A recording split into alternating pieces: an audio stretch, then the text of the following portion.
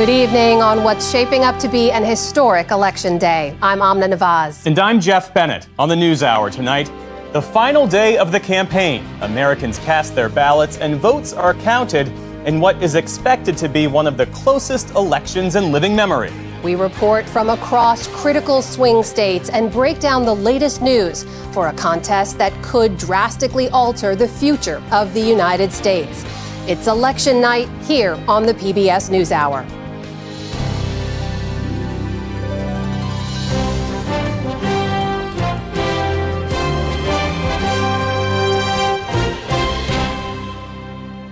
Major funding for the PBS NewsHour has been provided by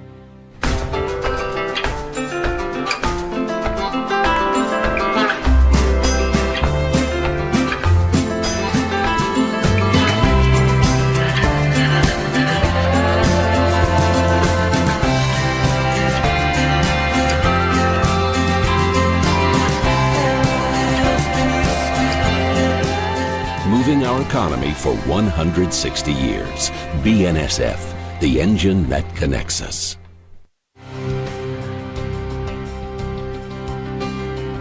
the ongoing support of these individuals and institutions, and friends of the NewsHour, including Kathy and Paul Anderson, and Camilla and George Smith. The John S. and James L. Knight Foundation, fostering informed and engaged communities. More at kf.org.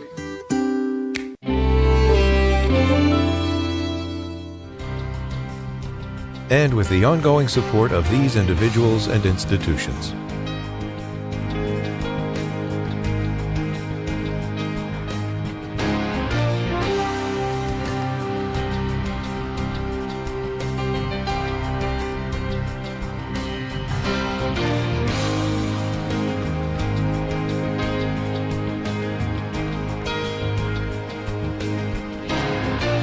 This program was made possible by the Corporation for Public Broadcasting and by contributions to your PBS station from viewers like you. Thank you. Welcome to the NewsHour. After a long and contentious election season, today is the last chance for voters to weigh in on races across the country. That's right. As the polls close tonight, the counting begins and the results will roll in. Lisa Desjardins has this report. For a third time, former President Trump selected his name on a presidential ballot. He told reporters in Florida today he felt good. I ran a great campaign. I think it was maybe the best of the three. We did great in the first one. We did much better in the second one, but something happened. And this was the best. I would say this was the best campaign. He was asked if he would accept the results and had a caveat. If I lose an election, if it's a fair election, I'd be the first one to acknowledge it. And I think so far I think it's been fair. I think there's been a lot of court cases. Both sides are lawyered up. Trump's running mate, Senator J.D. Vance, stressed unity today after casting his ballot in Ohio. Fundamentally, what we're trying to do, President Trump and I, is just build the kind of country where our fellow Americans can achieve their dreams, but that's all of our fellow Americans, regardless of who they vote for.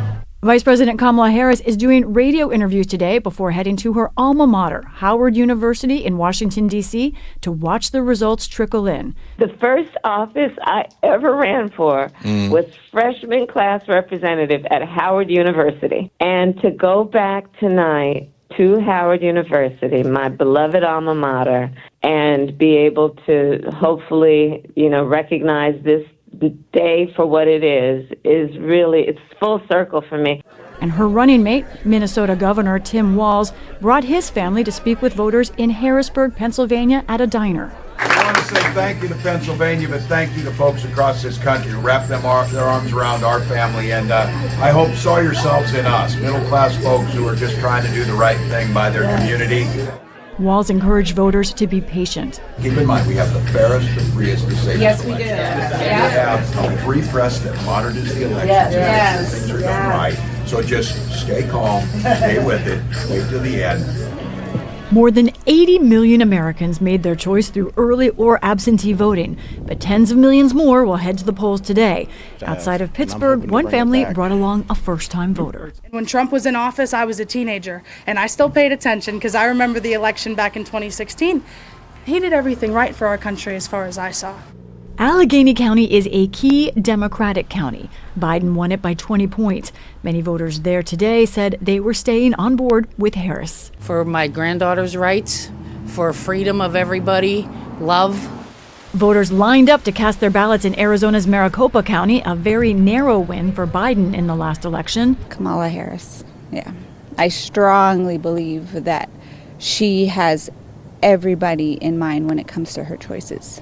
But Trump carried Arizona in 2016, and Maricopa has historically been a Republican stronghold. Trump was a good president. He'll be a good president again.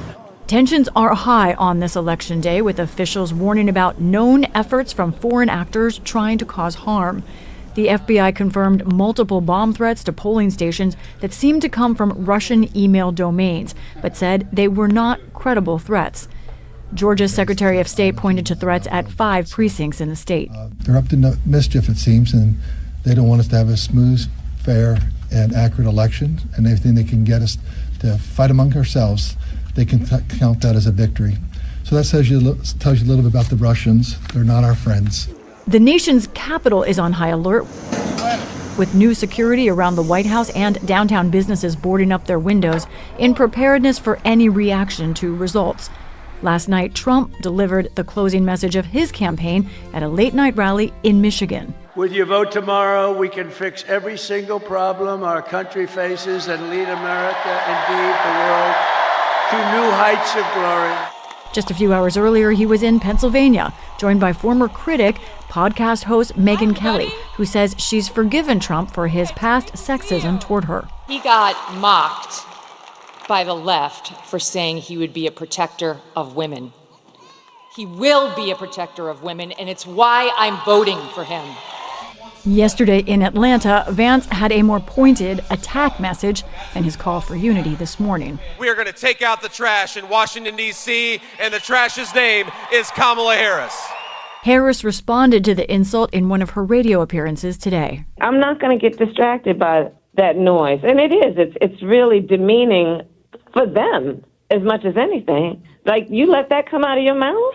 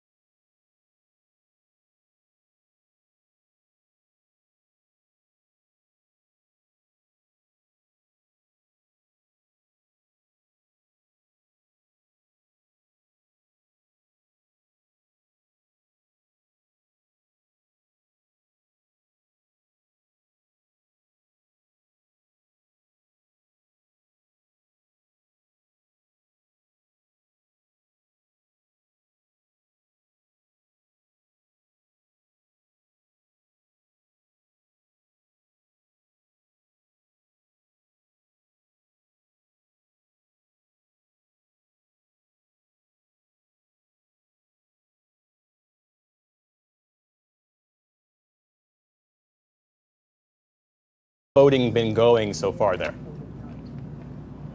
Well, that's certainly top of mind for election officials here. I will say there are no widespread problems reported in Maricopa County. And in fact, the wait times have been relatively short, 4 minutes. I was myself at a very busy polling station in Scottsdale where the wait time was about 45 minutes. And there was an interesting detail there. The group Turning Points USA, which is a far right nonprofit organization, had hired one of those Scottsdale party buses, and they were transporting voters there to polling places with shorter lines. I also want to mention some breaking news out of Apache County that is on Navajo Nation. NewsHour has confirmed with the Secretary of State's office that there were technical problems at voting locations there this morning. We are told that most of the sites are now operational, but local news is reporting that there were several hours wait times and that some of the folks actually left the polls. And I'm pointing that out because Apache County is a Democratic stronghold with about 30,000 votes that went for President Biden in 2020. That's a story we're going to continue to watch tonight. Absolutely. Stephanie Tsai, thank you for that update. We appreciate it. Meanwhile, back here in the studio, we are now joined by a leader in modern politics who hardly needs an introduction. That's Speaker Emerita and California Congresswoman Nancy Pelosi. Madam Speaker, welcome back. Great to have you with us. Wonderful to be with you. It's a tradition now. I think this is my 5th time on election night. We love having you back every time. Thanks for being a part of this. I know we want to talk about the White House, but I got to start with the House that you know so well. Last time you were here, you were confident Democrats will win back control of the House. Specifically, you talked about the 5 New York seats you lost in 2022. Are you still confident you'll win back those 5 and control? Yeah, well, may I just say that I was countering what was being proposed, which was that we were going to lose 30 or 40 seats.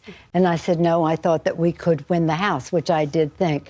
We did lose those seats in New York. I think we'll win them back, probably all of them, maybe more. In this election, and Hakeem Jeffries will be the Speaker of the House. I've been traveling, I haven't been to Georgia lately, but I have been to all of the other target states because we have races in those states for the House as well as for President of the United States. And I do believe that we will win the House, that Hakeem will be Speaker. It is necessary from the standpoint of our policies, but also in terms of our democracy, that on January 6th, just as I had the gavel last time, it's important for him to have the gavel to make sure that the election is accepted by the Congress of the United States. Mm-hmm. And that shouldn't even be a question. When we spoke during the Democratic National Convention, you said you expected 5 seats, but that you wanted 10. Are you still definitely. that bullish? I want more than that. I want at least 10. 5 takes us to even. Well, it's 4 now. Now it's down to 4. 4 takes us to even, and I would like to go well into the 122, something like that, which would be about 6 more.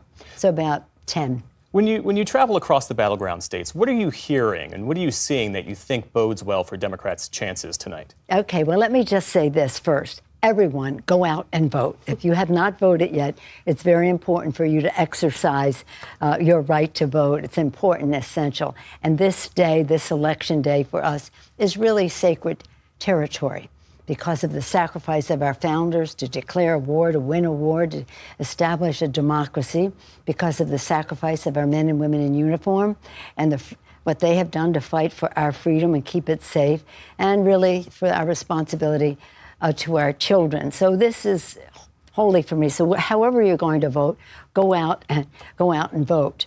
What I've seen across the country is something that is music or pleasant to my ears, because I like to own the ground. I say there are 2 things.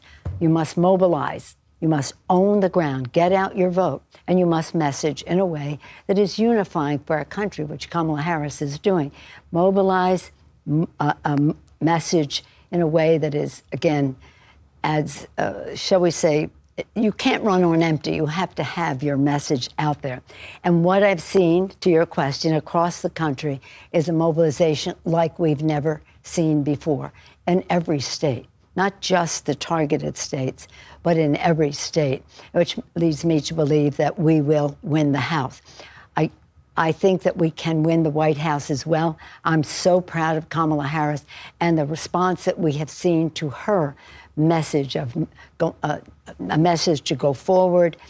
Just the economic message that she has is one that, again, attracts people to vote. So I think she will win, too. But you asked me about the House. Hakeem will be Speaker. You did also mention January 6th, and we have talked a lot about the possibility of political violence, about what to expect. Experts we talked to say it's really the time between Election Day and when the votes are certified or when the race is called, if that takes a few days, that they are most worried about. You have seen former President Trump has come out targeting you specifically as well. He had awful things to say about you at a rally even last night. Are you specifically worried about your own safety And how do you look at the landscape of whether there could be some kind of violence if it takes time between Election Day and a call being made? Well, let me just say about elections, it's the time leading up to the election, Election Day, and then the count after that. And that's normal. Now, I just remind that 4 years ago when the former president was making all these challenges, the Democrats won over 60% of the court cases, just about all of them. And so far, we have won 20 of the cases in the time leading up to the election and going forward. Am I worried about my safety? Yeah, I am. 2 years ago, right this past week, my house, the sanctity of our home was invaded. The safety of my husband was violated. He's still suffering from some of that. And by person going in there, echoing the voice of January 6th, where is Nancy? Where is Nancy? Right. To punish me for what I have said about Donald Trump. So, yeah, I think he knows that that's provocative when he says what he says. The sad part of it is that when he says he's there to protect women, whether they like it or not, I consider that violence against women. That's not what you say to women, and that's not what you say about what he said about Kamala Harris, what he said about me, what he said about, the former First Lady, Michelle Obama. So it is provocative, and that's, I don't know why people just think that's funny. When my husband was attacked, he made a joke of it. He made a joke of it. His family made a joke of it. The governor of Virginia, current governor of Virginia, made a joke of it. Musk, whatever it is, he made a joke of it, and it's not funny.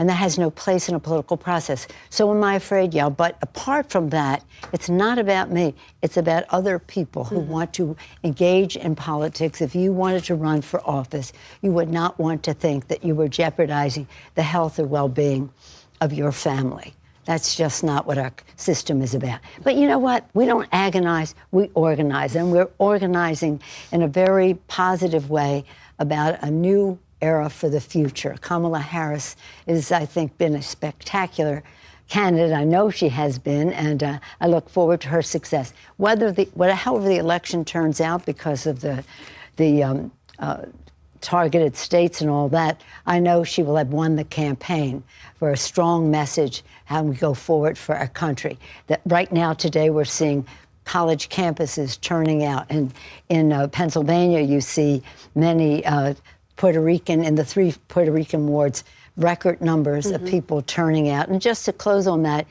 one of your reporters talked about Pennsylvania and saying that he said there was corruption in the election in Philadelphia. The Republican commissioner of the elections in Pennsylvania said that is not true. There is no evidence of that. I didn't hear him say that. Yeah. You know, Madam Speaker, the country is deeply divided on a range of issues. What do you think are the biggest challenges in trying to bridge that divide after this election? Because no matter who wins, half the country is going to be upset. Well, I think that that's really a very good question, because we have to be unifying. That's the way it is. And I don't think we're as divided as we are mischaracterized in terms of all of this. So I do think that Kamala Harris, as she said, I'll invite my opponents to the table, as Lincoln did, to his cabinet, and I'm sure she will do that as well. But we have to go back to our roots. What is our purpose as a country? We are a democracy. We've always had a difference of opinion since the beginning of our country as to the role of the federal government and the role of the state government, this or that. That's a legitimate debate to have. But when it moves into threatening violence and the rest of that, it's not a place to be. And I would hope that some more people would speak out against it. I'm very proud of some of the Republicans who have, Liz Cheney and so many others. But again, let's listen to each other. Let's come together. And we have a responsibility to reach across the aisle, to have transparency about what our differences are, and to have accountability for what we're there to do. And it's not so much about people saying, "Oh, they can't get." No, it's something that obstruction that they have put forth because they don't believe in governance. They don't believe in science. They don't. So if science says you should do this to save the planet for the children, and government said this is the protections that we need, two no's do not make a yes. For our children, the babies that we see now, the little children, they'll live to the next century. We have to make sure they have a planet that is healthy and safe, that they have a democracy that is strong and consistent with the vision of our founders, the sacrifice of our men and women in uniform, and of course, again, the aspirations of our children, and that we have a society that is fair and is equal. And it used to be that way, just had differences of opinion, not what's his name, the former president, has poisoned the atmosphere with. But I think we just get on with it. All right. Speaker Emerita Nancy Pelosi, thank you so much for joining us My and furthering pleasure. this tradition Thank of you. having you Nice join to us. see you. We'll see what the results are later. We will see. Upward and onward. Just don't forget your vote.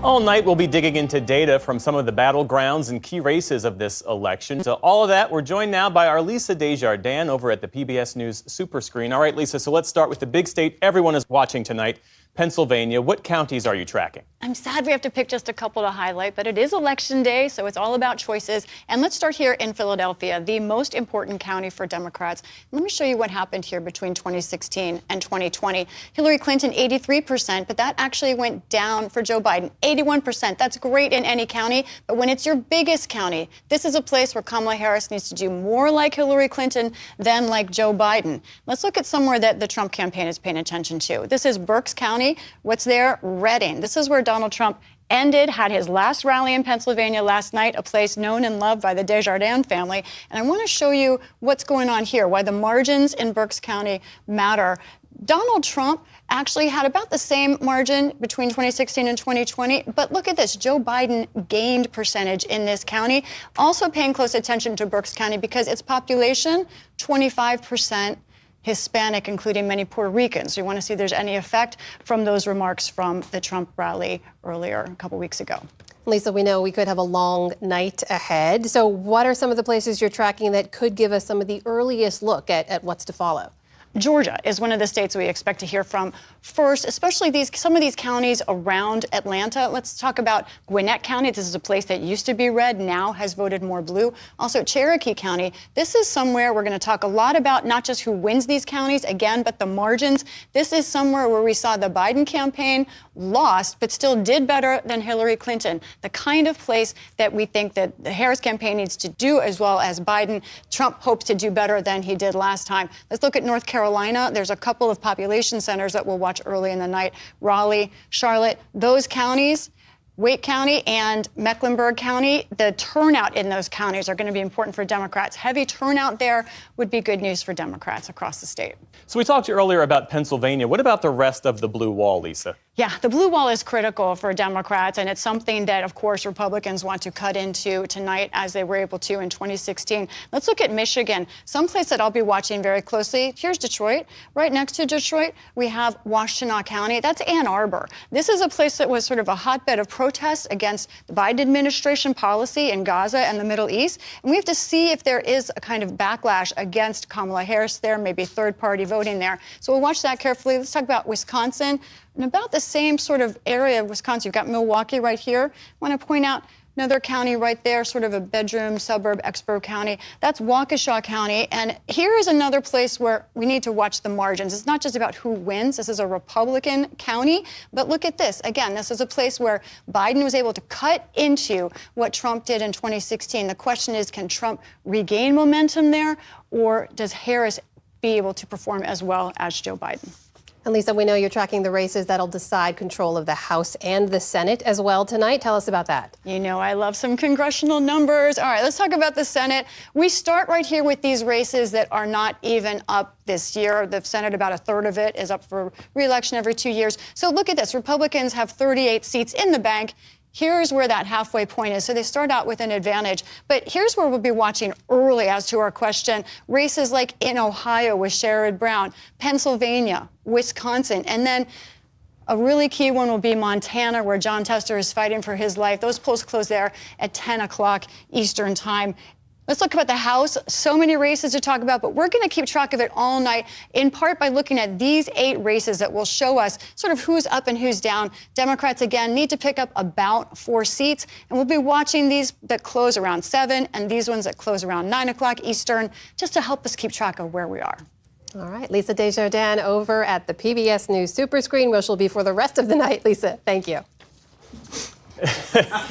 And here on the other side of our studio, we'll be watching the results all night with our panel, which includes Amy Walter of the Cook Political Report with Amy Walter, Republican strategist Kevin Madden, and Democratic strategist Faz Shakir. Also with us all night is David Brooks, columnist at the New York Times, Jonathan Capehart, associate editor of the Washington Post, and of course our very own Judy Woodruff, who is back from her travels across the country for her series America at a Crossroads. Welcome to you all. Oh. All right, Great Amy, to be here. You're going to kick us off tonight. We're going to be talking a lot about the specifics and the data, but just start us off big picture here. What are you going to be watching tonight, and what kind of big questions are you looking to answer? Yeah, I don't think I've ever experienced an election night like this, where we come in with the polls this close, with so few people feeling like they have any sense of how this thing is going to break.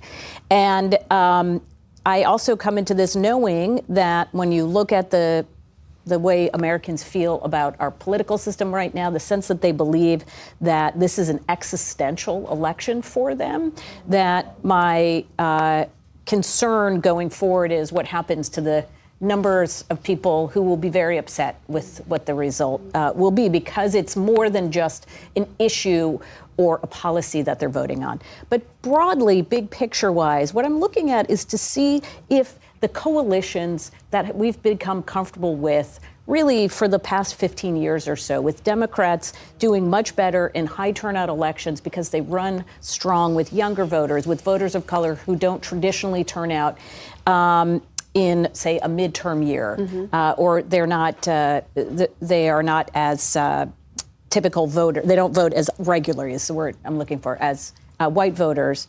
But now what we're looking at is a situation where it may be that Democrats are going to be able to find success, not because they did better with younger voters or with voters of color, but because of their success with white voters, especially white voters with a college degree, and especially with women.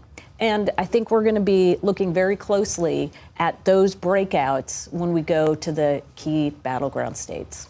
And on that point, Kevin, we do expect this race to be settled in the battlegrounds, chief among them Pennsylvania. What are you watching for tonight in Philadelphia and the surrounding counties? I mean, also, we should think back to even when we were here in January during the primaries, we always said this is going to come down to about 7 states, and in those 7 states, it was going to be these metropolitan areas in places like Philadelphia. So that's where I'm really watching for today. In order for any one of these candidates to win, they're really going to have to do well in these collar counties of Philadelphia and the eastern side of Pennsylvania.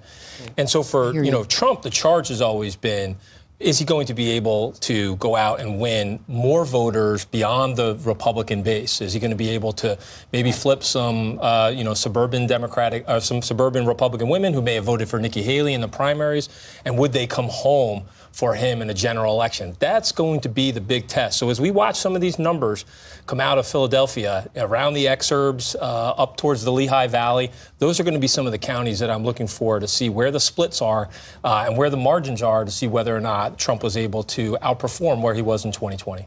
And Faz, when the Harris campaign says that they feel like they have momentum on their side, what are they pointing to? Is it just vibes, or is there something tangible that they can point to and say, yes, we feel good about where we are? Jeff, in the early vote, they did a great job. On the tactical side of this Harris campaign, you've seen extreme proficiency. From the moment she got into this race, money raised, volunteers recruited, convention executed flawlessly, debate executed flawlessly. She's in a great position. When you looked at the early vote numbers, the gender gap was there, and you say, running into Election Day, you're ahead. And obviously they need to maintain it. So hopefully they're counting on a lot of young people coming out today, knock on wood, in places like Detroit and Philadelphia and Dane County and Madison. Hopefully there's a huge youth turnout. I also think, though, they've run this very cautious and determined campaign. From the beginning, they made certain assumptions, Jeff, about what the electorate was. And part of that judgment was people were ready to turn the page on Trump. They had seen enough. And they saw the Republican primaries where 15 to 20% consistently showed that they were not with Trump in the Republican ranks. And Harris' campaign focused on them like a laser. That's why you had the Liz Cheney events, the Adam Kinzinger stuff, the Mark Cuban approach. So I think you could do well with college-educated people, and I hope we can continue to keep the margins with non-college people. That's one thing that I'll be watching closely tonight. So, David Brooks, we're going to be spending a lot of time together tonight. Don't worry. Happy to be here. I have snacks, not to worry. But you always do such a great job of giving us this historical context here. We're going to find out, obviously, who wins and loses these races. But what else do you think we learn about the country or where we are tonight? Yeah, I want to know tonight, what political era are we in? So between Ronald Reagan and I guess you would say Barack Obama, there was differences, obviously, between the parties, but there was some consensus. Consensus about NATO, consensus about free trade, consensus that the future of the American economy was in information age jobs, and we should be training people to get through college so they could take advantage of the jobs of the future. That was sort of the Republican and Democratic consensus. Along comes Donald Trump and says, forget that. No free trade, no NATO, no transition to a post-industrial economy. I'm going straight for the industry, or at least lip service, if not policy. And so if Trump wins again, then the what we might call pejoratively the neoliberal era from Reagan through Obama, that's over. Yeah. That's in the rearview mirror, and we've entered a new populist age with Trump large and in charge. Jonathan, Amy mentioned a few key groups that we're going to be keeping an eye on. Is there any one group, any one trend you're going to be watching more closely than others over the course of the evening? Funny you should ask. Yes. Yes, I am looking specifically at white women. A lot of the narrative leading up to this election was Vice President Harris was losing black men. And the feeling was, well, if she loses the election, it will be because of black men. And as a black man, that's kind of hard to take, especially when African-American men are such a tiny percentage of the voting population. Whereas white women are the largest voting bloc. Now, black women are the largest and most consistent voting bloc for the Democratic Party, 95, 98%. But white women in the 2016 election were 41% of the electorate. The exit polls then said that 52, 53% voted for Trump, but a Pew Research analysis in 2018 came back and really looked and said it was 47%. But he won the plurality of the white women vote. If Vice President Harris is to get over the line, she needs to have white women do what black women have been doing since Trump was elected, and that is saving democracy. I did an event with Nicole Hannah-Jones and Heather Cox Richardson two weeks ago and asked her this question. And ultimately, she said to the white women in the audience, call your people. Because we've done enough, and now if we are all going to save the democracy, you have to do your part. And she also has an essay in the New York Times, but that is what I'm watching for, and that's why I'm watching for it, because if anything, the Dobbs decision has been a motivating factor for women across the board and the people and men who love them. But we have seen, at least I have seen, white women galvanized in a way I've not seen, and I'm hoping that it will mean a good night for the democracy. And Judy, you have unique insight into the issues that are really driving voters, animating the electorate as a consequence of your reporting, your Crossroads reporting, where you've crisscrossed the nation. What are your early impressions this evening? Well, I've come away. First of all, I'm glad to be here. Other side of the desk. It's nice for a change. You guys have all the pressure. So traveling around the country, trying to understand why we're so divided, I have to say, I come away, three things I am specifically looking for tonight based on the reporting that I've done. And I'll just give you examples. North Carolina, we were in Alamance County. This is a rural area outside Raleigh-Durham. For Kamala Harris to win that state, take it back from the Republicans, she needs to do well in these exurbs. I think Kevin, Amy, we're talking about this. The suburbs that are outside the Raleigh-Durham, Charlotte. So that's one place we're looking at. We're also looking at Michigan, the so-called education diploma divide, which is an increasing issue in American politics. I was in just a couple of weeks ago in both Macomb and Oakland counties, the biggest counties in the state, just north of Detroit. Oakland being a place, majority, with a lot of people with college college graduates. Macomb being more blue collar, fewer college graduates.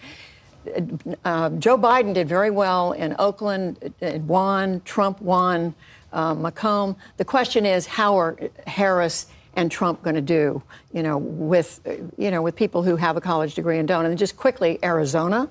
We went to look at the divide, the partisan split among Hispanic voters. Last time, Hispanic voters in Arizona made up 19% of the electorate.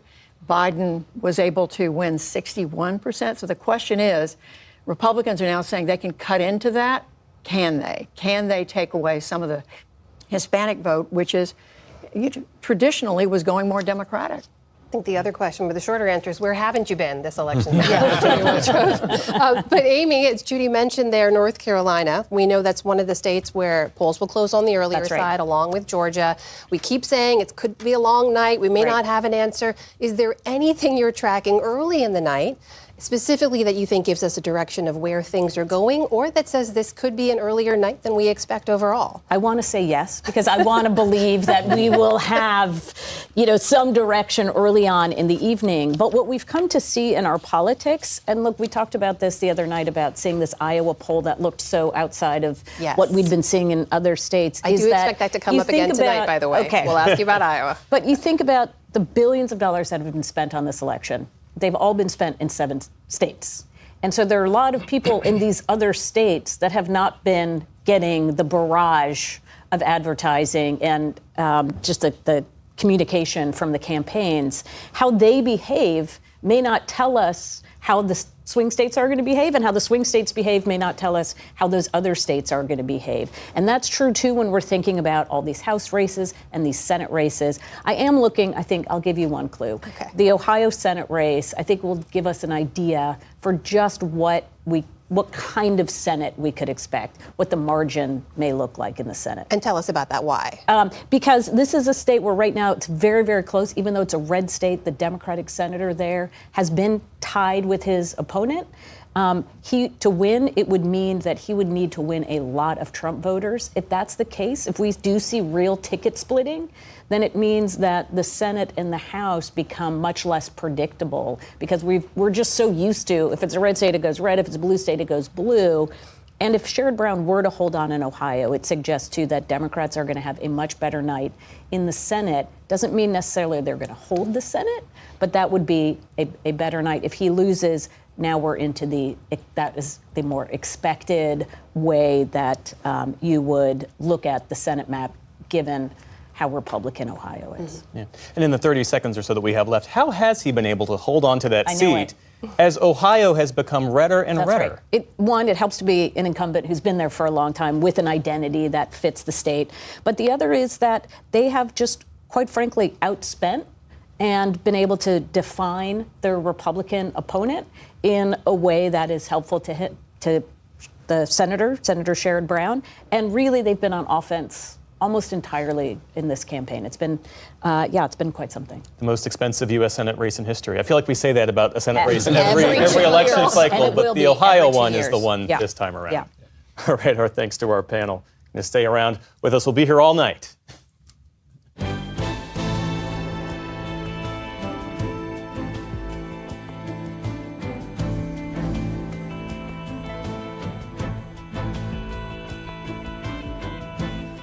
There is other news on this election day. In a surprise cabinet shakeup, Israel's Prime Minister Benjamin Netanyahu fired his popular defense minister, Yoav Gallant. The two appeared unified last year following the October 7th attacks by Hamas militants. But there's been a growing rift between the two men, with Gallant pushing for a more pragmatic and diplomatic approach to ending the fighting in Gaza, as the Prime Minister sticks with relentless military pressure. Over the past few months, trust has cracked between me and the Minister of Defense. Significant gaps were discovered between me and Gallant in the management of the military campaign. This crisis of trust does not allow for the proper continuation of the campaign. Netanyahu appointed his foreign minister, Israel Katz, to take Gallant's place. This all comes as Palestinian health officials say a new wave of Israeli strikes killed at least 30 people in Gaza, mostly in the north, where aid has been cut off for weeks. Israel's military says it targeted a weapons storage facility in the strikes. Officials in Kyiv say Ukrainian troops have engaged with North Korean soldiers for the first time since they were deployed to fight for Russia. One official says the Ukrainian military fired artillery at North Korean soldiers in Russia's Kursk border region. Kyiv's defense minister said the clashes were small in scale and that more should be expected in the coming weeks. Meantime, Ukraine's president warned of global consequences. The first battles with North Korean soldiers open a new chapter of instability in the world. Together with the world, we must do everything to ensure that this Russian step toward expanding the war, toward real escalation, becomes a losing one for Putin and for North Korea. The reported clashes could not be independently verified. The Pentagon estimates that some 10,000 North Korean soldiers are now deployed to Russia's border regions. Tens of thousands of Boeing workers are returning to the job as soon as tomorrow after their union voted to accept a new contract ending a 53-day strike. Union members voted 59% in favor of the deal. It includes a 38% pay raise over the next 4 years. That's slightly short of the 40% raise that workers wanted. And Boeing refused to restore a company pension plan that was frozen nearly a decade ago.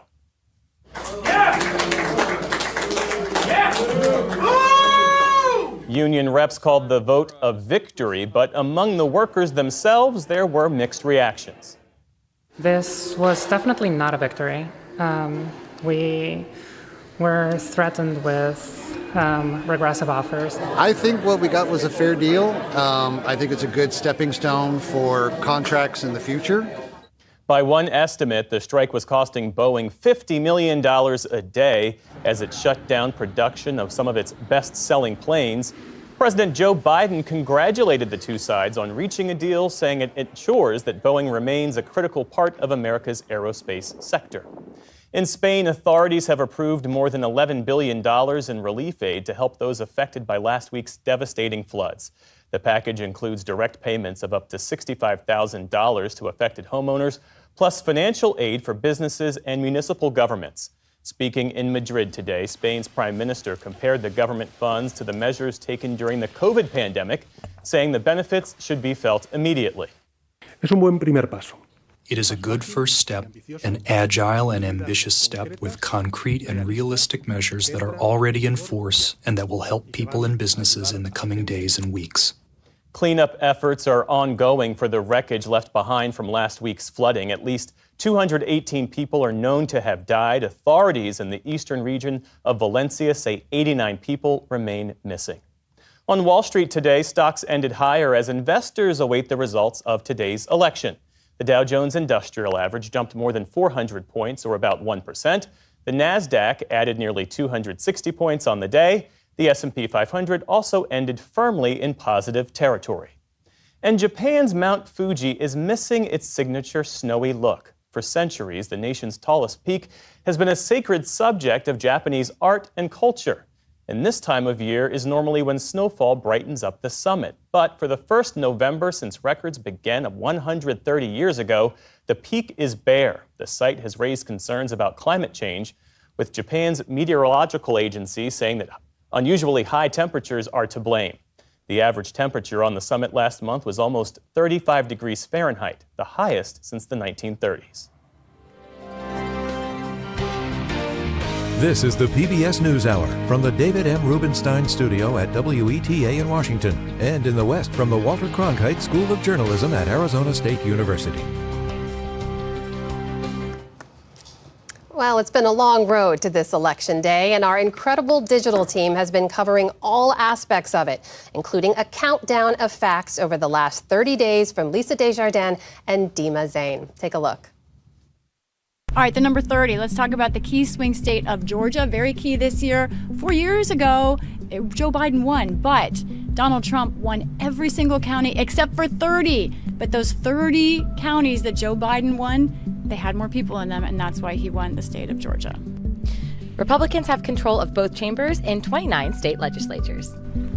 Let's talk about money. Elections are not free to run, but in 28 states, outside groups, nonprofits, charities, they're banned from donating any money to help run the election. The youngest member of Congress, Representative Max Frost of Florida, is 27 years old. New York has 26 congressional districts. Why does that matter? Because Democrats hope to flip at least 4 of them and use that to take over the House of Representatives. Just 25 counties in the country voted for the winner in the last 3 presidential elections. Okay, this one's a little nerdy. 24 states share voter information with each other in a system called ERIC. The idea is to block illegal voters, people who try and vote twice. But that is fewer states than used to be on that system because a bunch of red states dropped out. Democrats have to defend 23 Senate seats, and that's not an easy task. The 22nd Amendment to the Constitution sets out some key rules for electing presidents. It says no one can be elected president more than twice. 21 million more people voted in 2020 than in 2016. In 20 states, you can register to vote and vote immediately on Election Day. The state of Pennsylvania has 19 electoral votes. Why is that important? That's the most of any swing state. The age to vote in America is 18. 17. December 17th is when the Electoral College meets to certify the winner of this election. 16 is the number of Republicans in the House of Representatives who sit in districts won by Joe Biden. Only 15 people have become president after being vice president. Last year, 14 states changed their election laws that changed access to voting. Joe Biden ran for office 13 times. He won 10, lost 3, all in presidential primaries. The 12th Amendment to the Constitution changed how the president and vice president were elected. It used to be the runner-up to president became vice president, but that didn't work well. Now they run as a ticket. Republicans have 11 Senate seats to defend this year, and Democrats have more than double. 10 states have ballot measures on abortion this year. Let's talk about a number ending in 9, 269. That is the tide point in the Electoral College. And this election, there are multiple ways that there could be a tie, where Kamala Harris and Donald Trump both get 269 electoral votes. 8 presidents have had last names with 5 letters in them. Does that sound random? Well, think about our most 3 recent: Obama, Trump, Biden. Harris, 6 letters. So what's it going to be, America? 5 or 6 letters? There are 7 swing key states in the presidential election: Pennsylvania, Michigan, Arizona, Wisconsin, North Carolina, Nevada, and Georgia. 6? That is the number of votes by which Representative Marionette Miller Meeks won her election in 2020, the closest congressional election this century. In 2020, 5 swing states flipped from Trump to Biden. That's how Biden won. Dima? Democrats need to flip 4 seats in order to take over the House. Back to you, Lisa. It took 3.5 days to count and call the 2020 election. Dima, back to you. If Republicans have a net gain of 2 Senate seats, they win the Senate regardless of who wins the presidency.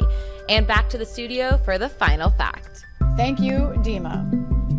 So far, only one person has ever been president, lost the job, and then won the job back. We're looking at you, Grover Cleveland. Tune back in. We're here for the 2024 presidential election. See you then.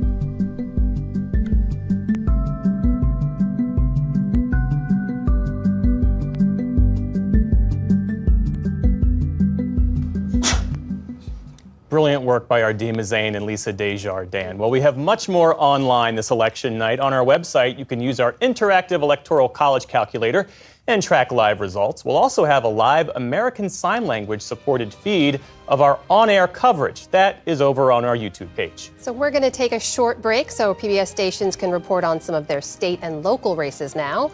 We'll be right back at 7 p.m. Eastern when polls close in a handful of states, including the battleground state of Georgia. So stay with us. Major funding for the PBS NewsHour has been provided by Consumer Cellular. This is Sam. How may I help you?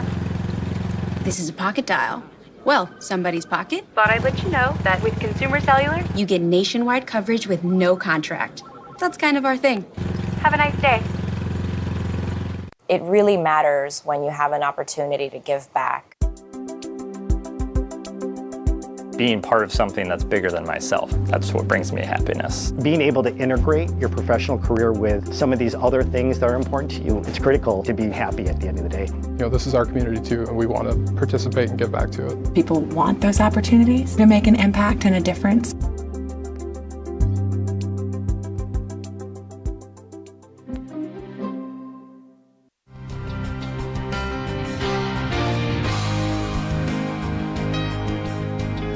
Carnegie Corporation of New York, working to reduce political polarization through philanthropic support for education, democracy, and peace.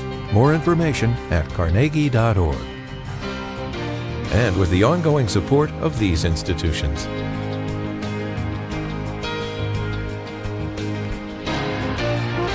This program was made possible by the Corporation for Public Broadcasting and by contributions to your PBS station from viewers like you. Thank you. Well, more than 100 million Americans will cast ballots in this presidential election, either early or by mail or in person on Election Day.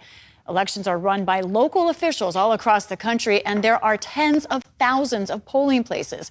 Tracking all those votes is a monumental effort the Associated Press has been undertaking for 175 years.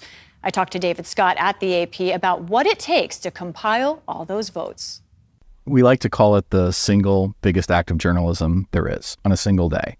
It starts with the vote count. We will have people in place at county election offices, and then in New England, they're town election offices. So it's about 4,000 reporters out across the country. And that's just one of the ways that we collect the vote, from what we call stringers, or those reporters who are getting it literally from a county election official and phoning it in. We also take in data feeds, we're scraping websites, we're looking at websites and manually entering them. Some states, post PDFs. There's a couple of counties out there that will literally take a picture of a whiteboard and post it to Facebook. And so we've got to find that picture and key that data in. So we're always looking to get the vote count from as many sources as we can, and never from just one source. And back at the 4,000 different people you have across the country, that's almost 9 for every congressional district. It's a lot of people. It's a lot of people. Like I said, single biggest act of journalism there is.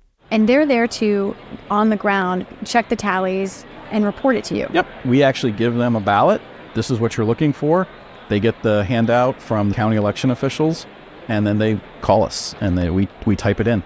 I ask this because there's a lot of talk about, computers are in charge. But here at the Associated Press, it's actually people with pen, paper, there in the office, checking. We try to eliminate as many fat finger mistakes as possible.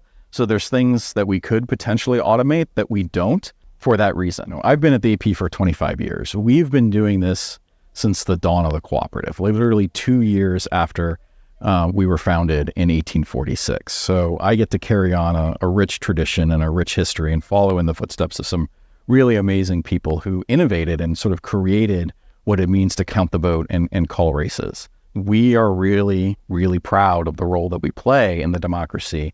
The founders didn't think through how we would get from poll close to Inauguration Day. Who's going to count up the votes and who's going to say that there's a winner? We don't want to wait for the Electoral College. We don't want to wait that long. And so AP decided back in 1848 that we jump into that process. It's really a lot of pride. And there's always a moment every general election where for a very small amount of time, you're the first person to know who's going to be the next president or who's going to be the next Speaker of the House. And you cherish that, and then you get down to business calling that race.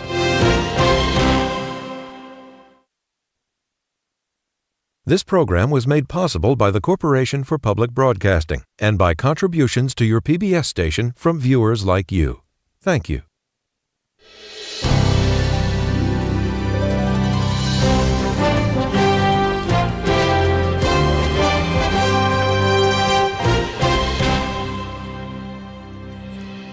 And welcome to PBS News special live coverage of the 2024 election. I'm Amna Nawaz. And I'm Jeff Bennett. While we traditionally refer to today as Election Day, the election has actually been going on for more than a month, with more than 82 million ballots cast prior to today. And it is important to say we may not know the final result of the presidential election tonight. States have different processes, different deadlines for counting and reporting results. And of course, there's always the potential for challenges to the voting voting tallies. But before we dive into those issues more deeply, let's take a look at the results so far. And a reminder, we are reporting results from the Associated Press.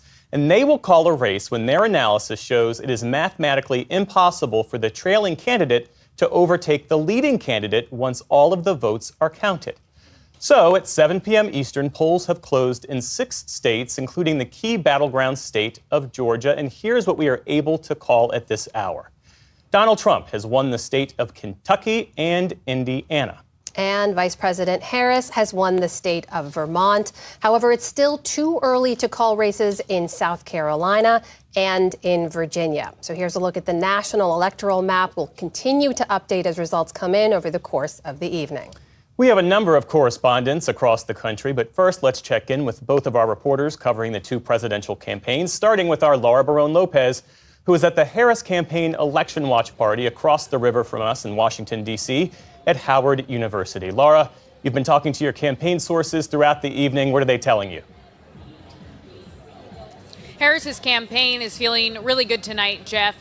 They've been sharing some of the statistics that they think shows that Harris could very well be on the pathway to 270. Specifically, they said that there is high Puerto Rican turnout in Philadelphia. That's what some of the campaign sources highlighted, and they think that that bodes well for them because of the fact that Donald Trump ended the last few weeks with that racist and sexist Madison Square Garden rally where the comedian made the racist joke about Puerto Ricans. So they believe that high turnout amongst Puerto Ricans could very well help Harris in a city like Philadelphia. They also pointed to high student college turnout, specifically in Pennsylvania at Lehigh University. A campaign source said that there was a line that was 7 hours long at Lehigh University in Pennsylvania, and that their campaign sent support as well as surrogates to ensure that students stayed in line. They said that election officials were also going to be sending more machines there and potentially extend the hours if possible to ensure that all of those students were able to vote, because again, Harris's campaign believes that the more young people vote, the better chances for her. And then lastly, they also highlighted that in North Carolina, they aren't seeing a big surge of rural voters that typically benefits Republicans, and so they're hoping that that means again that the coalition that can help Harris win, which is black voters and young voters in North Carolina, continues to turn out for her. A 7-hour-long line at Lehigh University. Wow. So, hey, Laura, help us understand the Harris campaign's choice of Howard University as her election HQ tonight. Well, as you know, Jeff, this is Harris's alma mater. It is a historically black university, and Harris, really leaned into her background going to a historically black college, as well as really trying to talk about her background as a part of a sorority at a historically black university, and also, a key part of this that Harris's campaign has long talked about is ensuring that black voters turn out, because historically, Jeff, roughly 80% or more of black voters turn out for Democrats. And so they've been trying to ensure that there's big turnout in states like Pennsylvania, as well as Georgia, which another campaign source just texted me saying that they were getting good news from Georgia, that they feel as though a number of black voters have started to turn out today on Election Day, and that they're hoping that that bodes well for Harris. Laura Barone-Lopez, our thanks to you. One of the interviews that the vice president did today as she was calling into battleground states, she said that the first time she ever ran for elected office, it was at Howard University. She ran to be freshman class rep. There you go. A long history we're tracking there. We'll check in with Laura again, of course, as the evening goes on. In the meantime, let's turn now to William Brangham. He's with the Trump Election Watch Party in West Palm Beach, Florida. So, William, give us a sense of what's going on there. And I also read some reports about a guest that's appearing at Mar-a-Lago with former President Trump. Tell us about that. That's right. That guest is the richest man in the world, is spending the evening with Donald Trump. That is, of course, Elon Musk, who has been an enormous, full-throated, all-in supporter of the former president, has pledged tens of millions of dollars to the Trump campaign. And he had said that he was going to be doing this, and now we have confirmation that he is at Mar-a-Lago watching election results with the former president. Musk's role in this campaign, though, is not just sitting on the couch next to Donald Trump. Elon Musk's super PAC, which Musk has put almost $120 million into, has also been tasked with being one of the principal get-out-the-vote machines for the Trump campaign. And so they have been sending thousands of canvassers out into swing states to knock on people's doors, try to get these so-called low-propensity voters to try to turn out and vote for Trump. Now, this is an incredibly important effort. Any campaign official will tell you that delivering those voters to the polls and getting them to vote for your candidate is critical. Some Republicans have criticized this idea that they have deployed Musk's PAC officers to do this work because there's a question as to how effective they really are if they are not, in fact, volunteers, diehard Trump people, and are simply hired to go out and do it. The second concern that's been raised about this relationship is that Elon Musk has been, similar to Donald Trump, putting out some of the most debunked and repeated false allegations about voter fraud and cheating in this election. And there's all this ongoing question as to whether or not Donald Trump, if, let's say, this does not go for him tonight or in the days coming, whether or not he will concede the election if it is fair. And Trump was asked this when he went to vote today in West Palm Beach and said, yes, if it's fair, I will. But in the hours since, he has continued to promote baseless claims that there is cheating in the swing states, particularly in Philadelphia and Pennsylvania. And having Elon Musk sitting next to him, who has been parroting those same claims on the enormous social media platform that he owns, X, makes a lot of people wonder whether or not Trump will in fact honor the outcome of this election. So it's a legitimate ongoing question that people are genuinely concerned about. And William, we saw even Republican officials in Pennsylvania having to come out to debunk some of that information. Former President Trump was talking about secretaries of state in a number of battlegrounds having to work to counter some of that misinformation already. But you probably heard Laura reporting earlier on some of what she's hearing from Harris campaign sources about North Carolina and Georgia in particular, two states we think could give us some kind of early indication of which way this night is going. If former President Trump loses both of those, his path to 270 becomes much more difficult. Have you heard anything from campaign sources or anyone in Trump's team about how they're feeling about those two states? The word that they are putting out is that they are confident. They are confident that the early vote numbers have been working in their favor, that the turnout is in their favor. I just spoke a few minutes ago with one of Trump's campaign advisors, and I asked him, what is the mood like? How are you guys looking at early indications? And he said, everything looks good as long as we execute. And by execute, he meant get people to the polls, get those people to vote for Trump, people who are still standing in line in those swing states, make sure that they stay and cast their votes. Again, this goes right back. That is an army of Elon Musk's super PAC that is helping do that for Donald Trump right now. But so far, the campaign is bullish and confident that those things are going their way tonight.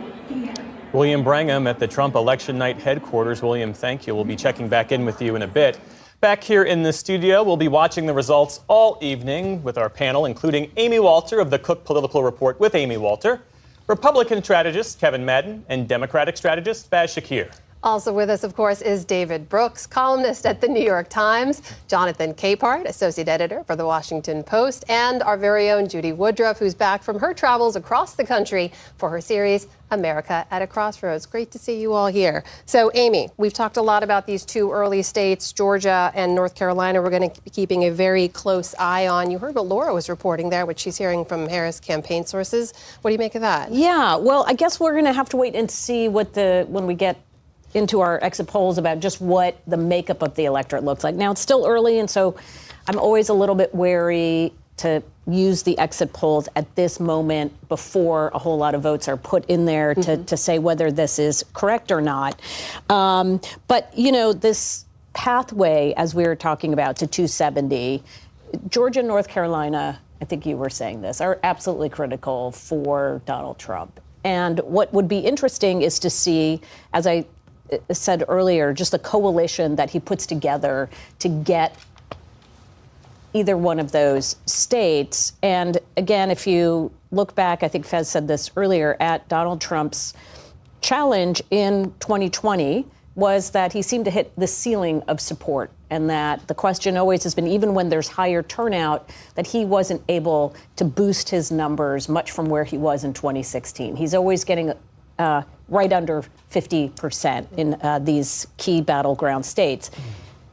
His campaign has focused almost entirely on speaking to a base, but a base now that it looks a little bit different, right? That it's not just the voters that showed up for him in 2016 who were overwhelmingly white. We talked about this white working class male vote, but now we're talking about maybe a more diverse electorate of men, but also of women who could support Trump in these fast-growing states. And I think back to 2008 when it was the Obama campaign and their success. They said, you know, Democrats are going to run the table in presidential elections forever because the country is getting more diverse by the minute. And as long as they are turning out and voting for Democrats, we got this.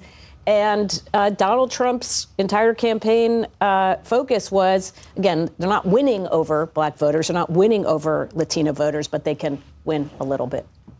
And Kevin, lose by a little bit less. Sorry. The decision by the Trump campaign to outsource so much of the get out the vote effort to these third-party entities and these super PACs was a risky one, in large part because Ron DeSantis did that during the primary, and you could argue how'd that work out? Well, exactly. He paid a price. He paid a price for it. Yeah. How do you think that's going to go for the Trump campaign? Well, we're going to find out. I mean, this has not only been a test of I think your message and your appeal to a changing electorate, but it's been a test of campaign infrastructure. And every campaign that I've ever worked on has taken great pride in owning the infrastructure that is required to get out the vote. Building it up with state chairmen, building it up with county chairmen. I remember back in the 2004 campaign, this was the idea of President Bush, which is that we want to run city council races all around the country. And at that campaign headquarters, we had a daily metric of how many new volunteers we had signed up, how many doors we had knocked on, how many phone calls were being made. All of that was fed into the central nerve system of the Bush-Cheney campaign. And we took great pride in recognizing where we had to then deploy assets and we had to deploy resources in order to really run an effective campaign. To give that away to outside groups and to have that sort of outside your satellite or being, having a satellite sort of hold on that, I just think it's a very big risk, and you don't want to be taking risks in presidential campaigns. Based on what you know of the operation that Chris LaCivita and Susie Wiles created for Donald Trump, did they decide to do that because they couldn't manage the get out the vote effort on their own, or they just chose not to? Well, I think, first of all, those are two very good operatives. I think a lot of it has to do with just the nature of the decentralized power structure inside the Republican universe of outside groups now. I think more and more of these groups now are taking on an outsized influence with base voters.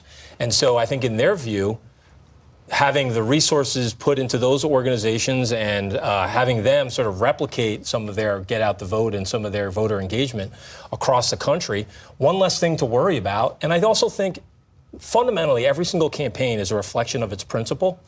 And, Donald Trump is not as interested in the mechanics of how a campaign should run on the nuts and bolts, because he largely never came up through the system of, having run for state senate, then having run for senator or having run for governor.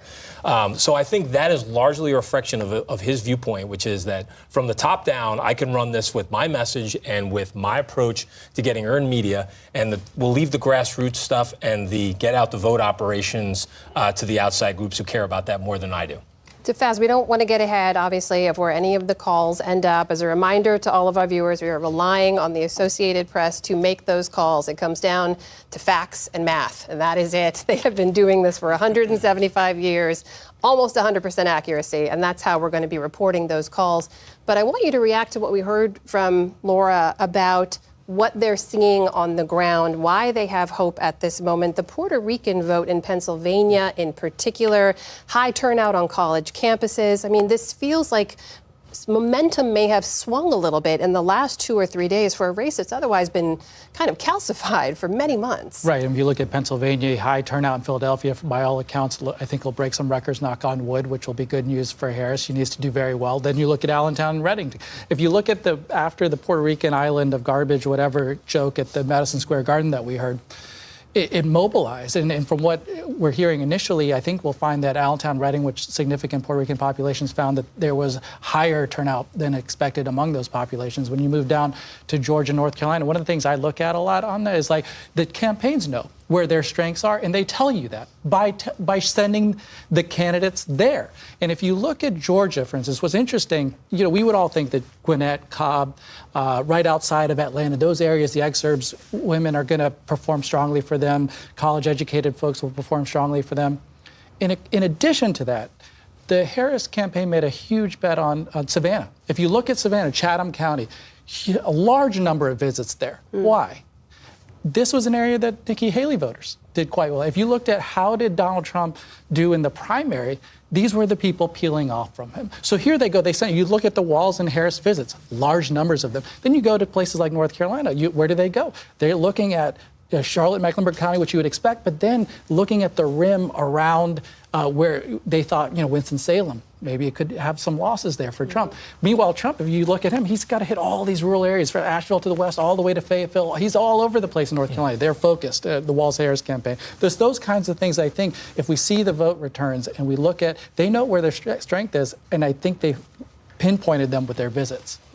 Let's bring in our Lisa Desjardins, who's over at our PBS News Super Screen. Lisa, I understand you have some new information about Georgia. Walk us through it. We do have some more information. Just to reset where we are right now, these are the races that have been called so far in the presidential race. Not a lot of them. Still, many states still voting, of course, but this is where Indiana, Kentucky, Vermont. And if you look at where we are watching closely, as you know, 7 key swing states here, Georgia, North Carolina, Pennsylvania, Michigan, Wisconsin, Nevada, Arizona. I said that fast because only one of them has the polls closed right now, and as you say, that's Georgia. So let's take a look at what we know about Georgia right now. We're getting results in.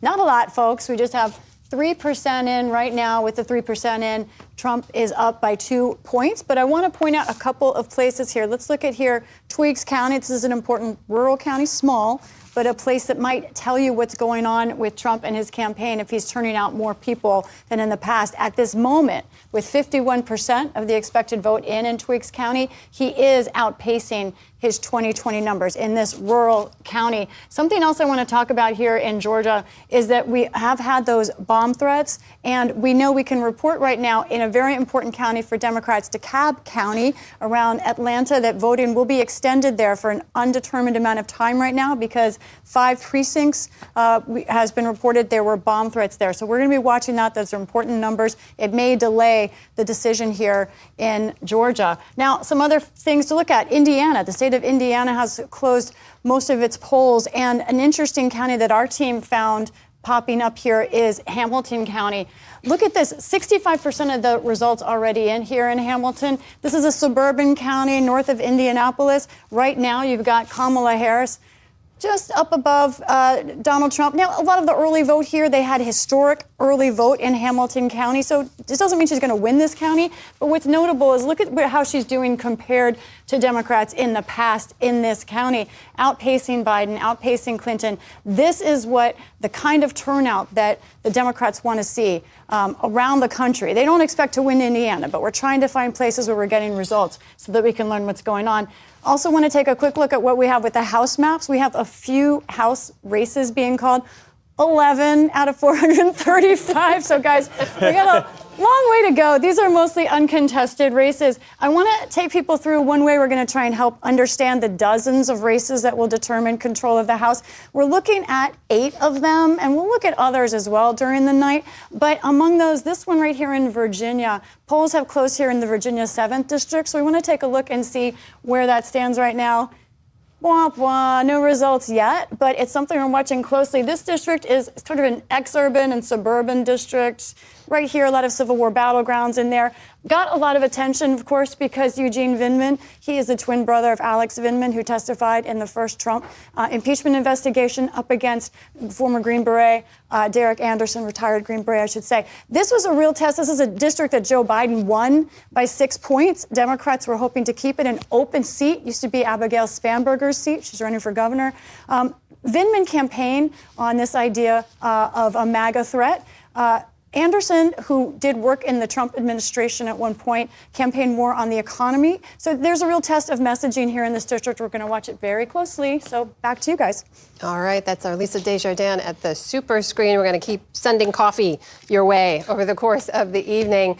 We talked a little bit about the importance of those suburban counties surrounding Atlanta, in particular in the state of Georgia. That is where we find our Miles O'Brien. He's in Gwinnett County in the northeast Atlanta suburbs. He's been following not only the voting process there in Georgia, but he's also covering how that vote is unfolding. So, Miles, give us a sense right now. Polls have closed in Georgia. What's happening on the ground? Any problems or issues so far? Amna, the big issue right now is all the plans to get speedy results out of here have been thwarted by perhaps more than a dozen bomb threats. Most of them clustered in the Atlanta metro area, one of them down in Brunswick on the coast of Georgia. And those bomb threats closed polls for upwards of an hour in some cases. And so those precincts will stay open for an equal amount of time that they were closed down because of the bomb threat. I just spoke with Zach Manifold, who is the election supervisor here in Gwinnett. I asked how long that might delay some of the releasing of information here. And he said we should be getting something as soon as 7:30. So that's about 9 or 10 minutes from now. We'll see how much the bomb threats might slow things down. What's worth pointing out here is that you're looking at about 300,000 ballots here. Those aren't trash cans. Those are actually ballot repositories with their scanners. Those are early voting ballots. It's about half the county votes right there. The rest of the work here in this facility here in Lawrenceville, Georgia, has to do with dealing with the mail-in ballots, which are still being processed and sorted. But they've been busy with that all day long, unlike Pennsylvania, which has to wait till the end of the day to open them up and get busy with it.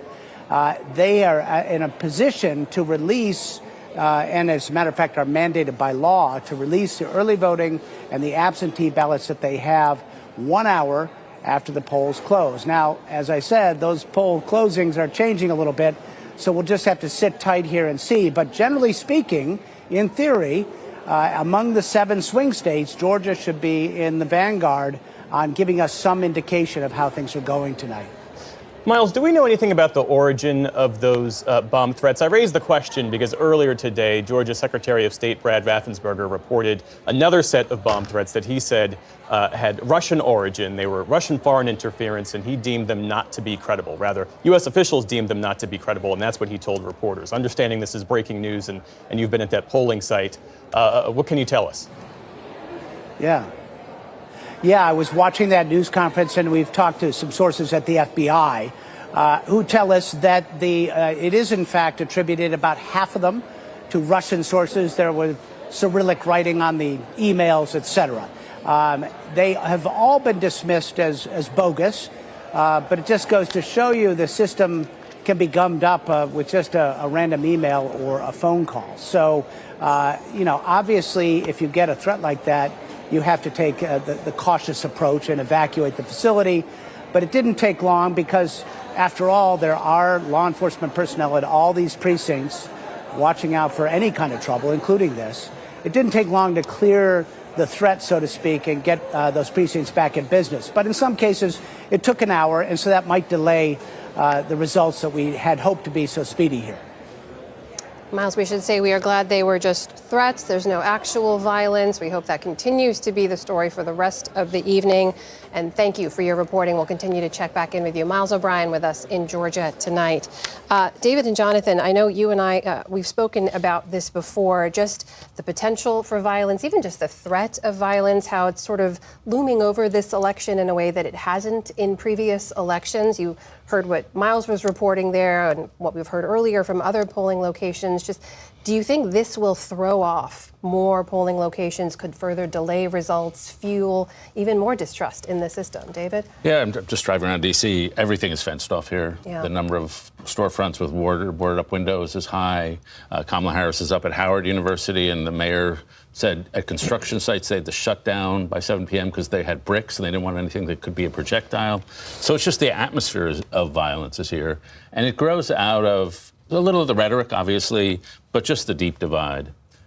which is a deeper. A little of the rhetoric or a lot of the rhetoric. Okay. I knew you would not let me get away with that one. And one of the things, it's super early, but one of the things I'm looking at is the red places getting redder and the blue places getting bluer. And so Lisa mentioned Hamilton, Indiana, which is Carmel, sort of northern Indianapolis, and that's a suburb, and it's with 65% in, it's a little better for, well, significantly better for Harris than past Democrats. I'm looking at 4 counties in Florida, including Flagler County, which is sort of north of Jacksonville. These are big Trump counties. And in Flagler, for example, Trump is doing 7.5 points better than he did in 2020 with 95% of the vote in. And so it could be, we see this all night, that the suburban places, you get the college-educated voters and the Nikki Haley voters who overlap, and then in the rural places you get rural voters. And we could be just seeing, it would not surprise me, a wider bifurcation in this election than in previous elections. That's interesting, too, Jonathan, because part of the Harris campaign strategy here has been to make inroads or try to make inroads in some of those more deeply red parts that previously did go for former President Trump or for Nikki Haley. I mean, this is very early, very limited data we're looking at, but what do you make of that? Well, look, the vice president has made it a point of her campaign to reach out to as many people as possible. I mean, I remember when politics was about addition, not subtraction. And so she recognizes, her campaign recognizes, and American politics used to be that if you want to be president of the United States, yes, you have to talk to your base, but then you have to make your campaign open to people who might not otherwise give you a chance. And this is one of those elections where she unapologetically went into red states, red counties, and asked people for their votes. In the same way, she went into blue states and, again, the narrative about black men, but as she said, they deserve to be asked for their vote. And so if she's going to win, she needs those Nikki Haley voters. She knows she's not going to, and we all know she is not going to get the diehard MAGA Republican. But the people who voted for Nikki Haley consistently after she got out of the race, those were people who were open. And to the atmosphere of violence, we need to recognize that this atmosphere of violence that we are contending with is because one of the 2 candidates for president throughout his entire campaign has invoked violent rhetoric right up until the last couple of days. And so we are here because a person who used to be president of the United States and should know better and should be about bringing us together has decided not to do that aggressively. Yeah. Let's shift our focus back to Georgia for a second and take a closer look at the politics at play in that state. With Donna Lowry of Georgia Public Broadcasting. Donna, it's great to have you with us. So my first question is this. It's about early voting, because early voting ended in Georgia with a record 4 million ballots cast before Election Day. A huge turnout with lots of first-time voters, lots of women voters, folks over 50 years old. What are you seeing based on your reporting? A lot of enthusiasm. Georgians know that this is a swing state, so they have been very enthusiastic about voting. So with that 4 million added today, Georgia Secretary of State Brad Raffensperger says another 1.2 have voted, and he believes that that is better than Georgia has ever done. So I think the enthusiasm has people going to the polls all over the state on both sides of the aisle because they want Georgia. They know Georgia is having a moment here, certainly playing a part in all of this, and they want to be a part of it. And no hiccups so far, apart from the ones we've talked about with the polls staying open later in DeKalb County, I believe. But no hiccups so far with the administration of the vote or the counting. No, and and Miles O'Brien dealt with this a little bit. A new law says that the voting has to take place for early voting and for absentee voting within an hour after the polls close. So that's already begun. And so there has been a lot of movement already with all of this and no other problems. Actually, it's been fun. I mean, in some areas, they've had DJs at the polling booths in the precincts, actually. And people are just engaged in the process here in Georgia. All right, our thanks to you. Stand by for us. We'll come back to you later this evening. Judy Woodruff, the fact that Georgia, I mean, we sort of take for granted now that it's a battleground state, but if you take the longer view, the fact that it's in play is really remarkable for Democrats. Well, it is, and I have to say, as someone who went to high school in Augusta, Georgia, home of the Masters, for those of you who follow golf, this is, you know, we were talking a few minutes ago about how it's important. I think it was Kevin talking about it's important to look at Savannah as well as, or maybe it was Fez, as well as Atlanta. Augusta, Richmond County is a place that I was just checking. Joe Biden won 68-31. It's a heavily black county. Kamala Harris is not just Atlanta suburbs, not just Augusta. I mean, not just Savannah, but also Richmond County, Augusta. There are places she can go to reach to pick up voters who would be interested, would be sympathetic, would be inclined to vote for her. It's just past 7:30 here on the East Coast, and polls have now closed in 3 more states. We have some calls to bring to you now. Former President Trump has won the state of West Virginia. Too early to call at this hour, however, is the key swing state of North Carolina and Ohio. So here is a current look at the national electoral map so far as we begin to fill in some of those calls as they're made. You see former President Trump has 23, Vice President Harris has 3. And there are other races we're watching tonight in the Senate, House, and state governor's races. 3 Senate races that have been called are West Virginia, Republican Jim Justice. This is a flip after the Democrat, Senator Joe Manchin, decided not to seek re-election. In Indiana, Republican Jim Banks is the winner. And in Vermont, the independent Senator Bernie Sanders, who often caucuses with the Democrats, has been re-elected. Faz, I see you do the old fist bump for your old boss. The most popular senator in America, and let me just be honest, Jeff, he's led the state of Vermont. When he first was Burlington mayor, he first became senator, Vermont was not a Democratic state. It was a mixed state. It was conservative leaning. It was still a rural state. As went Bernie Sanders, so went Vermont, and Vermont is now one of the most progressive. Wait, Faz, did you work with Bernie Sanders? Bernie Sanders, honest, authentic, and the people of Vermont love him too. Amy, can I ask you a question? Yeah. As the results come in, there is this dynamic of a red mirage and a blue shift. A ballot is a ballot is a ballot, no matter when it's counted. But in the order that they're counted, it could give an impression that one side is doing better than the other. Yes, although I don't think we're going to have that to the degree we did in 2020 because obviously it was a pandemic and so many people turned in their ballots by mail. And in many states that really don't have a history of vote by mail, and Pennsylvania is a perfect example of this, this was a whole new experience for them to try to count all of those ballots.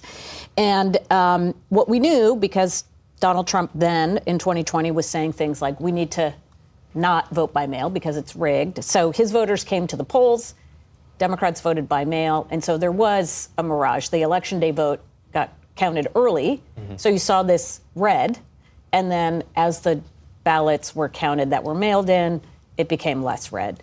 That is not expected this time around. I think we're going to be able to see. We do have to pay very close attention, though, to when they talk about, 65% of the vote is in or 72% of the vote is in.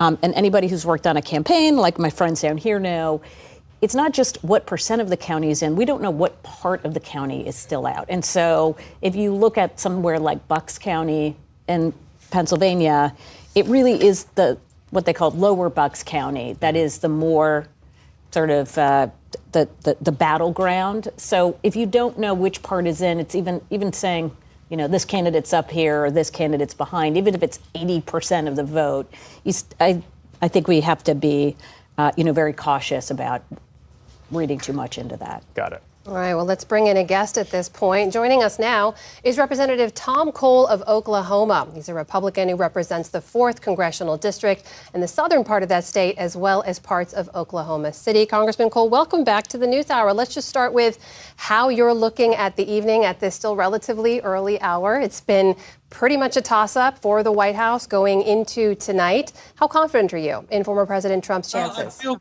very comfortable. Look, the polls are very close. Obviously, real clear politics average, I think this morning was 48.5 to 48.5.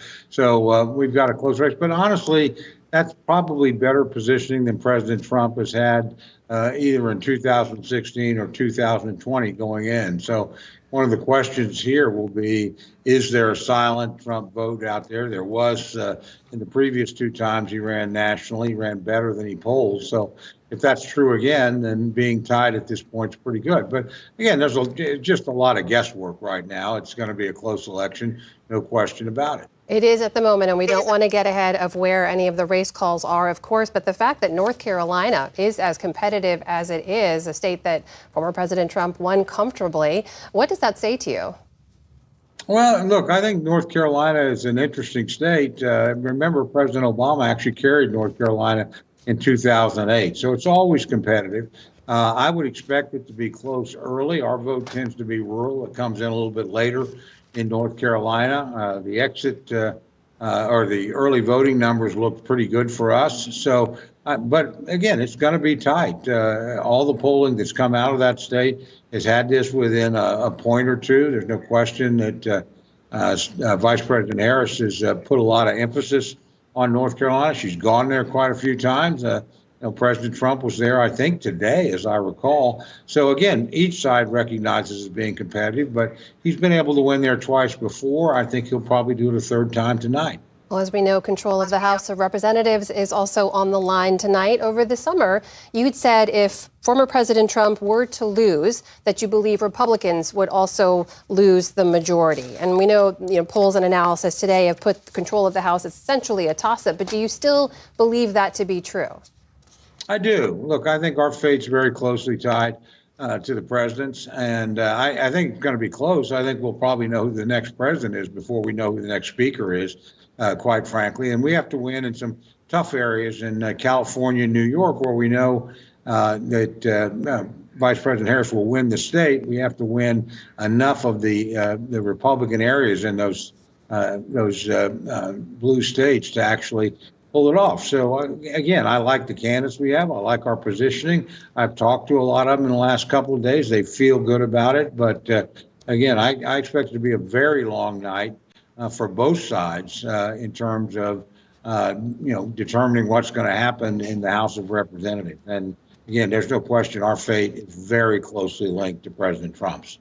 Congressman Cole, as you know, neither former President Trump nor his running mate, Senator J.D. Vance, have said that they will accept the election results, however they turn out. Will you accept the results, regardless of how they go?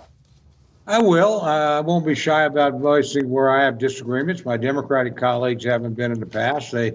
Quite a few of them in the House objected in 2016. Obviously, 2004, we had 30-odd Democrats vote against certification. So I don't rule out objecting to things, but look, I think we'll know, and I have a lot of faith in the system. I think eventually we'll get there, but it has been manipulated in my view in the past, could be again, but I don't think to the point that it really changed the outcome. As you also know, there's concern that former President Trump could come out early and declare victory if this does go late into the evening and there hasn't been an official call. Do you anticipate that happening? And how should Republicans respond if that does happen? Well, I just would be cautious about interpreting the results of any election too prematurely. People tend to look at these numbers and see what they want to see. The reality is all the polling we have suggests it's going to be a very close election. It's been that way all the way through. Neither side's had a substantial lead. So I think this is going to be close. I think it's going to take a while, and I would advise everybody not to be premature in declaring anything. But there's going to be some early signs. Obviously, if you're a Republican, if we can win in North Carolina and North Carolina and Georgia, then that's a good sign. If something like a Virginia or New Hampshire flipped our way, that's a good sign. By the same token, if Vice President Harris is successful in North Carolina, a place where the Democrats have not succeeded since 2008, that's going to be a big win for her. So again, I expect this to be a night full of ups and downs, but and there's a lot of participation, a lot of interest. It's been a hard-fought campaign, but let's just let it play out. I would not be out there declaring anything one way or the other too quickly. We'll be following all those ups and downs, as I know you will be as well. Congressman Tom Cole from Oklahoma, thank you for joining us tonight. Good to have you with us. Thank you. Very much a privilege to be with you. Back here in the panel, Judy, I'd love to get your take on what we just heard from the congressman there. In particular, this idea seems to be urging former President Trump to not come out early and make any kind of premature declaration. Yes, I think Republicans were burned, felt burned, some of them, by more than burned by what happened in 2020. And we know there's been a huge division in the Republican Party with most elected Republicans sticking with the former president. But I don't think that means that they are comfortable with, certainly with what happened on January the 6th. And I don't think any of them want to see a repeat of that. Yeah. Let's shift our focus now to Ohio, where Democratic Senator Sherrod Brown is fighting to hold on to his seat. Karen Kassler of Ohio State House News is in Columbus. Karen, it's always great to have you on the program. So let's talk about this Ohio Senate race. We were saying earlier it's the most expensive Senate race in U.S. history, something like $476 million. That's what I read on Sunday, so I'm sure it's much more than that now. Give us a sense of how it's playing out. Well, I think we're up to $500 million, and it's one of these three races that Democrats had really been eyeing as being critical to keeping control of the U.S. Senate. And certainly Democrats were hoping with Sherrod Brown seeking his fourth term, that they could hang on to that seat, while Bernie Moreno, a political newcomer endorsed by Trump, they thought that maybe he could knock off Sherrod Brown. Republicans did. And so this has been a really competitive race from the get-go. I mean, it's thought that Trump is going to take Ohio. He won Ohio in 2016 and in 2020. And so Republicans have really been hoping that that can translate into a win for Bernie Moreno as well. How has Sherrod Brown tried to remain competitive in this race? What's his strategy? What's his approach? Well, his strategy is to go after some of those Trump voters, some of those voters who voted for Trump in 2016 and 2020. He's distanced himself somewhat from Democrats. He didn't go to the convention. Even in one of his ads, he talks about working with President Trump on fentanyl legislation. So he's really been trying to angle toward those voters, especially in areas like around Toledo and in the Youngstown area, to try to bring those voters in. He has won before with Republicans leading the ticket, but this is the first time he and Trump are on the same ticket. And so he's really battling Moreno for some of those same voters. All right, Karen Kassler, we'll come back to you when we get a result in that Ohio Senate race. Thanks again for being with us. David and Jonathan, it's really interesting because the issue that Sherrod Brown faces really speaks to the macro case, in my view, of this election. It's this right track, wrong track question. An NBC News poll out in September showed that 2/3 of the American public believes that the country is on the wrong track. The current president is unpopular. The affordability crisis is real. Inflation is real. Many Americans think the economy is bad, even though on paper it isn't. That's a real obstacle for the Harris-Walz campaign to have to surmount, David. Massive headwinds, yeah, you would say.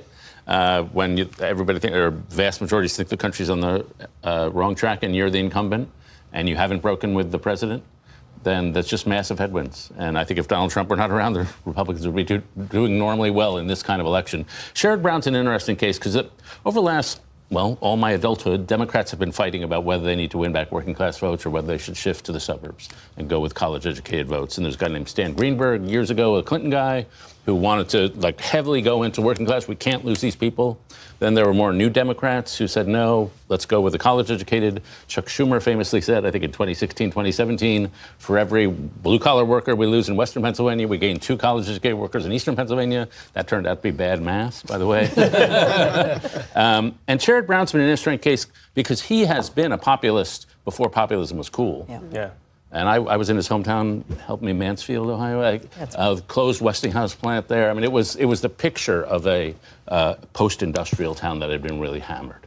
And so he has been speaking to this, and I think Amy said why he's survived in Ohio. Partly it's the money, but partly because he speaks to the people whose communities have been left behind and been doing it from a democratic and progressive perspective. Can I jump in for just on this real quick?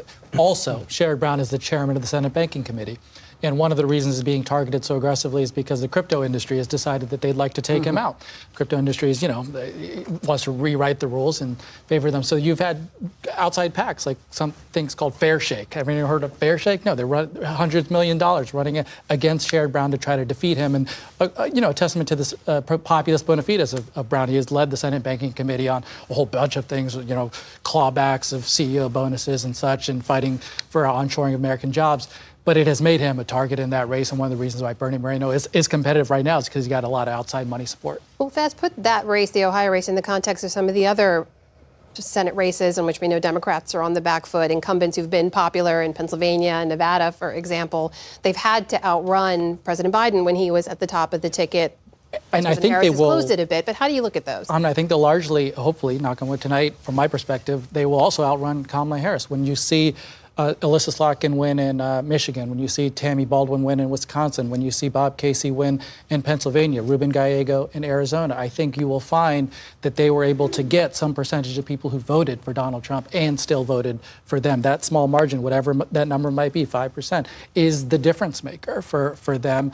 And I'm hoping that, for this debate that David was talking about, non-college and college, working class, non-working class, I've always believed it's all of the above. But it's really critical when you think of the non-college working class. They're 2/3 of the workforce. They're a huge number. That's why the math doesn't work, right, Dave? When you start leaking from the bucket of working class voters, that's a big bucket. And you don't want to leak those votes. So you don't know where the bottom is. You want to maintain some high degree of support among working class, even if, you don't end up losing them. You want enough to sustain and win an election. And just real quick, too, I think the key to all of those victories, should those Senate candidates be successful, will have been getting out of the national jet stream.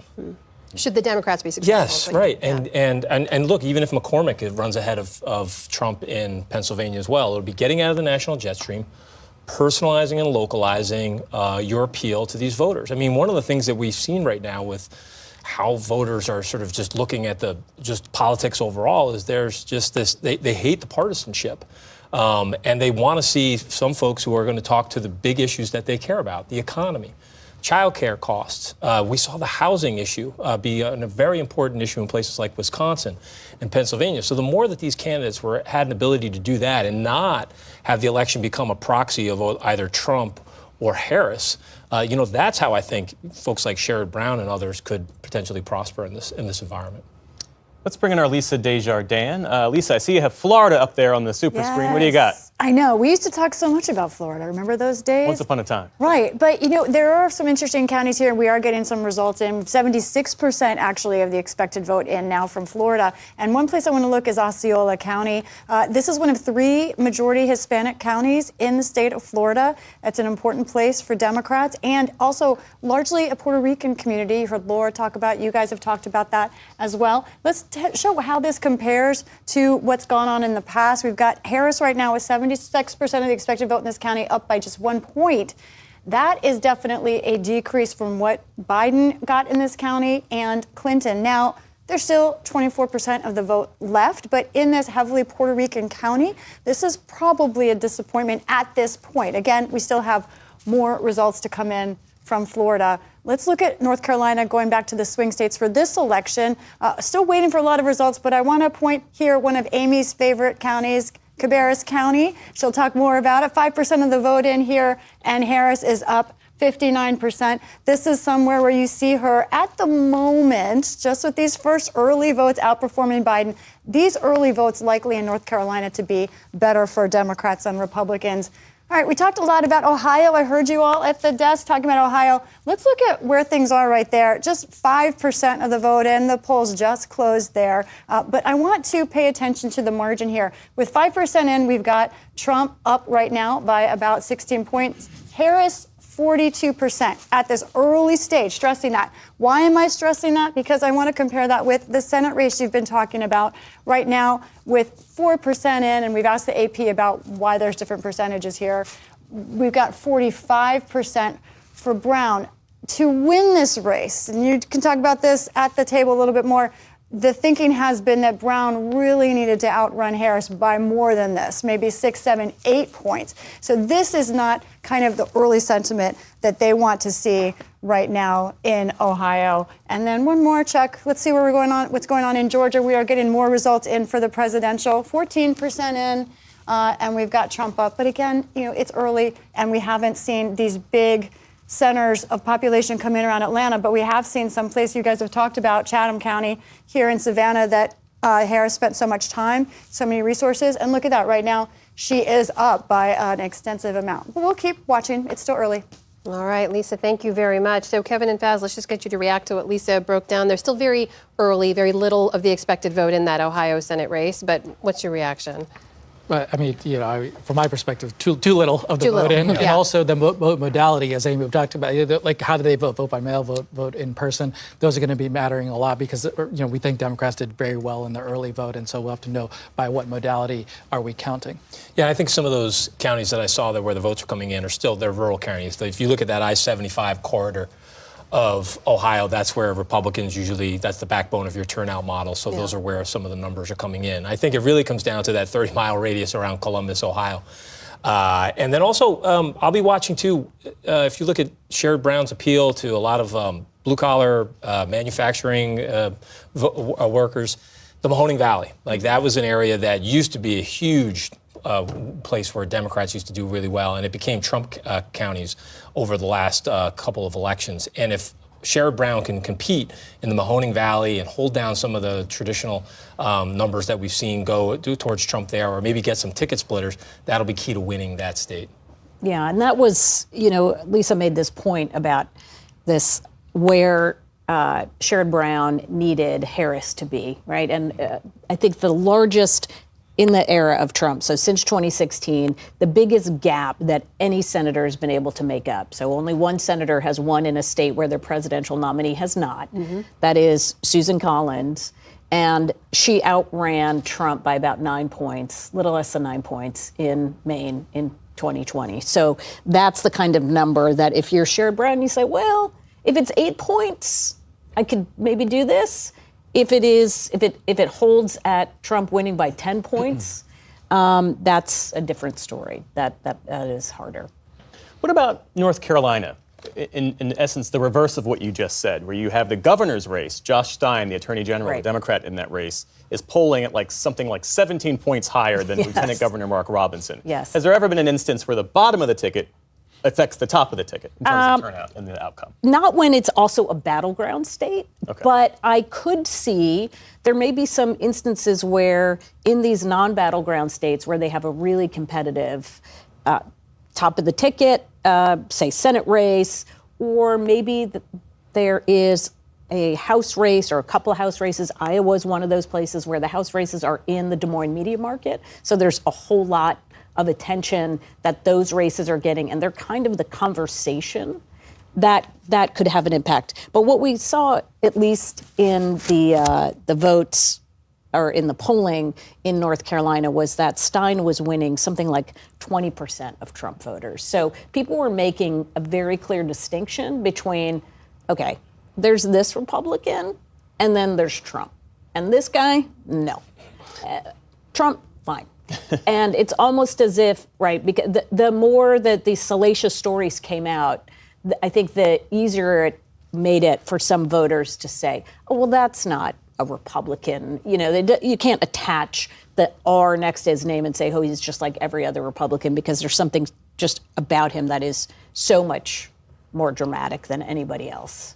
David and Jonathan, let me get you to weigh in on this also, because the thing we're not saying here are the very specific circumstances around that governor's race in which Lieutenant Governor Mark Robinson, it was reported, made a number of comments on an online porn site. Let's just get that out there. Could this be a drag on Trump in a state he needs to win? I don't think so. I think, to what Amy just said, I think people are making a distinction between Mark Robinson and Donald Trump.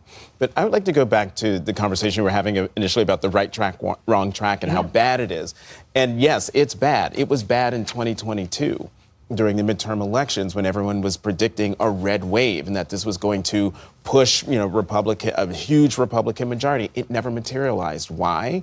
Because even though people thought that the country was on the wrong track, a lot of people, they were also afraid about the threats to democracy.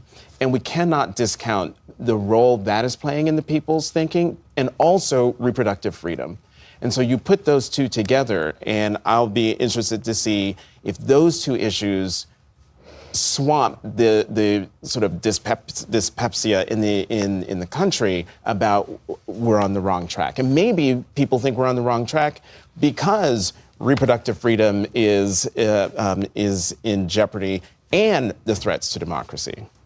Yeah, it's interesting. That, as far as I know, and I don't want to overgeneralize, but I think it's true that presidential candidates who have the advantage of the voters' top issue, they almost always win. And so the top issue now is the economy. And at least in the polling, I haven't seen the exit polls today, Trump has an advantage on the economy. The complicating factor here is democracy is also a big issue. And it's a little behind the economy. And so it may not be that we have one major issue in this campaign. If you're running on are your real wages declining or rising, then Trump would be way ahead because real wages have been declining until recently. But when democracy gets thrown in there, that makes it a lot more complicated race. And so it's almost as if, like I was saying earlier, if you really are polarizing as a country, you're not only polarizing on how you're voting, you're polarizing on what you're voting on. And so it could be Team Blue is voting on democracy, Team Red's voting on the economy, and they could both you could see dual surges in both quadrants for each party. Judy, in your travels, when you've talked to people about what's animating them, we've talked a lot about reproductive rights, and sometimes this issue we saw back in 2022, what a mobilizing force that was. Do you think that's just going to continue to be a force today, especially for women voters? Well, there's no question in several states. It is because it's on the ballot. What is it, in 13 states and in a number of the battleground states, it's on the ballot. I know everybody was shocked over the weekend about the Iowa poll that showed Harris up 3 in a state that everybody assumed was going to be red. Abortion has been an issue there. Not that it's on the ballot now, but it had been an issue. So I think yes. Is it going to be the issue that drives more people than anything else to the polls? I don't think we know that yet. I think the economy, based on my travels, is just more Can I just prevalent. say one thing? And Judy and I can compete. We're frequent flyer miles. Yeah. But I would say, I've been in probably 35 states in the last several months, and the economic we'll back to your Hold that thought, just David. a moment. We'll get right back to you because we're going to take a short break right now so PBS stations can report on some of their state and local races. We'll be right back at 8 p.m. Eastern, which is when we'll have many more states On with this poll election closings. night, you're watching Stay for with one us. big reason, to find out who won. As more and more polls close, we'll be reporting race calls from the Associated Press. They're calling winners in thousands of races from the presidency and Congress to state legislatures and mayor's races. I recently sat down with David Scott, the head of the AP election team, to find out what information the AP needs to make those calls. It's the team at the decision desk that comes together once every 4 years on an enormous scale to say who's won in more than 5,000 races that are contested in a general election. We're looking to know one thing: can the trailing candidates catch up? And once we're certain that they can't, then that's when we call the race. You're looking for patterns on election night when we're calling races. What is happening in the election day vote? What is happening in the advance vote? Are there a class of early ballots that have yet to be counted? And what do we expect those early ballots to say about the course of the election? If we had to wait for 100% of all ballots to be counted, we wouldn't know what has taken place in the election for weeks after Election Day. That's how long it takes to get to certification. In California, it takes weeks to even get to 95 or 96% of ballots being cast. And so we're looking for patterns as the vote count takes place over the course of the night or into the next day or in through the end of the election week to be able to have the information and the data we need to say definitively that the trailing candidates can't catch up. Can you talk about the priority of accuracy versus speed? Sure. I mean, our number one most important goal on election night is to be 100% right in our race calls. 100%. That's our standard. In how many races? About 5,000 contested races. So far during this primary season, we've declared winners in more than 2,000 contested primary races. we made two mistakes. And one was because the data at the source from the county, they got mixed up. And one was a little bit of a black swan event where some data that came in at the end of the vote count was very different that came in at the front. And I will tell you that one mistake, we spent several days picking it apart and changed some of our workflows and analysis to make sure we never make that mistake again.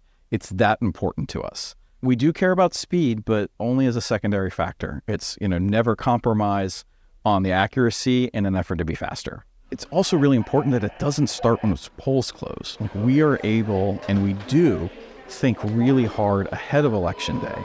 What data is going to be available? What are we going to be looking for? What are the things that we think are going to happen? And very importantly, what are the things that we don't know and we want to find out, or we want to be surprised by, or have the potential to be surprised by? We try to game that out or play that out so that on election night, we're not looking at something cold for the first time.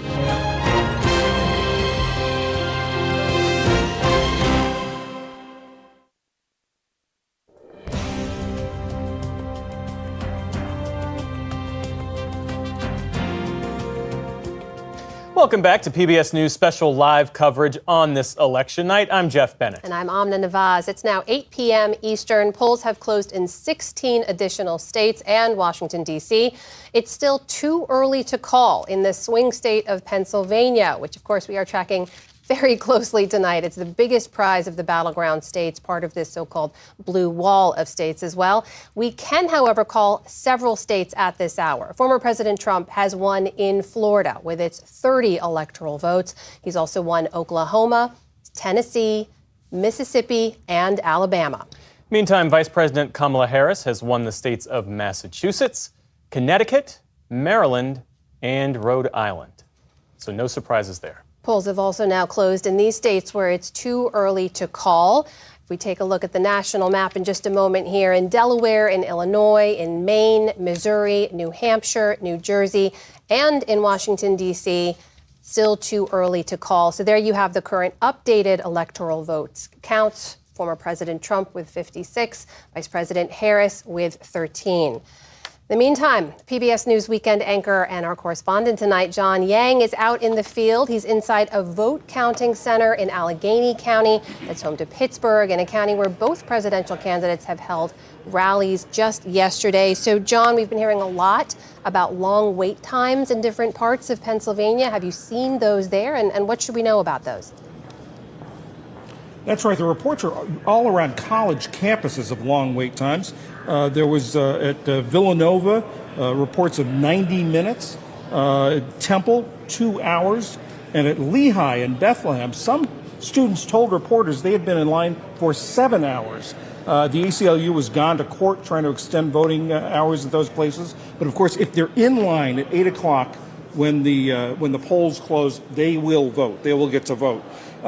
We have also been seeing some problems from earlier in the day in Cambria County, which is east and west of here. It's where Johnstown is, if that helps place it for people. They had software problems earlier in the day, so they are extending voting by 2 hours until 10 o'clock. But you're about to see the big drop of all of the mail-in ballots. The work that county boards, the 67 county boards across the state have been doing all day while simultaneously running a live election, counting these mail-in ballots. And people should be cautioned that these are heavily Democratic. The applications for mail-in ballots were about 60-40 Democratic. Obviously, we don't know who they voted for, but we do know that they were registered Democrats.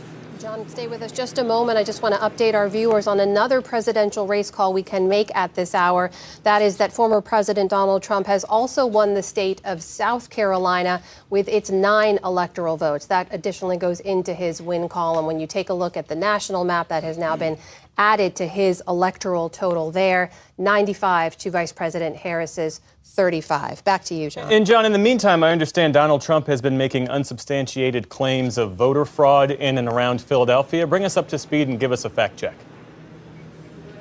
He went on social media earlier this afternoon, said that there was massive fraud or massive cheating, is his words, going on in Philadelphia, and that law enforcement was on the way.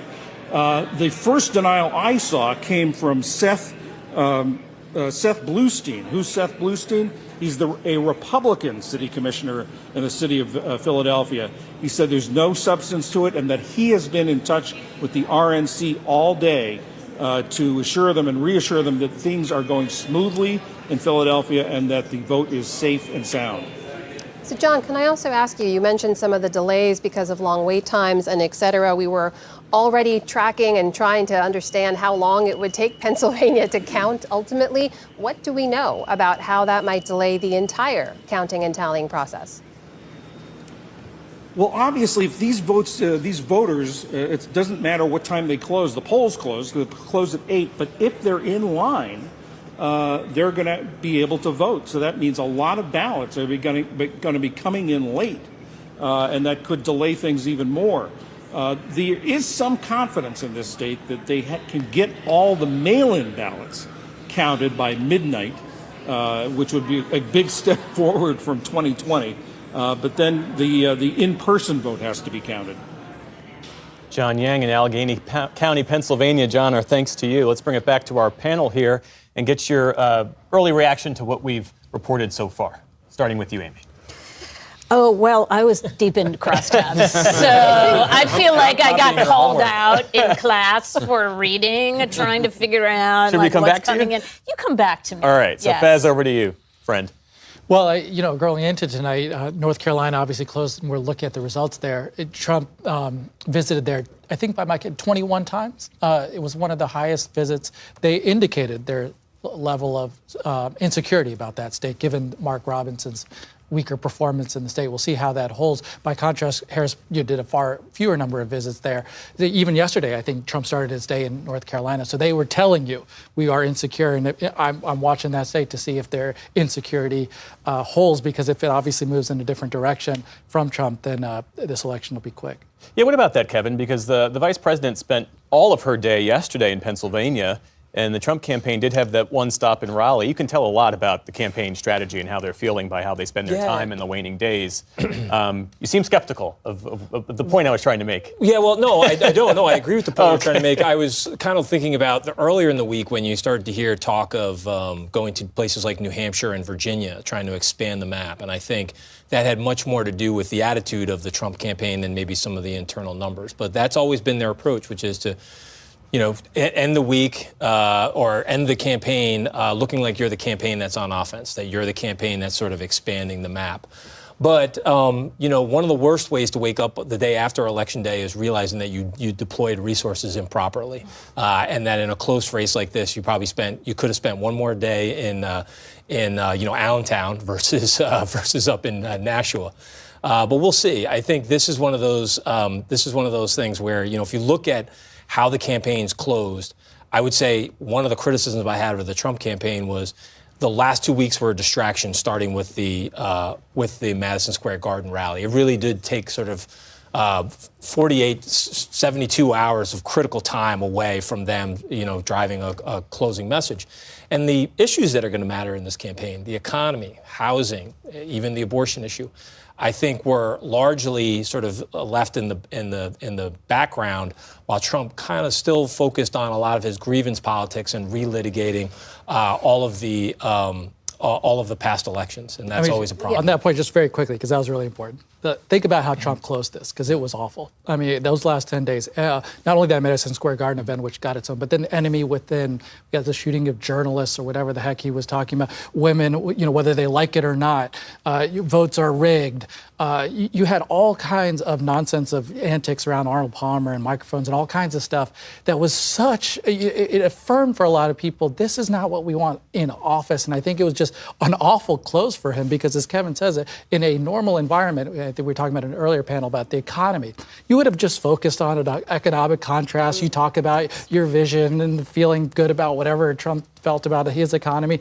And he could do none of that. And he had lack of discipline, and I do think it hurt him in a big way. Yeah, and that's what speaking of digging into the exit polls, one of the questions they ask is, when did you make up your mind? Yeah. And so you're always looking at those people who made up their mind at the end. How did they break? And so that's what I was looking for. And that goes to that point, which is just from a campaign strategy perspective, you could not look at the last week and a half of the Trump campaign and say, boy, they're closing strong. Yeah. And whether it mattered is really going to be the question. And I just keep coming back to this idea of who are in the states that are getting all the attention, both from the candidates and the advertising and the targeting, and who are the states where they're not. And so we're looking at some of these results out of Florida and I think Lisa talked about this, Osceola County, heavily Puerto Rican county, where it does not look as if that did any damage at all. In fact, to Trump's margins, in fact, he did a little bit better with not all the votes counted yet, but at least it looks at this point that it did. So is it going to have a different impact in the places where people are actually talking about the election a lot more and where they're communicating these sorts of things to the candidate, and Judy to Woodruff, the voters? You have been on the ground in a number of those states talking to people. And this idea of the lack of message discipline, to put it kindly, I think, from former President Trump in these last few days, was that something voters were attuned to? It's something that could push them away from him?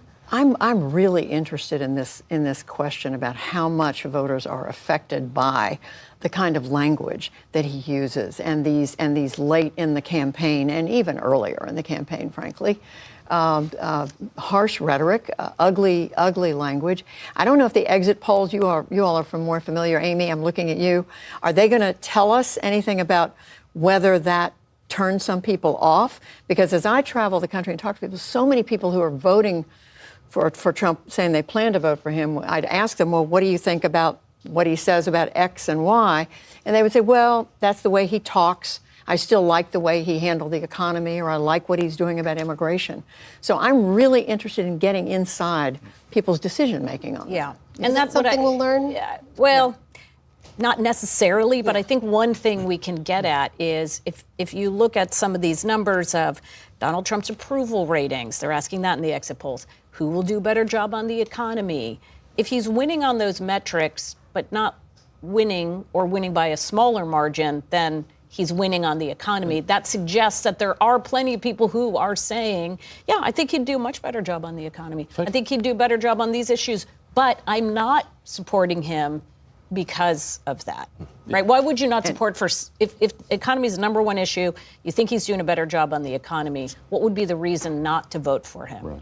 Yeah, I hear that a lot. But just to introduce a wrinkle, the 1980s were a golden age for conservative books. There was like the Closing the American Mind. They were doing really well.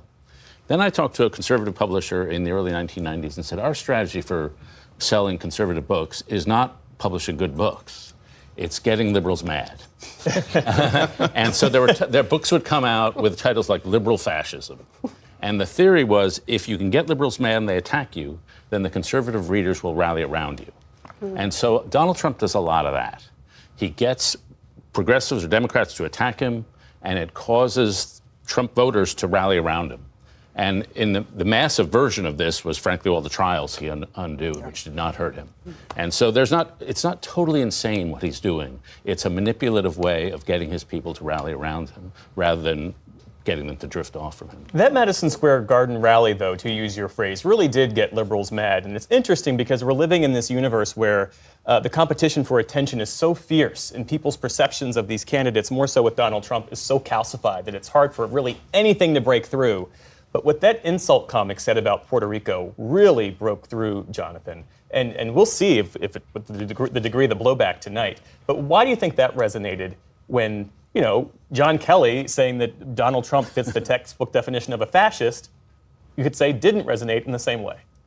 It didn't resonate in the same way, but I do think it resonated. Look, that Madison Square Garden rally was just a hate fest from beginning to end. And the fact that you had this comic there to say these jokes that were racist, xenophobic, sexist, and that's the beginning of the night. And then it just kept going in that tone for the rest of the night, including from the headliner of the evening, Donald Trump. And for that to be part of the closing message, and I'm with Judy, I would like to know how much this language impacts the way people are going into the voting booth and impacts the way they're thinking about who they want to lead them. I mean, I think that's also why this election is such a stark contrast. Do you want someone who is saying, I'm here for everybody, I want us to work together, or someone who says, there are all these problems and everything's going to hell and it's that person's fault, that person's fault, that person's fault, and I'm the one who's going to fix it. And none of your proposals don't speak to unity, do not speak to bringing us together. And so, I think that's liberals getting mad, is one thing, but I also think that Madison Square Garden concerned Americans.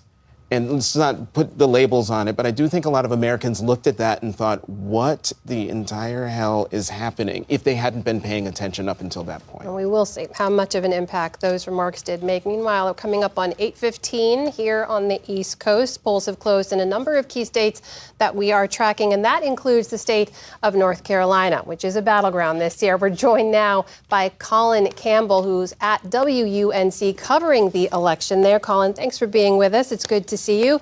Give us a sense of what you're seeing there on the ground in terms of turnout and what it could mean for how the results go in North Carolina. Yeah, we've seen pretty heavy turnout today, some long lines at the polls, most notably a campus polling site at Appalachian State University. At one point today had a 4-hour line of mostly students trying to get their ballots cast in the final hours of voting.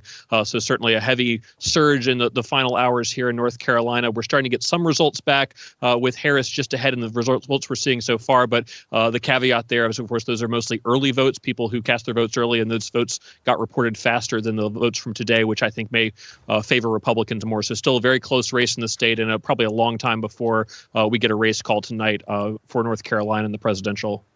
And we should clarify, still too early to call in this key state, which we think could be a bellwether to some degree. But we should also know the last time Democrats won here was back in 2008 with President Obama. Former President Trump won there in 2016 and in 2020. Just help us understand what happened in North Carolina in the last few years that makes it a place where Democrats think they have a chance.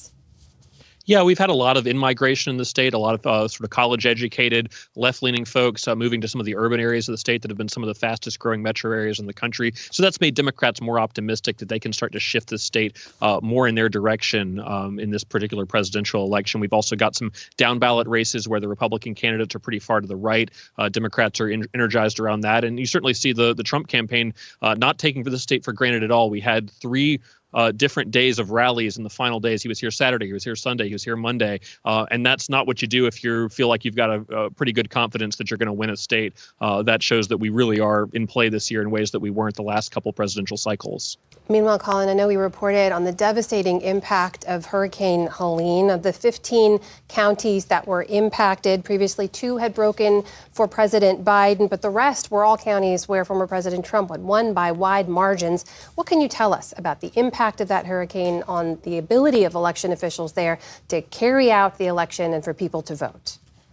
You know, it certainly created some challenge. There were polling places that would have been used today that got flooded or were inaccessible. So some of those counties actually had to move where people were voting and then make sure all those voters knew where their new polling site would be. What we've seen of the turnout, both in early voting and today in those storm-affected counties, we don't see a huge impact on turnout. People, even though they're having to go to an extra hassle to vote, they're dealing with a lot in their personal lives. They're making the time to vote in those areas. So we haven't seen an appreciable decrease in turnout from a normal year in some of these counties, even as they've had to scramble to make the polling process work this year. That is Colin Campbell from WUNC joining us tonight. Colin, thank you so much. We appreciate your time. Thanks a lot. Meantime, let's hop back over to Lisa Desjardins at our super screen for a closer look at the state of North Carolina. Lisa?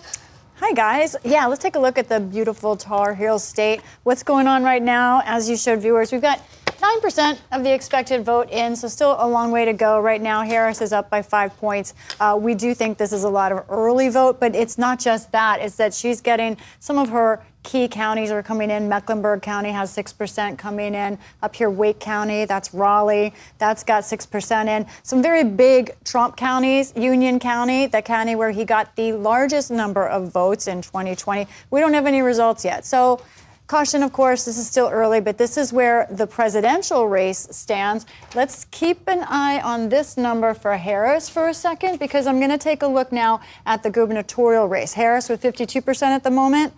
Gubernatorial candidate Josh Stein, the Attorney General of the state, now 58%. He's 6 points ahead of Harris. I think some folks might have expected to be running even more ahead of her than that, but obviously he has a very comfortable margin, still with just 8% of the vote in right now in North Carolina. Speaking of governor's race, it's not the only state that has one right now. New Hampshire, where polls have closed, we've got looks like a really close race between former U.S. Senator Kelly Ayotte here, who is right now behind 2 points.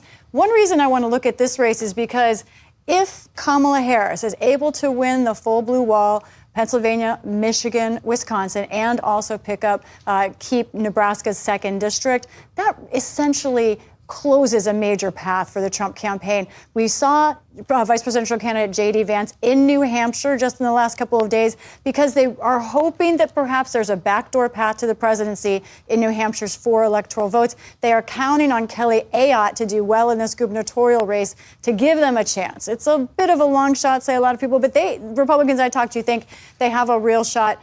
Certainly for Kelly Ayotte to win the governor's mansion there, but also potentially it's something the Trump campaign is watching. All right, Pennsylvania. We're going to be talking a lot about this tonight. We are actually getting real results in. This is what I want. 7%, though. I know it's not as much as we like, but here we got almost a 50-point margin early here for Kamala Harris. This is, as John Yang was saying, we've seen some of the mail vote coming in, but also this is because this is key Harris areas, these collar counties that Kevin was talking about. Philadelphia County, 15% of the vote is in. Look at that margin for Harris, 65 points. Here we go, Delaware County, Bucks County, you guys have been talking about. We've got a 33-point advantage for Harris right now. Allegheny County, that's Pittsburgh. John Yang, that's where he's at. Also a big margin. So, she's running up the tables early on in Pennsylvania, but we still have a long way to go. These are places that are favorable to her. We're waiting for the Trump counties to come in.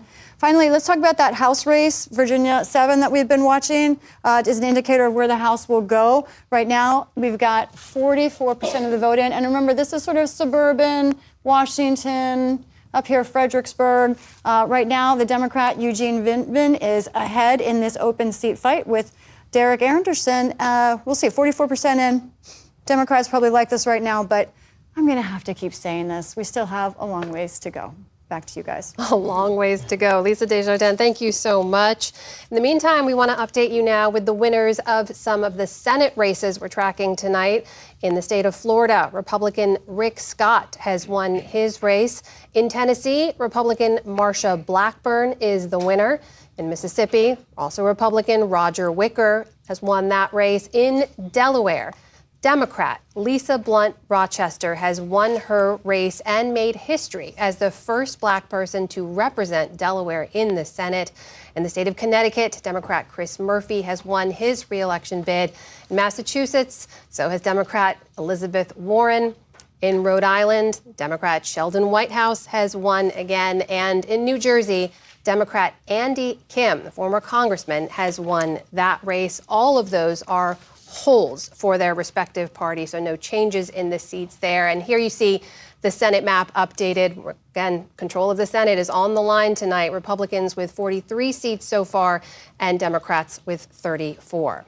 I want to turn back now to the presidential race and take a deeper look at the nation's largest battleground state, that is Pennsylvania, of course. I want to bring in Katie Meyer of Spotlight PA. That's a nonprofit investigative journalism site in that state. She joins us from Philadelphia. Katie, thanks for being with us. This is obviously the state we're going to be talking about more than any other tonight. Just give us a sense of what you're hearing from voters on the ground. We've been hearing a lot about some of the long lines and frustrations. What are the issues animating people you talk to there? Yeah, I have been out at the polls a lot today.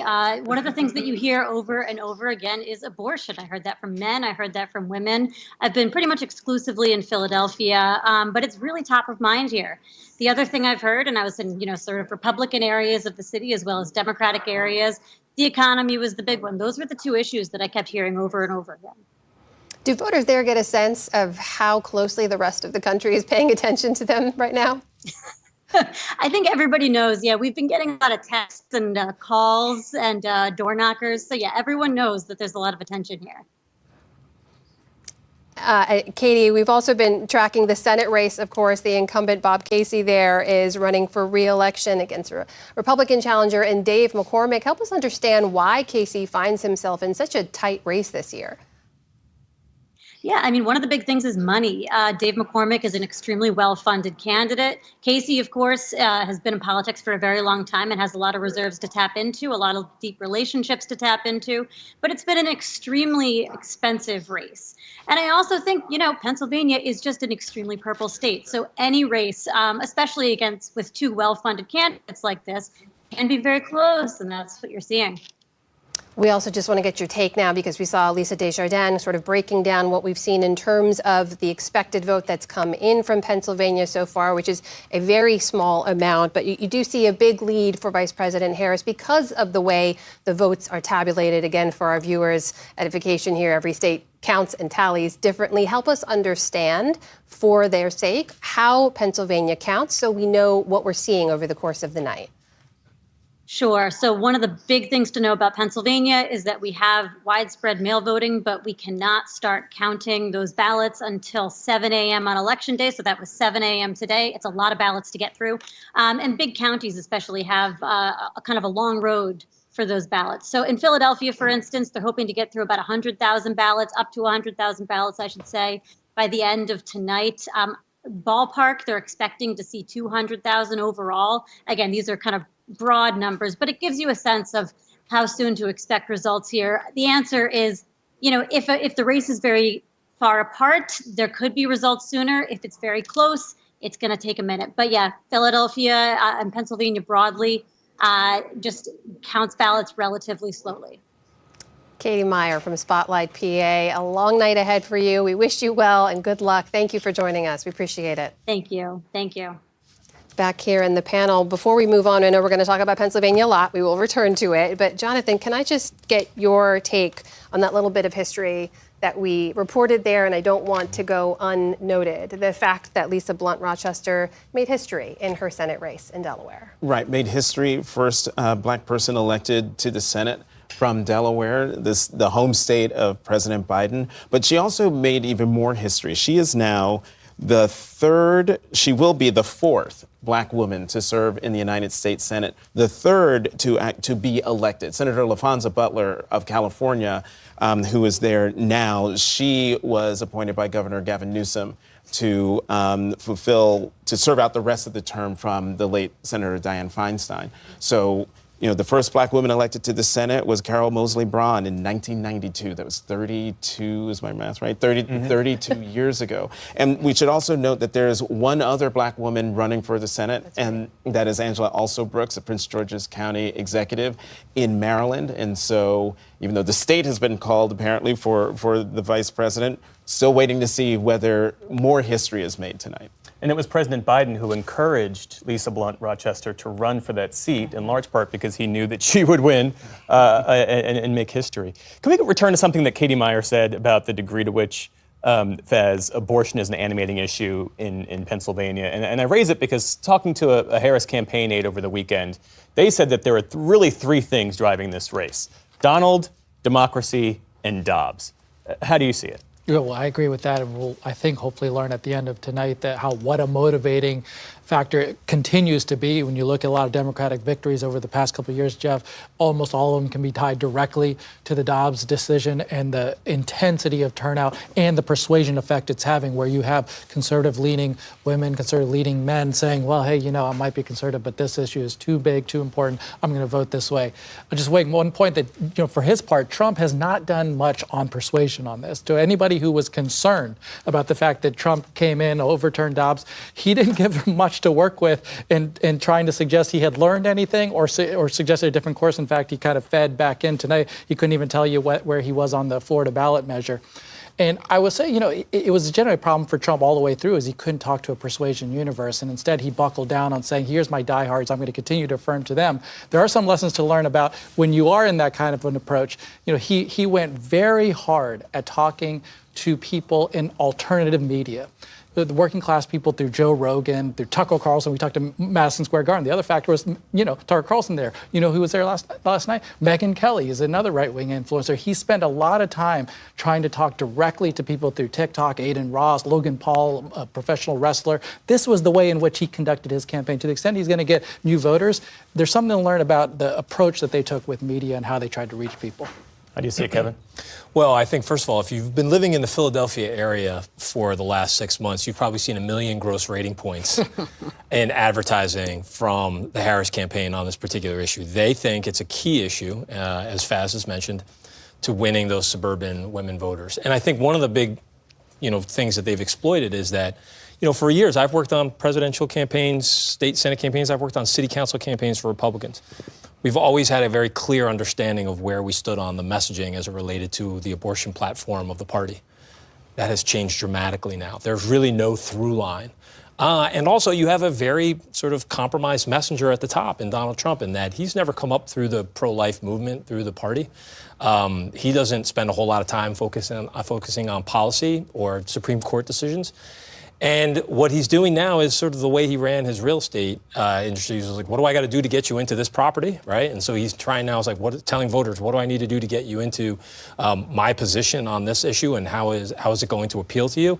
And that comes off as very inauthentic. And so there is no through line between the presidential candidate down through the rest of the ballot. And that has been, I think it'll prove to have been a challenge, I think, in the Philadelphia suburbs and suburbs like it around the country on that issue. Well, that is going to be really fascinating to watch, just in a place like Pennsylvania, where the Republican candidate for the Senate is someone who lost the primary last time. But when he was campaigning for that primary in 2022, that was before the Dobbs decision had come out. He had made some pretty conservative statements on abortion that now become part of the campaign in 2024 that weren't part of it when he first ran for office.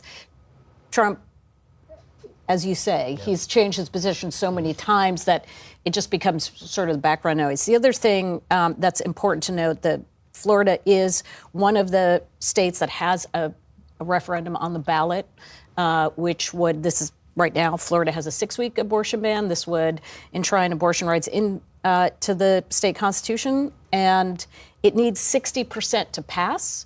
It's at 57% right now. There's about 88% of the vote in, but that is a high bar to get 60%, but right knocking on the door. So again, this goes to that exact point. You have Donald Trump may win there by 8-9 points, and the abortion referendum will win. At least, even if it loses, it will be getting 57, 58% of the vote. And if I may, that's a place where Donald Trump was slow to declare himself. That's right. I mean, he wouldn't be pinned down on it. He finally said he would vote against it, but it took several asks.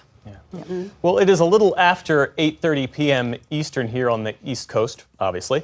And the polls in Arkansas have closed, and we can now say that the state's 6 electoral votes will go to former President Donald Trump. Meanwhile, we can also report that Vice President Harris has won the state of New Jersey. Polls there, of course, closed at 8 p.m. So here is a quick update. The national electoral map at this point in the race, former President Trump with 101 to Vice President Harris's 49 electoral votes. Let's bring in Harris campaign co-chair Marcia Fudge, the former Secretary of Housing and Urban Development in the Biden administration, and a former Democratic member of Congress from Ohio. It's great to have you back with us. Thanks for being here. Thank you so much. It's good to be with you, Jeff. I know that you and the Vice President are close. Have you spoken with her this evening or recently? How is she feeling about her chances, and how is she really feeling about this moment? I haven't spoken to her today, but she's feeling good. I mean, just think about it, Jeff. She's in 107 days. She changed the entire dynamic of politics in this country. She gave it everything she had. We left it all on the field. She feels good about her work. She feels good about the work of the campaign, and very, very optimistic tonight. We were talking here among the panel about the impact that abortion and reproductive rights might have on this race. Do you think that women will be decisive in this election? The loss of Roe was really seismic to women, especially women who were alive before 1973. and saw a right extended to them as it relates to bodily autonomy that was later removed for their daughters and granddaughters. Certainly, it's a major issue. But I think that as I've been looking at exit polls, more women are saying that democracy is their number one issue. Democracy and then freedom. Yes, it's going to be important because no one wants to live in a nation where we are rolling back the ability to control our lives, our families' lives. No one wants to live in that kind of a nation. And so I think that it is going to be important, but it's not the only important issue. And so I'm really glad that she's talked about freedom of choice, but also about what kind of country do we want to live in, Jeff? Her closing argument was really focused on pragmatism and compromise. In fact, I don't think she even mentioned Donald Trump by name yesterday. What was really fueling that strategy? Well, the strategy was that everybody knows who Donald Trump is. We wanted them to know who she is and where she stands and what she believes in and the kind of America she would lead. And I think it came across very, very well. I thought the speech was excellent. We were very pleased with the reception. And I think it just became time to just turn the page, as she says, on what is in the past and look solely at the future. She did a good job with that. Yeah.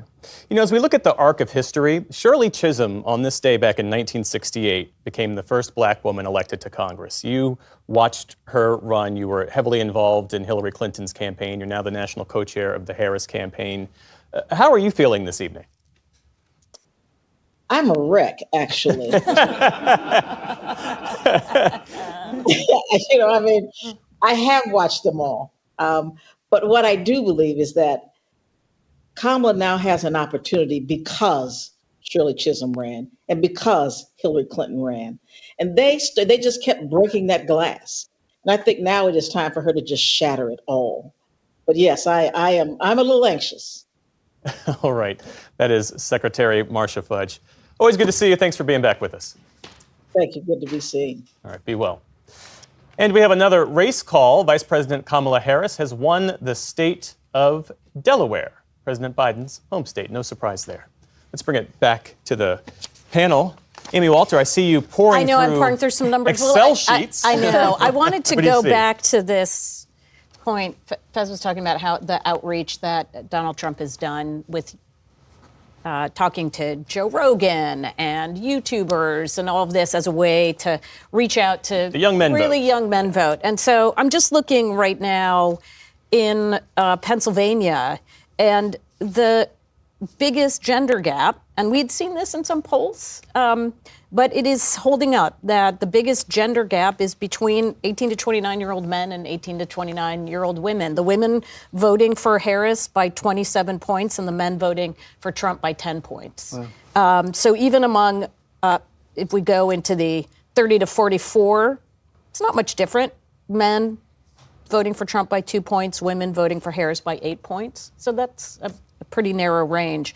It is an older voters. It's a little bit bigger than sort of middle-aged voters, but that young voter gap, and that was the whole reason to go on to those shows. Now, they make up that's 7% of the overall electorate. Younger women are 9%. So obviously, I can't do that math right now, but the point being, there are more younger women who are voting, but that the percentage to which women are voting for Harris and that younger men are voting for Trump is quite notable, and it's not represented in any other generation. But Kevin, is it enough for Donald Trump to sit down for a couple hours with Theo Von or 3 hours with Joe Rogan? Is that enough to drive out the young male vote, or do you have to do more than that? That's the test, and this goes back to the conversation that we had earlier about getting out the vote and your infrastructure. And going and talking to those voters, I think, is very important.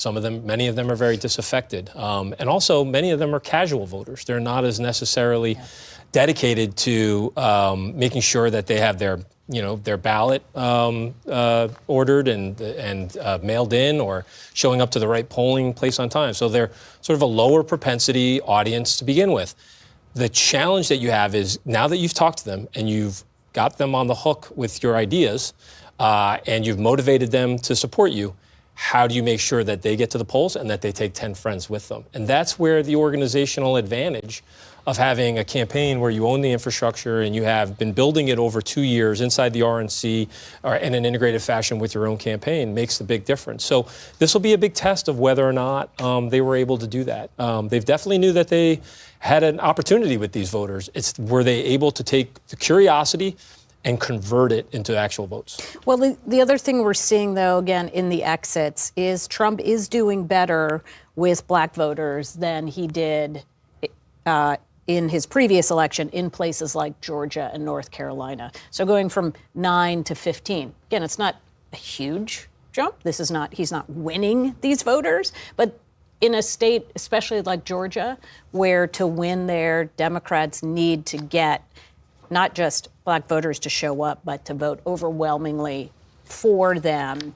That is probably a good sign for Trump. Can we go back to this idea of that gender gap you pointed to, particularly among young voters? And David and Jonathan, I'd love to get your take on this, because we've seen this trend across the country, right, of younger women becoming more progressive, younger men going further to the right. It was interesting, too, Faz mentioned Megyn Kelly, who appeared at a Trump rally, who's previously been a very vocal critic of former President Trump, saying you're not doing enough to reach out to women. I think she called one of his rallies like bro-tastic and urged him to do more. He has not. He's resisted at every turn. We've seen this persistent gender gap. Will that be the death knell for him in some states? So far, no. I don't see it. I mean, it's sort of been a wash so far. Yeah. And I don't think the campaign had much to do with why young men are going for Trump. I think it's because if you look at 2/3 of the people in the bottom of high school classes, 2/3 are men. If you go to the top of high school classes, 2/3 are women. Yes, no, this is a trend we've been seeing anyway. So this is right? a trend. So I think the young men are just like, the system is out to get me, and they're voting. I'm looking at all the New York Times has a very handy piece where they take counties where all the votes are in. And they do a red arrow if Trump is doing better than 4 years ago, and a blue arrow if Harris is doing better. And I'm looking at a sea of red arrows. Now, most of these are in Trump country. So it's Trump doing better in Trump country. That's not important. The one that leaps out at me here is Loudoun County, Virginia, which is an exurb of Washington. It used to be the fastest growing county in the country. It's now solidly Democratic. Harris is up by 16. But compared to 4 years ago, Trump is performing 9 points better. And so if we see a lot of red arrows in places like Loudoun County, then that's a warning sign for Harris. Jonathan? What? After that. Can we also clarify here, these are places where you say most of the vote is already in? Right. It would tend to come in faster in some of these rural counties, They're rural correct? counties, but Loudoun is a straight-up suburban county. Right. Yeah, I mean, look, I look at the fact that Trump is doing better in Loudoun and better in these red counties already. I can't remember who said this, who said it on another network, that really what's happening tonight is America is basically on trial, in that we're going to find out who we are through this election. And the fact that despite the things that Donald Trump said on the campaign trail, the things that he's promised on the campaign trail, a lot of things that are concerning to millions of people, and he's still getting more votes than he did the last go round.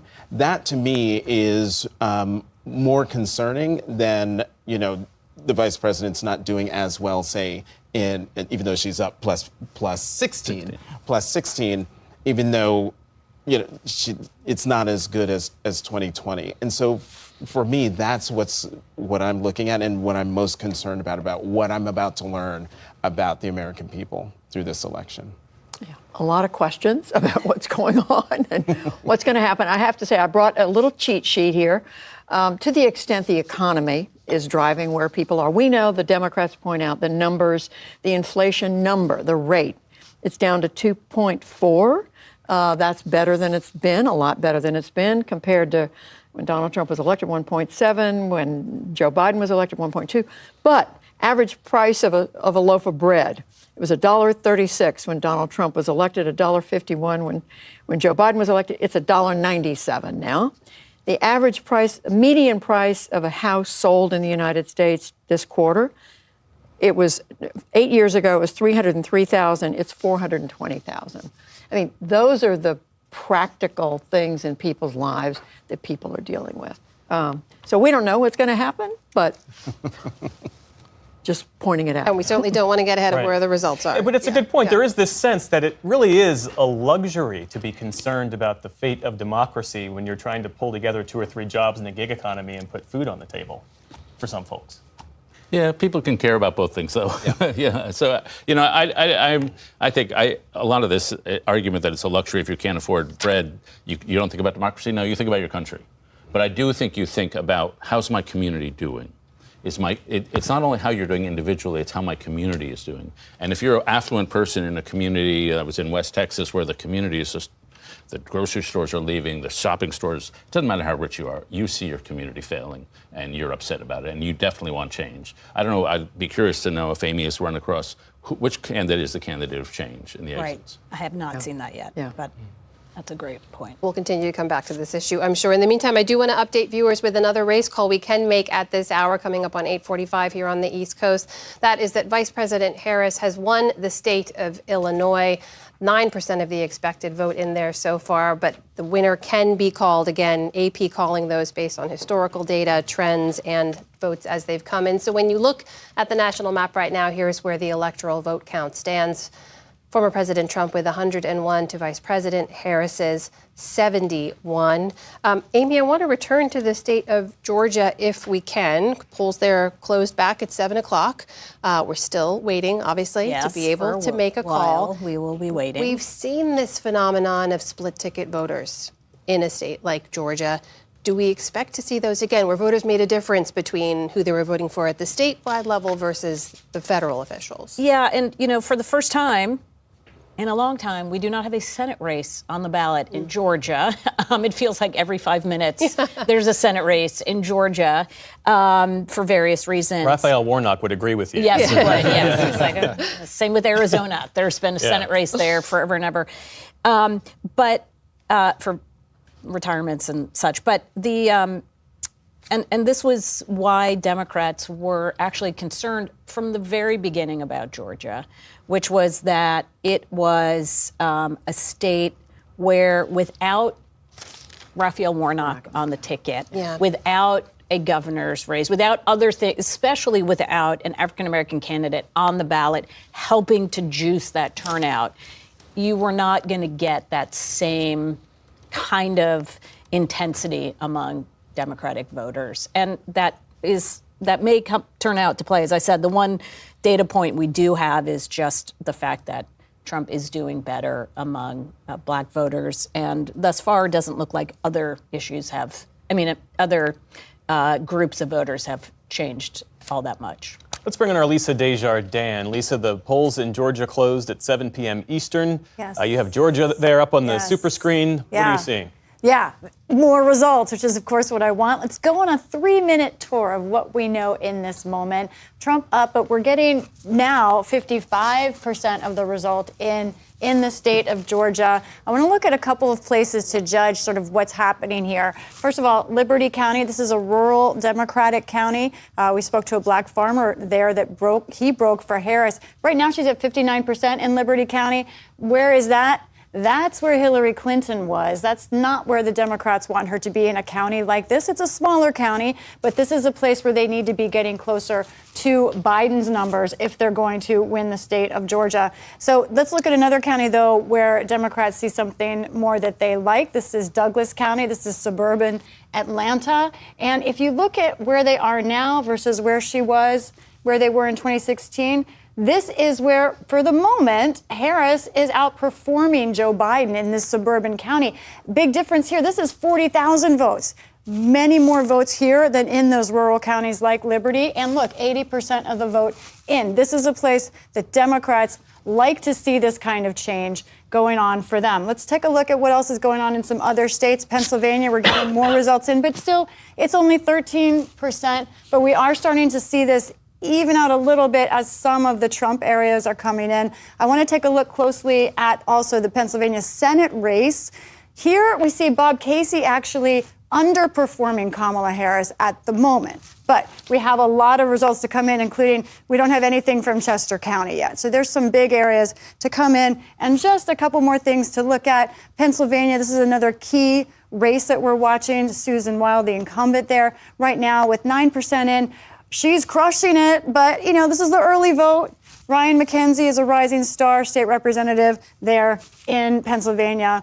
And then, look, we've got a few results coming on in Michigan. Let's take a look at Washtenaw County. I've mentioned that as a key county. Ann Arbor, students there were wondering how they feel about Kamala Harris at the moment. With about a third of the vote in from Washtenaw County, we're seeing her underperform by a lot. Even Hillary Clinton in Michigan, again, still many more votes to come in, and we'll just keep following this closely. All right, that's our Lisa Desjardins. Man, guys, I need my coffee. Over at the Super Screen. In the meantime, we've got reporters fanned out across the country, including two with both of the campaigns. Laura Barone Lopez is with the Harris campaign at Howard University here in Washington, D.C. So, Laura, give us a sense now. We're coming up on 9 o'clock here on the East Coast. What are you hearing from the campaign about where things stand so far?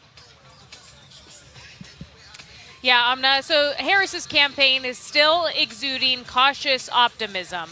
They aren't, reading too much into these early numbers, but they are sending still updates from what they're seeing on the ground, where their surrogates are, where their ground operation is. And so the campaign shared with us that right now there are long lines still at universities across Nevada. That they've deployed surrogates to those universities to make sure that people stay in line.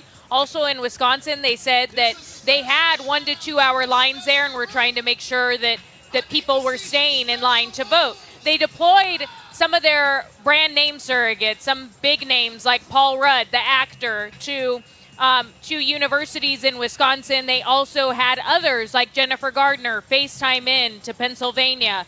And they continue to keep pointing out that the Puerto Rican population turnout is high in Philadelphia. Another thing that they're pointing out, Amna, is that they like the numbers that they're seeing in the suburbs of Atlanta. I was also texting with a House Democrat, a lawmaker from Michigan, who is also saying that they are cautiously optimistic and said that they think that it's going to come down. More than anything, it will be the gender gap, which I know that you and everyone there on the panel was just talking about.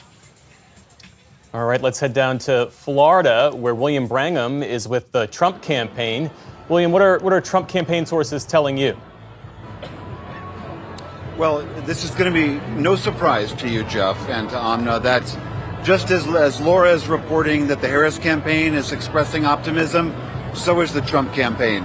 Specifically, Trump campaign officials have been telling me that they are very bullish on Pennsylvania. And specifically, they were pointing out that they think that turnout in Philadelphia, while it is high, which is something that would normally favor Democrats and the Harris campaign, they're saying that it's showing high for them in areas that are strong for Trump, south and northeast parts of Philadelphia.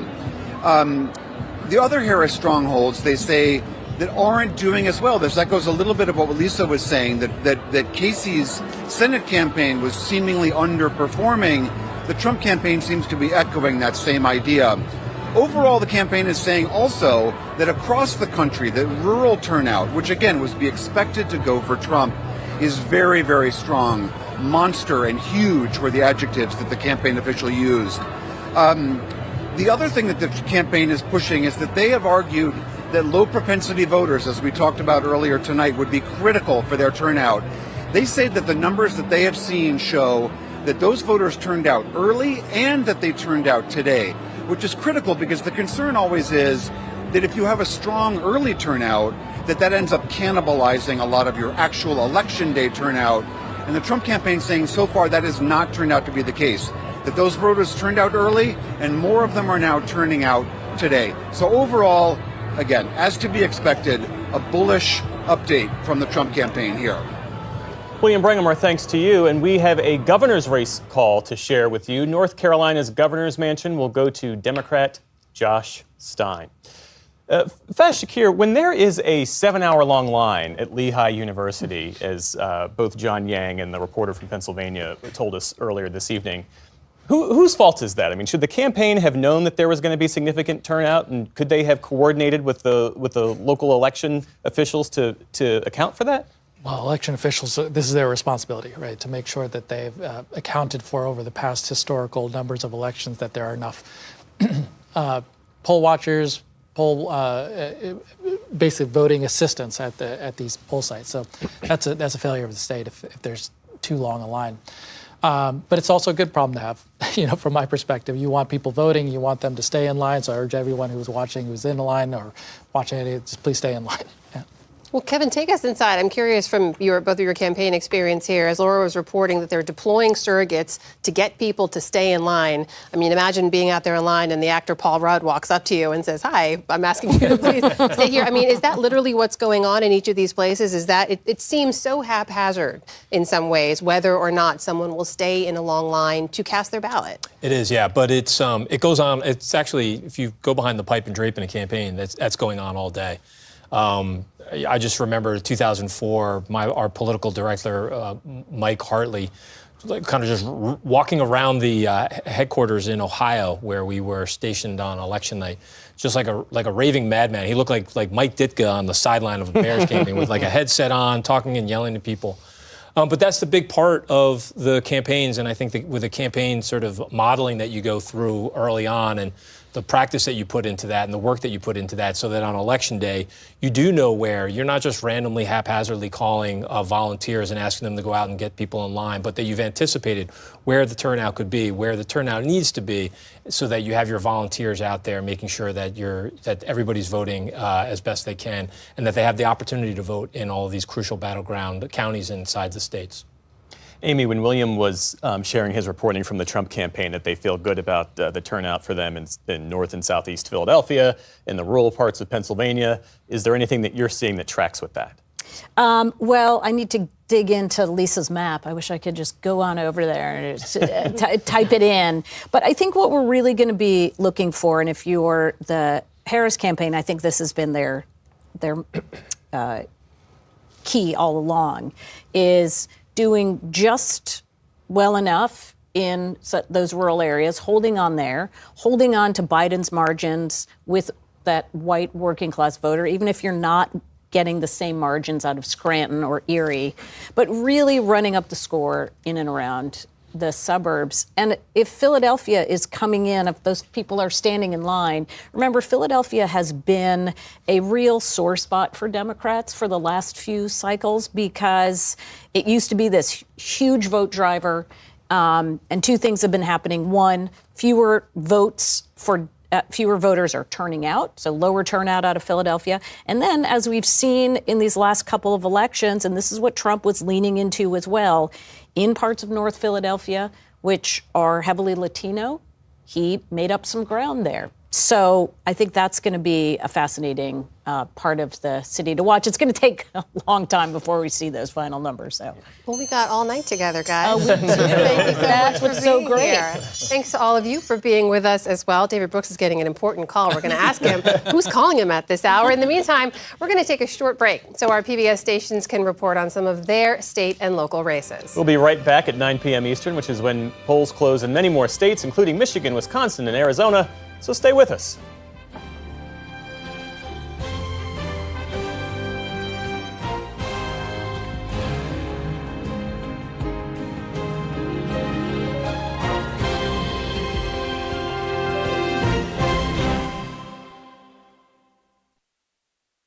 Tens of millions of voters cast ballots in this election, but knowing the exact number of ballots cast is critical to determining if the election is over and whether the Associated Press is able to call the winners. Tonight, you've heard us talk about the percent of the estimated vote that's been counted. So how does the AP reach that estimate? I asked David Scott, the head of the AP election team. It is an estimate of what we believe to be the total amount of ballots cast in an election. And I could tell you, if we had that number hard and it wasn't an estimate, we'd be making race calls a lot sooner, right? That denominator is so important. We really look at it in multiple ways. We're looking at how many people are registered. We're looking at what was the turnout in the past comparable election. We're looking at how many advance votes are already in the ballot box, information we get from a lot of states. 1972, 95% of Americans voted at their neighborhood polling place on Election Day. And this year will just be the continuation of more and more Americans casting their ballots in different ways. And it's not just advance versus in-person on Election Day anymore. In some states, you can cast your ballot by mail. In some states, you can return that ballot by mail, or you can drop it off. And so now there's two different types of mail ballots. In some states, an advance vote is cast early in person. In some states, it's cast at an Election Day office in a process that we sort of colloquially call absentee. So there's so many different ways that people are able to vote. One of the things that's more recent is that county election offices in many places are giving us Election Day turnout. So on the day of the election, we'll find out, hey, in this county at 10 a.m. they had this many people vote, and at noon, this many people had voted. And we sort of plug that all into a model where we are trying to estimate how much vote has been cast. So in real time, you can adjust. Absolutely. Is this going to be a bigger election than we thought or smaller? Right. And then once polls close and we actually start getting ballots in, those actual returns feed into the model as well, and we make adjustments. So you'll see that estimate change over the course of the night. That's not a problem. That's us adjusting to the data and trying to make that denominator as accurate as possible. How good have you been able to be at predicting roughly the estimated vote? I mean, we feel good about it. You know, we do. I will also tell you that it's easier to do that in a general election when you have R versus D than it is in a primary when you're dealing with a single party. You have less things to make comparisons to. Registration is a good example, right? So you have your Democratic registration, your Republican registration. In a primary, you just have one party type registration, but people can choose in some states which primary they want to cast their ballot in. So it'd actually be a little bit easier in a general election to do the estimate.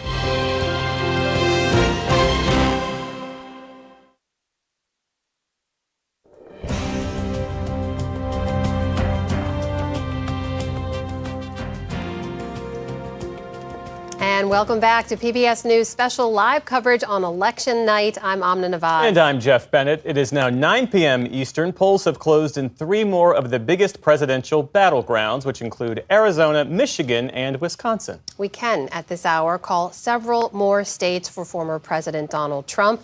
Those include Nebraska, which has 5 electoral votes, but of course also awards several of them by congressional district. So Vice President Harris is trying to win one of those votes out of this reliably red state. Former President Trump has also won the states of Louisiana, North Dakota, South Dakota, and Wyoming. Meantime, Vice President Kamala Harris has claimed the states of New York. Polls have also closed this hour, but it's still too early to call the winner in these following states: Colorado, Iowa, Kansas, Minnesota, New Mexico, and Texas. So if we take a look at the electoral map, that's where it stands at 9 p.m. Eastern, as the vote is still coming in and still being counted. We mentioned Arizona as a race we couldn't call yet. It's one of the big battleground states. Lucky for us, our friend and colleague Stephanie Sy is at one election center in the most populous county, Maricopa County. That's in Phoenix. Stephanie, what are you seeing?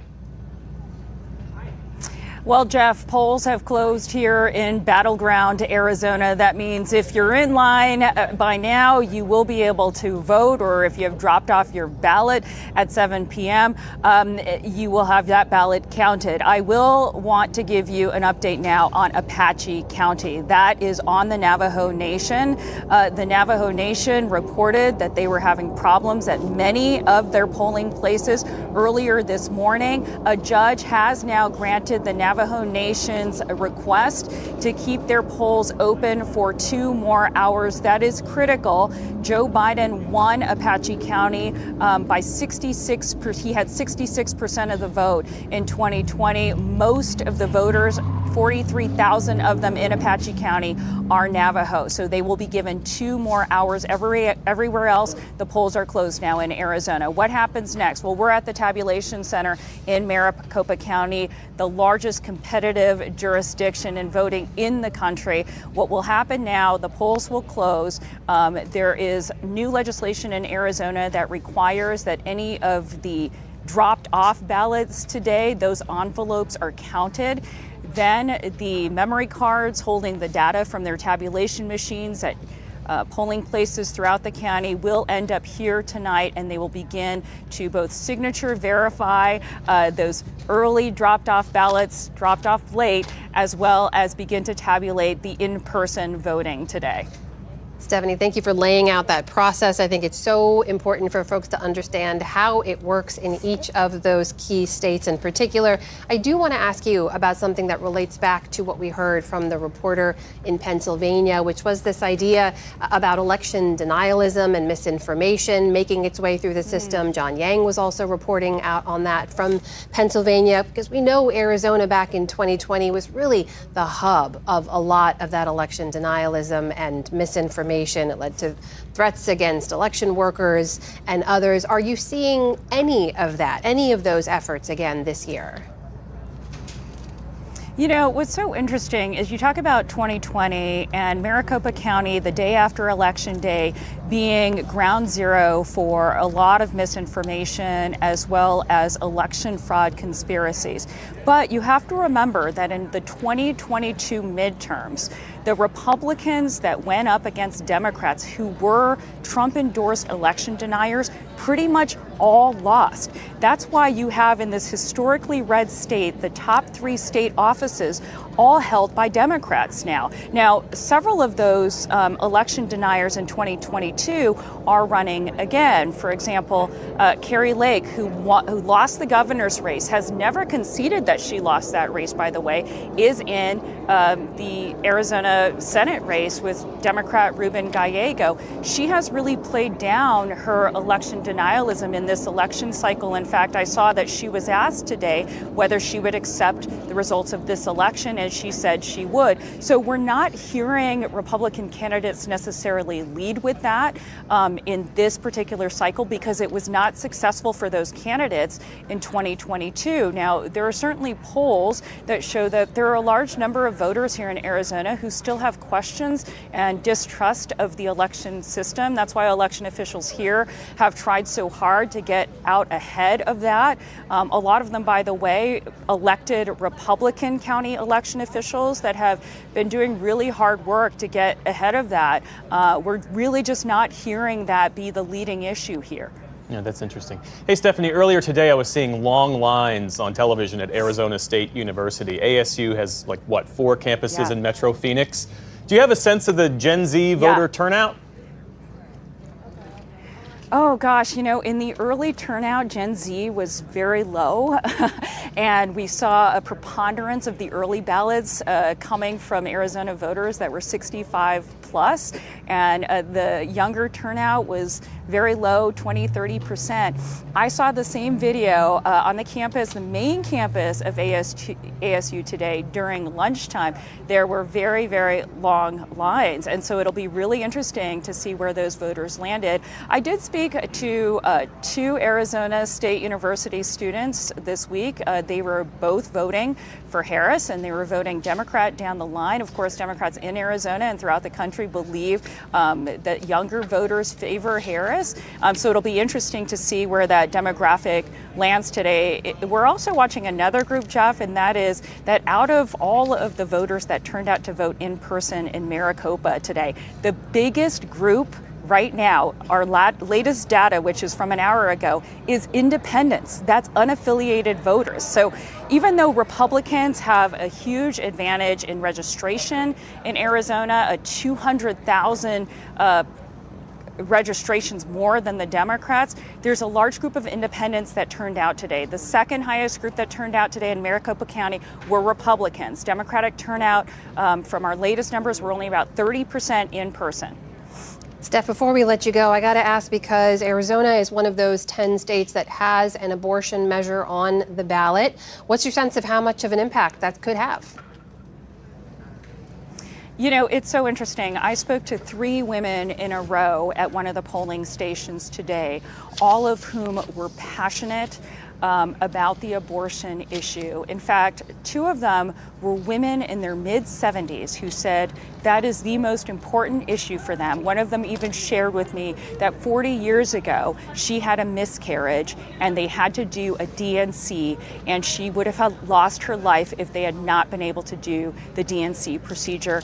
And tears welled up in her eyes. That issue is so pervasive among the women I spoke to. Having said that, it is really hard to stereotype by identity. I think a lot of the voters this year in Arizona.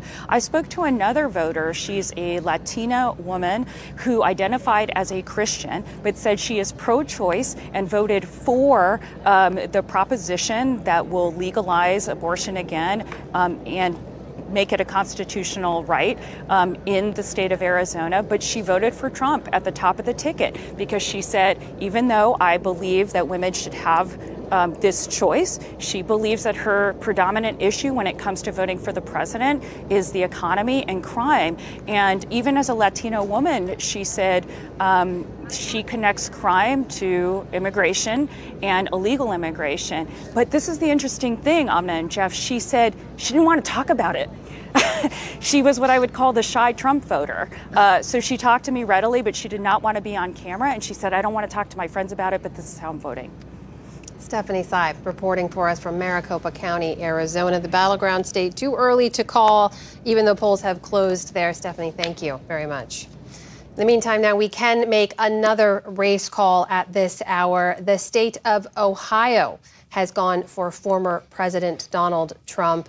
When you take a look at the national map at this hour, just past 9 o'clock here on the East Coast, brings the current electoral vote stand for former President Trump to 137, Vice President Harris with 99. Back here in the studio with our panel, Judy Woodruff, can I just get you to weigh in on what we heard from Stephanie Sy reporting on? Because I think one of the questions you mentioned we want to try to answer tonight is how much of an animating issue is this abortion rights issue? Will this matter, make a dent even in red states? This idea, she mentioned that for older women in particular, it could bring them out in larger droves because they remember a life and what it took to get to those reproductive rights in the first place. And you're right, Amna. I think I misspoke earlier and said 13. It's on the ballot in 13 states. It's on the ballot in 10 states, as you said.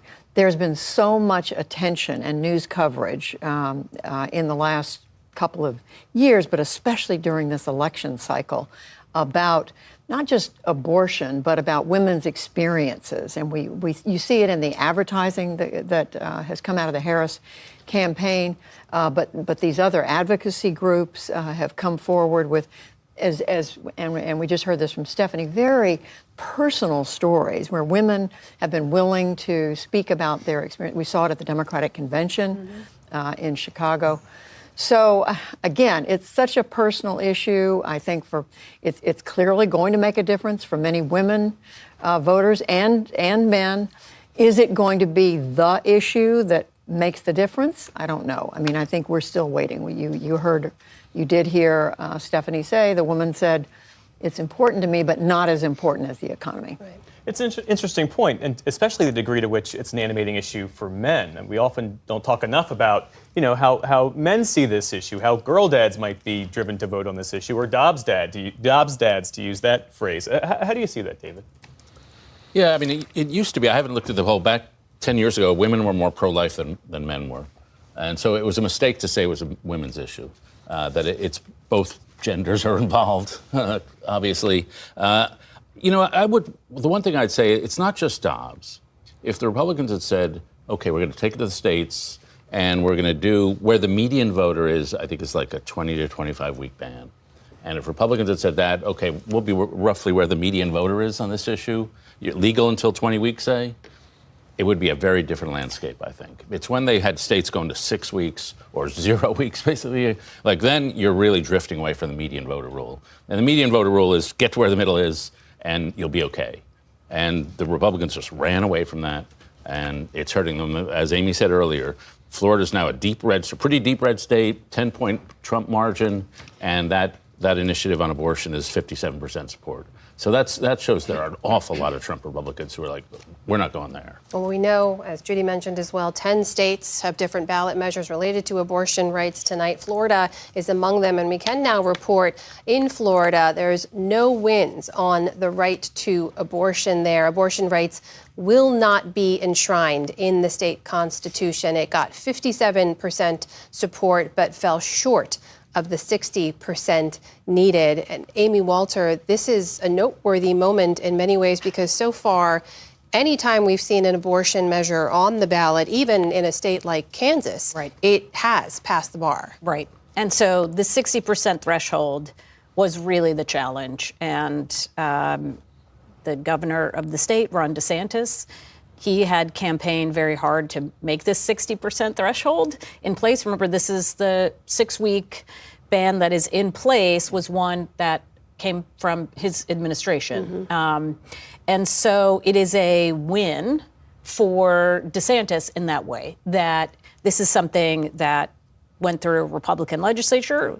He obviously is a sitting governor. He campaigned strongly about turning back this amendment, and he was successful. And it is also just a reminder. I mean, it was not that long ago we were talking about who was going to win Florida. This was the bellwether of bellwethers, and how dramatically it has shifted in such a short period of time from, a real toss-up state to one where Republicans have just been really dominant up and down the ticket. It's interesting, when Donald Trump voted today, he was asked by a reporter how he voted on the abortion measure and said something to the effect of, well, let's not talk about that, and kept walking.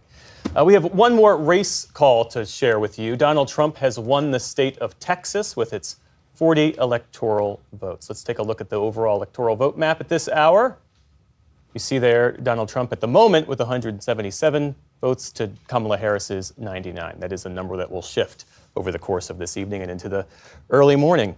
When we talk about reproductive rights, you were making the point in Politics Monday that the way the Harris campaign has framed it, in many instances, it's less about abortion and more about this issue of freedom. And That's that has right. been resonant for That's right. a subset of the And I think it was very purposeful that she did not talk about abortion rights or even reproductive rights. What she talked a lot about is not going back, turning the page, freedom. This idea, when we talk about so many of these issues, whether we're talking about what does it mean for you when you say that this is an election about democracy. For some people, that's, and including conservatives, they say, look, this is about freedom of my speech. I feel like liberals, Democrats are actively trying to ratchet back conservatives and their free speech. Or I feel like my freedom is impinged when you are trying to make it harder to get a gun.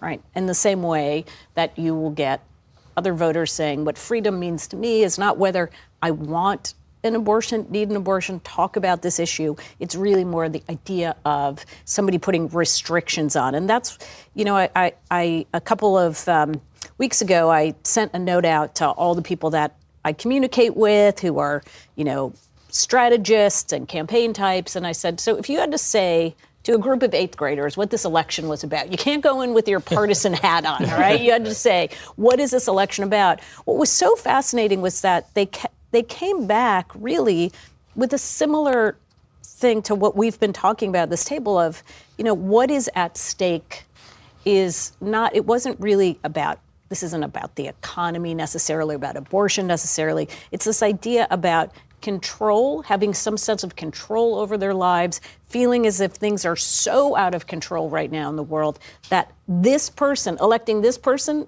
will make it worse. Electing this person, maybe it won't make it that much better, but it won't make it worse.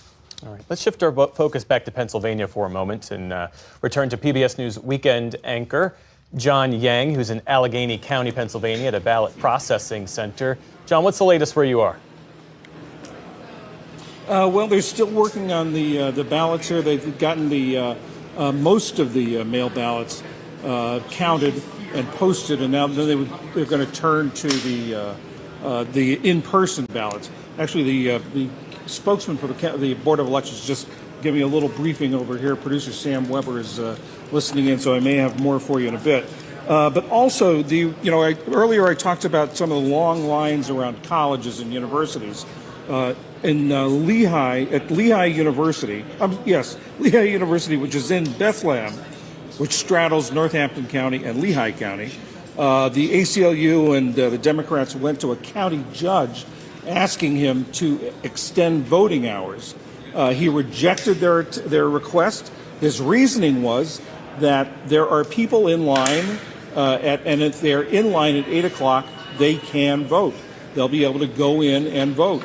It may take them a while, but the Board of Elections is sending more people and more equipment to that ward. It's Ward 3 in Bethlehem to try to speed things up.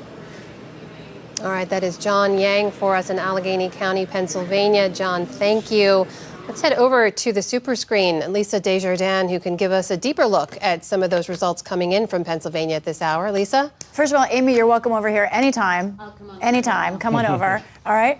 Okay, Pennsylvania. For a lot of people, the whole ball game. 20% of the vote now in Pennsylvania, so most of the vote not by a long shot. But right now, Kamala Harris is up by 19 points. Now, let's take a look at where we're starting to get more idea of what's going on. This is Berks County. This is that county with the 25% Hispanic population, including some Puerto Rican. Right now, Donald Trump is up there. Let's see how that compares in the past. He's actually lost some ground at the moment in this county over his past two performances there. That's something Democrats want to see. But of course, more important probably for Democrats are these big counties right here around Philadelphia that we keep talking about. Harris continues to do well there. Look at these large margins, Philadelphia. Bucks County, just 14% of the vote in. Bucks County, parts of it, as Amy has said, I think, are very purple. Some of them are red. So this is a place we'll be watching very carefully. Allegheny County, this is a huge Democratic county. Let's see how much of the vote is in there. 40% of the vote. So this is a place where Kamala Harris can continue to make up ground. But a lot of these counties down here, Lancaster, here's Franklin, all of these kinds of places, Adams, are places where we think, this is a red county right here, Lancaster County. These are early votes, so this could very well flip coming up. I want to also do a quick check-in on the balance of power in the U.S. Senate. Where are we right now? Here we have from races called and races that were not on the board this year, 46 Republican Senate seats. That, of course, is only 4 seats away from 50, which could be a majority depending on who wins the presidency. This is where we expected things to be at this moment because West Virginia has been called. This is the first flip of the night in the U.S. Senate. It was expected. Joe Manchin has retired there. Jim Justice, the governor, has picked up that seat. Now, the race you all have been talking about quite a lot is Ohio's U.S. Senate race. I want to say something about what's going on here. Right now, Bernie Moreno, the Republican, is leading incumbent Senate Democrat and banking chairman, as you've noted, Sherrod Brown. But just a half hour ago, we were watching this, and it was the other way around. So this is a race that I think we could see go back and forth over the next couple of hours. Right now, 56% of the vote is in there. And we are seeing some of these Democratic areas come in, Cuyahoga County, up here, right here on Lake Erie, all of this starting to fill in. This is more of a red-purple area that we haven't seen numbers from. While we're in Ohio, let's check out an important House race as well. This is Ohio's 13th district, right up here, Akron, Summit County. It's redrawn. It's a sort of a new map up there. 42% of the expected vote in. Emilia Sykes, freshman House representative, someone who Republicans were hoping to unseat. Right now, she's up by a nice, comfortable margin. But again, we still have the majority of the vote to come in. Kevin Coughlin and his crew are probably watching right now, hoping that it goes their way. All right, Lisa Desjardins, thank you very much. Let's turn now and take a deeper look at the state of Wisconsin. We've been checking in with our colleagues and public media reporters across the country. In Battleground, Wisconsin, we're joined by Zach Schultz of Wisconsin PBS. Of course, we're still awaiting results for both the presidential and Senate races there. Zach, good to see you, and thanks for being with us. Just give us a sense of what you're hearing. Polls have closed there. What do we know about turnout, and what does it look like on the ground so far? Well, we spent the day traveling across the state, starting up in Green Bay and coming all the way back down to Madison.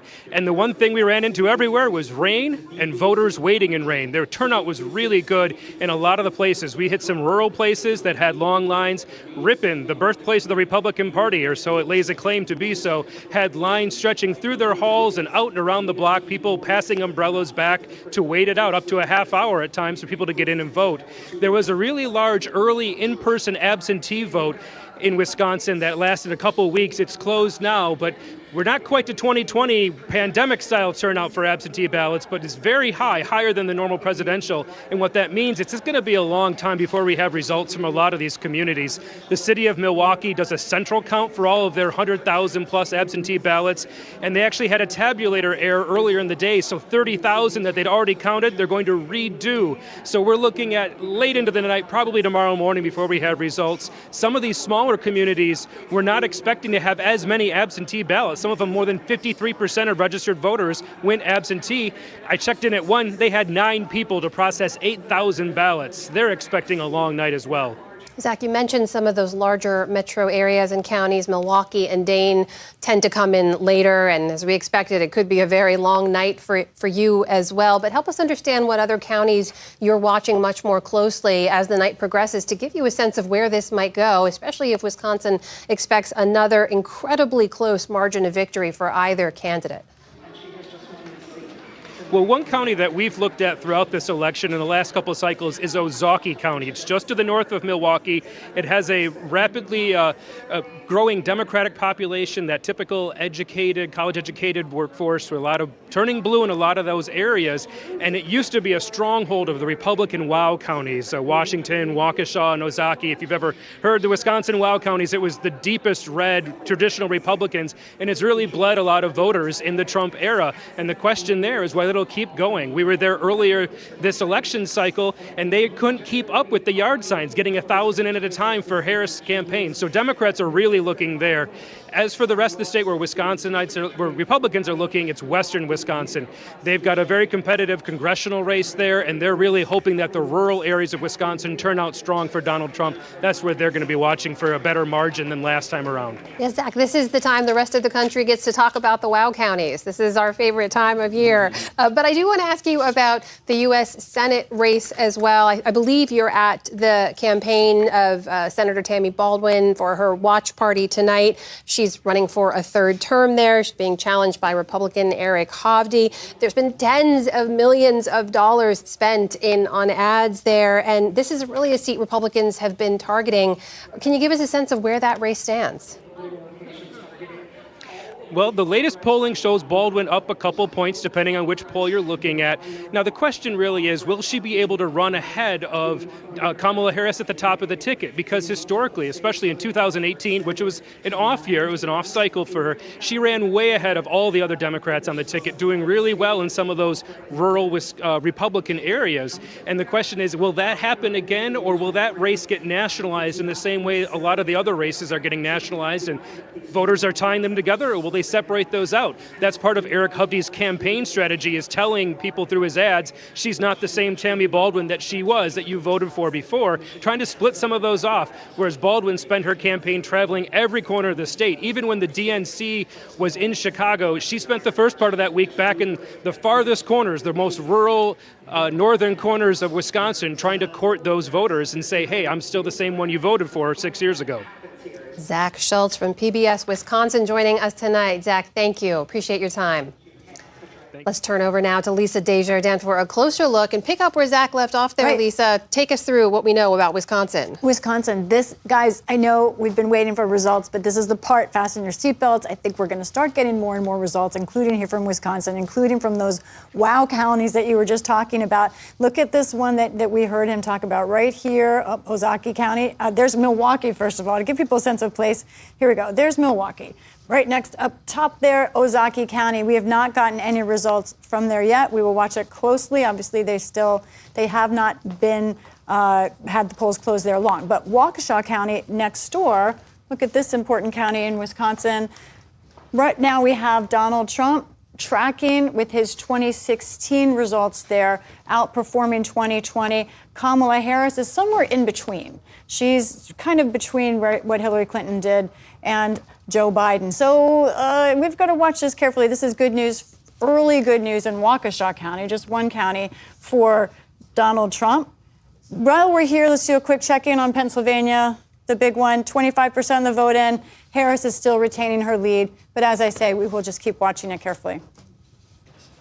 Lisa Desjardins, thank you so much. Always good to get a deeper look at Wisconsin there. Amy, this is the part of the night I think you've been dreading when I bring up Iowa. And see what it means. We know at 9 o'clock, obviously polls closed in a number of key states, Arizona, Michigan, and Wisconsin. We are tracking, but we spoke earlier about older women voters in particular, older white women voters. We talked about that poll from over the weekend from a renowned, well-respected pollster in Iowa that sent political Twitter all aflutter. Will we know soon what Whether that or really not means what that on the means. ground? Well, this is right. This was a big outlier, and Yes. I think people were taking it. And what it may show, and this is sort of interesting as we're watching some of these states come in.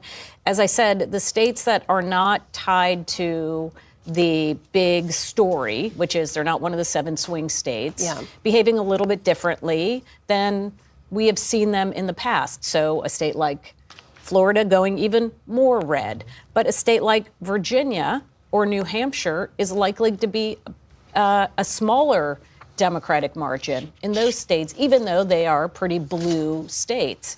So what we have in Iowa is a state that, if it's going to behave the way, say, some of these other states have done, which is, they're not sort of following or when they don't have when they're not focused on by the presidential candidates, they behave maybe a little bit differently.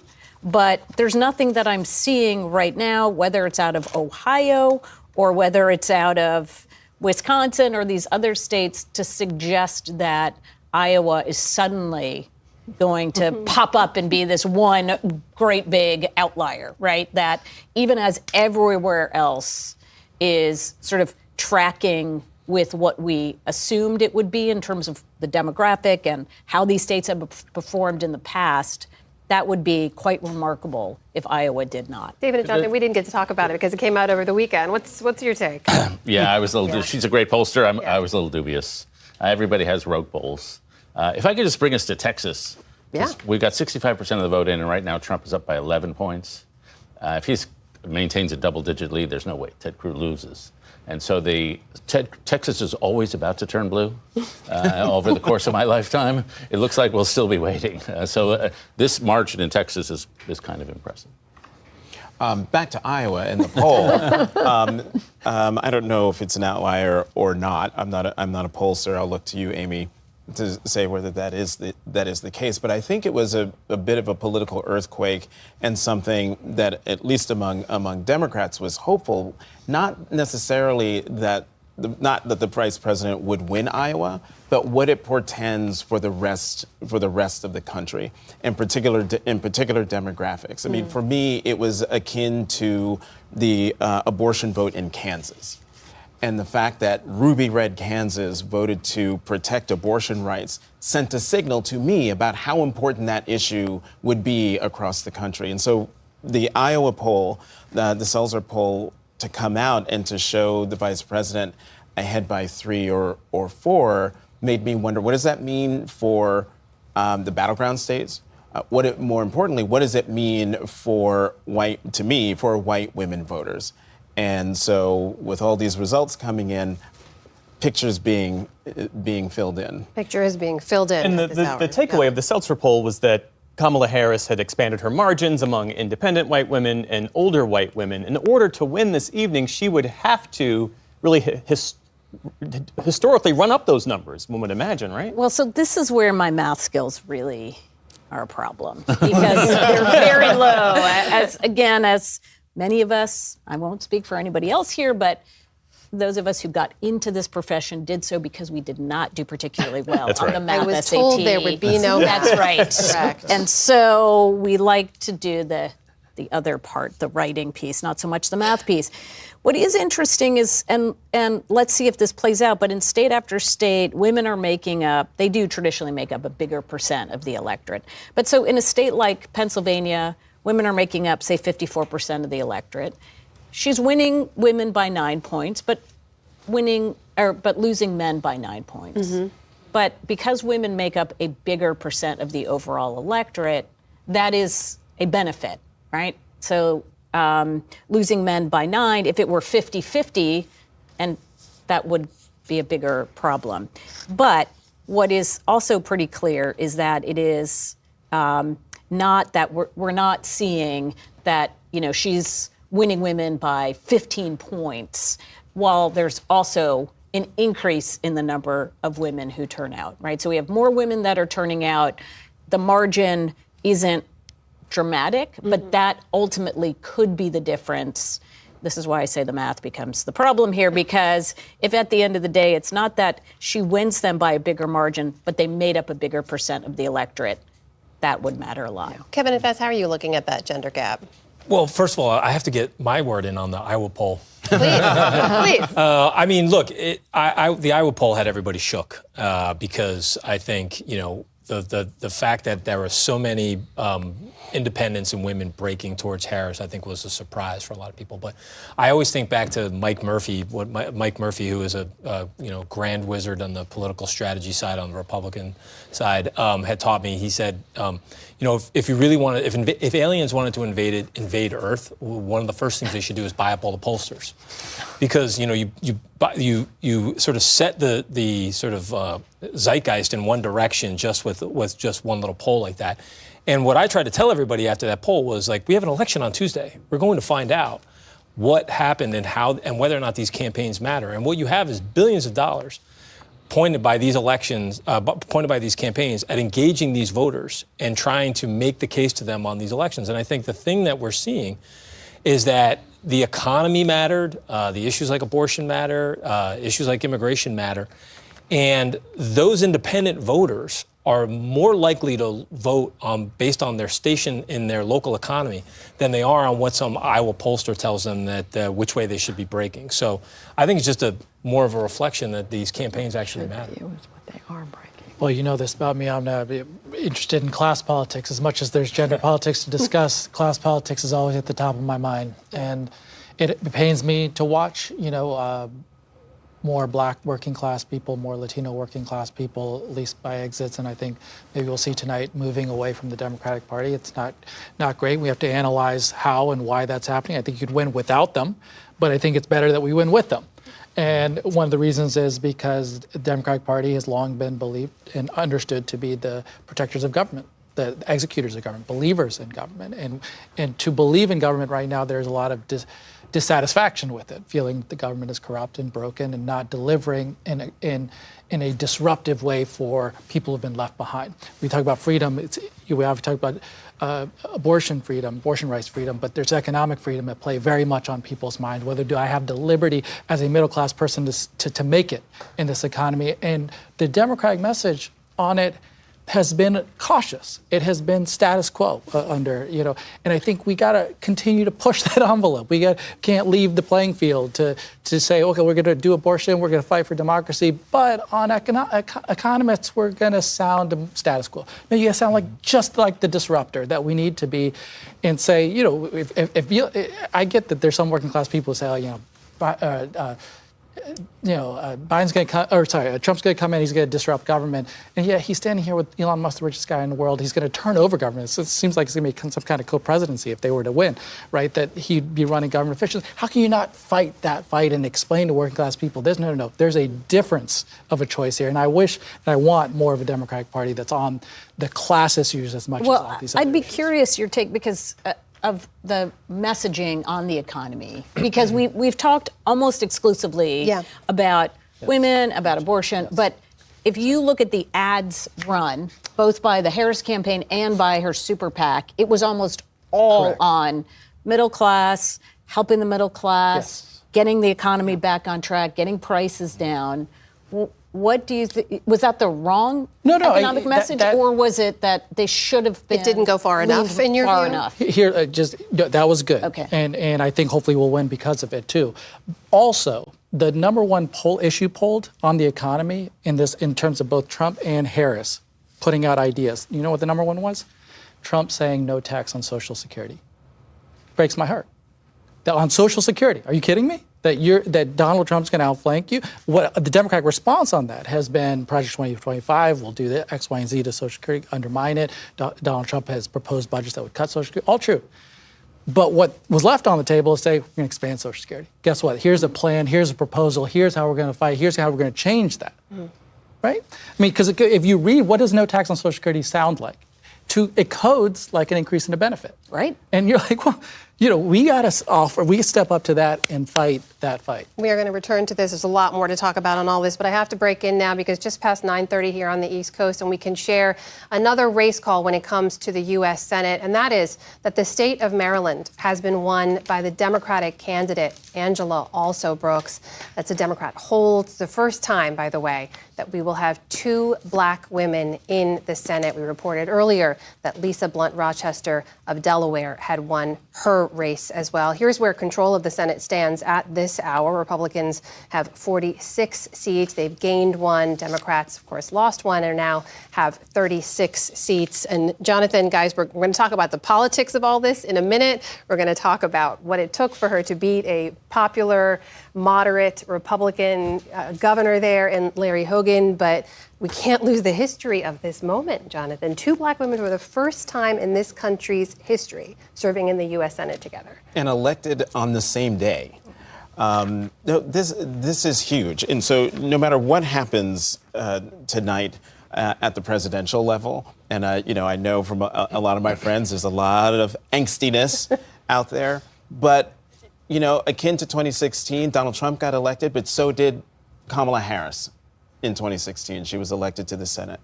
This is a big day for those states, but also for that chamber, because it's always good when there are more women in institutions, and it gets real good when there are more black women in institutions, because you just get a different perspective, a different way of looking at things. And it is my hope that both Senator-elect Also Brooks and Senator-elect Blunt Rochester will bring all of themselves to the table to help to push back against what's happening to the Senate, which is a Trumpification of the Senate. A lot of the Newt Gingrich bad boy ways of the House moving into the Senate. And I hope that those 2 women and Senator-elect Kim of New Jersey, another history-making elected official now in the Senate, will improve things there. It's my hope.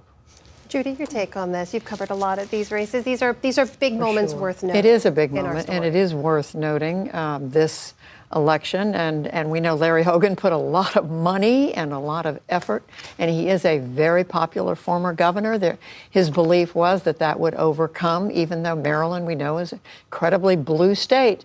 But the headwinds were just too much. I will say that the Senate that these women are going to be serving in is looking more and more like it. We don't know yet, but it might not, the Democrats might not hold on to their majority. We don't know yet. But, being in the minority and depending on who's president and dealing with appointments, confirmations, it's a different place when you're in the minority. Mm-hmm.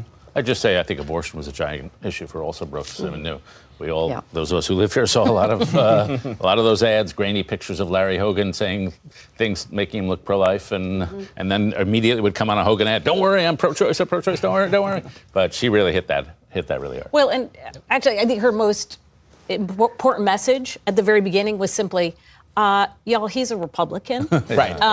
And he'd be in the United States Senate. And her ads, and this to me, for all of us olds around the table that remember there were times when people would say, you know, this is a Maryland Republican. We can send a Maryland Republican. It's not a national Republican, or a Montana Democrat. A West Virginia Democrat isn't a national. Those days are pretty much gone. And so her ads basically said exactly that. They said, we know you like Larry Hogan as governor. I did too. I voted for him. But this is the Senate. And the Senate is now, we have to be very careful because... And it also shows Maryland voters, you know, because we're some of the suburbs of Washington, D.C., they have a little bit more sophisticated view about Senate control.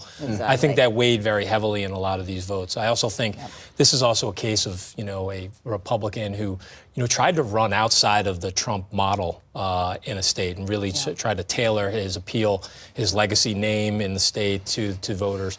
And I think it just showed that this is still a Republican Party that is, you know, built in Trump's image, built with Trump's tone and style, and even, you know, Larry Hogan couldn't get ahead of that here in Maryland. Yeah. I mean, all the ads I saw, also Brooks ads I saw, were about Larry Hogan's a Republican. Larry Hogan is going to be a vote for Donald Trump in the Senate. Larry Hogan is going to be a vote for a Supreme Court justice if Trump is president. And it just hammered away at it for weeks. Well, let's shift our focus to Michigan just for a moment, because Michigan is being closely watched tonight for the presidential race, obviously, but also a Senate seat and several House seats that will be critical for control of Congress. Let's check in with Zoe Clark of Michigan Public. So, Zoe, bring us up to speed on the Senate race with the Democrat Elissa Slotkin, who is running against the Republican Mike Rogers. What's the latest? Well, first of all, let's just talk about the money game, right? I mean, the just millions and millions and millions of dollars that has been spent on this race. The Detroit media market, for example, you cannot turn on a television and not see back-to-back ads.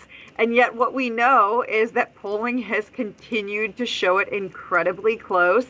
And with very few precincts reporting yet, it continues to appear like it's going to be very close. But much like what the theme of the night, talking sort of about Vice President Kamala Harris and whether or not she can get, you know, center and right-leaning suburban women, it very much could be the same for Elissa Slotkin here in this state.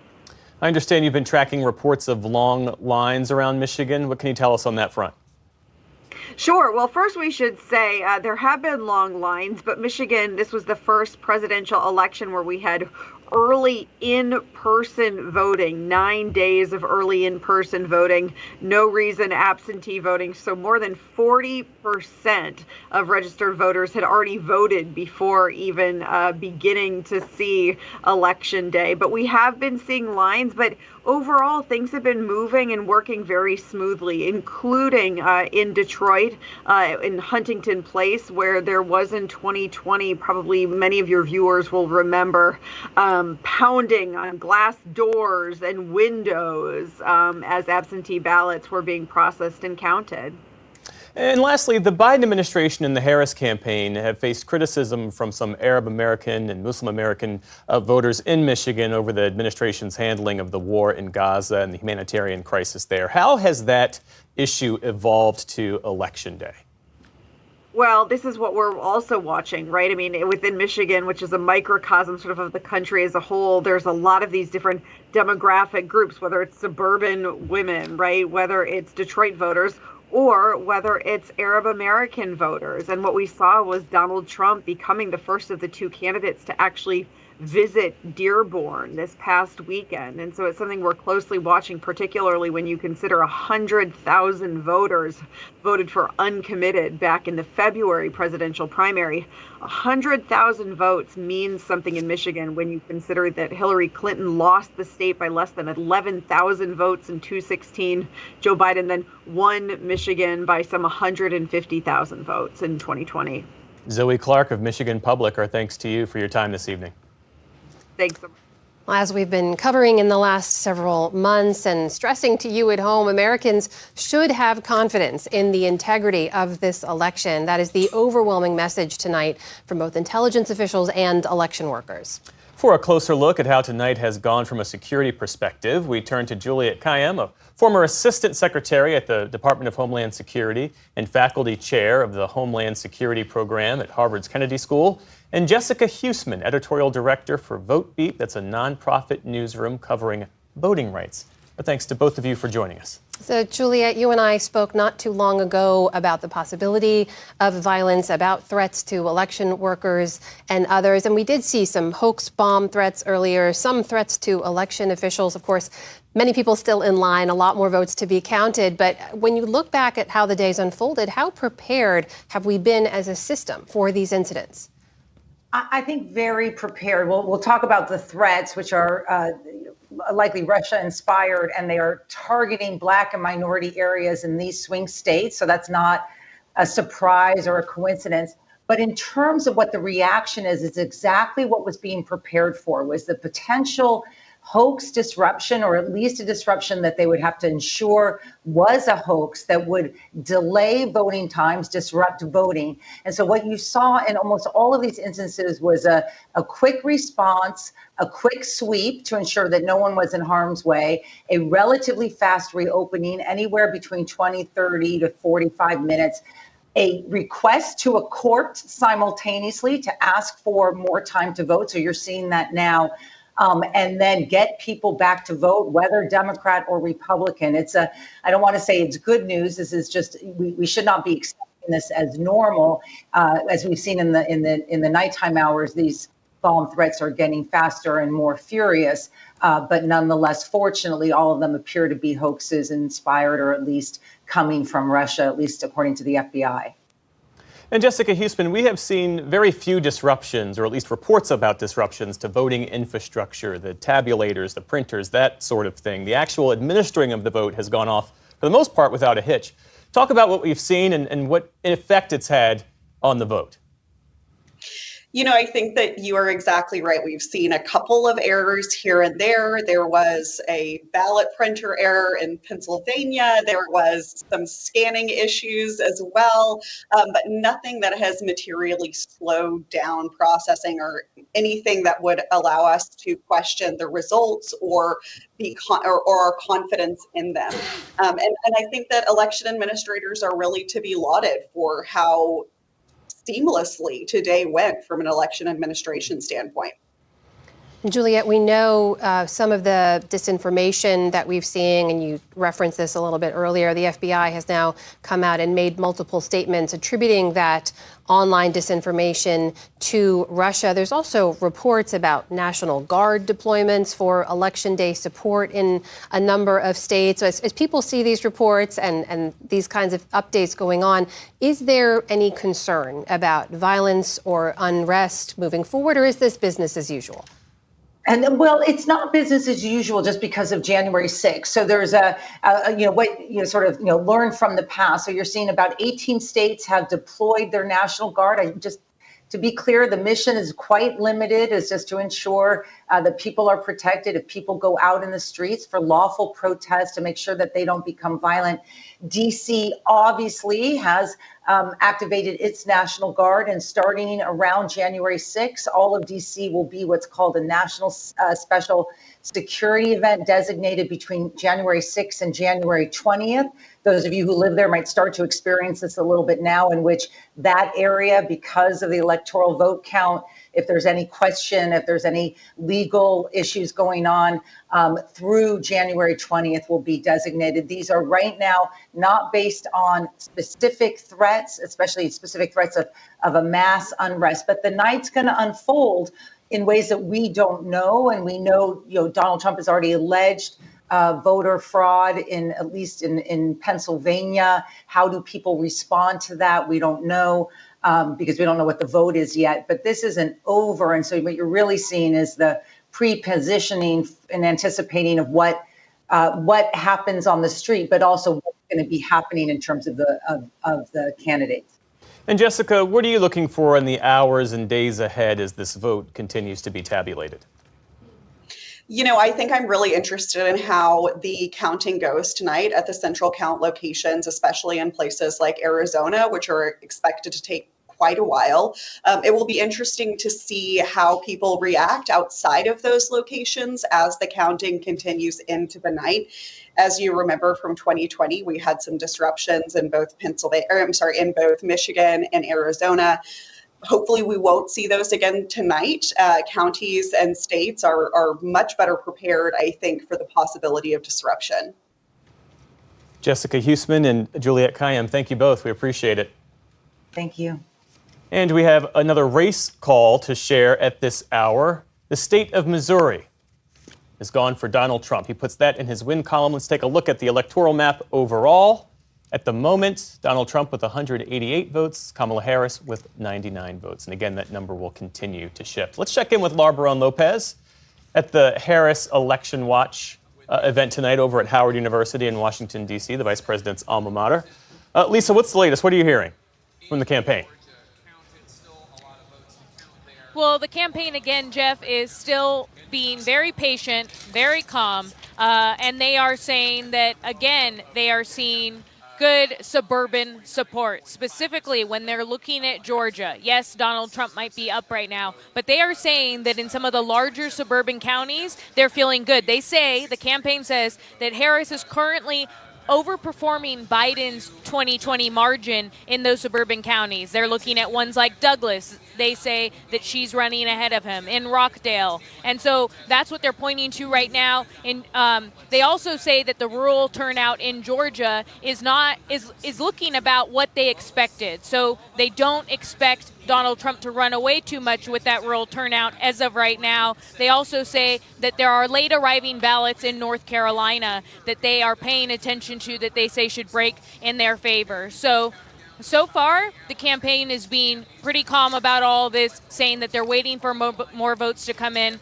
that they are not worried at all about what they're seeing in the numbers so far. I was also, Jeff, checking in with some voters in Michigan today. 2 young voters, and as we've talked about a lot tonight, young voters are going to be a key part of Harris's coalition and whether or not she is going to win in these swing states. And these 2 young voters in Michigan, one of them is a college student who told me that they ultimately, she ended up voting for Jill Stein, not for Kamala Harris. She was very upset about Harris's position on Gaza and Israel and ultimately voted third party there. But the other young woman, a young black woman who is around 28 years old, she told me that she ended up deciding to vote for Kamala Harris, despite being hesitant months ago and not thinking that she would vote for Joe Biden. She said that she decided to vote for Harris, especially because she liked the fact that Harris had Tim Walz join her as vice presidential nominee. All right, that is Laura Barone-Lopez at the Harris Watch Party in Washington, D.C. tonight. We also have William Brangham with us. He's in West Palm Beach, Florida, with the Trump campaign. William, we're coming up on 10 o'clock Eastern here. Polls have closed in all the battleground states except Nevada. How would you describe the mood in the room? What are you hearing from campaign officials? The mood here is very, very positive. I mean, I haven't been able to poll everybody here in the room, but the sense you get walking around and talking to voters is that the news keeps getting better and better and better for them. I talked with a couple of older veterans who were here, proudly wearing their military medals and insignias, who felt that Donald Trump was exactly the kind of leader that we need in a world that is at war and full of conflict in Ukraine and the Middle East. I asked them, what about these allegations that Trump has said denigrating things about veterans? They didn't believe any of those stories. A lot of Jewish voters here saying that they believe that Donald Trump's stout defense of Israel is a principal overriding reason that they want to vote for him, and they think he will deliver for them. In fact, one voter that I talked to said that she actually voted for the abortion extension, the expansion of abortion access, which many Democrats thought would draw people here in Florida, but also voted for Trump on the issue of Israel. I had people who were also pulling out their phones and showing me lovingly photographs they have of Donald Trump from prior rallies, of him sitting on one of their motorcycles. And so there's just a great deal of sense that things are going well for them. The mood is great. And with one exception, they did have most of the night tonight, they've been playing Fox News constantly here in the room. Recently, they've switched over to CNN. I'm not sure exactly why they're doing that. Maybe they like the results that even CNN is reporting to them. And it did prompt a little bit of a chant of CNN sucks by a small group of people here. But otherwise, people feeling very, very confident and eager for the continued results that they think are going to deliver Trump to the White House once again. All right, that is our William Brangham in West Palm Beach, Florida, with the Trump campaign headquarters there. We'll continue to check in with both him and Laura Barron Lopez with the Harris campaign over the course of the evening. Polls have closed in almost every single battleground state now. Still too early to make those calls. Stay with us, and we will have more. In the meantime, right now, we're going to take a short break. That's right. So PBS stations can report on some of their state and local races. We'll be right back.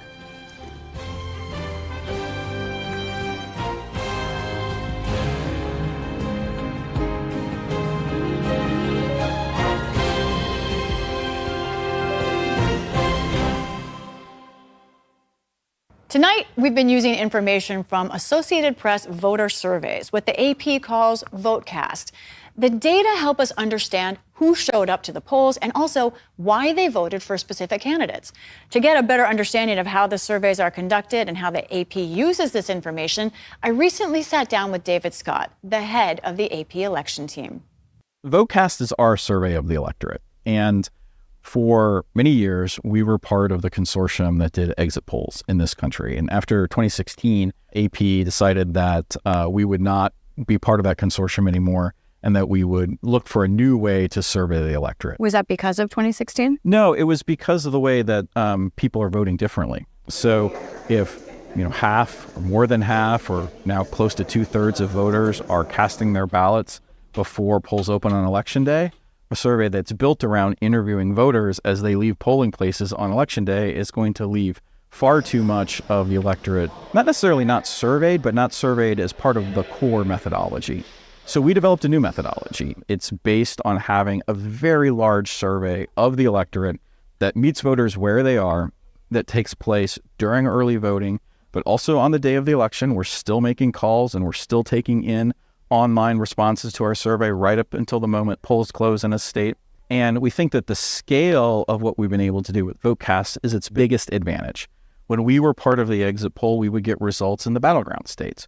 We get results for VoteCast in every state. The size of the survey, we're targeting more than 120,000 responses this year, means that we're able to analyze smaller slices of the electorate with a margin of error that means we can act on it. So we're able to look at Hispanic voters or African-American voters or young voters, but then also combinations of those voters in a way that helps us potentially get to a race call sooner or understand the way that the electorate is shaping up in a level of detail that didn't exist before. That is a big number, 120,000 voters that you are personally in contact with about their decision. That's right. A normal pre-election poll might have anywhere from 500 to 1,000 voters. Our survey of the country will be 120,000 respondents this fall.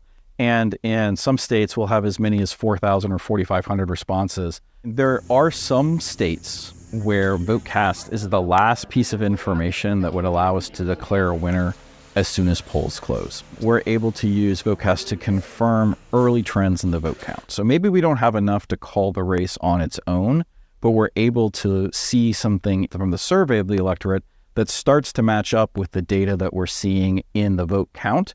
And it gives us an extra layer of certainty that the trailing candidates won't catch up.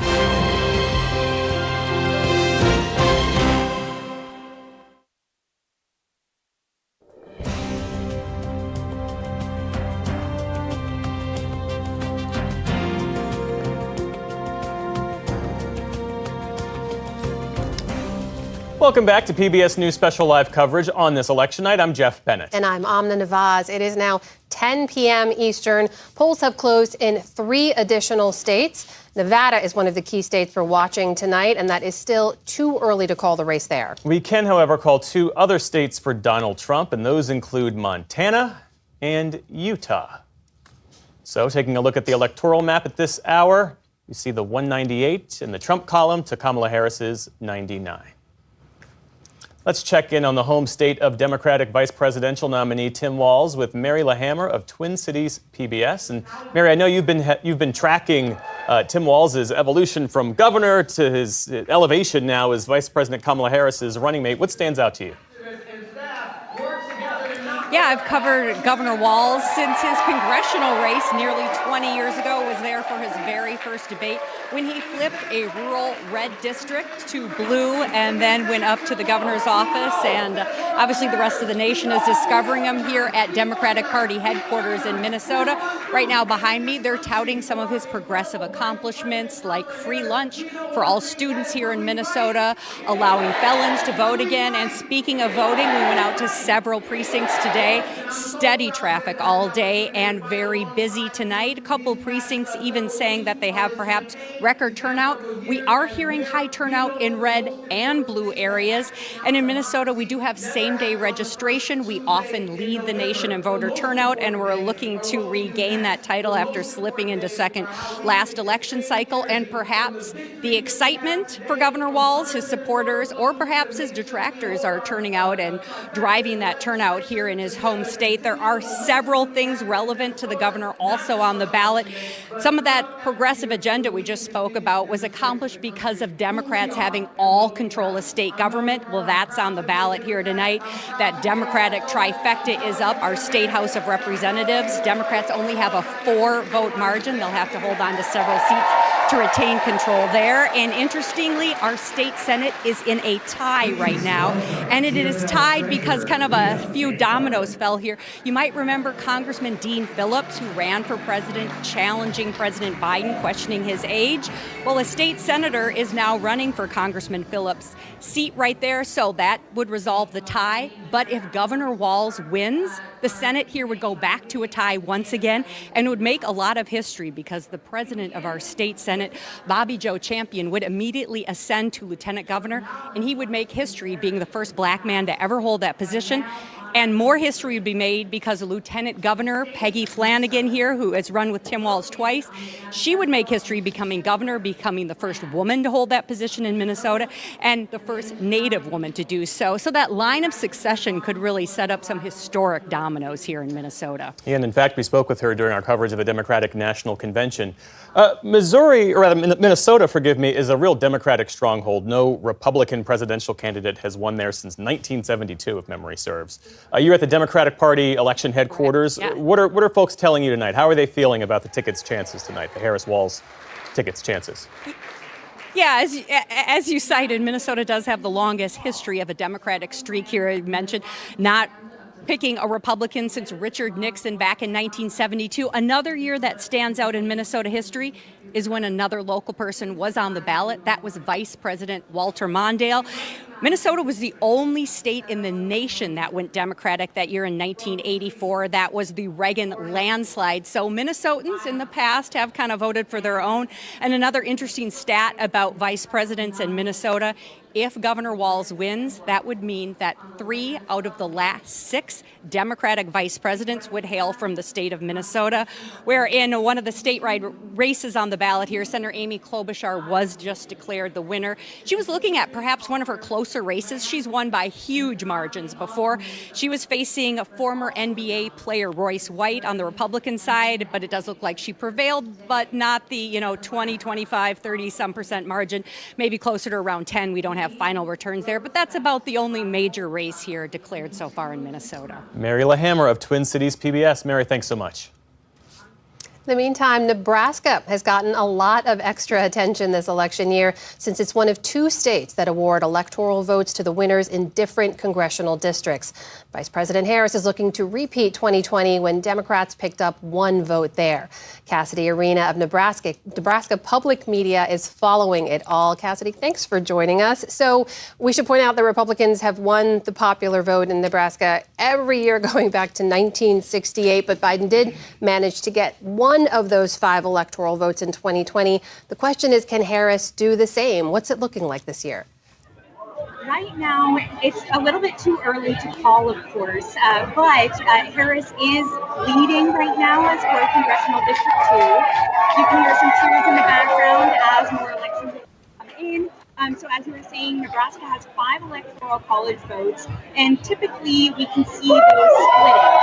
So Congressional District 2, which is also so where Omaha is, which is the most populated city in Nebraska, has gone blue, has gone for the Democratic presidential candidate, both for Biden and Trump. And then also the first year Obama ran in 2008, that was when Congressional District 2 also split its votes to go toward the Democratic candidate. So as of right now, it's a little bit too early to call, but in those most populated cities, Omaha and Lincoln, we are seeing more Democratic voters coming out and showing up this year.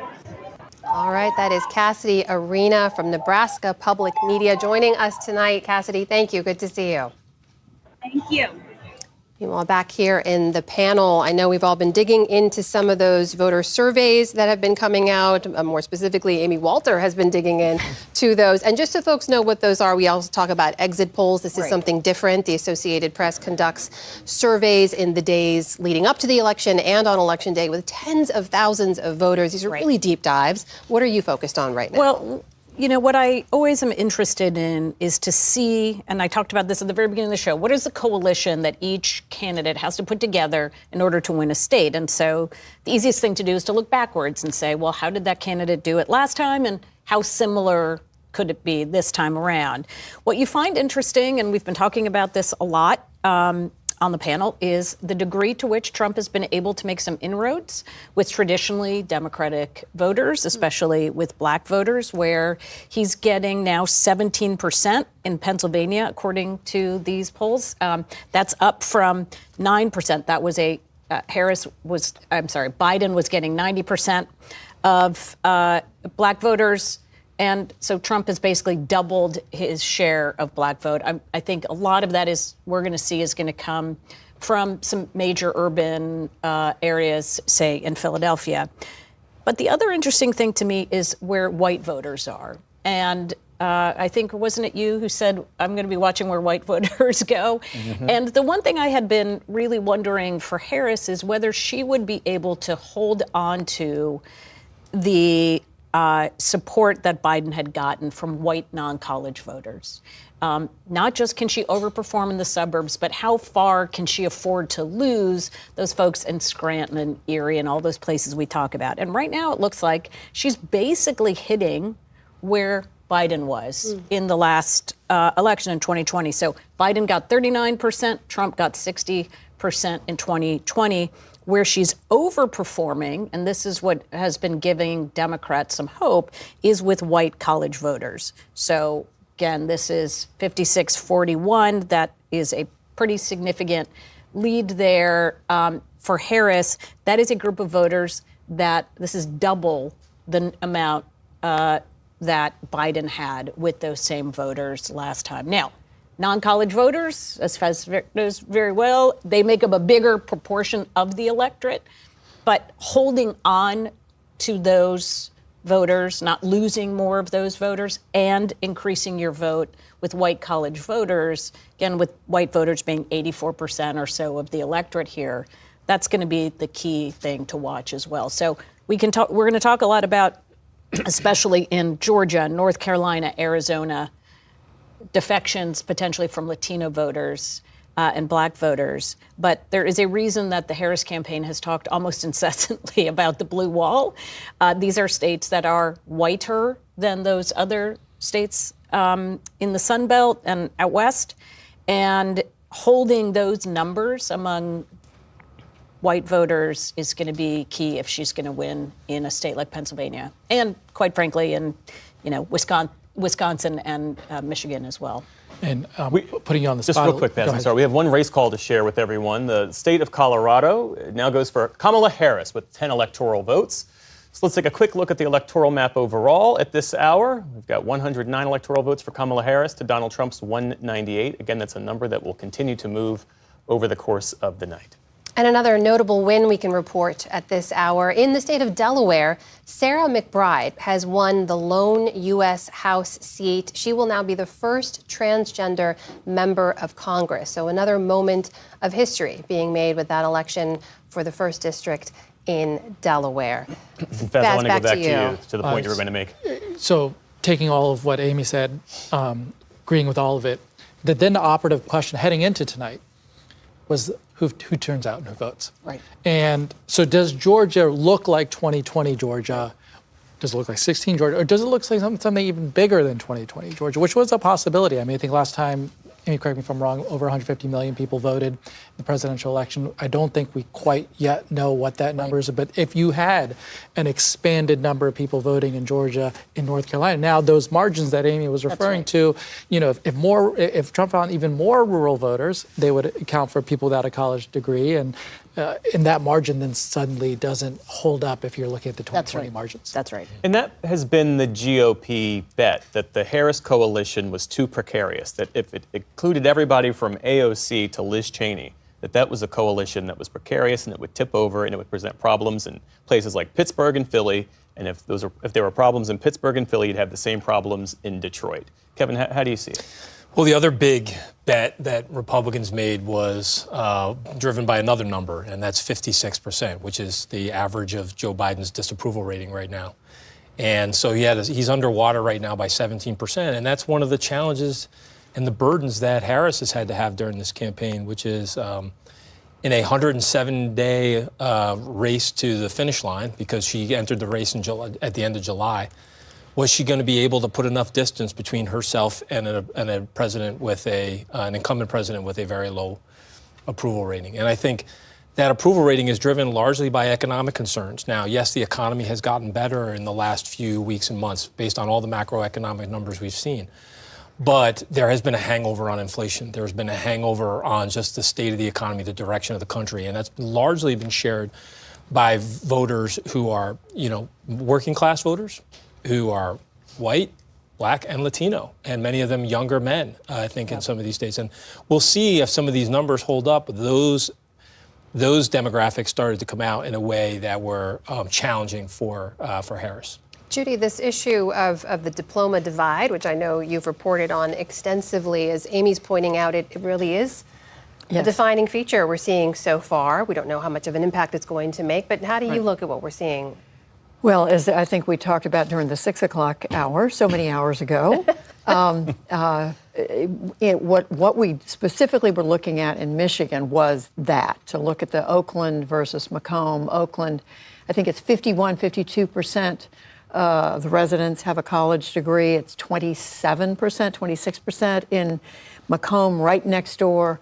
Trump won Macomb, Biden won Oakland. It's clear. I mean, Harris has been campaigning in Oakland and, both, campaigning in the Detroit area. But Democrats do think, as Amy's been saying, that there is an opportunity for them with specifically white college-educated voters. And it is a complete reversal from where we were several decades ago, when Democrats were the party that represented the union workers, the blue-collar workers.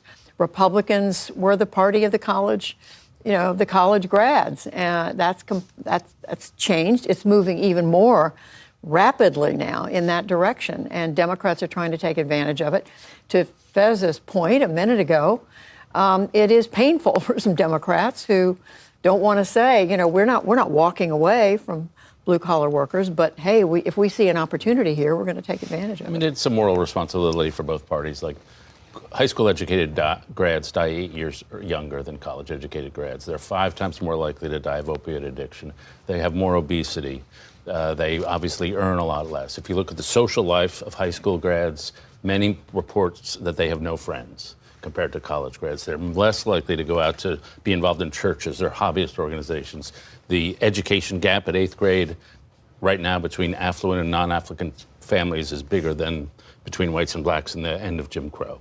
There's just a chasm between these two Americas, and it's a moral responsibility of both parties to figure out what to do about it. Now, I thought Joe Biden had one job. That was to funnel money to high school grads. And he did a good job of that. The infrastructure bill, a whole bunch of the spending he did went to basically high school grad Republicans. And he got no credit because of inflation. But I thought he did what he was assigned to do by the country. But so far the events have not, and I think they will eventually, but they have not yet redounded to the benefit of the Democratic Party.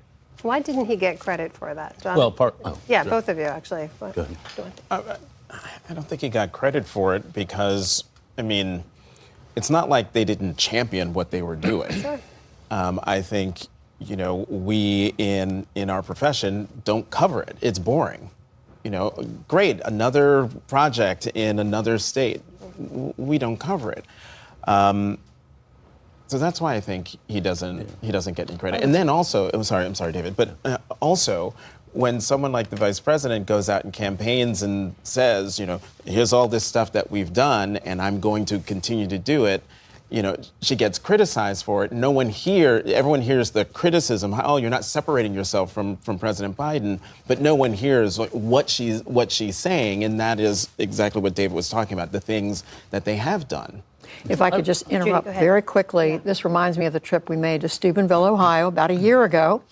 It used to be thriving steel town. Of course, that ended some time ago. We spent a lot of time talking to people at a food bank and interviewed, I will never forget, we interviewed a couple, spent a long time talking to them. He's earning pretty good money. She can't work anymore. They have 2 children. The bottom line is they just don't make enough money to put food on the table. They were not aware that federal money coming in through the infrastructure, through the Inflation Reduction Act was building a new wing on their high school that was going to focus on STEM, on technical education for high school students, to David's point, and that there was other money coming into the community, but they didn't know it. And that gets to the whole question of what's happened to local news media, which is another whole subject we're aware of. But people don't, to your point, they just don't know. There's something deeper, I would say. It's not just policy. Because we're having a policy conversation. I agree with a lot of policy. When you get into the art of politics, in order to animate some of these infrastructure projects, what we've done on the IRA, it's important to tell people what you fought against as much as what you fought for. That friction, that contest, that contrast is really critical. And when you get into the economic storytelling, if I asked each of you, tell me who the Democrats are fighting against besides Donald Trump, we got to answer that question. You're taking on Big Pharma, right? Haven't you taken on Big Pharma and delivered? Right. Who are you? Are we taking on big monopolists? Yes, we are. How many of our Democratic candidates are fluent in the lingo of, hey, we went out and we expanded unions through project labor agreements. We've made sure that Texans are getting their vote. And we had to do it despite opposition of this and this and this and this in order to do it. That's what you got to do in the political sphere. After you've delivered policy, you got to animate a contrast. And this is where Trump lives. He's going to do McDonald's. Why is he doing McDonald's? Because it's just a also contrast. China and immigration. But Faz, is that a failure of Democrats to adjust to the vernacular of the moment? Is that what it is? That this is the way people need these messages framed now? I thought that Biden was laying a foundation of an FDR-style Democrat, in which you deliver policy. What we're missing is obviously the FDR-style politics, which is to say, I welcome your hatred. I am in some battles with you guys. I am against some battles with the powerful people. And when they start spending money, as crypto people have done, as Elon Musk has done, as some large, powerful actors have done against you, it's your job to animate and tell people, why are they spending so much against me? Who am I taking on? What are the fights? And I think especially when we got into economic discourse, there's a lot of economic framing that gets set by powerful actors in our economy. They have a lot of money, lobbyists, and the infrastructure to tell you a certain story about corporate profits, about stock buybacks, stock dividends, about what the regulators at the FTC are doing and the CFPB are doing, and they're all bad. It's incumbent upon a Democratic administration willing to take that fight to also animate that in the political sphere. I'd also say that Democrats have to worry about the shadow party, not the actual candidates or the people who are elected Democrats, but the media, the universities, the foundations. They set the cultural tone for this country. And to me, Biden, it's a test case. Can you win over working class votes just with economic policy? Right. And I think the answer is no. Yeah. That you have to show respect. You have to speak the language. People have to see people like them represented in your institutions, which they do not see in all of our information age institutions. Yeah. And so they, it's a identity. I'm going to vote for people like me. And they look at the elites and they say, well, they're not like me in a million different respects. And that's just a harder hurdle, because it's not a question of Kamala Harris running a better campaign. She ran a pretty good campaign. But everything that's happened over the last 20 years in the culture. Let's bring in our Stephanie Sy just for a moment and get a picture of what's happening in Arizona. Stephanie's in Phoenix for us. And Steph, I understand you have some information about the vote count in Maricopa County? We do. We do have initial unofficial results from Maricopa County. But before I get into these numbers, I just want to lay out for voters kind of how this works. At 8 p.m. local time, we got a big drop from Maricopa County. This represents about 55% of the total vote in Maricopa County. So why do we have this count so early? Because a lot of people in Maricopa County vote early. So the numbers I'm about to describe to you involve 1.1 million ballots that have been tabulated. And let's just put those results in perspective statewide. There are about 4.4 million registered voters statewide. Now I'm going to read you the results that we know so far. With 1.1 million ballots tabulated, Vice President Harris has just over 50% of the vote. Mr. Trump has 48%. These results are also reflected statewide. Ms. Harris has a slightly greater lead statewide. That accounts for about a third of total registered voters. I want to talk about the Senate race. We haven't had a chance to talk very much about that from Maricopa County, but there is a competitive Senate race in which the seat for Kyrsten Sinema, who was a Democrat, now an independent, is open. That is a race between Democrat Ruben Gallego, a Marine veteran, and Kari Lake, a former news anchor who also ran for governor in 2022. Gallego, with 1.1 million ballots tabulated in Maricopa County, has a significant lead over Kari Lake with almost 54% to her 44%. That is also reflected, that trend, in statewide results as of now. That's a 10-point lead.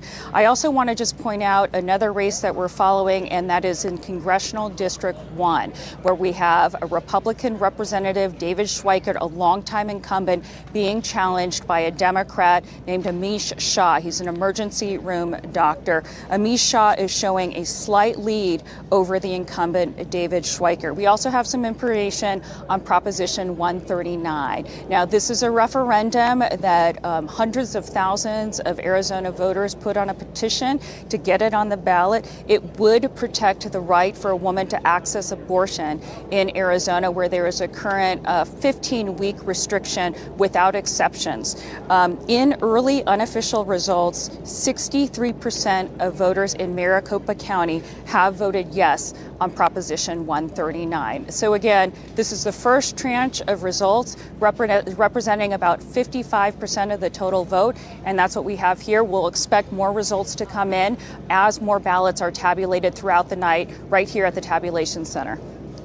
Stephanie Sy, our thanks to you, and we have another race call to bring you. The District of Columbia, Washington, D.C. has gone for Kamala Harris with its 3 electoral votes. Let's take a look at the map overall. We've got 112 for Kamala Harris to Donald Trump's 198, a number, again, that is moving throughout the night. We're, of course, still waiting on race calls in a number of those battleground states. Arizona, where Steph Sy was reporting from, among them. Let's turn now to Lisa Desjardins to take a deeper dive at some of what Stephanie was reporting there. Lisa, over to you. Hi, lots to talk about. We are getting more and more results in. This is Maricopa County, as you saw on the graphic there, but I want to spend some time talking about the results she gave. This is exactly what Stephanie Sy was talking about, but with rounding. So Trump rounds up to 49, Harris at 51. Let's see historically where these two candidates sit right now. This is a place where, at the moment, Harris is outperforming both Joe Biden and Hillary Clinton. But, of course, it is still very close. The early votes could have favored Democrats. Don't know, but we're going to have to wait. This is a close race, but right now this is potentially good news for Harris in this key county in Arizona. But as I say, guys, we're getting so many results. There's so much to talk about. And what I see in some of these maps is potential tipping points, tipping point moments in the election. In Georgia right now, we have 88% of the vote in, Donald Trump up 51 to 48. So I want to look at some of the counties here because two things are happening at once. Harris is doing very well in these counties around Atlanta. Look, there's DeKalb County. Look at how she's doing. She's outperforming Hillary Clinton. That's what she wants to do in this giant population center suburb and there with Atlanta. This is good news for Harris. So why is she behind right now in Georgia? Let's look at some other counties in the rural parts of the state. Here's Donald Trump in Peach County. This is sort of a medium-sized rural county. Look what he's doing. He is not only outperforming last year or 2020 and 2016, but he is outperforming it by a lot with 67%. We are waiting for more results. But what I'm seeing here is rural turnout really showing up in Georgia for former President Trump. Now, there's more to talk about here, too, but there's other states we have coming in. Let's take a quick look at where we are in Pennsylvania with the vote. This key state, 55% of the vote. Trump is up 51 to 48, but we do have some big counties to come in still. And let's look at the percentages here. Philadelphia, only 45% of the vote in. This is a place where you see Harris running up the total. There are thousands more votes for her here that have not been counted yet. So even though it's close, there are some big areas still to come in here in Pennsylvania. Let's talk about Wisconsin's Senate race. Also something that I think is important to talk about because look at this, guys. 1 point in Wisconsin. One thing I've noticed here, a lot of you folks know about these swing counties. Look at this, Door County and also Sauk County. These are 2 counties that voted for Trump in 2016, Biden in 2020. Look where they are right now. Door County, 76% of the vote. Trump is up. Also look at this, Sauk County. Trump is up by a lot. Let's compare that historically. Look at how well he's doing there. He's beating his performance in both of these 2 races. So when I talk about tipping points, this is what I'm talking about. Still waiting for half of the vote here, but it's a moment of momentum right now. Could change in Wisconsin for Donald Trump.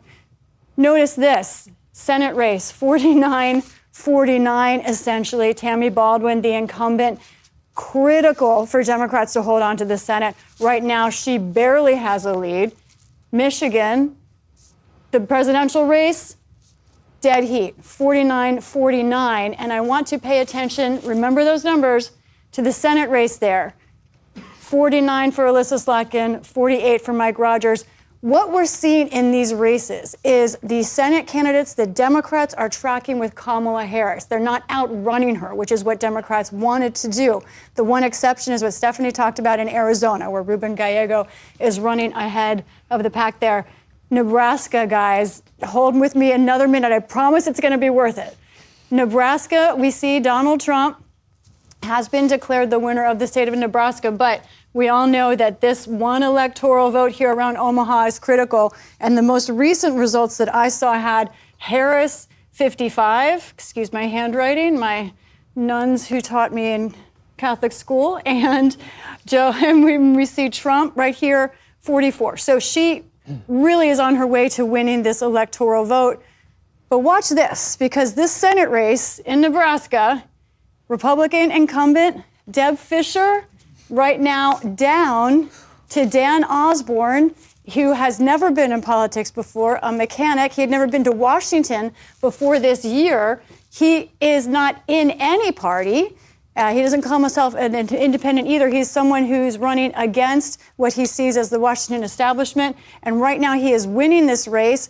This would not mean an additional Democrat in the U.S. Senate should he pull this out, but it would mean 1 fewer Republicans. So that is something Democrats are praying for as they see problems in these other races. We knew this was going to be an incredibly close and exciting race, and yet we have another potential historic twist that you really couldn't write about. You couldn't imagine it, but this is where we are right now in Nebraska. Back to you. Lisa Desjardins, I have to say, I think your Catholic school nuns would be very proud of you this evening. One issue we haven't talked about yet, Kevin and Faz, is transgender rights. And I raise it because the Trump campaign and allied entities has spent more than $20 million on TV ads in battlegrounds attacking Kamala Harris on her past stances on transgender rights. Now, this might not be a top priority issue for most voters. In fact, most voters say it's not. But the bet from the Trump campaign seems to be that more people will be swayed in this cultural war issue to vote with them, to see their side of things. Do you think that's a resonant issue that might really penetrate in this race? I think it is, and I think it was, again, another big part of the Trump playbook and the Republican playbook overall, which is to paint Kamala Harris and Democrats as out of touch with sort of mainstream values, out of touch with out of touch with people on this particular issue, and sort of more representative of a West Coast. You heard it over and over, right? San Francisco liberals were going to take the country in the wrong direction. And it was something that I think is leading to a lot of some of these things, as David pointed out earlier, some of these redder states getting redder. We are seeing a little bit of a clash of political civilizations in some of these areas. And a lot of folks, forget about the economics and forget about the policy issues, the policy details. A lot of these folks feel that Trump and the Republicans speak more strongly to those issues than the Democrats do. Well, I wouldn't say forget about the economics, because I see them as class-based issues too, in which they're trying to suggest to people Kamala Harris cares more about this issue than she does about the economy. Right. That's but right. part of the message.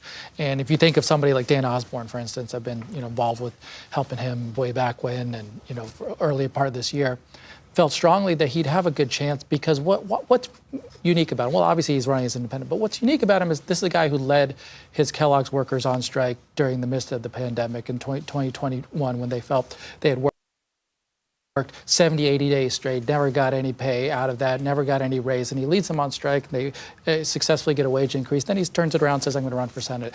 Everyone knew and understood that Dan Osborne is running because he wants a government to function for working class people. It was the number one thing on everybody's mind. He made sure it was clear. And while I might disagree with you on this thing or that thing, I am a working class candidate. And as we'll see, regardless of outcome, that overperforms. You're going to have a chance. And it should be a recipe, hopefully, to Democrats across this country. You can compete in a place like Kentucky, Tennessee, Montana, whatever it might be, if you have this kind of credibility, this kind of language, this kind of message, this kind of push. But if he'd had a D after his name, could he have gotten this far? That's what I wonder. I don't know. Even with the message. I don't tend to think that you'd have as much of it. You'd have some discounting. Yeah.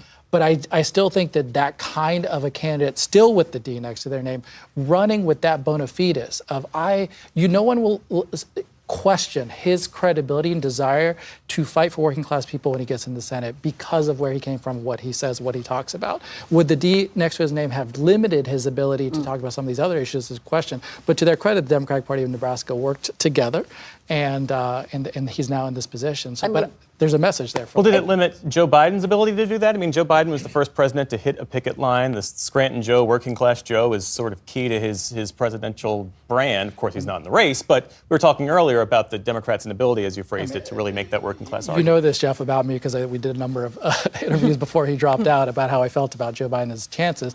Obviously, I think he got to a place of age and the questions of mental acuity that limited his ability to be an effective candidate. But if we were able to rewind the clock 4 or 5 years, that Joe Biden running again, I tended to believe, because he had established the basis for himself on this question that you're talking about, the credibility of fighting for working class people, restoring pensions for Teamsters, going to the picket line, fighting for UAW workers, that it would have benefited him and helped translate some of these margins.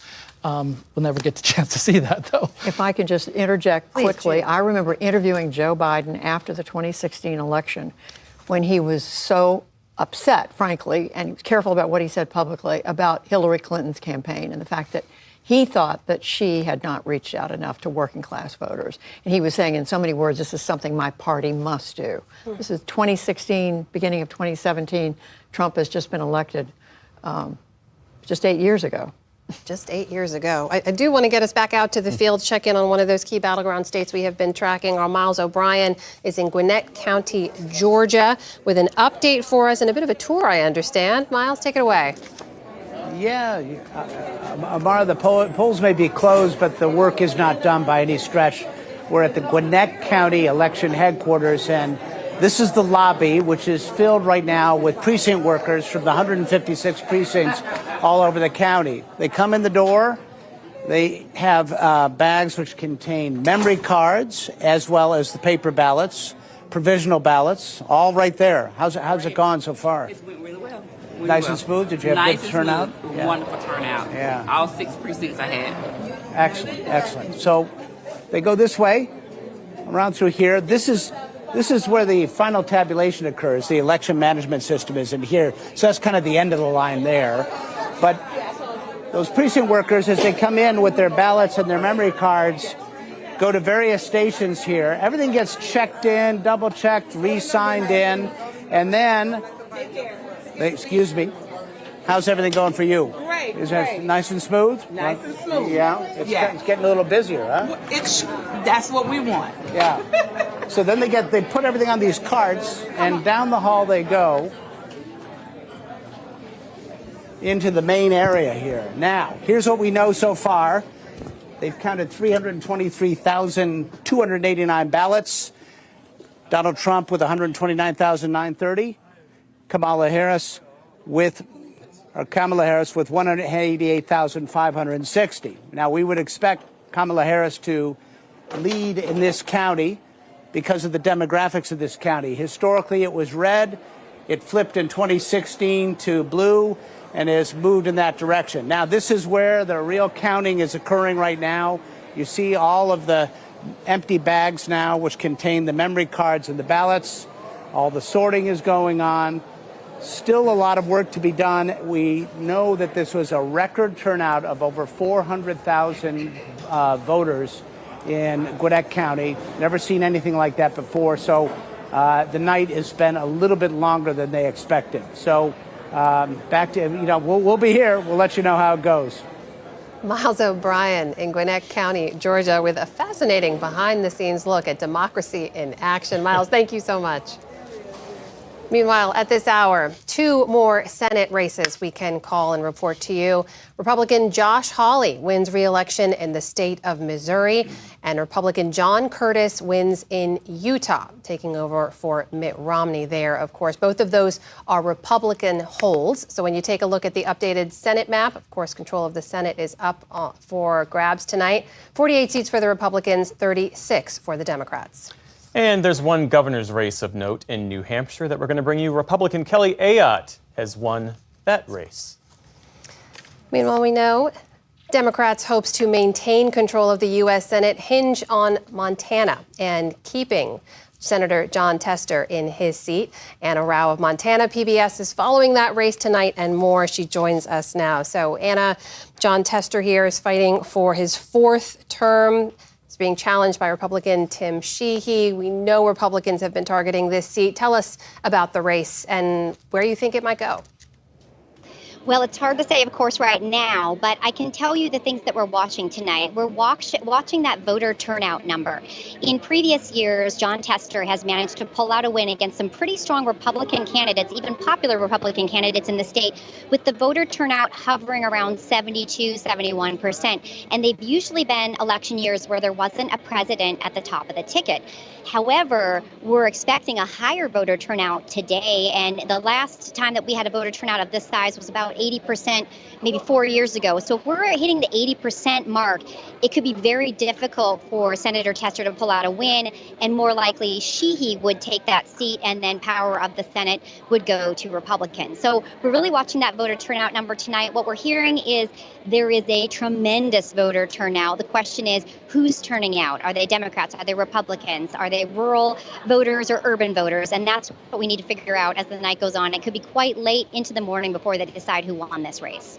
And Anna, over the course of this race in particular, we've seen Senator Tester really distance himself from President Biden, from Vice President Harris. He'd skipped the Democratic National Convention as well. How did that go with voters? How are they looking at this? Well, I think voters have always liked Jon Tester. He's a local boy, native son, Big Sandy. He's a dirt farmer. He is a Montanan through and through. So I don't feel like they find that to be disingenuous. And I feel like he's always had to ride that fine line to prove that he's Republican or that he's Democrat, but also Montana enough to win the race. So he has to do these things, distance himself from Biden, distance himself from national Democrats. And of course, Sheehy has tried very hard throughout his campaign to tie him to Kamala Harris and to tie him to Biden and to tie him to immigration and all of the things that are very unpopular in a red state like Montana. But in the past, ticket splitters have made the day for Jon Tester. In 2012, when Obama lost the state by 14 percentage points, he won his seat again by 4 percentage points over a very popular Republican. So those ticket splitters in the state have been key, but the state has turned redder over the years as more people move here. And so it's anybody's guess what's going to happen tonight. With that high voter turnout, it could be Democrats, it could be Republicans. More likely, if we see high voter turnout in the state of Montana, that's going to benefit Sheehy and not Tester. in the state of Montana. That is Anna Rao from Montana PBS joining us tonight. Anna, thank you so much. Good to see you. Thank you so much. And a presidential race call we can bring you at this hour. The state of Kansas, with its 6 electoral votes, has gone to former President Donald Trump. And we also have one more Senate race to call at this hour. Democrat Martin Heinrich has won re-election in the state of New Mexico. Bring it back here to the panel now and make a note about that Martin Heinrich thing. I'm only thinking about that because I recall during the whole conversation about whether Biden was going to stay or go, and you had a number of members of the House and the Senate on the Democratic side kind of nudging him to leave. And when Martin Heinrich put out a statement, I think it was on Twitter, saying, I think it would be best for you to drop out of the race. That's when you realized that this thing was really getting to be a 5-alarm fire for Democrats, right? Because New Mexico is a state where Democrats shouldn't, a Democrat up for re-election in a state like New Mexico should not be worried about his own race in a presidential year. And obviously, he ended up winning, but it's a different top of the ticket. Amy, stand by just 1 second, because I want to bring another race call in here that I do want to get your reaction to on the back end. We can now report that the state of Iowa has gone for former President Donald Trump. There we go. Amy says, there we go. Wow. Let's take a look at the national map just for an update at this hour, coming up at 10:45 here on the East Coast. Former President Trump now has 210 electoral votes to Vice President Harris's 112. Of course, we're still waiting on race calls in all of those battleground states. But Amy, your reaction? Yeah, as we had just discussed, sometimes an outlier is an outlier. And this is part of the challenge that we are living in a time where we had, I think, 4 billion polls of Pennsylvania, and we literally had 2 polls out of Iowa, statewide polls out of Iowa. The only thing that we had, and it felt a lot like, what is that thing with the elephant? You don't know if it's an elephant. You're just touching certain too parts. Close to it, so you can't tell what it is. So we were seeing results, presidential numbers in 2 key battleground House races that didn't show that she was outperforming Biden by much. So that's why we didn't say, I think this is a race. We did not move the race into a highly competitive category. And indeed, it looks as if those 2 races, at least right now, only in the 1st district, we're still out a bit. But that 3rd district race, which is the Des Moines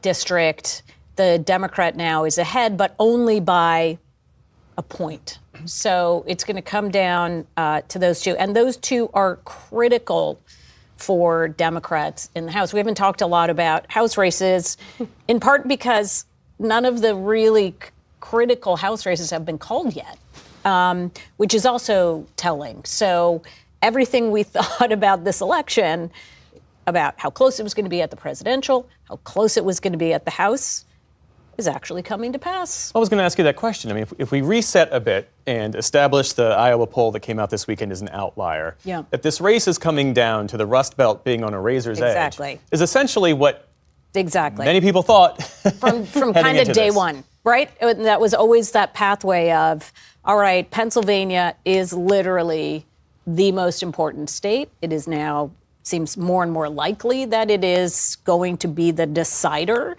That is, if Harris she still has to win, though, Wisconsin and Michigan in order for Pennsylvania to be the decider. With a heads up to Lisa Desjardins that we're going to head your way in a bit. Kevin Madden, your thoughts? Well, I think I'd love to pull the tape from when we were all sitting here in January and February. And we were saying it's going to come down to 7 states in about a 30-mile radius around Philadelphia, Atlanta, Maricopa County, Milwaukee, and Detroit. And here we are watching all of these numbers come in. And it also just shows, and David and Judy have talked about this earlier as well as Jonathan, is that the country is incredibly divided. And there's going to be an incredible amount of challenges on the other side of this. Like we will not have solved all of our problems with this election tonight. And 6 months from now, we're going to be having a lot of these same debates about the divisions in the country and what both parties can do to sort of win the big middle back. And that's a lot of what Faz also mentioned too. But let me do a counterpoint. I'm just for conversation purposes here. Amy, I would challenge you on this question. Would it be fair to say this is now the third election in a row in which we've discounted Trump's strength on election day? Because if you say in 16 he overperforms, in 20 I would argue he overperforms. Yeah. When you look at that margin and what he shows up and in the midst of a pandemic, delivers the Republican House in many ways. And here we are again looking at an overperformance in my view, based off, we had all these theories of silent Harris voters and all these other things. Right. What would be your reaction to that proposition? Well, the polling industry has now discounted them 3 times in a row. Well, except that they didn't, because if it really does come down to the fact that those 7 states are being decided by 1 or 2 points or 3 points, right? Then it is saying exactly what we said, which is that these are the places. But it does say, and this is the point that a lot of Democrats have been making to me throughout the entire campaign, is if you do not take the fight to, I think this was your message too, if you don't take the fight to those voters and make it very clear in the way that Democrats are making in Pennsylvania, in Michigan, in Wisconsin, in Arizona about what's at stake, that's where Trump does better. In the places where they do make that case, that's where Democrats do a little bit better. Right. And we saw that in 2022, right? That there were states that Florida number came in. I was sitting with you all. That Florida number came in, and we were like, oh, wow, this is going to be a big, big night for Republicans. But once we got into the purple states, it was a very different conversation. So that is what I love about campaigns is that everybody has a theory of the case going into a campaign, and election night is the time we get to really test out if that's true. And if Harris is able to win those blue wall states, the answer will be, that's right, the places where we really put the energy, effort, messaging, and money, we have an evenly divided, and it lined up with where the polls were. I think Lisa Desjardins is standing by over at the super screen for us to give us a deeper dive at the data. Lisa, take it away. Right, we've got lots to talk about. Arizona, as you're talking about, look at this. This is a mathematical hat trick, I will call it. 50% Trump, 50% Harris, with 50% of the expected vote in right now. Could not possibly be closer. And to get at, again, what Stephanie Tsai was talking about, we're still got 54% of the vote in Maricopa County. A lot of votes to come in here. Harris is still in the lead in that county. So what are we waiting for? Apache County, which is what Stephanie Tsai was talking about as well, where they had voting problems. I'm told there are some 9 precincts around the state that are still open right now as I'm speaking. Now, this is an area that goes usually blue, but there are 2 red counties as well that Trump will be waiting for some numbers on. So again, so unbelievably close. Let's talk about that House race that we're watching closely here. Incumbent Dave Schweikert, deficit hawk here in Maricopa County. This district is, let's say, right around there. Arizonans, don't be too mad if I'm a little bit off. And then the challenger, Amish Shah, an emergency room doctor. Many a challenger has gone up against Dave Schweikert and failed. But right now, this one with 63% of the expected vote could flip a seat. Remember, to take over the House, Democrats need to flip a net of 4. So this is when they've got their sights on. Democrats would like to see it flip. Now, Pennsylvania, where are we? 63% of the vote. And we have a very slim lead for Mr. Trump. But look at where we are in Philadelphia. There's still a lot of votes to come in there. 56% report in there. Chester County. This is an area that in the last couple of cycles has gone blue. Only 11% reporting. I know my sister did vote there. I don't know if her vote has been counted yet or not, but the point is that this is a place that Democrats would be looking to gain some more. Let's talk about House races. I know you guys were talking about that. There's a lot of interesting things happening in Pennsylvania. This is a race we've been watching. This is Pennsylvania's 7th district, right over here, kind of on the eastern side. over there in the Lehigh Valley. Ryan McKenzie, the challenger, is right now ahead of Susan Wild, 66% reporting. So this is a problem for Democrats, good news for Republicans. However, a different story. Not too far away in Pennsylvania's 10th district, somewhere kind of around here, Janelle Stelson, former TV news anchor, well known in the district, is beating Scott Perry, who's well known nationally, former Freedom Caucus chairman. This campaign was all about democracy, all about Scott Perry, his role in January 6th. Right now he is down, but of course just 60% reporting. This could be another +1 for Democrats. Then let's look in Iowa, not at the presidential. I know it's been called, guys, but instead, this is the district right here, Iowa's 3rd district, Des Moines, down here, kind of like that. Oh, so messy. I'm sorry about that. But Lenon Bacom right here is winning in his race against Zach Nunn. He's the challenger. This is going to be close. This is a very close race. But right now, some things Democrats like to see. So where are we right now in Virginia? In this race we've been following, the Democrat is up. Ohio, Democrat is up. Right now in Pennsylvania, no, the challenger is up. So that's a -1 for Democrats. Then we have here in Iowa, however, a +1 from Bacom. And then the rest of these races, we're waiting to get a few more results. But the House, just like everything else tonight, guys, it's close. All right, Lisa Desjardins, our thanks to you. Let's check in with John Yang, PBS News weekend anchor, who is at his post in Allegheny County, Pennsylvania. John, I understand there were some problems with the vote count in Cambria County. Is that right? That's right. Cambria County, they had the problems early on. The judge extended the voting hours for 2 hours. Some of the ballots couldn't be scanned by the machines once they put them in. Once the voters marked them, they put them in the machines, and the machines couldn't read them. They got some the IT people out. They got all sorts of people out. It turns out it has to do with the way the ballots were printed. It has something to do with the ballots themselves. Now, there are several options that the Board of Elections there has. They've chosen to count them by hand. So this will make that make this Pennsylvania's count go even longer. By the way, that's a county that Trump won last time, plus 37 by 37 percentage points. Now, there's also going to be on the question of counting. There was a law passed a couple of years ago here in Pennsylvania called Act 88. It gave counties money for new high-speed machines and that sort of thing to make the mail ballot count go faster. One provision of that is that it requires, if you took the money, it requires the county to go through the night, to start counting by at least 8 p.m. and to keep going until you finish. So Philadelphia is going to have to keep going until they finish their mail-in ballots. Another thing I want to talk about is their bomb threats. The bomb threats that were started in Georgia have now reached Pennsylvania. These were email bomb threats.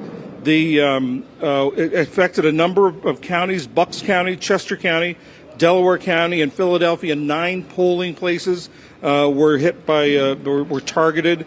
In Westchester, the Chester County Government Building, in Luzerne County and Wilkes-Barre, the same thing where they were counting ballots. And that in each of these cases, they did close down for a sweep, but they did secure the ballots, and with sheriffs or police there to make sure that everything was done right, and that the ballots were indeed safe and not tampered with. So this race in Pennsylvania is going to take a long time, but not so much because, partly because of it's going to take a long time to count, but also it is just so close. If it's so close that it comes down to overseas military ballots, that could be a longer time because those aren't due. Those can come as late as a week from today. All right, that is John Yang with an important message we should stress. The closer it is, the longer it will take. That's just the process unfolding. John Yang reporting in Pennsylvania for us. Thank you, John. David, I'm going to ask you to weigh in as we reset heading up on the 11 o'clock hour here on the East Coast. This conversation we were having earlier about pretty much being exactly where we thought we might be several months ago when it comes down to which states will matter and when. You agree with that? A little, Yeah. mostly. Yeah. But I do think Trump is overperforming. You know, you look at these polls, Georgia with 93% of the vote in, he's up by 3. North Carolina, he's up by 3. Pennsylvania, he's up by 3. Michigan, he's up by 4. Wisconsin, he's up by 2. So that looks to be like overperforming. In Ohio, we talked earlier in the night about Sherrod Brown. He's in real trouble. So, you know, I think he won Texas by certainly more than I expected. So you'd have to say that his strength is bigger than I thought it was. His strength we expected him to gain among Hispanics with some of these numbers out of places like Michigan. His gains among Hispanics are kind of eye-popping if the exit polls are to be believed.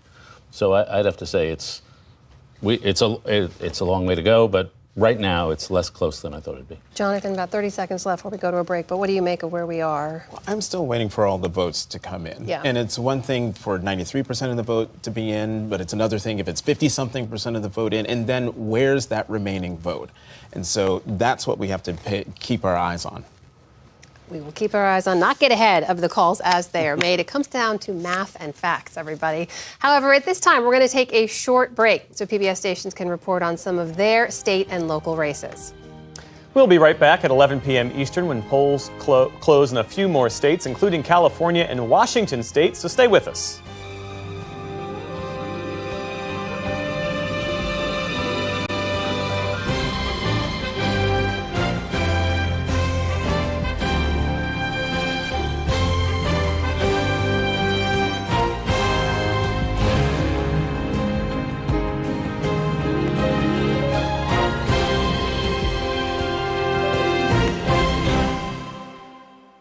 The first goal of the Associated Press when calling winners tonight is to be right.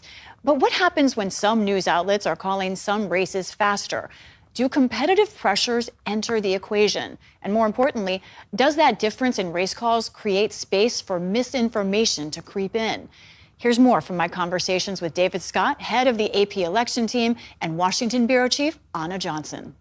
How much pressure is it when you see perhaps some other news outlet has made a call? Do you see that? How do you feel that? How do you reckon with that? It's one of the things that we've actually changed. You know, in past general elections, we were very disciplined about not worrying about what the networks have done and only focus on our data, on our analysis, so we wouldn't get distracted.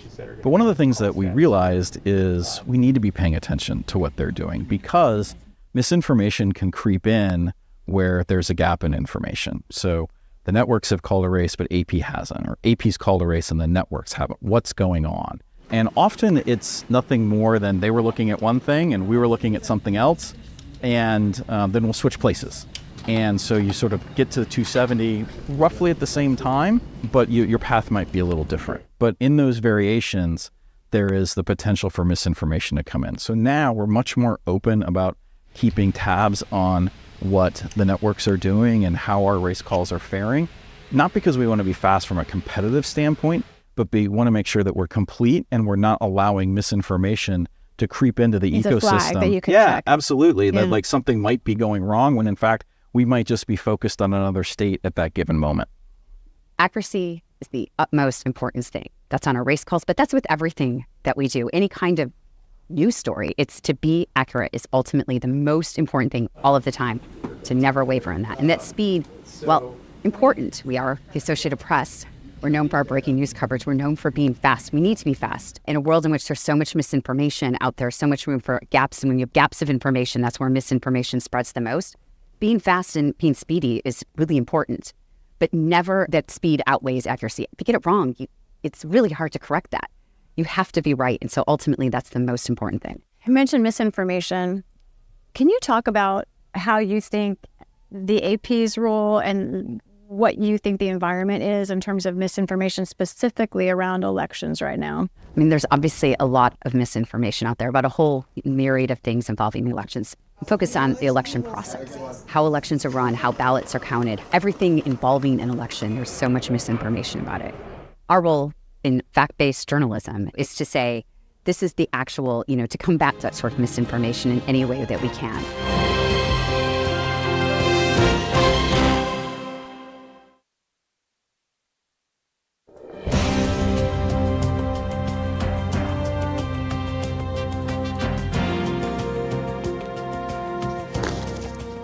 And welcome back to PBS News special live coverage on election night. I'm Amna Nawaz. And I'm Jeff Bennett. It is 11 p.m. Eastern, and polls have closed in 4 more states. We can call the state of Idaho with its 4 electoral votes for Donald Trump at this hour.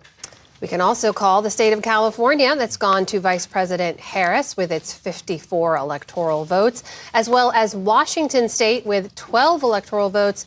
Oregon, however, is still too early to call. So this is a look at the updated national electoral map. Former President Donald Trump with 214 to Vice President Harris's 179. A short time ago, House Speaker Mike Johnson was speaking at a watch party in his home state of Louisiana. He struck an optimistic note for his party's chances tonight. Take a listen. I think in a little bit we're going to go to Mar-a-Lago, I think, and be down there with President Trump. But I think at the end of the day, at the end of the night, when they tabulate all this, I am very hopeful that we're going to have not only a larger majority in the House to make my job easier, but we retake the Senate and the White House as well. I think that's what's going to happen.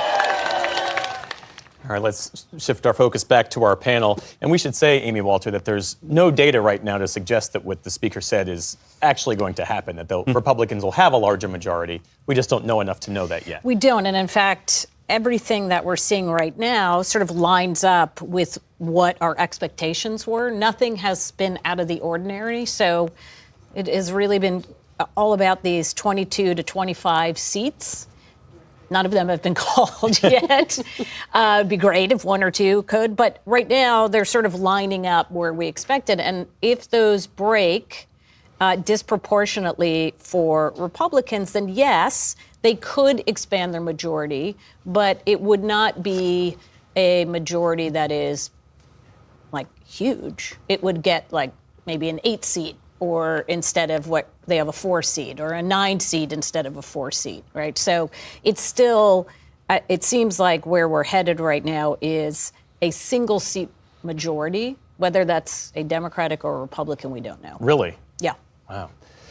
Not single seat, single digit. Single digit. Single digit. Okay. Sorry. Okay. Very different. Yes. Important clarification. It's 11. I'm trying to get my words out. Understood. Yeah, we're still going to get the coffee flowing at the desk. Seth, what are you paying closest attention to at this hour, both in terms of the balance of power in the Congress, but also in the presidential race? Well, the blue wall is called the blue wall for a reason. Yeah. And we are living the blue wall. It's the blue wall or bust, it looks like, for Kamala Harris. And we'll take a little while to figure out Philadelphia vote, obviously, for Pennsylvania, and see how close that is as we get later into tonight. And then the margins in Michigan and Wisconsin. Kevin and I were just talking about it. I feel fine about Michigan and Wisconsin. So Pennsylvania, we'll see how it goes at the end here. Well, I still think you have to look. I think you have to continue to look at Wisconsin and Michigan. The blue wall is very tenuous right now. Also, I think in the House, some of these House races I'm looking at too, that we're not really getting a very clear picture. I think Amy's right. We're going to end up looking at a very slim, razor-thin margin in the House. I mean, some of the, the majority right now for Republicans goes through bigger, better performances in some of these suburbs in New York. And right now I'm seeing, like Mike Lawler, for example, is in the Westchester-Rockland area, is probably doing a little bit better. But we're not seeing it maybe across some of these other districts and some of these other areas. I want to return to control of the Senate, too, because we haven't talked a lot about that. We've updated on a few of the races. But, David, the Arizona Senate race caught my attention earlier. Ruben Gallego against Kari Lake, who's a staunch election denier there. And so far, with a lead for the Democratic candidate there. How are you looking at that? Yeah, somebody said recently, we're not having a campaign, we're having a census. And what they meant by that is demographics is destiny. But candidate quality still matters. And I would say Kari Lake is a pretty flawed candidate. And so she didn't do well last time she ran statewide in Arizona. She may not be doing so well this time. So that's a candidate where I would say the candidate quality there was a wide gap favoring the Democrats. You don't think that's indicative of anything broader in Arizona that's specific to candidate quality on the Republican side? Well, we'll see how the presidential turns out. But in general, the presidential, the pattern holds. The Susan Collins exception is still the Susan Collins exception, that when a president wins a state, it's pretty much his party or his or her party's nominee that tends to win that state. And that seems to be holding tonight. John, what do you make of that? Which part? Well, David's theory both that Susan Collins is the exception, but also Ruben Gallego polling where he are with the tally that he has right now. Well, sure, great, because candidate quality should matter, and it's great that it matters at the Senate level. We're about to see if it matters at the presidential level, but I'm looking at the Senate in terms of the who takes the majority, especially with that Nebraska race, since we don't. He's Dan Osborne. Dan Osborne said that he isn't going to caucus with the Democrats or the Republicans, which would make him, if he's elected, probably the most powerful person in the Senate if it's a 50-50 or 50-49-1 Senate, where whoever the president is going to have to work with that person. Also, with the Senate majority, and this is why the race with the White House is so important, right now it's a 50-50 tie with the West Virginia seat going Republican. The Vice President of the United States is the tie-breaking vote, as Vice President Harris can say, since she had to stay in Washington for the first 2 years to break all those tie votes. If we have a 50-50 Senate with a Vice President Tim Walz, the Democratic agenda, such as it is, may or may not be able to get through because of the 60-vote filibuster. But if it's Vice President J.D. Vance, the same issues hold. But I think for a lot of Democrats, they'll be probably quite happy, if that were to be the case, that the filibuster is still in place. Let's bring in our Laura Barone-Lopez, who is at the Harris Campaign Watch headquarters tonight over at Howard University. So, Laura, I understand Jen O'Malley Dillon has told campaign staff that, as you know, she said all along, this is going to be a close race that comes down to a handful of states, and that she said that she feels pretty good about how things are shaping up this evening. Do I have that right? That's right, Jeff. Jen O'Malley Dillon sent a memo, to campaign staff that we've obtained. And in that memo, she says that it was always going to come down to the blue wall states, even though they're still waiting as votes trickle in the Sun Belt. And she says that they feel good about what they're seeing, specifically in Pennsylvania. Jen O'Malley Dillon says that that the campaign overperformed turnout expectations in Philadelphia, that they overperformed early vote expectations in Bucks County, Jeff. And just to pull back the curtain a little bit, Laura, a lot of times when campaigns send those memos to staff that are also shared with reporters, they are meant for public consumption. So you have to imagine that Jen O'Malley Dillon and the Harris campaign also want that message to get out to Harris supporters and Democrats across the country. How much of that message, based on your reporting and your sourcing, is spin, and how much of that is you? Are you okay? Yeah, sorry. Okay. I think I need to get a little That's okay. drink of water. But how much of that if you okay? So I'll go to our old campaign hands. When you get a message like that, when a campaign sends out a message like that, how much of that is spin? And It was directed at you, Jeff. You, MSNBC, CNN, a bunch of media pundits who, they're trying to say don't start counting too early and suggesting that there's an outcome here. Give us an opportunity to make sure all the votes are counted, which is absolutely fair. And she's giving you the tea leaves of where they'd be looking. So yeah, that was intended for you more than the campaign staff. Yeah, that memo was not obtained. It was sent out so that it would be sent out to staff, so it would be leaked right to the press. Okay. So the message spin at this point, and we are now just past 11 o'clock here on the East Coast. We're just as a reset for our viewers, we do not yet have race calls in those key battleground states we are tracking, and where the presidential race will be decided. So, David, your theory before we went to the last break here is that Trump is overperforming. You're hearing the pushback from the Harris campaign here, saying they're actually overperforming in states that are in parts where they know that they're traditionally strong. And is it just too early to say? Well, it is too early to say, but we have some actual results. I mean, 93% in Georgia and 80% in some of these states. If I could ask our two campaign veterans, when people give us this spin, do you secretly know that it's just spin, or have you persuaded yourself that oh yeah, we're winning no matter what? Or is it actually true? I've never heard a campaign operative tell me our internal polls are just terrible for us. It's always our internal. Correct me if I'm wrong. I'm not hearing we're winning. I'm hearing we think we're doing well where we thought we would do well, but it's still too early to say. And in some cases, we still know the large metro areas, which tend to come in later and in larger batches, will tend to break Democratic, right? Not to get ahead of where anything is. But David, I didn't hear a ton of spin, but maybe the one thing that I did hear, if we get Laura back, is that it was always the blue wall, right? That wasn't always the blue wall. We obviously, I mean, even just yesterday, I think David Plouffe was suggesting that we obviously see a path to victory in all 7 of the battlegrounds. That obviously isn't going to necessarily be the case. But the blue wall is really critical. There's no doubt that Democrats have focused on it all the way through. So I'm not sure it was a ton of spin, but certainly maybe a reframing of the evening right now. Well, I would say, David, a lot of it is self-medicating. Campaigns. But you also have to remember, like, all of these campaign operatives have invested, in many cases, 2-3 years of their lives to just, you have to, and particularly Jen O'Malley Dillon as the leader, has to send the message to everybody that we are going to fight until the last minute. And you don't know if you're going to actually be asking by the end of tonight some of these folks to get on a plane and go to a recount somewhere in some of these states where it's still very close. So that's a really big part of the psychology of it all. Laura Barone Lopez is back with us. So Laura, pick up where you left off, if you will.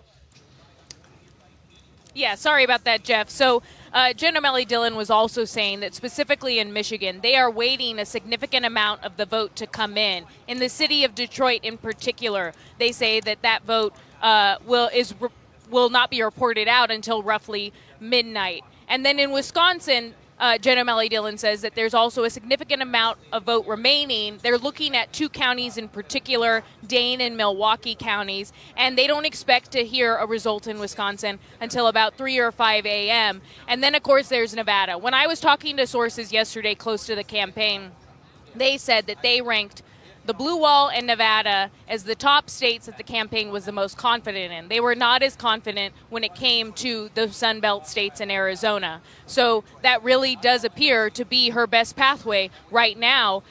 In terms of spin, Jeff, look, the campaign has gotten a little bit more quiet lately than they were earlier in the night. That's just, that's the facts. But Jen O'Malley Dillon, as the chair of Harris's campaign, is trying to project some calm here. Even yesterday when she was talking to reporters was saying that things were always going to be tight despite some of their confidence that Harris did have a pathway in the 7 battlegrounds. They were all along saying that things were going to be narrow, that the margins were going to be tight. I was texting with Congresswoman Debbie Dingell just a moment ago, a congresswoman from Michigan, who in 2016 had warned about Michigan and Hillary Clinton's chances there. Debbie Dingell said that she was nauseously optimistic still and that it was going to be tight, but she wasn't worried just yet. And that's kind of the sense that I'm getting from a number of Democrats, those here, those elsewhere, that they are trying to be as calm and patient as possible and still feel as though there is a pathway for her in those blue wall states and when Nevada comes in. Nauseously optimistic is something I've heard from other Democrats as well.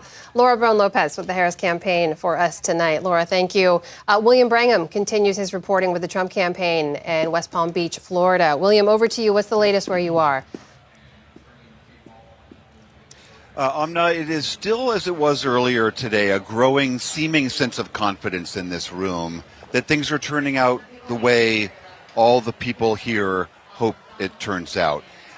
We were noticing how every time CNN would cut to the latest update out of Georgia or out of North Carolina or out of Wisconsin or out of Virginia, huge roars would go up in the crowd. And these were sometimes only the simple, the shift of 0.1% of Trump's lead over Harris, but a great sense of optimism amongst people here.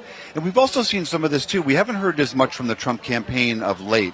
They are still, as they were saying before, very bullish that the ongoing numbers, especially in Pennsylvania, are going to pan out for them tonight. The other thing we've also seen is that Trump is not has seemingly toned down his social media criticisms and allegations of fraud and voting irregularities in Pennsylvania and Michigan. He hasn't been doing as much of that. We understand he's still at Mar-a-Lago with Elon Musk and now with Tucker Carlson and a few other guests. But some of those guests from Mar-a-Lago have started to filter in here. So this room has gotten more crowded. It's starting to fill up with more supporters. And again, pretty strong sense of optimism so far. Again, acknowledging that it's still early in the night, but it's palpable.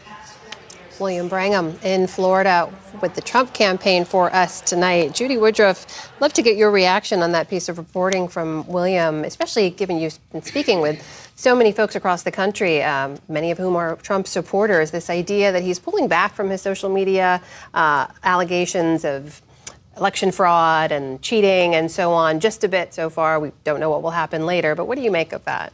I think it's interesting since he was talking it up when there was a moment, there were weeks during the campaign, in recent weeks, when it looked like Kamala Harris might have some momentum. You hear more of that talk from from former President Trump then. So now, does this suggest that he may be winning? He's feeling better, feeling more confident, as William was reporting. So he doesn't need to put those allegations out there, which, by the way, most of or all of which were unfounded. There was no evidence of any fraud that anybody could find. I mean, we've got people all over the country looking in every state, in every voting jurisdiction. So what was it based on in the first place? Well, the other thing we've heard repeatedly from him is just continued election denialism from 2020.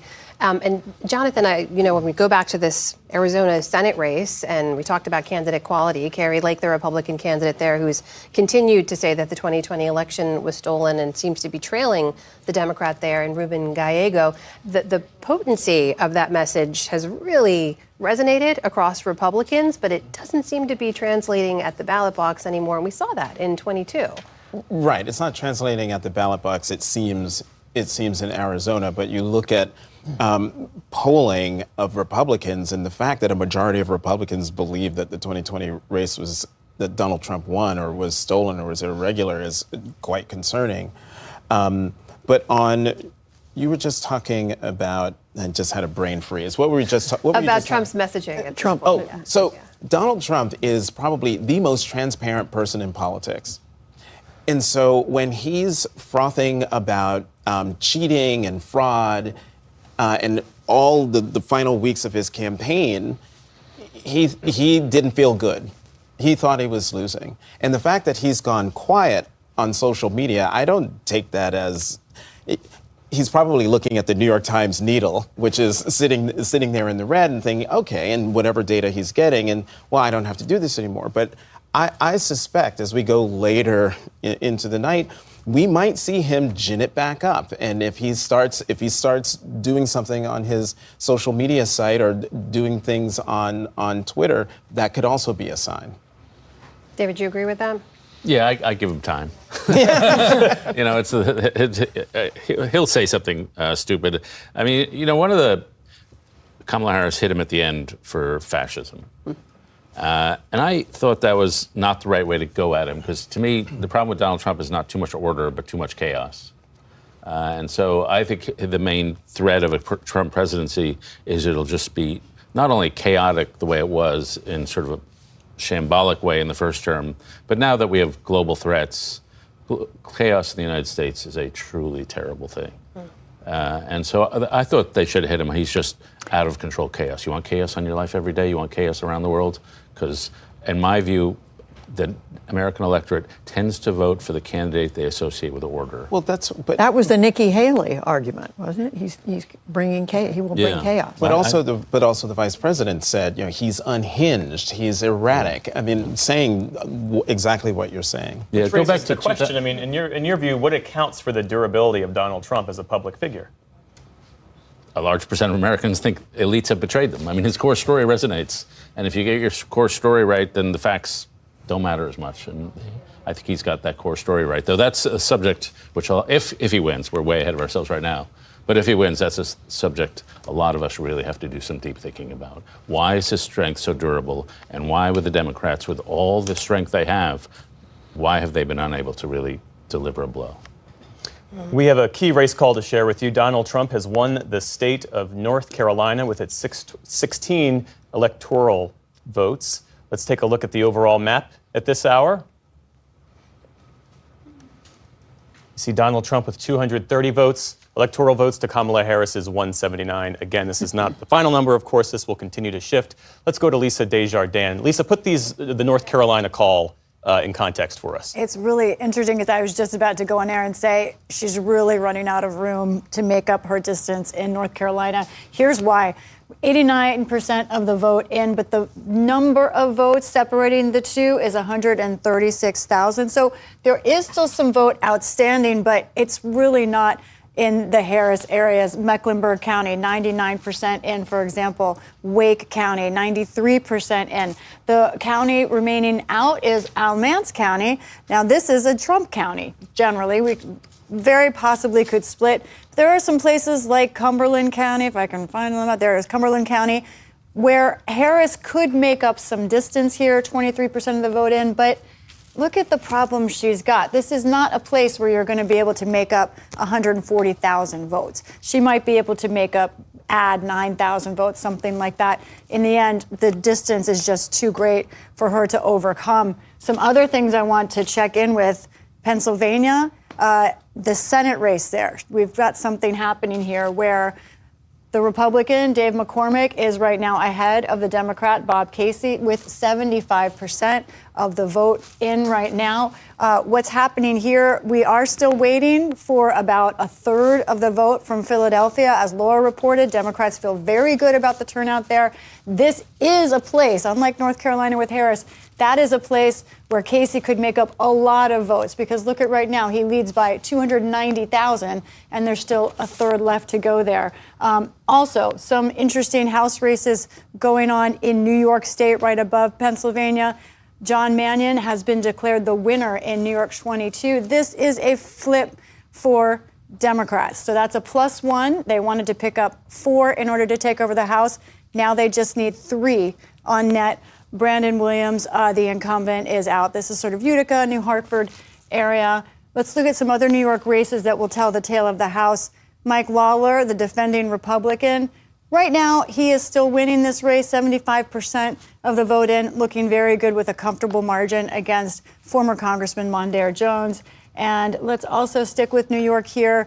Laura Gillen, this is a Long Island district. She is the challenger, and she is right now beating Anthony D'Esposito. This is going to be close. This was a headline-making race for sure. D'Esposito, a former New York City detective. However, the headlines about him about a month ago were a story saying that he had hired his mistress to work for his congressional office. He didn't deny that, but he also said he never did anything ethically wrong. Abortion is also a big issue in this district right now. Democrats see this could be their next pickup. One last thing I want to do, let's go to the electoral map. Now that we have seen North Carolina called, what does this mean for Harris? Well, if indeed the blue wall is still her path, Pennsylvania, Michigan, Wisconsin, she still has the same opportunity she's always had. Let's say we go Georgia, let's say that goes for Trump. New Mexico has not, these will have this go blue, Mexico blue, and then we've got Arizona red. It's still close, but she still clearly has a path. This is sort of how we expected things to go. This is the map with races not filled in, but just to say the blue wall, it could still add up. This is how we expected it to go for North Carolina. But we'll keep watching. And Lisa, that House race you mentioned, that was the one that flipped. That's the first flip of the night. This is the first flip of the night. That's correct. There are some other races, as I've been saying, where the challengers are leading, but this is the first flip of the night. This probably was the most vulnerable Republican in the country. I spent some time in this district. Brandon Williams really didn't do a good job getting to know his constituents, and they felt it there. There is a lot of Trump support in this district, but not support for him as much. All right, our Lisa Desjardins with the deeper dive there. And just to clarify for everyone following at home, Lisa was playing with some of the numbers there on the national electoral map. That is not where things stand at the moment. Here's what it looks like. I'll tell you what happened. Exactly. This is the this is right. So this is if you take this is the way things are expected to go. This is not races called, but this is sort of the expectations from the Cook Political Report by Amy Walter. And if you just leave the toss-ups out, that helps you with your path. But here's the races that have been called right now. This is what we're waiting for. So Trump right now within 40 electoral votes of becoming president. But Kamala Harris still has a lot of her big states out there, Minnesota, New Mexico, where she could easily make up some distance. Right. Amy Walter, are you familiar with this Political Report of which she speaks? I've heard of such a thing. I love a good House race map, Lisa, so thank you for doing that. And she's right. That New York race was probably the easiest for Democrats to flip. In fact, I think we had that already leaning to Democrats, so there's no surprise there. Democrats had been realistic about it, even though there are 5 seats in the state that Biden carried. Their hope was if they could come out with at least 2, they could make up their deficits, that was enough for them to get the House majority. So New York 4 would have to absolutely, that one on Long Island, which is really, really close. And again, this is a district that Biden carried by double digits. And so the expectation that we'd been seeing for some of these states like New York and California underperforming Biden seems to also be coming true in New York. I want to talk more about North Carolina in a minute, but you have a race call. We do indeed. One more race call to make at this moment, and that is in the state of Oregon, where Vice President Kamala Harris has won and adds 8 more electoral votes to her count. So when you take a look at the national map, this is where things currently stand. Just a reminder, each candidate is working to get to 270. But back to here at the panel. Jeff, you were going to ask a question? Yeah, so North Carolina, of course, Democrats haven't picked up North Carolina fast since 2008, the Obama election. But Kamala Harris's campaign targeted it because of its the large black population. And the thinking was that they could make an inroads with that group of voters. It didn't seem to work out for her. Why not? Well, we'll find out as we get more of the results in and see how close it will be at the end of the day. But I do tend to think that when you look at the North Carolina geography, what we're running up against as a Democratic Party brand, not doing so great in the rural areas, right? In North Carolina, you have a very rural state. Those who don't live there, traveled there, it's a very rural state. If you go around there, maybe the most rural of all.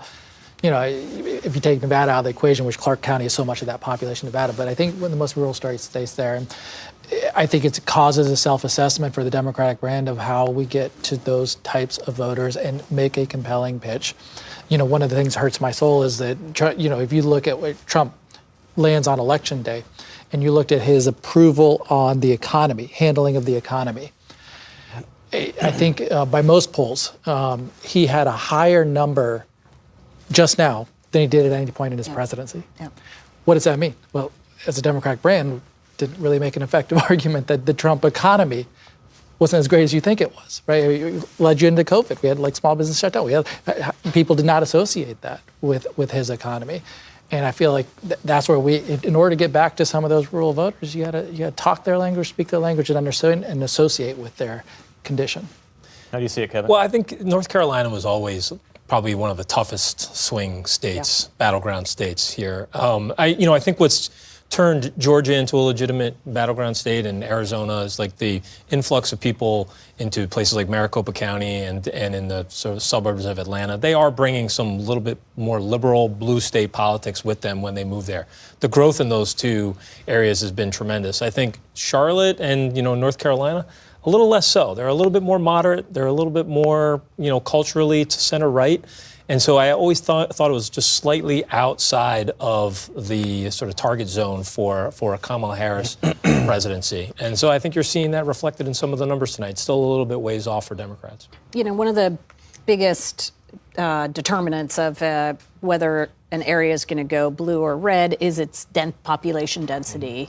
And so it's not just that it's rural, it's that if you're in North Carolina, a place Judy knows very well, but if you're in the middle of Durham, or if you're in the middle of Asheville, or if you're in the middle of Charlotte, and you don't have to drive very far, just drive 5 miles. Yeah. And you go from dark blue Kamala Harris signs to Trump flags everywhere. It is not, there's no transition. These states, and the states where Democrats do better, and that's why Georgia has been better, and that's why Arizona's been better, are the ones where you have the transition areas. So you get the urban area, and then you get suburban, and then suburban keeps pushing out, and then you get exurban, and then you finally get to rural. It doesn't work like that in North Carolina. It's literally urban, and then rural, and there's not much else. It's changing. It's becoming more exurban. But yeah, there's a little bit of that. I mean, Carboros County, which you focus on near Charlotte, and I mentioned earlier tonight, Alamance, which has been very rural, but there is a huge demographic change, a lot of immigrants, other people moving in who are working in the Raleigh-Durham Research Triangle or some other part of the state, some of them coming all the way over from the Triad, Greensboro, High Point, Winston-Salem. So it's a changing area, but it's not there yet. And I noticed in Lisa's, I think it was in Lisa's numbers a minute ago, that Alamance is still isn't called. Trump is ahead, but it's not called. So. We have a key race call. This is a Senate race. This is actually a flip. Republican Bernie Moreno wins in Ohio, beating incumbent Sherrod Brown, who is looking to seal his 4th term in the U.S. Senate. Some other calls. Adam Schiff has won his Senate race in California, as expected. Schiff is, as you'll remember, one of the House impeachment managers during the Trump impeachment trial, for both of them, actually. And earlier this year, he beat 2 other House Democrats to make it to this general election. Democrat Maria Cantwell has won re-election in Washington state, and Democrat Tim Kaine has won in Virginia. So let's take a look at the Senate map right now. The balance of power, we've got 40 to 49, and that is not, of course, the final number. No. Let's bring in Stephanie Sy, who is covering the latest from Maricopa County in Arizona. Stephanie, what do you have for us? Hey, Jeff. Well, the work of tabulating and processing ballots is a 24/7 job here at the Maricopa County Elections Office. There are hundreds of people, a lot of them temporary workers that they brought in for this job. And so the tabulation continues. But I thought it bore remembering, especially as we look at those early Maricopa County results that came in at 8 p.m. that showed Kamala Harris with a 2% edge right now over Donald Trump. That's with 1.1 million ballots counted.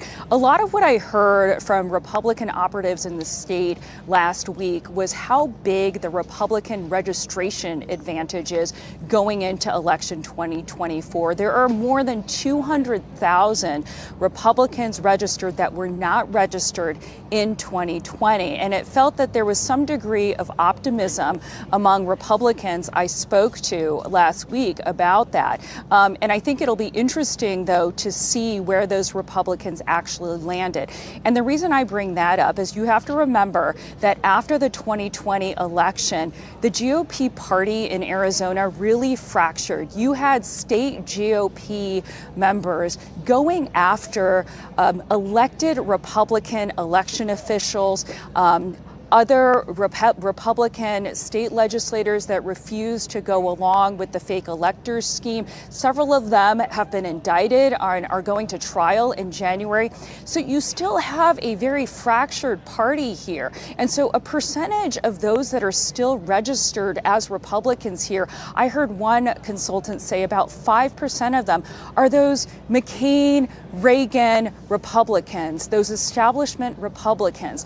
And it's not clear what their ballots say, especially at the top of the ticket. And I will say that I interviewed 2 lifelong Republican women last week, one of whom said she was 100% in for Kamala Harris in this election, even though she voted Republican down ballot.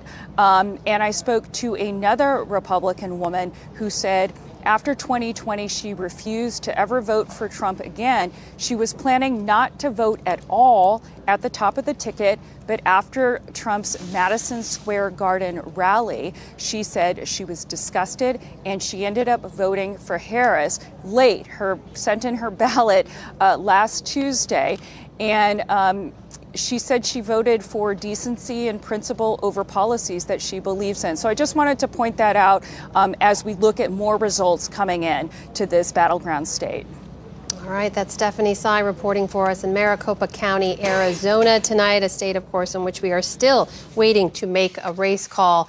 Back here with our panel, David and Jonathan, would love to get your reaction on both the race call we had, North Carolina going for former President Trump, and also that Ohio Senate race. We see that seat now flipping to the Republican. And David, what does that say about Sherrod Brown's inability to outrun Kamala Harris in the state? Yeah, I thought there was a bit tighter because, as always in Ohio, Cuyahoga County, Cleveland comes in at the end. Yeah. And I thought there might be votes there, but I guess not.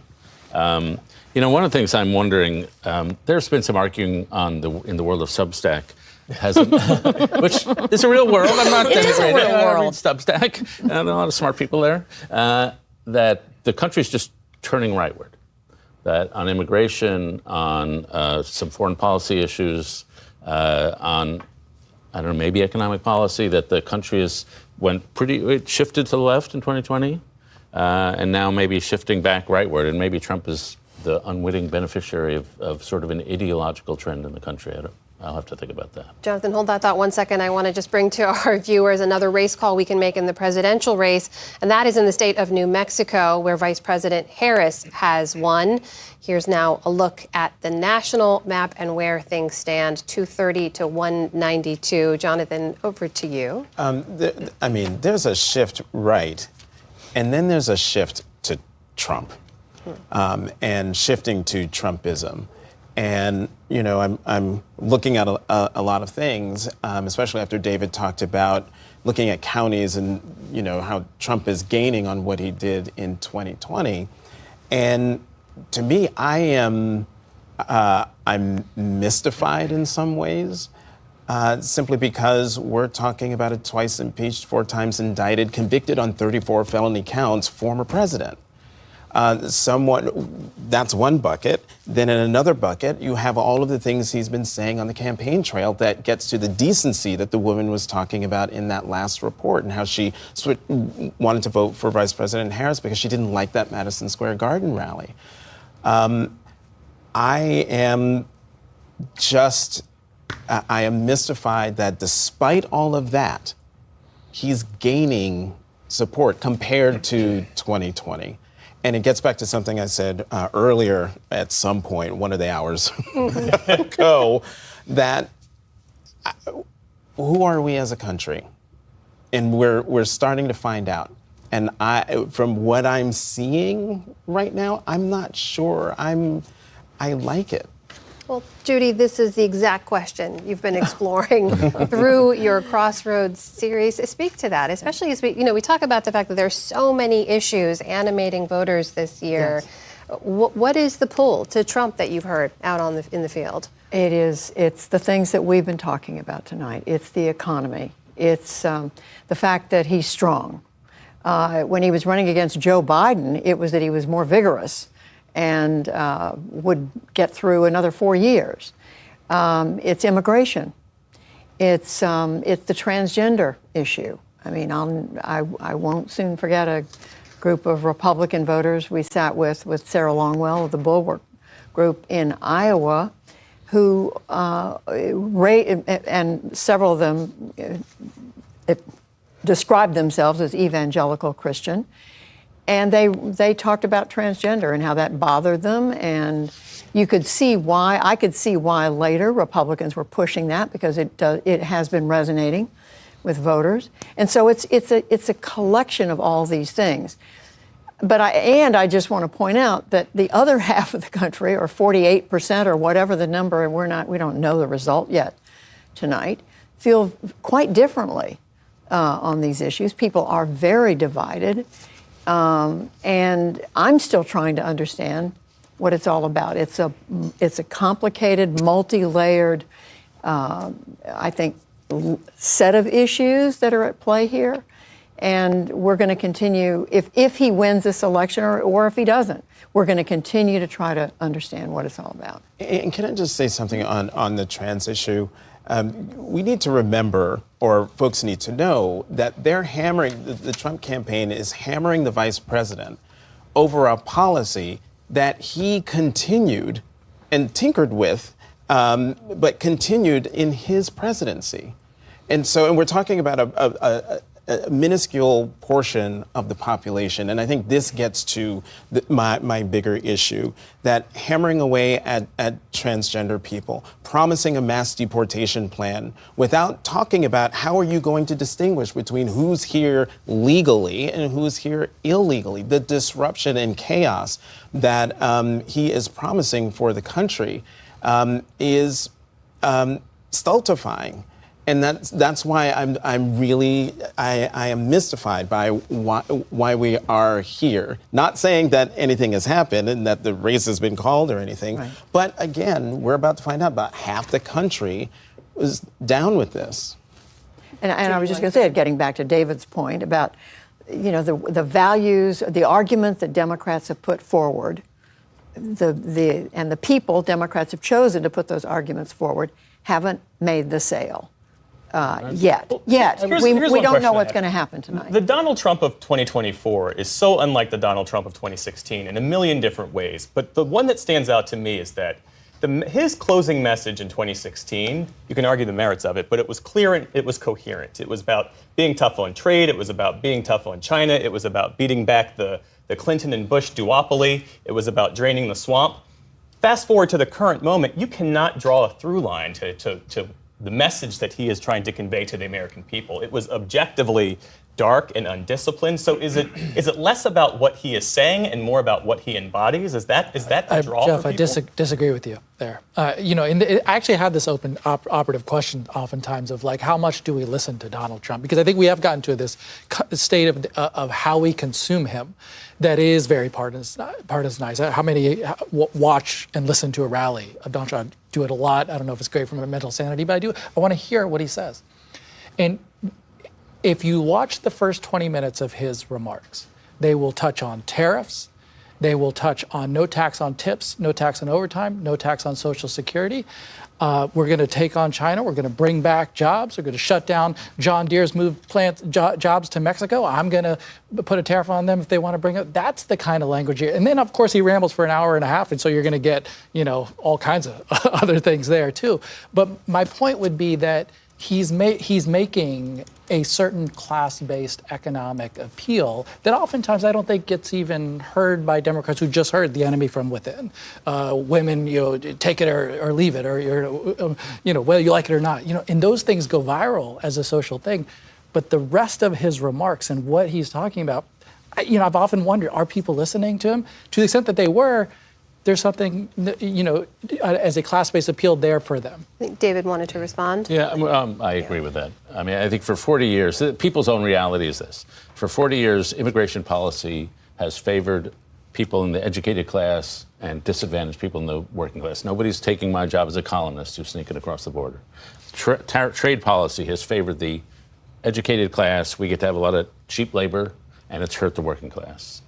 Tax policy, you go down education policy. For 30 years, among Republicans and Democrats, education reform was about getting people into four-year colleges, and not much vocational education for people who didn't want to go to four-year colleges. And so issue after issue, the policy from both Republicans and Democrats has favored the educated class, and a lot of people say, that's not me. What about me?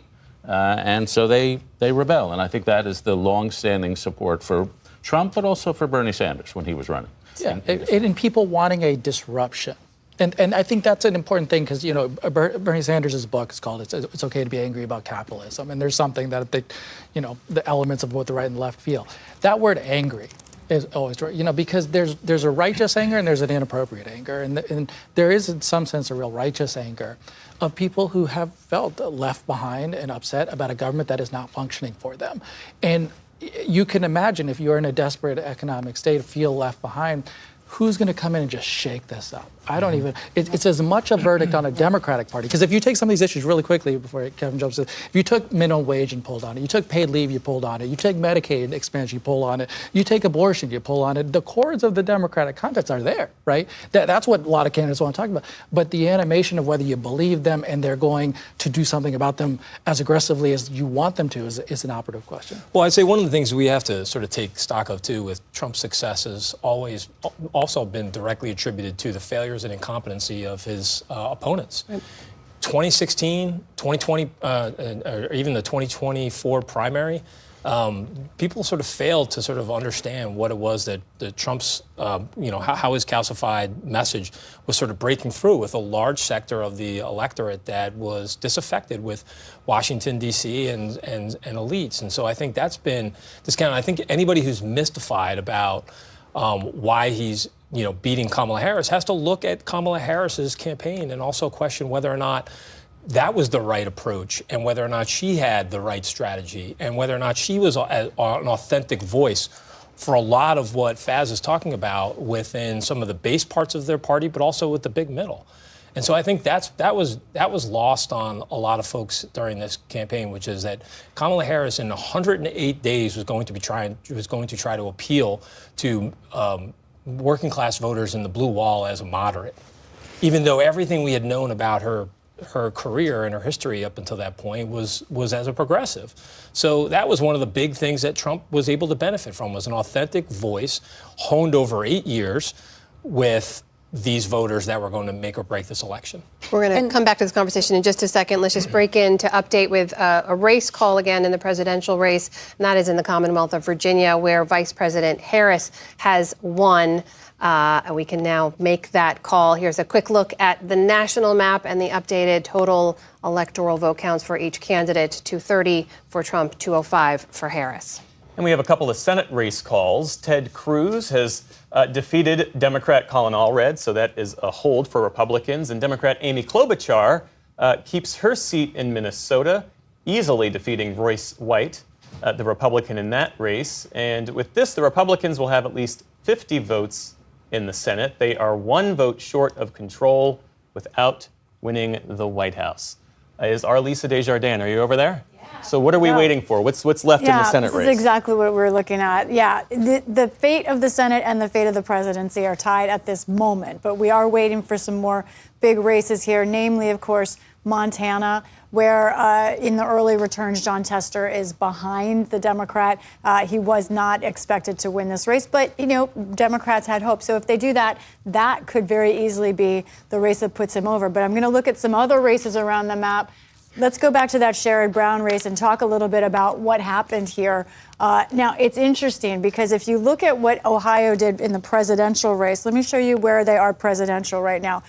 Donald Trump, about 56%, and Kamala Harris, 44%. So what you have here is Sherrod Brown outrunning Harris by 2 points, not enough to get him the state. And David talked about Cuyahoga County up here, always comes in late. Well, right now we're about 76% of that county has come in. But what's happened here is over his run in 2018, Sherrod Brown has lost percentage in this county. And he needed to rack it up. And he also needed a bigger turnout, and none of that came together for him. That's why the AP has called this race. Now, let's look at Michigan, where we are right now in both the presidential and Senate race. Right now, we've got Trump up by 5 points, 40% in. The question now as we go in through the night, where can Harris find this many votes to make up the distance? 111,000 votes separating them. There are possibilities here. Laura mentioned some of this. Wayne County, only 15% of the vote is in right there. Look at that margin that Harris has. But there are also places where Trump might do well. 23% in Macomb County. He's going to rack up the margin there. But it's not as large as Wayne County. So this is not over in Michigan, not by a long shot. There are places where Harris expects to get large quantities of vote that have not come in yet. But look at this, what we're going to see with the Senate race here. Alyssa Slotkin really running almost the same race at the moment as Kamala Harris. So this is a place where Republicans, I can almost feel them now saying, oh, we might have a bigger margin than expected. Democrats saying, no, it's not over yet. Wisconsin, the presidential race was 70% in. Trump continues to have his 3% lead. This is a place where it is getting harder for Harris to find where she can make up that ground. Milwaukee County is one place, but it's getting tougher. Wisconsin is getting tougher for Democrats in this moment. Also in the Senate race, same situation. Tammy Baldwin right now running pretty much the exact same race as Kamala Harris. We're seeing apparent ticket voting, and we're seeing Eric Hovde right now within reach potentially of getting the Senate seat. Again, more results to come in. This isn't over, but this is not the kind of number, the kind of comparison that Democrats wanted to see at this point of the night. So let's take a look back again at where we are with the 50 seats. Right now, I think Democrats are very closely within grasp of the Senate, and the blue wall is something that is looking more fragile. We have to get more results from Pennsylvania, but Wisconsin especially right now seems like it could be tilting Republican. But again, more results. We don't know. All right, Lisa Desjardins with a deeper look at those key states. We're still waiting to make calls in. Let's head back out into the field. Zach Schultz of PBS Wisconsin joins us now for an update. Zach, I know you've been tracking the turnout and also some long lines there in Wisconsin. What can you tell us? What's the latest? Well, there was a couple polling places that actually had extended hours up to 10:30, so just a little while ago here in Wisconsin on the UW-Whitewater campus in south central Wisconsin. Those have now closed. Not sure how many extra voters came in there, but the big ballot drop we're still waiting for is going to come out of the central count where they're doing all those absentee ballots in Milwaukee County. And the real question is, are there going to be enough to carry Tammy Baldwin and Kamala Harris to victory? Because everyone's expecting Trump and Eric Hovde to keep these minimal leads all the way through and perhaps grow them until all that are left of those outstanding absentee ballots. One of the other things we were looking at is to see whether Tammy Baldwin would run ahead of Kamala Harris. And right now she's maybe 30,000 votes up. And the question is that going to be enough? Will this be a 20,000 vote margin like it was in 2020 or in 2016? And finally, the last thing I've been looking at is the number of third-party voters. In 2016, third party took almost 5% of the vote. There were a significant number of votes there that were lost to both candidates. In 2020, there was almost no third-party vote to speak of. This time around, the number of third-party votes in that U.S. Senate race with Tammy Baldwin and Eric Hovde stands at 50,000, and there's almost 30,000 votes in the presidential race that have already gone third-party. That could be the margin of victory right there. So definitely an impact to be seen as we're going forward all the way into the long hours of the night. And Zach, given that you've got some polling locations open later, and we expected it to be a late night anyway, is there any updated estimate on when we might see some of those counties we're waiting on to deliver results? Nothing more specific than late into the night, probably early morning for some of these places. And last time around, we knew that Milwaukee would take a long time in 2020, but there were other central counts doing these absentee ballots in smaller cities, Green Bay and Kenosha, that took nearly as long simply because they weren't expecting as many absentee ballots as they got. And that's the same case in 2024. When I stopped into some of these locations, they were flooded with the number of early in-person and vote-by-mail absentee ballots, and they don't have the same number that Milwaukee County. Milwaukee County called in additional firefighters and other staff to come in and help process those ballots, but some of these smaller cities where there's 8,000 votes left to count don't have the ability to call in more people. So it may take just as long for some of those votes to be counted in some of the smaller areas. And if it really is down to 20,000 votes, those could make the difference. Zach Schultz of PBS Wisconsin. Zach, thank you so much for that update. California is the home state of Vice President Kamala Harris, and Scott Schaefer of KQED in San Francisco is in San Francisco tonight, where the VP got her start in politics. Scott, I want to ask you first, though, about California Democrat Adam Schiff winning Dianne Feinstein's former Senate seat. He defeated the Republican in that race, Steve Garvey. You've been covering that race since its inception. What stands out to you based on your reporting? Well, I think this was really a race that everyone assumed Adam Schiff would win ever since the March primary. In fact, Schiff spent a fair amount of money kind of helping Steve Garvey, the former LA Dodger, win that second place spot because he knew Schiff did that he could defeat him. Adam Schiff has spent the last several weeks campaigning in other parts of the country, in Wisconsin with Tammy Baldwin, Ohio with Sherrod Brown, in Arizona with Ruben Gallego, Jackie Rosen in Nevada. So he's had a lot of confidence that he was going to win. He'll now get that 6-year term that for a seat once held by Dianne Feinstein, who of course died in office. But no surprise, and I think he's been spending these weeks leading up to the election, kind of making relationships with some of the people he's hoping to be his colleagues when he gets back there and joins the U.S. Senate. Yeah, he's got quite the campaign war chest and has been using it to boost other Democrats. California is an unlikely battleground in the sense, I put that in air quotes, in the sense that it is key to which party will control the House, because Democrats and Republicans are battling over a handful of House seats that could swing the balance of power. Bring us up to speed on that front. For sure. So there are 2 races in the Central Valley, which is the agricultural part of California. And these are 2 rematches between the Republican incumbents. We've got John Duarte versus Adam Gray, the Democrat, and then David Valadao, kind of a somewhat moderate Republican who voted for one of the articles of impeachment, running again against the Democrat Rudy Salas. Those were both very close races last time, and the Democrats are hoping that with a larger turnout, they could really get themselves over the finish line. Also in Los Angeles County, we have Republican Mike Garcia, who is facing George Whitesides. He is a aerospace engineer. Aerospace is a very important employer in that part of Los Angeles County. Down in Orange County, there are several seats up for grabs, including one that Republicans are hoping could be a pickup. That's a seat currently held by Katie Porter, the Orange County Democrat who ran for the U.S. Senate, lost to Adam Schiff. She's in a very, that race is very close. It's a toss-up. Republican Scott Baugh running against Dave Min, a state senator. And then if you go a little bit east of Los Angeles, a very interesting race in Riverside County. That's a huge district that goes all the way from almost Anaheim to the Coachella Valley to Indio.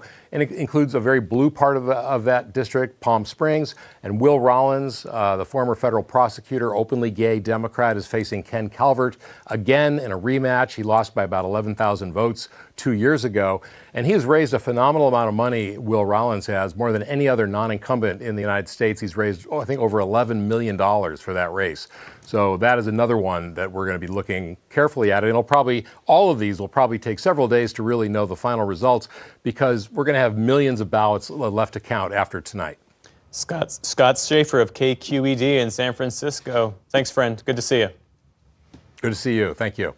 All right, Amy, as we wind our way to midnight Eastern, what are you really? Is it? Yeah. The time flies when you are having leaning fun. in. And we are doing it. I can't feel my feet, but it's something. Just two things. One, about the Senate, I wanted to just weigh in. Look, Democrats knew they had a really tough map. They've already lost 2 states, Ohio and West Virginia. We're waiting, obviously, on the blue wall states, but really Montana becomes the make or break. And what Democrats were hoping was, okay, maybe we can lose some of our red states, a couple of our red states. We'll make up for it in Texas. Well, that has now been taken off the table. Florida, that's off the table. Nebraska's a wild card. He's not a Democrat, but it certainly makes the Senate math a little more interesting. But so I think now what we're looking at as we wait for Montana, but I think it is more likely than not, if these blue wall states go to Trump, that it will be a bigger margin in the Senate as well for Republicans. Blue wall states we still have a close eye on. Well, meantime, right now, a few of our PBS stations on the West Coast may cut away for local news races. We're going to continue our coverage here. So you're still watching PBS News special live coverage on election night. I'm Amna Nawaz. And I'm Jeff Bennett. Kevin, I wanted to bring you in. I say that with a question mark. A little technical issue on our end. He's still Jeff Bennett. I'm still Amna Nawaz. You're still Kevin Madden. And I wanted to ask you about this. We talked earlier about some of what you saw could be shortcomings with the Harris campaign in terms of what they weren't able to do in prosecuting the case, especially in the 100 or so days that they had.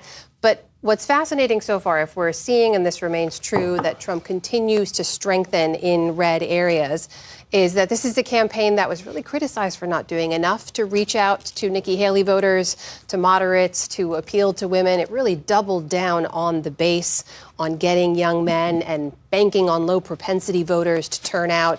From what you've seen so far, does that seem to be vindication for them, that theory worked? For Trump, yes. And also their theory of the race is that Kamala Harris and her political profile was so far out of touch with so many of the voters that were going to matter in these rural areas of the blue wall states. And I think that is, if the trend lines continue, the worst case scenario, we're looking at somewhere over 300 electoral votes for Trump. And that is just, a very, very different map than what we might have been expecting to see tonight. And I also think that it's also a reflection, I think, of the state of the race. We forget, I think, just over the last couple of months, just over the last 2 months, that this was basically like a European snap election. And the theory also was that the surge in enthusiasm that Kamala Harris had, the surge in volunteers, money, that was going to create a huge structural advantage in that shortened time period. And I think what happened is it changed the atmospherics, but the fundamentals that were driving this race, which the Trump campaign was still relying on, which is that people feel the country's going in the wrong direction. People are unhappy with the current administration, and that they wanted to see some change. They wanted to see a new direction. The way that the Trump sort of doubled down on that strategy, that those fundamentals bore out over the atmospherics of the money, organization, and the sugar high that Kamala Harris got in late July. But what about that? I mean, the conventional wisdom has always been, well, at least recently, that Donald Trump deepens his appeal. He doesn't really have a willingness or ability to broaden his appeal. Does that hold up? We'd have to challenge that assumption, depending on the outcome of this election. I'm particularly curious as we come out of it to see people. I want to learn more about people's information consumption, because I think that'll be one of the ways in which we're going to learn more about how America is a divided nation, which we learn and hear different things. I mean, I think Trump's team, in their media appeal, I mentioned it before, going to Joe Rogan, with TikTokers, talking to Logan Paul, then was also built around some of these viral moments of going to McDonald's, wearing a garbage suit, were, intended in a certain way with the assumption that the media environment had changed and that they were going to try to reach people directly.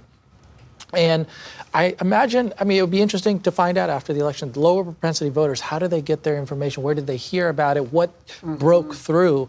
I don't know that we sitting here have a really good answer on that, except that it sounds like they had a pretty decent working assumption. Well, to your point, I was looking at some of the search terms today to get a sense of what people were thinking about ahead of the results coming in. And one of the search terms was, did Joe Biden drop out? Imagine being a voter and learning on election day that Joe Biden isn't the Democratic nominee. But that's the reality for a lot of people. On a quick note, before you answer this, we just want to say to our viewers out there, a quick note to welcome back some PBS stations who had broken away. You're still watching election coverage on PBS News. Indeed. It's now officially Wednesday morning on the East Coast. And Kamala Harris, we can report, has won the state of Hawaii.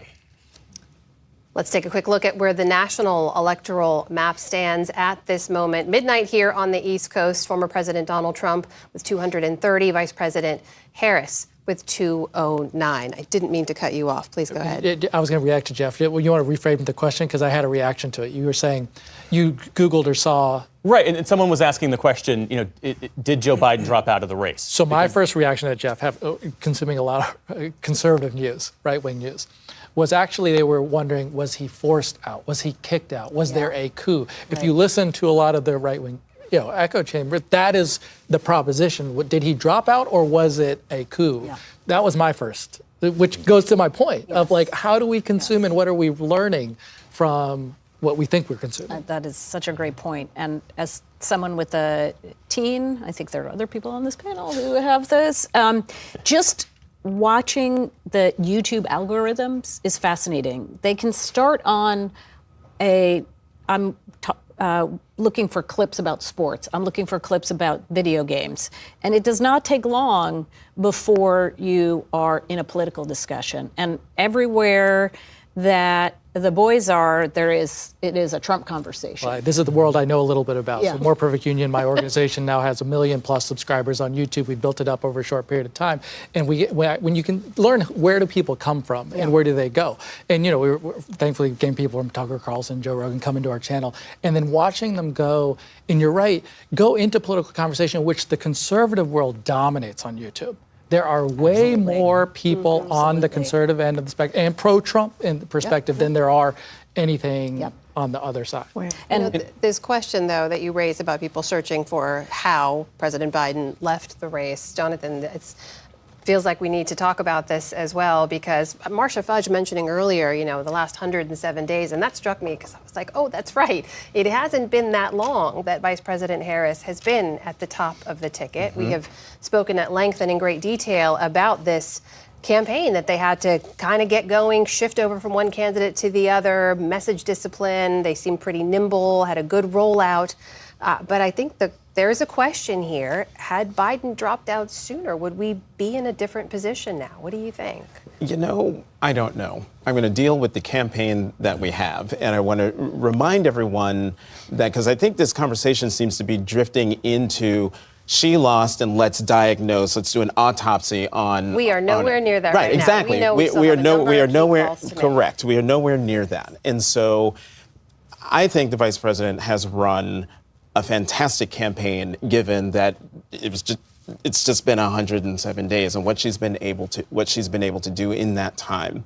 I find it interesting that the YouTube world is dominated by conservative voices, Trump voices, which gets to a point I wanted to make, which is in terms of people getting their news, there's a whole right-wing echo chamber that amplifies all of the misinformation and disinformation that's going out there to the American people. And Fox News, the cable channel, the #1 cable channel in the country by multiples. When I look at my ratings for my show on MSNBC, I don't even bother to see if I beat Fox. I look to see if I beat CNN, because Fox is way out ahead, and that's where people are getting their news. And I also think that we have to talk about the role of gender in this race, not the people voting, but the candidates running.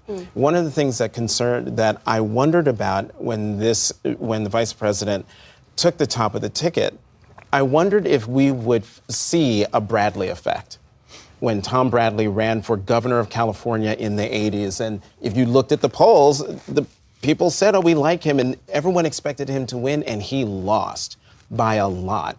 And it turned out people didn't want to tell pollsters they didn't want to vote for the black guy. I wondered if, people would be unwilling to tell pollsters that they didn't want to vote for a woman and didn't want to vote for a black woman and South Asian woman. And so, again, this is why I'm looking at this, because we can't just say that, oh, her economic message wasn't right, or, oh, she didn't speak to this particular constituency about fill-in-the-blank issue. Could it be that the country still has an issue with a woman in the top job in the nation, if not the world? Even though our allies and a lot of our peers have had women leaders. Judy, what do you make of that conversation? We've talked about this before at length. Yes, at length. I think we're struggling with that question. If Kamala, here's a hypothetical. What if Joe Biden had dropped out a year and a half ago and Kamala Harris had been chosen? Would she have run a different campaign? She ran to run. This election's not over. She has run a campaign to the middle. She has not emphasized her gender, her race. She is, in fact, just kind of jumps over those questions when they've come up. She's talked about some of the things you all have been talking about tonight, about what she wants to do for the middle class, how she wants to address working class Americans. But it has been a short campaign. Mm-hmm. So as I think about what she could have said or done differently, should she have done Joe Rogan? Should she have been out there doing more social media? That's all going to be picked apart depending on what the outcome of this election is. We had a test case for the Harris campaign, and it was 2019. And it was 2019. And there's not very much there that made us think this would be a tremendous national candidate who would be able to, even win a Democratic primary if Joe Biden had dropped out earlier. And now I think what we've seen with some of the numbers here tonight and some of the underperformance is just how real that test case applied at a national scale in a general. I don't think that's fair. I didn't cover that campaign. I don't think that's an even that's not comparison. apples and apples. Yeah. Also because remember in 2020, primaries make you stronger, and she didn't go through primary. Well, fine, but again, she got out of the race because anyone paying attention to that race, as long as Joe Biden was in the race, he was going to take the base of the party, and that's African American voters. And so she looked at the handwriting on the wall and got out. But you can't use you cannot use her failed run in 2019 and hold it against her after watching this incredible campaign she's run now. If she was such a disaster, is it incredible? But Kevin, if she was such a disaster, and can you not take it? I'm sorry. You absolutely can. You can take 2019 and apply it here. Did she run an incredible race? If 2019, if she were running the race she ran in 2019, we would not be having this conversation right now. We should turn to Laura Barron-Lopez. She is actually with the Harris campaign, where she's been reporting all night, sharing whatever information and insights she can as she speaks to officials and sources on the ground, and also just gives us a sense of the room, because we know they're reacting in real time to many of the things we're reporting here as well. Laura, take it away. What's the latest there?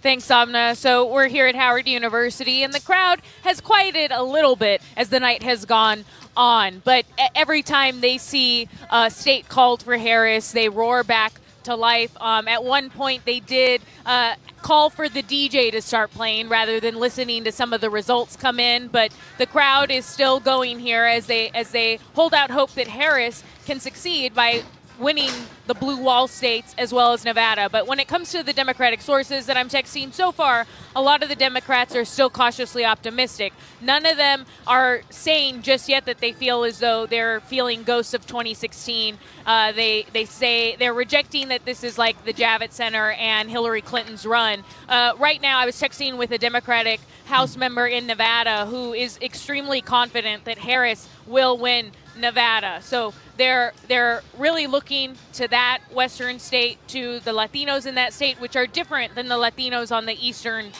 in the eastern states. And again, it really is going to seem like it's coming down to whether or not Harris's campaign was able to use their extensive ground game, which many had seen as far more extensive than Trump's, to drive up turnout in Milwaukee, in Detroit, and in Philly, and that is what they're looking to right now.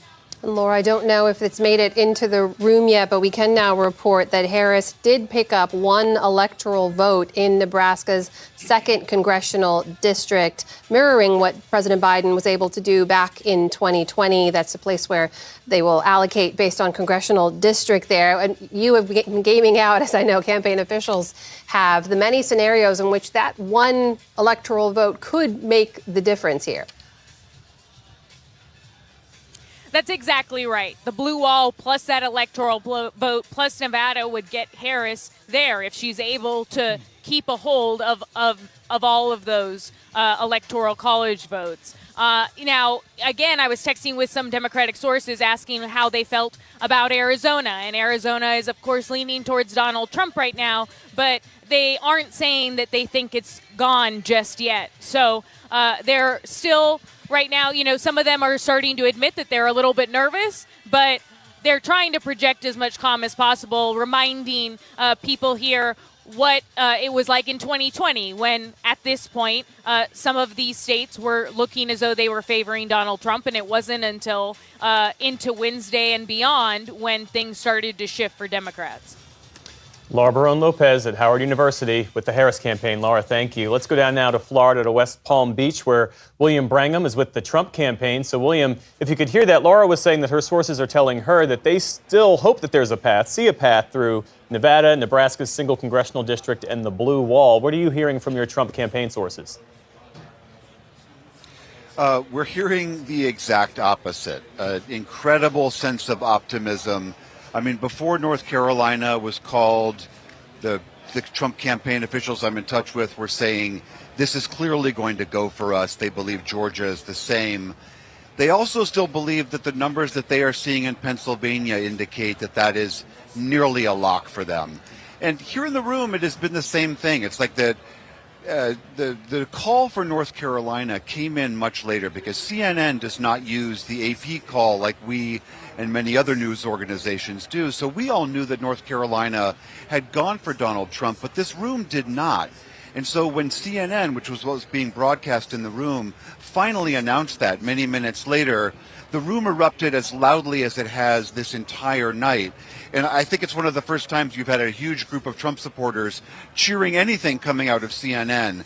But this was, again, another piece of news that they have been loving to hear and wanting to hear. They are also seeing all of these slow chipping away at the blue wall states, that every time there's updates to that, there are cheers that come out of the crowd. So very, very upbeat and strong and growing crowd here at the Trump campaign. All right, William Brangham, thank you. And we can report that Republicans have won the U.S. Senate majority, taking control of the chamber for the first time in 4 years. That says we have another race call to report. This is Nebraska Republican Deb Fischer picking up that Senate seat. Let's go over to Lisa Desjardins.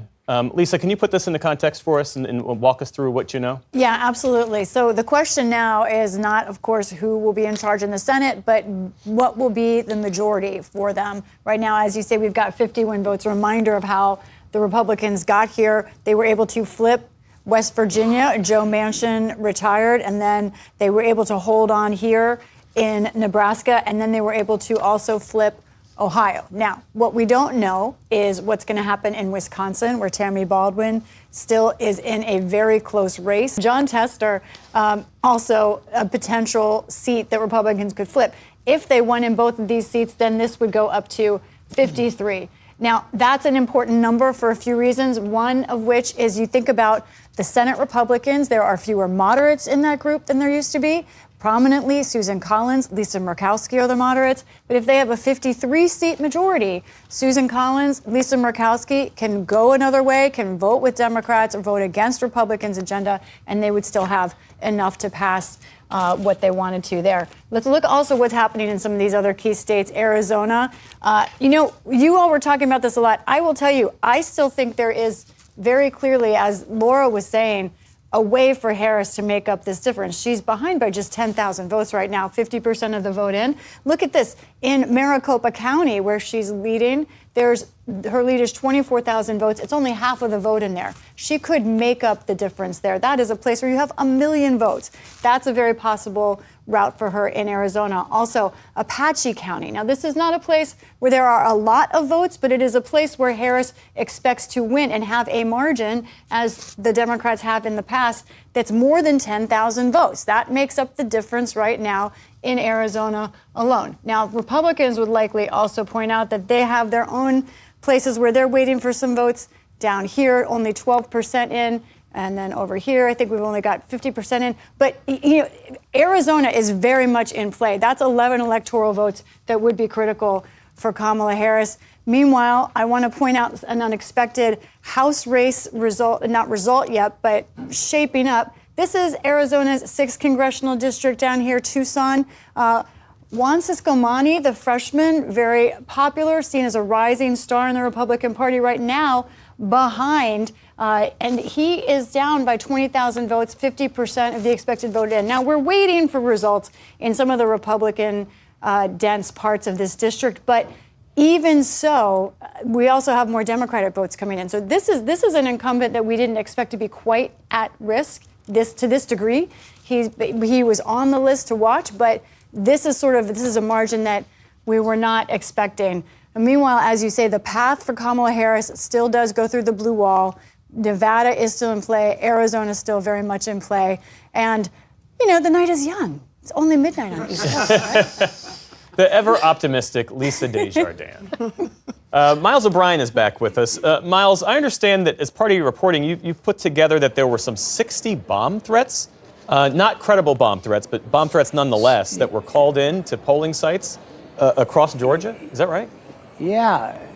60 bomb threats, many of them attributed, we believe, to Russian sources. None of them turned out to be anything, but it did gum up the works here a little bit. But, Jeff, I think the takeaway story here from Georgia is, despite all of that, this was a pretty smooth election.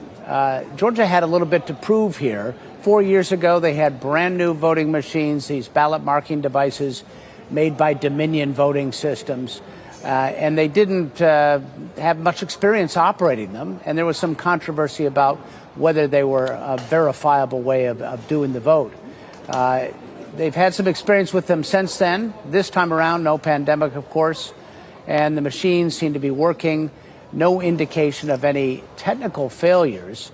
But you had the bomb threats, which slowed things down quite a bit. Here in Gwinnett County, they're wrapping things up. The final numbers are in. And as we would expect here, it's about a 16-point difference with Kamala Harris beating Donald Trump here in the most diverse county in all of Georgia. The picture for the rest of Georgia, it's about a 2.5-point race with Trump leading. The Secretary of State in that same news conference where he talked about the 60 bomb threats said it was mathematically insurmountable for Kamala Harris to overtake Trump. But at this juncture, there's still a lot of votes to be counted and included. And those bomb threats, just to draw a line under this Russian foreign interference, these were called into, Fulton County, Cobb County, DeKalb County. These are Democratic strongholds. Yes. Generally speaking, they were centered around the Democratic strongholds all around Atlanta. There was one down in Brunswick, but that might have been some kind of outlier. But it seems, as if it was some kind of concerted effort. Whether it had any impact in the end, I can't say that would be the case necessarily. It might have slowed things down a little bit. They extended the closing times for the polls that were affected by a commensurate amount of time. And many of those votes that came in at the end of the day were so-called provisional ballots. But no one was turned away, and the process went smoothly otherwise. So while there was an attempt to really slow things down here, I think you could say that Georgia, the Secretary of State's office, won. Miles, there in Gwinnett County, as you noted, they're done for the evening. We still do not have a race call in Georgia, though, for this state. Is there any sense from statewide officials of when we'll be able to make that call? Well, it's going to happen pretty quickly here. I think they have on the order of 90% of the numbers in. But the remaining votes to be counted are from heavily Democratic enclaves all around the city of Atlanta. So stay tuned. We should know fairly soon, I think. 93% of the expected vote there we saw in so far. Miles O'Brien in Gwinnett County, Georgia for us. Miles, thank you so much. You're welcome, Anna. Back here in the panel now. So, David and Jonathan, I'm curious right now. We were looking earlier on to North Carolina as a potential pickup for Harris. Now that we've known that's gone for President Trump and the way in which it went for former President Trump, does anything in that, do you think, indicate what we'll see happen in Georgia now? We're just waiting for those heavily more Democratic areas to come in. Yeah, I mean, I recall a post Nate Silver, the polling guru, had a couple weeks ago that he said the most likely outcome is that Harris picks up all 7 swing states, and the second most likely is Trump picks up all 7. And so what he was saying was, just because it's close doesn't mean that the 7 swing could all swing together. And we'll see if that happens. I think it's too soon to tell. I am, because I focus on what's most relevant, I'm focused on New Jersey. And New Jersey went for Joe Biden by 16 percentage points, and it went for Kamala Harris by 4 percentage points. So New Jersey is not exactly the Republican sweet spot. And I'm struck also, Derek Thompson is an excellent journalist at The Atlantic, said, we've seen a lot of red arrows, rural places going more Trumpy. But he says the biggest Trump gains were in Miami, Chicago, New York, Dallas, and Houston, in big cities. And that is surprising to me. But then you added to a third thing, and this is an exit poll. I never know how to take exit polls. NBC, in their exit poll, that 1/3 of voters of color went for Trump. And so you add all those things up. New Jersey, cities, voters of color shifting a little to Trump, and you wind up with Trump realizing the dream that a lot of Republicans have been talking about of a multiracial working class party. And I think the headline would be, if this all maintains, would be the class is replacing ethnicity as some of the big divides in the country, and how Democrats and Republicans have to think about the future. Amy, this was that realignment you were talking about earlier. Exactly. And I also don't want to get away from the fact that, so much of the conversation about the economy, there are big structural issues that we've talked about a lot on this panel that are relevant, and about elite classes that have succeeded and everyone else falling behind. But let's not also forget that we had 40-year high inflation. That I think, because people have not lived through this, if you are under the age of 65, you don't remember a time where prices went up that quickly. And so the impact that has had on you, I don't think we can, understate. It was the dog that didn't bark in the 2022 midterms, in part because the kinds of people who showed up in the midterms were the people for whom inflation wasn't as big of a concern. It wasn't a day-to-day, am I going to be able to get my kids' lunch money kind of concerns. And when you expand the electorate, and that was the whole theory of the case, again, this goes against years and years of what used to be the theory of the case from the two parties, was that, Democrats always wanted to have the biggest amount of turnout, and Republicans liked it when turnout was lower. But now Democrats doing best in the areas where you have consistent turnout, voters, but doing worse with people who turn out only sporadically. And many of them, we know who are people who show up and vote in every election, the kind of people who, school boards and down ballot races. They're older, they're whiter, they have a higher level of education, they have a higher income. That was the Republican base up until the Trump era. And now that's the Democratic base. And you can only get so far. The other thing that will be interesting to see, we have so many more votes to go. But remember, it has been since 2004. That's the last time that a Republican has won the popular vote. Mm-hmm. And so what these margins, why they matter, to David's point, is you can shave off, a few points here and there in blue states, put it on top of the red states, and that's how you get a popular vote win, even though it's not guaranteed right now, but that's how that happens. So that it's not necessarily that we have bluer and redder. It's like we have certain areas got bluer and certain areas got redder, with the urban areas being a little too mixed, in both. Let's go back to our Stephanie Sy for a moment, who is reporting from Maricopa County, Arizona. Stephanie, you were talking earlier about the situation in Apache County. Forgive me. Help us understand the importance of the indigenous vote in this election in particular. Well, first let me say that Apache County is in the northeastern part of the state where the Four Corners are, and that is where the Navajo Nation is. There are 42,000 Navajos registered in Apache County, and we know that Apache County reliably does go for Democrats. There are a lot of voting blocks in this state that have been splintered, I think one could argue. But that county in 2020 went 63% for current President Biden. So those are important votes. Now, as I reported earlier, a judge agreed to extend the polling hours by 2 hours there. So Apache County, there are 10 polling stations that were kept open, just closed about an hour ago. But it may be a while before those results come in, because we saw on social media right before closing time, right before 9 p.m. local time, very, very long lines. That is, of course, encouraging that people stayed and waited to vote, but it does mean that all of those people that were in line before 9 p.m. Mountain Standard Time are going to be allowed to vote, and it may be a while. And again, 42,000 Navajo voters. The Native American vote is important in a swing state like this. Again, this was a state that, I'm sure you've said this all night, this was the slimmest of margins at the top of the ticket. Biden won by just over 10,000 votes here. And so every vote matters, and we'll continue to follow that. And Stephanie, we know you're in Maricopa County, where the majority of the state's voters are. Are we expecting more information from that county later tonight? You're bringing up an interesting point of the process here that's a little bit different in 2024.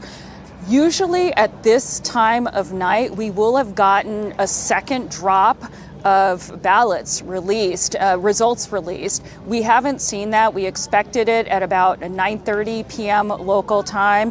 It's an hour later, and we still haven't seen a second batch of results. I think part of what we were warned about, first, we were warned to be patient, but the other thing we were warned about is there's a new state law that requires each voting center to count the number of those drop-in envelopes. So there are two ways that voters could have voted today. They could have done it the traditional old-fashioned way and marked up their ballot in person, or they could have dropped off an early ballot. Those are called late earlies. We expect a lot of those. I saw a lot of people dropping off those green envelopes. The new state law requires not that those envelopes are open and tabulated at each precinct, but that they are counted by hand.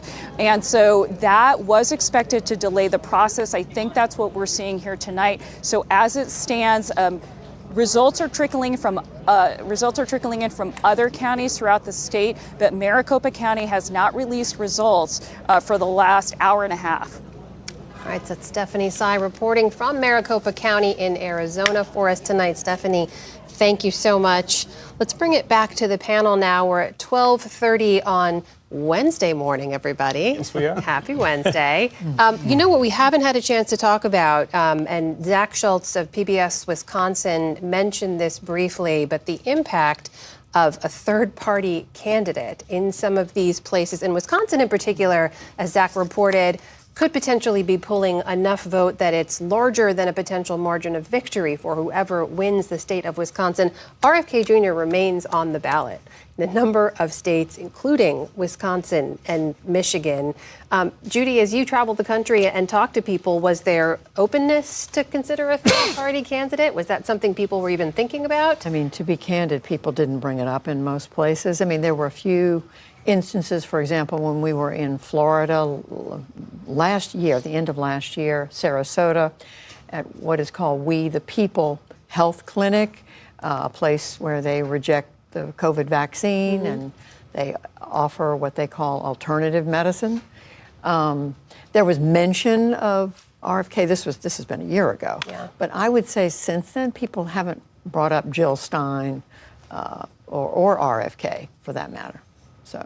What about that? There's Jill Stein, there's Cornel West, who are running to the left of Kamala Harris. Of course, they don't have combined with RFK, don't have the same sort of pull that like a Ralph Nader had in elections past. But what do you think about the impact there, potential impact? I guess we'll see in some of these results, but right now it seems negligible.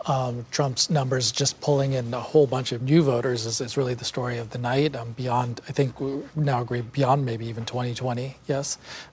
Amy, you think in their expected vote or like the turnout tonight will be larger?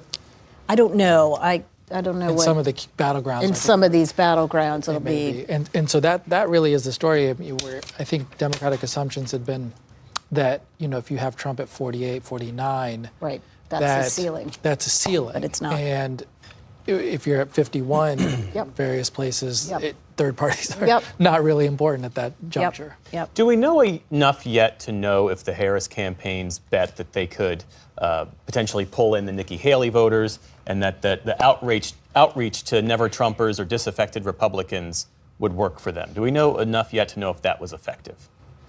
Well, it doesn't.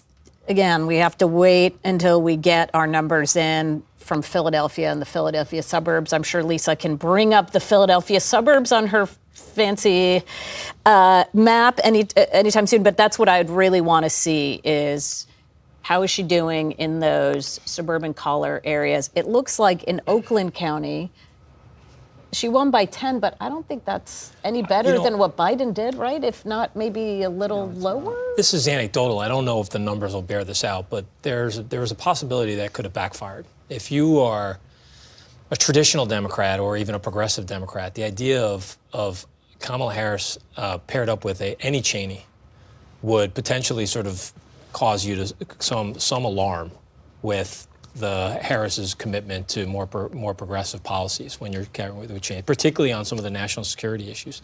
So I just really, the other thing is, I think one of the mistakes that they made with betting that was, and I'm a Liz Cheney fan, having worked with her previously, but I think that one of the challenges that she would have is that it really didn't provide like an authentic sort of message to a lot of these voters.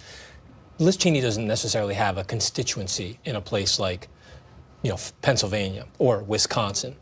So I just wonder whether or not they maybe sort of put too much stock in that, put too much of a bet on that. And on the other hand, this is my bias, where I'm coming from. Mm-hmm. But you choose to stand with Liz Cheney, you don't stand with Bernie Sanders or AOC or any of that. You don't get out there making a progressive populist case that says, hey, this is a core part of our coalition. I mean, to his credit, Joe Biden all the way through and up until, before he dropped out was building a coalition that made sure that as much as you might have heard him trying to reach out to moderate Republicans, he was also making a very populist, and I use that word advisedly. Populist means there's a sense that there's emotional valence in this party that is reaching people. That's why the sense of if their YouTube videos are going to pop off, that's giving them a sense of populism, that what is reaching people, what gets them emotionally moved. And, to Kevin's point, they used Liz Cheney, they being the Trump team, used Liz Cheney against them. They went out and did campaign events literally in Dearborn to tell people, you don't go down the Liz Cheney. And it's because I think they felt this degree of populism. They knew on the ground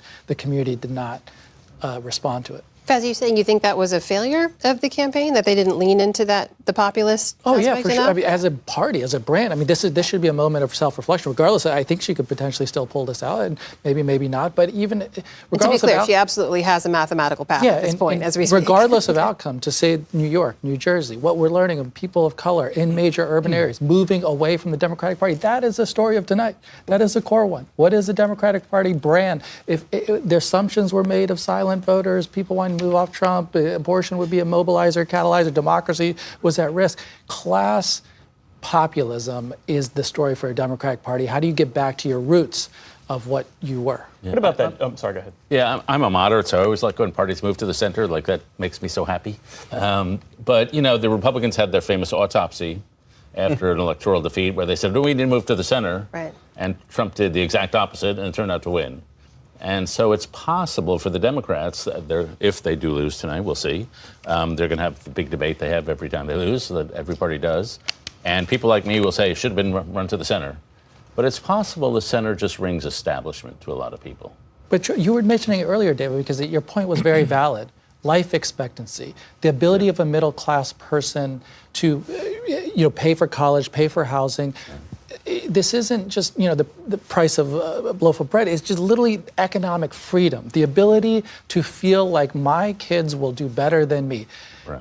That pain that I think exists requires, I think, in a lot of people's minds, disruption of government. That's what I'm trying to say. Our side, Democrats are offering, give me power, status quo, comfort. I will execute the technocracy of government well. And as much as I believe that you can move the margins with that kind of approach, it is not politically appealing, and you have to talk to people. This is where populism matters, right? What emotionally moves people? The problem for the Democrats is they are the party of the educated professional class. Right. And it's hard to run a populist if you're the party of Bryn Mawr, Pennsylvania. No offense to Bryn Mawr. It also says everything, too, that Trump is with Elon Musk. You could say, again, both Trump and Elon Musk. These are really wealthy people. How on earth are they with a populist message? You know who he's not hanging out with? CEOs of major companies. He's not in boardrooms. He's not talking to those folks. It is the people like Elon Musk speak to that other issue, I think, that you've been bringing up about. It's a fight. There's anger there. Unfortunately, as Kevin knows well, it's the immigration, it's China. It's even you're more likely to hear from Trump than from any Democrat a fight against a corporation by name. He'll name John Deere, Masterlock, whatever the company might be. He's upset at that friction, that fight against established power, or even the other, as he does. It is an animating political aspect. The pushback from the Harris campaign would be that, yes, the affordability crisis is real. Yes, inflationary pressure is real. But if you're concerned about the cost of bread, just wait until Donald Trump deports half of all farm workers and imposes a 20% tariff on all goods that are brought in from overseas. Then you're really going to feel the pain. But what I hear you say is that doesn't necessarily matter to folks. Well, it's the feeling, it's the vibe. Is that right? You got to fight that out, right? This is the challenging thing. I know that Harris, I think, in my view, ran a very technically competent campaign for the past 107 days. What she was dealt with, of course, decided not to spend a lot of time telling you what we did in the last 3.5 years. That was by design and by choice, right? You said, we're not going to do a lot of media interviews in the first month. By design to say, I'm not going to talk about the Biden record. I'm just going to offer you expand child tax credit, expand Medicare, we're going to address housing affordability, price gouging. There were some aspects of that stump speech that were established. But what we did was, what have you been doing for 3.5 years? And the public needed that story desperately, because if you're going to go at Trump that way, what's his easy retort? Look how tough it was under you guys for the past 3.5 years. Yeah. What's your answer to that? And you've got to, I think that was there for the taking. Is you've got to tell them a story of what we've been up against to unrig this economy that for decades have been created. And here's the places in which we've been doing it and what I intend to build on. But it needed much more animation of storytelling, because otherwise they just said everything was terrible. It's still, I will stress again, it is too early for autopsies. It is too early for speculation. There are a lot of people still in line voting at this point. It's too early for an autopsy again to win. But what we're missing is that it's not too early for the autopsy of the fact that a lot of working class people have moved away from the Democratic Party. Yes. Regardless of where, New Jersey, New York, wherever, the trend line is one that I'm asking people to reflect on, not the outcome of the election. And to Fez's point, I think both campaigns, both parties are going to come out of this election with a very different blueprint for what are we going to do in 2026? Who is going to lead us in 2028? Because of a lot of the changes that we've seen here in the electorate. I also think there's going to be a lot of different mechanics in how campaigns communicate with a lot of these audiences. We saw $15 billion in 30-second ads. We've all seen it. Our texts are probably still going off, right? Yeah. And, was that the best way to sort of reach and mobilize many of these voters? I think a lot of that is going to come under question as well. So wait, play that forward for me. What does that conversation look like in Republican circles if former President Trump loses? What is that conversation for who leads going forward? Well, if he loses, I think it's one of these things where is he still the titular head of the party? Like, how strong is his grip? I would argue, and I've argued this for a number of years now, that Trump has as big and will have as big an impact on the profile of this party than Ronald Reagan did. Now, there are a lot of people inside the party that can't believe that that's the case, but I guarantee you 20, 25 years from now, we're going to be litigating the profile of the party and even primaries on are you a Trump guy or are you a Reagan guy or an establishment guy or a Romney guy? And that Trump contingent is going to vastly outnumber some of the upstarts inside the party. But, I think they'll also be looking at what the gains they've made in this election and how that is still a key to the future, right? Which is that you'll see that many Democrats are going to come out of this more on the defensive about where they are with working class voters and continue to try to fix that. But that's where a lot of the battlegrounds of American politics are going to be over the next 2 to 4 years. Yeah.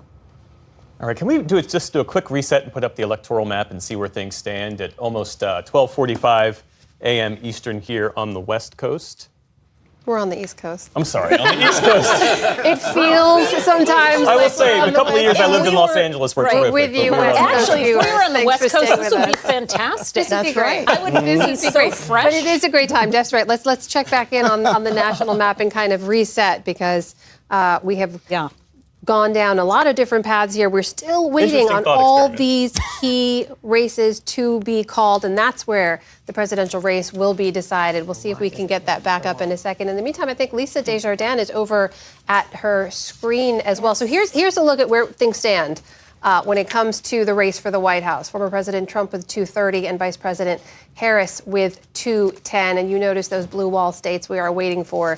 Also Nevada and Arizona still to be called. If we head over to Lisa, I'm sure she can give us some more information about what we're waiting on and what we should take away. Absolutely. Okay, so first of all, as you say, this is the map. 230. Former President Trump needs 40 electoral votes. Georgia has not been called, as you know. So let's say he gets 16 there. This is sort of the path that might be evolving for him in their mind. And then let's say Wisconsin, which is close, also goes for Trump. Arizona, let's say those two go. And that's it. And this comes back to the blue wall again, because Wisconsin in this scenario is the ballgame. Now that assumes Nevada does not go Harris. It's possible that it does. They've got strong culinary union there. Now, so then let's say Nevada. Lisa, can we come back to you in 1 second? Sure. Forgive me, I'm sorry. We have some developments over at the Harris campaign. Let's go to our Laura Barone Lopez. Actually, this is Ced Richmond, a former senior advisor to President Biden, now a key advisor to Kamala Harris. Let's take a listen. Good evening, Howard. Good evening, HU. I want to say good evening to all of the Harris campaign, the campaign family. Thank you for all that you have done. Thank you for being here. Thank you for believing in the promise of America. We still have votes to count. We still have states that have not been called yet. We will continue overnight to fight to make sure that every vote is counted. that every voice has spoken. So you won't hear from the Vice President tonight, but you will hear from her tomorrow. She will be back here tomorrow to address not only the HU family, not only to address her supporters, but to address the nation. So thank you. We believe in you. May God bless you. May God. Went down, basically telling people to go home, that Vice President Harris won't be appearing there tonight. How it went down and what we know about why that statement was made now. Right, Amna. Well, the statement didn't go down very well. Even before Cedric Richmond came out to address the crowd, it was already thinning here at Howard University because some of the latest calls seemed to really put a damper on the mood here. And so a number of people were streaming out of the yard here at Howard. And as soon as Cedric Richmond said that the vice president would not be speaking, people started to stream out. Laura, we're going to let us know if you need to step away for a drink of water again. In the meantime, what else can you share with us about, as you mentioned, some of the crowd thinning out over the last hour or so? Has there been a shift from what you can tell among supporters there? Yeah, I mean, the mood, Amna, is one that is very anxious and nervous. The mood, Amna, is one that is very anxious and nervous. Supporters are still holding out hope that the blue wall is going to come through for Harris, that Nevada will come through for Harris. But again, they are really upset that it's coming down to this narrow pathway for the vice president. So far, there isn't that much pointing of fingers in terms of the Democratic sources that I'm talking to, because the Democrats in those blue wall states are still trying to keep optimism going in terms of her pathway there. But we still, as you well know there, we may not know until into tomorrow how that vote count is looking in those blue wall states, in Michigan, in Wisconsin. And so that's created, a sour and sad mood here for a number of Democrats. That's our Laura Barone Lopez at the Harris Watch Party there, which is now ended, it seems, for the evening in Washington, D.C. Back here with our panel. So, Kevin and Faz, I'm curious from a strategist perspective here, when you make a decision like this to come out at this hour, there are still people in line voting, there's still votes to be counted, states to be called. Why make this call now, Faz? Oh, well, this happened in 16. Too, and John Podesta went out. It was in the wee hours of the morning, you might remember, as the chairman of that campaign, and urged people to go home because you've assembled a lot of people. And at that time, I think he told people Hillary Clinton would talk to everybody tomorrow. They're doing the same thing now. I heard, correct me if I'm wrong, everybody, but I heard him say that we're counting votes, but not really give you a hell of a lot of optimism besides that about a trajectory of counting those votes.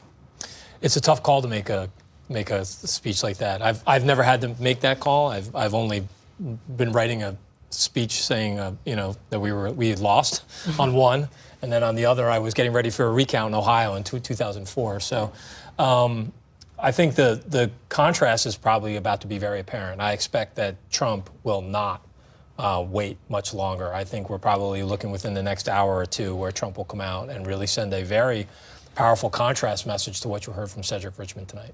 Well, let's learn more because our William Brangham is with us in West Palm Beach. He's with the Trump campaign. And William, at the moment, there are still mathematical pathways for both Donald Trump and Kamala Harris to work their way to 270 electoral votes. But what are you hearing from the Trump campaign, and what kind of contrast do you expect to see where you are? Jeff, I think the mathematics, as you state them, are exactly accurate. The Trump campaign is arguing that all of those math problems are going to fall in their favor. I just had a conversation with Tim Murtaugh, who's a senior campaign aide with the Trump team, and he believes that there is virtually a certainty that the Trump campaign is going to get through all of the blue wall states that Harris is so desperately wanting to hold on to. And he was arguing, I said to him, given that the polls were so tight all along, how is that possible? How do you explain that? And his theory of the game is that voters saw over this election two very clear administrations. They had a memory of the Trump administration, and they saw the Biden administration, and that the voters' memories of the Trump economy and the border were all favorable in the Republican Party, and on those two factors were all negative for the Democrats. And he said that everything else, he said even the issue of abortion, which was obviously so critical to Democrats' belief that they would do better, all of that fell by the wayside. He said that all those other issues after the economy and immigration simply were not nearly as potent. And he thinks they are very, very confident that this will be an overwhelming victory for tonight. We understand also that Donald Trump is en route here. The word has gotten out in the crowd so that everyone in this room that was usually split, half the room that way, half the room behind me, nearly everyone has moved to the front of the room anticipating that Donald Trump will be coming here. The mood here is as on fire as it has been all night long. And William, there's a bit of news that we can share, and we should say that while some of the other TV networks have called the state of Georgia for Donald Trump, the Associated Press has not. And I'm going to read here directly from my computer because this is important. It says, Donald Trump, this is from the Associated Press, Donald Trump is leading in Georgia, but the AP decision team still sees a path, albeit a very narrow one, for Kamala Harris to take the lead in the state. Harris is bettering Trump in the votes cast before Election Day, and there are still potentially enough of those kinds of votes left to be counted to push her ahead of the former president. The race is still too early to call. Realizing you're just learning of this as I'm reading it to you, how does that color or change at all some of what you're hearing from the Trump campaign? Well, it's funny, Jeff, because someone from the Trump campaign, I would say 45 minutes to an hour ago, said not only was it time to call North Carolina, this was just after the AP had, but they said Georgia had as well. Again, I think that the mathematics are probably right. There might still be enough votes to eke out a victory for Harris, as there similarly may be in Pennsylvania and Michigan and Wisconsin, etc.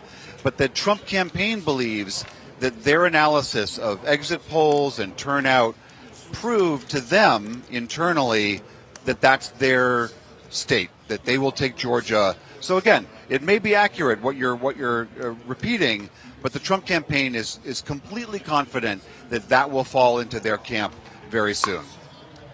William Brigham, thanks to you. Let's head over to Lisa Desjardins for a closer look at what we were just sharing there from the Associated Press. Lisa, they maintain there's a narrow, albeit, or rather a possible narrow potential there for Vice President Harris. Walk us through it. That's the key. As we've explained, if a state has not been called, it means the Associated Press thinks there is a way for either candidate to still win. And as they say, there's a narrow path for Kamala Harris. Let's explain what that is.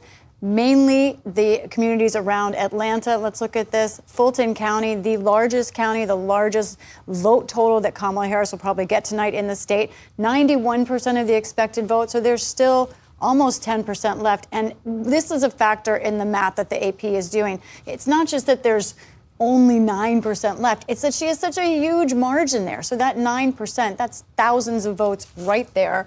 Now, how about all this other counties around here? DeKalb County, also 88%, another huge margin for Harris. We talked early in the night. For those of you who stayed with us, this is going to be a small payoff.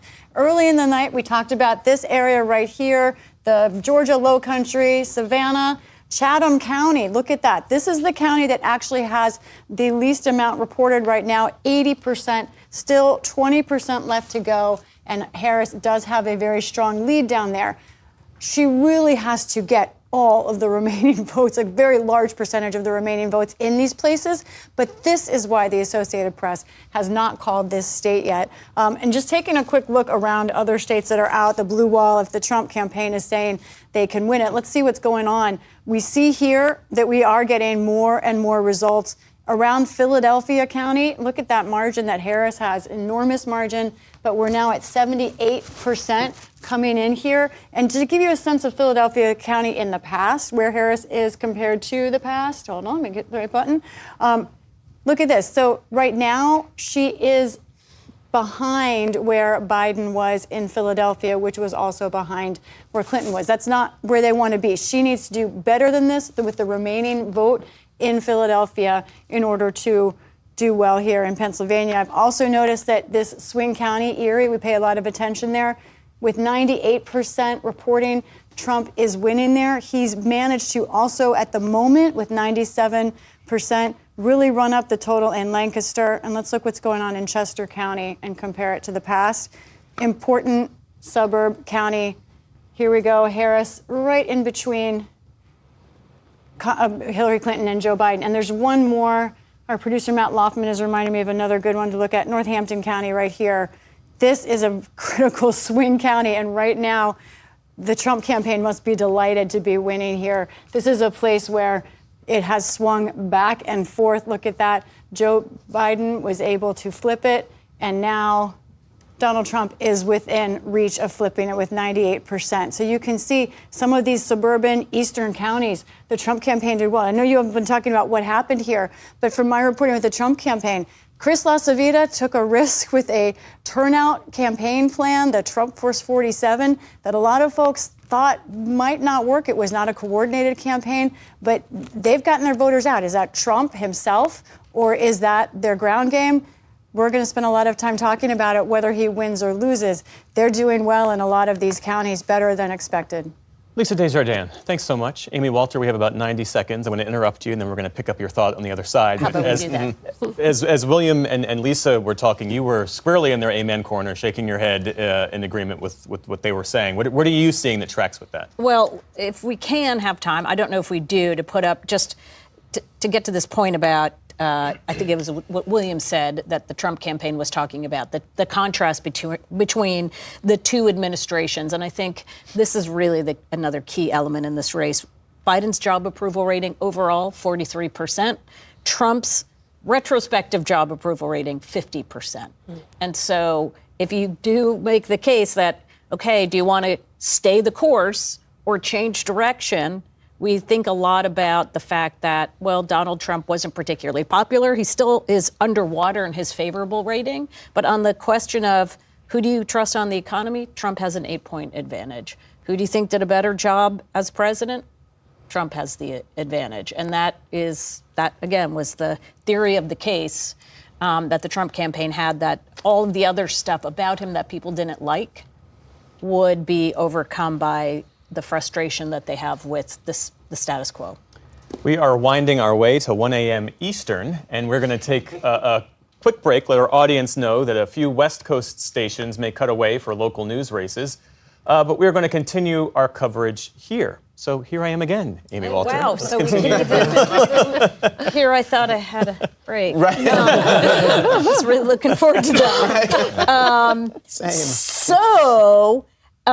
So anyway, I think sometimes it's not even that complicated, right? If elections are about change or change the course or status, more of the same.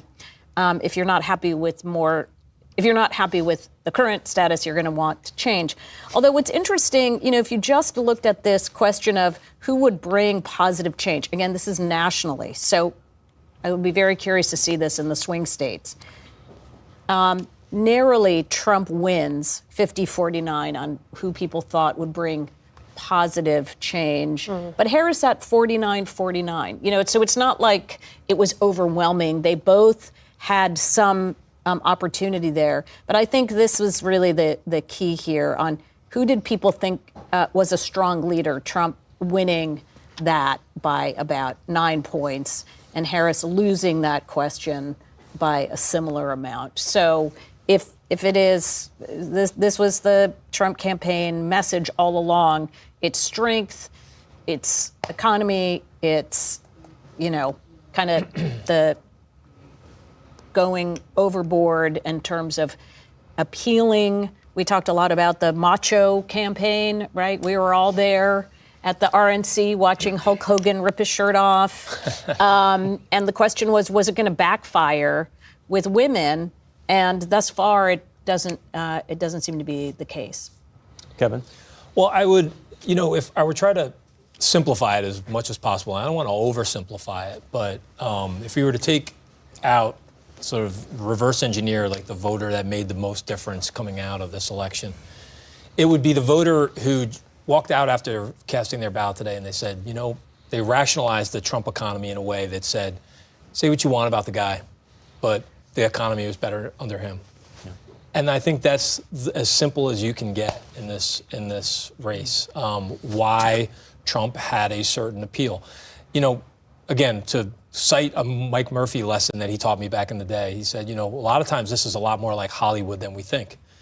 And Kevin, Trump, I'm going to cut you off for just sure, a moment. please, I want to make sure to bring our viewers this news as we can report it. That's a major race call in the state of Georgia. We can now report, according to the Associated Press, that has gone for former President Trump. And here is a look at where the national electoral map now stands. Former President Trump with 246, Vice President Harris with 210. Kevin, back to you.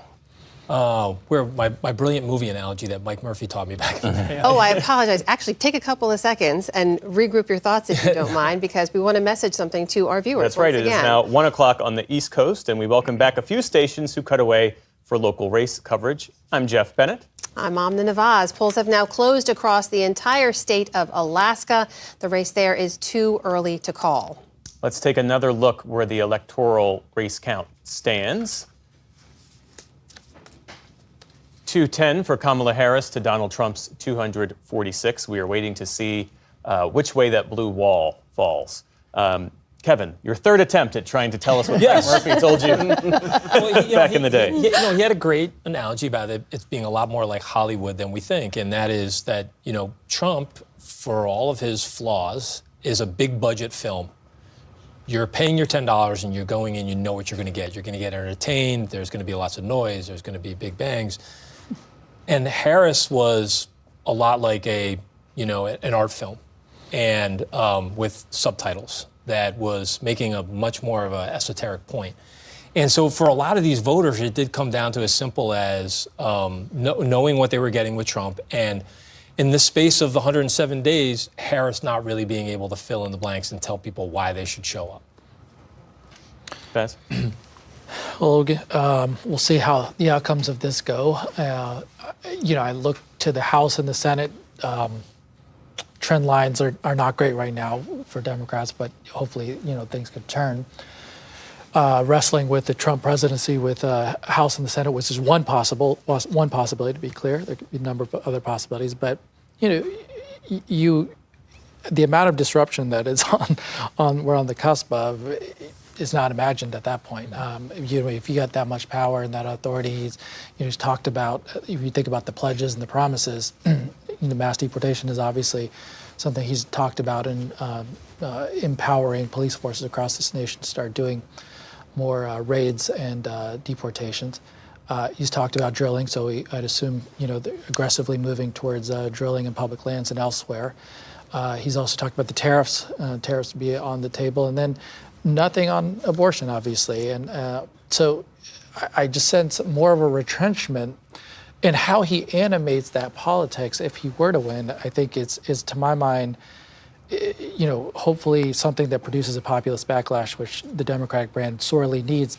I thought the opportunity for a lot of Democrats, and continues to be, is the labor movement has been one of the most powerful things of the last few years. When you look not only Starbucks organizing wave, but Boeing workers on strike, port workers, UAW workers, that needs to bleed into a Democratic Party's populism that is searching for it. Where is that emotion? Where is that energy and enthusiasm? It's coming from that labor movement, and I hope that's one thing to reflect upon for the party as we go forward.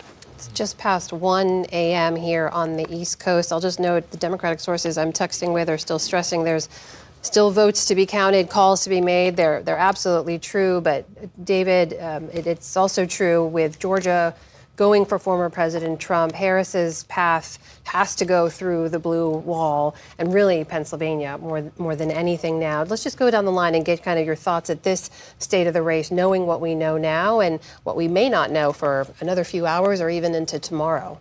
Well, she's sort of got to run the table, and she's behind in all the states right now. So she'd have to catch up and go ahead in all those states.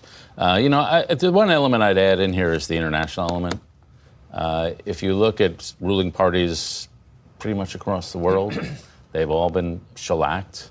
The post-COVID inflation hit the whole world, or at least the industrialized countries, and ruling parties in the Netherlands and Portugal, Latin America, they've all been hit.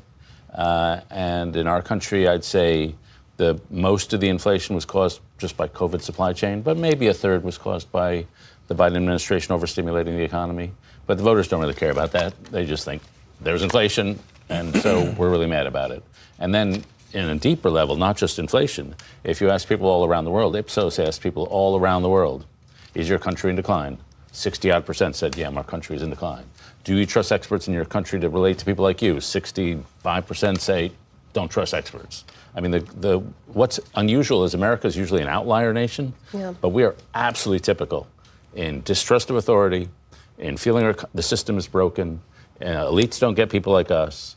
The whole world is going through a climate, not the whole world, but at least the Western democracies, that are just extremely hospitable to right-wing populations. But France was one outlier on that, right? And when they did win in that coalition, there was progressive populism there, like obviously a big strike of sanitation workers in that country that led to it. And I think, as you say that, and I agree with all of that, there was a glimmer of how you could go. I would also add that it's sad for me because, and I assume for you, that the United States was the outlier also of having the least amount of impact from inflation, having the fastest recovery post-COVID, getting back up on our feet to this day. The facts and the stats are there that we have outperformed every other nation in dealing with this challenge, and unfortunately not rewarded policy. America was also the outlier in not having political violence on the level we did until January 6th, and now this democracy is no longer immune from that as well. But Jonathan, to your thoughts on where we are right now. I'm ever since David talked about the Loudoun County, and then you brought up my home state of New Jersey. So I went to the New York Times map, and they've got this neat little feature that shows shift from 2020. And I wish I could show it to the audience, but the red that is on this map is what's sobering, given everything I've said over the last 5 hours. I do think that this race is always going to be close, that the vice president's path, even though they were hoping maybe North Carolina, maybe Georgia, that it was always going to be through the blue wall states. So the fact that we don't have those results and she's told folks to go home is not surprising to me. But assumptions are being challenged in this election. And this map here says to me that no matter what happens in this election, no matter who wins, we as a nation have to have a conversation about why this map looks the way it is. And I hear all the things about economics and populism and things like that, but we also have to factor in some social issues that could also be at play.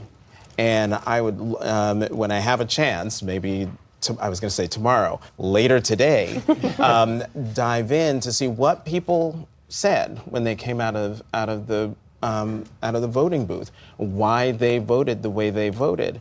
And I'm not sure if people are willing to be as honest as I would like them to be, to talk about why this shift is happening. It's so broadly as I'm looking at this map. Judy, you're looking at the same map. I'm seeing it over Jonathan's shoulder. Yeah. It's very red. We don't know the result yet. We're still waiting for these states to come in. I'm already thinking about unifying the country. To what extent, and were people asked in the exit polls, who do you think will do a better job of bringing us together? I know that's been asked by pollsters for the last few years. And in most cases, the Democrat would win that by some margin. But half of the country, or almost half the country, is going to be unhappy with this result. What does that look like? What is the leader, whoever it is, whether it's Donald Trump or Kamala Harris, what are they going to say to the American people about that? Are they even going to address it? Are they going to continue to drive in the direction that they, in the case of Donald Trump, you didn't hear much talk about unification. I mean, he would say, I can unify, but so much of what he spoke about was criticism and worse about people on the other side. So I'm already thinking, what happens to the country? What happens to people who didn't vote for the winner? Where do we go from here? and the problems. I mean, does the next president have to deliver? Because, I mean, promising that there are going to be no taxes on Social Security, we're looking at an enormous deficit. We've got to make decisions on tax. Are there going to be more tax cuts? Are we just going to keep giving things away? I mean, where is the reckoning? When is there going to be? Is there going to be a reckoning? There is this is the fascinating thing, Judy. There's a reckoning every 2 years. Since 2006, every election has been a change election. And so we just keep doing this. We say, oh, but we don't like that. They did bad things. Now we'll put the other side in. Oh, we don't like them. We're going to do bad things. So they did bad things. And so we just keep ping-ponging back between this. There's no doubt if Republicans do end up holding all branches of government, the backlash in the midterm election is something we'll start talking about like 2 months after, if that. Immediately. Like next week about what the midterms will look like. And the retrenchment of the Democratic Party will be simply because of a backlash to the party that's in power. Yeah, I was going to say real quickly, I mean, volatility has been the defining attribute of our electorate for a number of years now. And look, if I had any guarantee, it's that 6 months from now, we're going to have a president who's going to be below 45% approval rating, facing razor-thin margins in the Congress. And the challenges that we have are pretty enormous. And that is going to be a very, very difficult task. And then the other thing is, too, is I think to Judy's point, we've just spent $15 billion with one half of the America saying that if you lose, it was stolen, and the other half of America saying that if you lose, democracy is going to die. So those tensions are not going away anytime soon. Just to give our viewers a little bit of insight of what we learned, Elon Musk tweeted out a photo not too long ago from inside Mar-a-Lago, just so you have a sense of what's happening there on the ground. And you see a photo there of former President Trump with Elon Musk, and that's the UFC, the Ultimate Fighting Championship head, Dana White, who also spoke at the Republican National Convention earlier this summer. The three of them involved in a deep conversation, just to give you a sense of what's happening there at the moment. Of course, we have not heard from former President Trump yet tonight, but this all hinges on these blue wall states we keep talking about again and again. We know, and we've always known, the closer it is, the longer it will take to count. John Yang is still in Pennsylvania, in Allegheny County, reporting for us tonight. I understand he has another update for us. John, over to you. Well, Amna, how are you?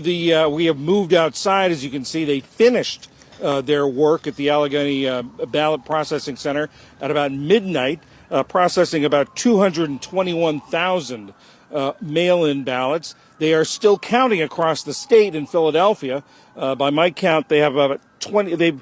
They got in 189,000 ballots. They counted 161. That means they have about 27,000 still to go. I think the story of Pennsylvania you heard from Lisa, who really went through it well. That Donald Trump has been overperforming, doing better in the rural counties than he did in 2020, and Harris is not matching what Democrats have done in the past in the big cities of Philadelphia. Although she did meet Biden's number, she is meeting Biden's number in Pittsburgh. But I think that there is a lot more counting to go until we know where this is. It's going to take a while, and it is just a factor that it is such a close election. John Yang in Allegheny County, Pennsylvania for us tonight. John, thank you for being there for your reporting tonight late into the evening.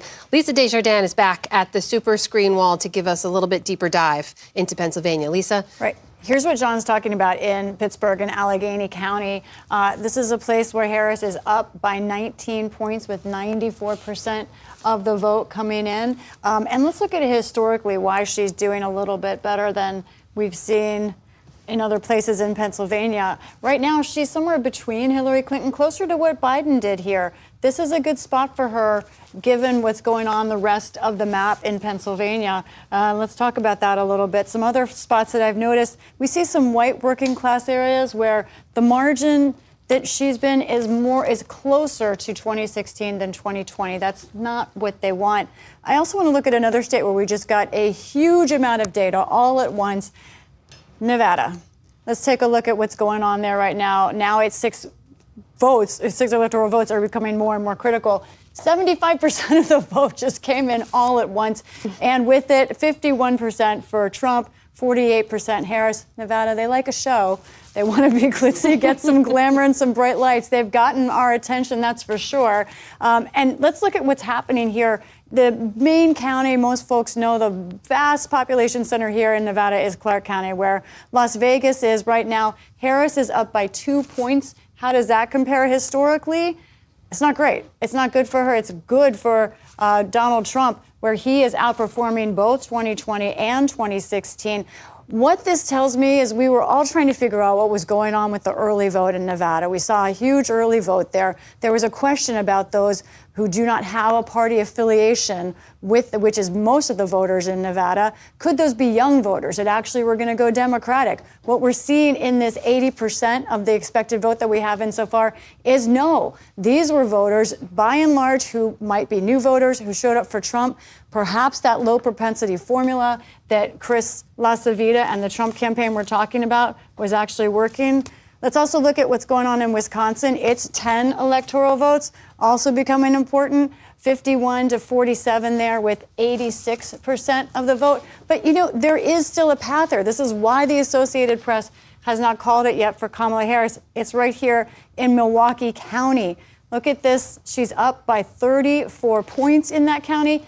Only 60% has been counted. This is a place where you get tens of thousands of votes, not just hundreds. So for Wisconsin, that's what we're still watching there in Milwaukee. Let's just quickly kind of sort of reset. I know everyone's probably got their boards at home, their maps, and actually the panel, you're welcome to tell me what to hit, what paths you like, but here's how I'm looking at things in this moment. This is where the race stands right now. 247 electoral votes have been called for Donald Trump.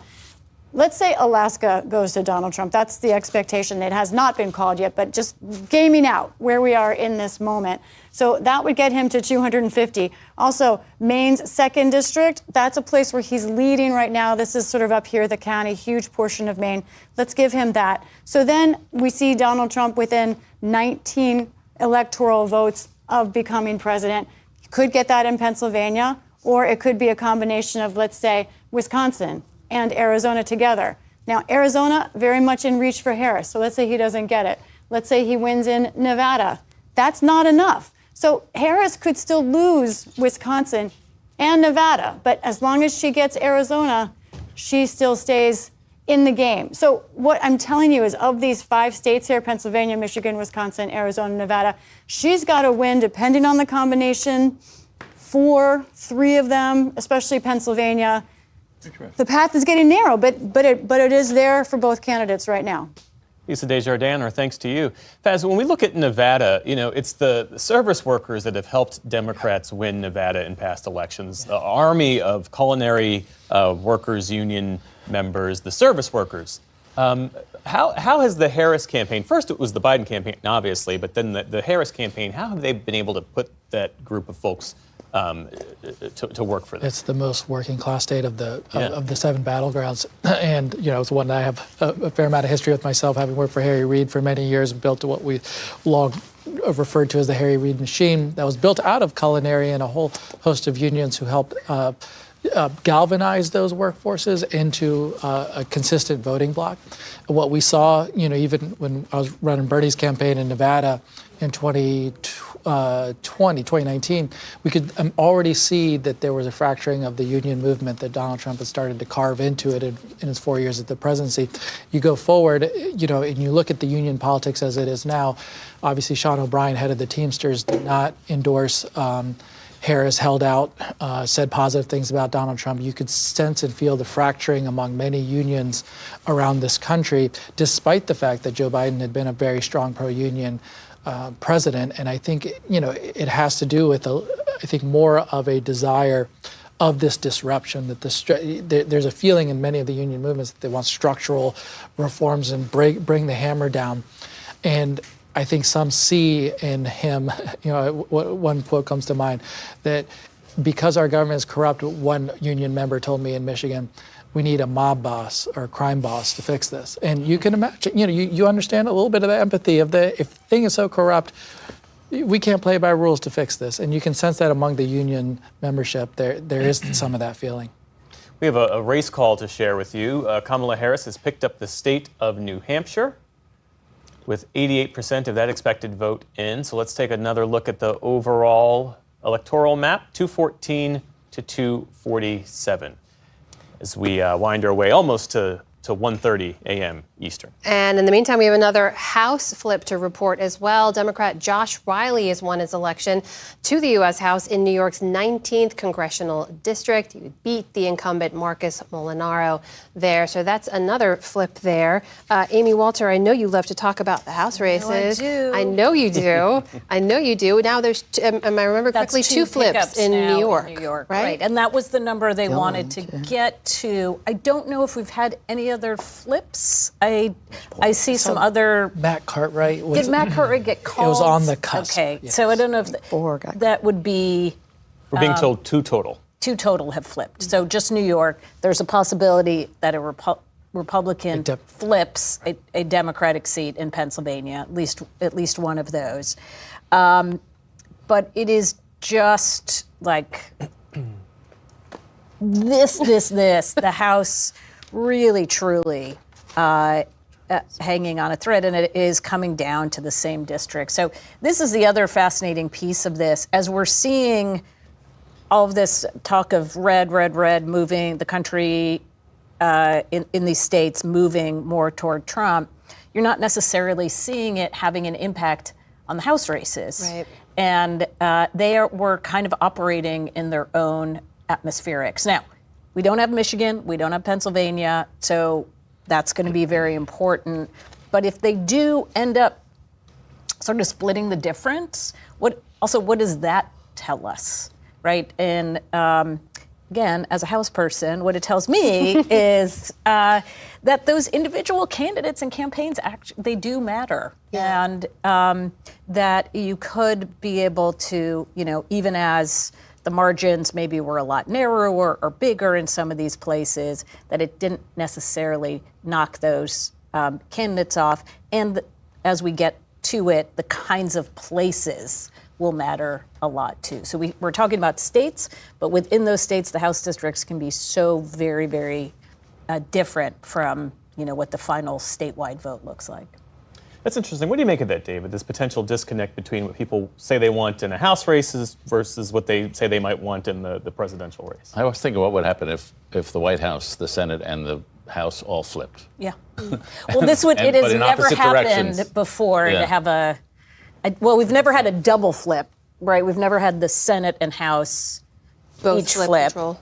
And we've not had the House flip in a presidential year since Eisenhower. Yeah. So that would be also historic if Democrats were to take back. Yeah, and it wasn't that long ago, I don't know the answer to this question, when you would have these movements of 40 and even 60 seats. Exactly. And now we're down to 20. Now we're down to 20, and the rest just kind of line up. Is that the mapping, or is it? No, you know what it is that there aren't any more rural Democrats and there aren't any more suburban Republicans. Right. And so. Remember the Blue Dog Democrats? Yeah. Remember that was the thing? So that if this really were big movement, I think this is what we're going to find as we go through these individual congressional districts. In the suburban areas, so part of the reason Democrats are doing well in New York and flip those two seats, those are in suburban sort of Biden-friendly territory. Long Island, though, these races are a lot closer as Long Island is going further and further right. We'll see what happens in, I'm trying to think about Nebraska. They haven't called yet, I don't think, for the Bacon seat. But, that's another place that you have a Republican holding on in a very blue urban area. Can he outrun Trump? Has always been. He's been able to do it in the past, and this is a bigger margin than he's had before. There is an argument that closed primaries contribute to this worsening partisanship in the Congress. That, of course, it encourages candidates on the far right to run in the Republican primary, on the farther left to run in the Democratic primary. And it's part of this whole argument right now about moving to more open primaries, but it's not having much. Well, we'll see, because in Nevada, the other thing that's on the ballot is a ranked choice voting, which only a couple of states have, Maine and Alaska. Colorado may have it as well, but in Nevada, it would be it would have a pretty big impact. We've never seen it in a state of that size. I mean, Alaska's obviously a big state, but it is not, population-wise, certainly not what Nevada is. Let's go to our William Brangham, who's in West Palm Beach with the Trump campaign. William, we should say that a TV network, Fox, has called Pennsylvania for Donald Trump. The Associated Press, however, says that several 100,000 ballots are left to be counted, and a flip is still possible if most of what's left to count is advance vote. Give us a sense of what's happening in the room and bring us up to speed on your reporting. If you had gone to me 45 seconds ago when Fox News made that call, I wouldn't have been able to hear a single word you said, because this room erupted with as loud of a cheer, a raucous, ongoing chant of USA, USA, as we have heard all night long. Because if, in fact, that turns out to be the case, and we should say, as you did, AP has not called it, and that's what we at the NewsHour go by as our metric. But Fox News, which is what is playing here in this room, Fox News called Pennsylvania, and this place erupted, because if that went forward, Trump is within 3 electoral votes of winning. So incredible jubilation here in the room, with a real sense that tonight, even though many people have been told that maybe we won't know the results, many people here are starting to feel that tonight could be officially the thing that pushes Donald Trump back to the White House. William, I'm not sure if you can see what we're seeing or hear any of this. There appear to be some high-profile guests kind of being ushered into the room. We can't quite make out who they are, but I wonder if you've heard anything from the campaign about when any campaign official or even former President Trump himself may come out to speak and address the crowd. We don't know. I can see the crowd that you're talking about. I can see them. There were some seats up near the stage that had been blocked off and reserved all evening long, and it clearly does seem as if some of those people are being escorted in. From my vantage point, I can't see who that is. We know we are expecting the Speaker of the House to come at some point. We've seen several senators, many congressmen. We also know that the Trump motorcade is here any minute now. They have also put up the teleprompters, which is often a sign that the president is about to speak soon, and they've parted the blue curtains over there on both sides of the stage. So we expect to see the former president any minute. Our William Brangham in West Palm Beach, Florida. William, thank you. Let's bring it back to the panel. Kevin, your takeaways. Well, I'm surprised they have a teleprompter.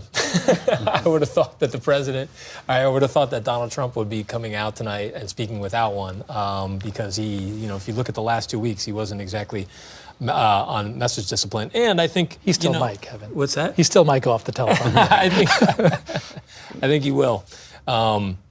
But I think clearly you're seeing the emotion and the enthusiasm from the Trump folks. I think they increasingly feel like this is trending in the right direction for them, and that they're going to be able to declare official victory pretty shortly. But we'll still see where we are on the House, I guess, until tomorrow.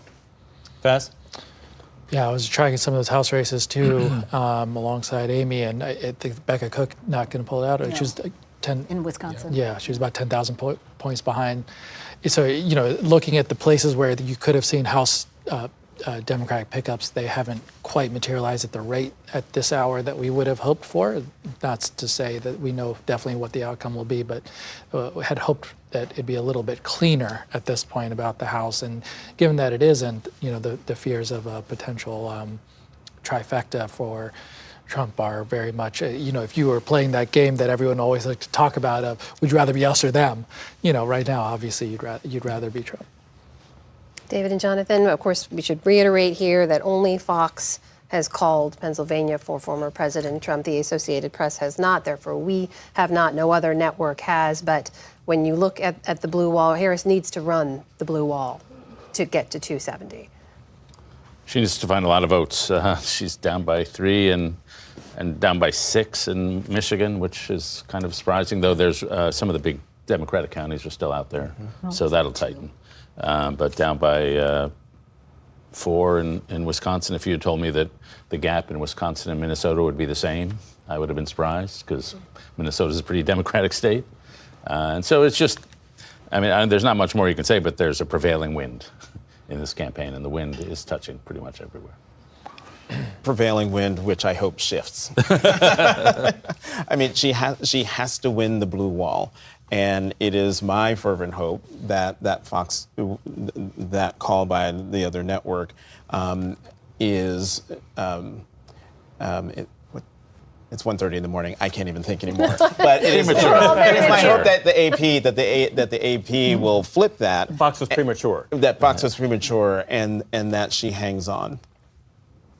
And if she doesn't, we could be looking at it. Sounds like we're saying a Republican White House, Senate, House. The House is going to be really Supreme hard Court. because we've got, between California and Oregon and Washington, there's so many races out west and Nebraska. So it does feel a little bit too early. I haven't been able to look at all the math, but it's probably right now that Democrats are up 1. Mm-hmm.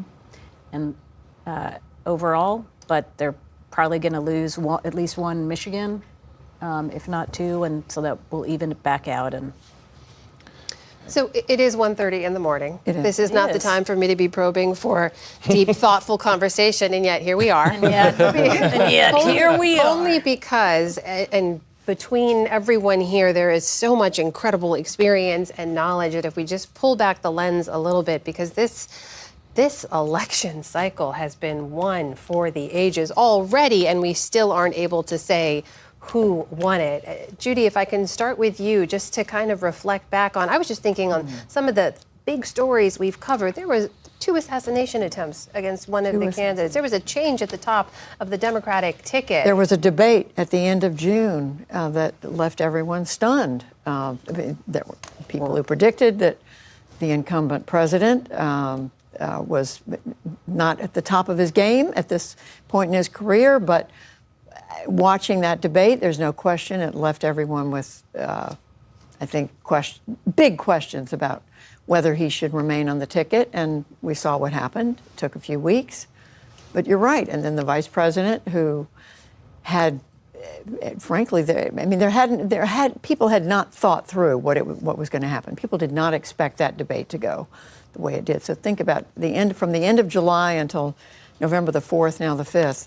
Where are we, the 5th? It's now the 6th. It's now the 6th. The 6th, Yes. I'm sorry.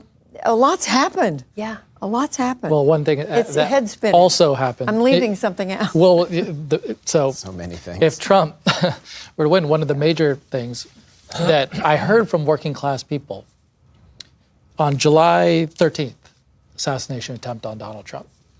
And it had an effect that I don't think was fully appreciated by people in more the elites, but I felt and heard it and saw it on the ground of those who were worried about democracy at risk. What that assassination attempt did for some folks is, this guy is running and he wants it so bad. He's doing something for his country. He fight. He wouldn't be putting himself on the line if not for the fact that he wanted to do something for America. And I think in the psychology, particularly of working class voters, I think it had a bigger effect than we may even know of just what it meant for them to see. And that photograph of him with the blood on the side of his face. Yeah. That one photographer captured, if I'm not mistaken. I can't remember his name, but I can't tell you how many Republicans, said after they saw those images, and again, it was an entirely different race because Biden was still in the race then, said it was over, that the race was over, essentially, that this was the defining moment of, Trump returning. And so that had a huge impact. I can't help but think, though, I know we're being premature about it earlier, we were joking about it earlier, but we are 48 hours away from 2026 starting already. And everybody trying to take the lessons from this campaign and immediately turn it into the next move on how to either sort of learn from this and then return to power. But I also can't help but think, and we still have a lot to learn about what the state of the sort of the balance of power in the Congress is going to be, and whether or not Trump is going to be able to pull us out. But we're still an incredibly divided country, and that does not change at all just because of the results tonight. And so much of this is going to, again, be relitigated throughout the next couple of months, and trying to pull the country together around a big agenda. We have big challenges around not only in the country, around the globe.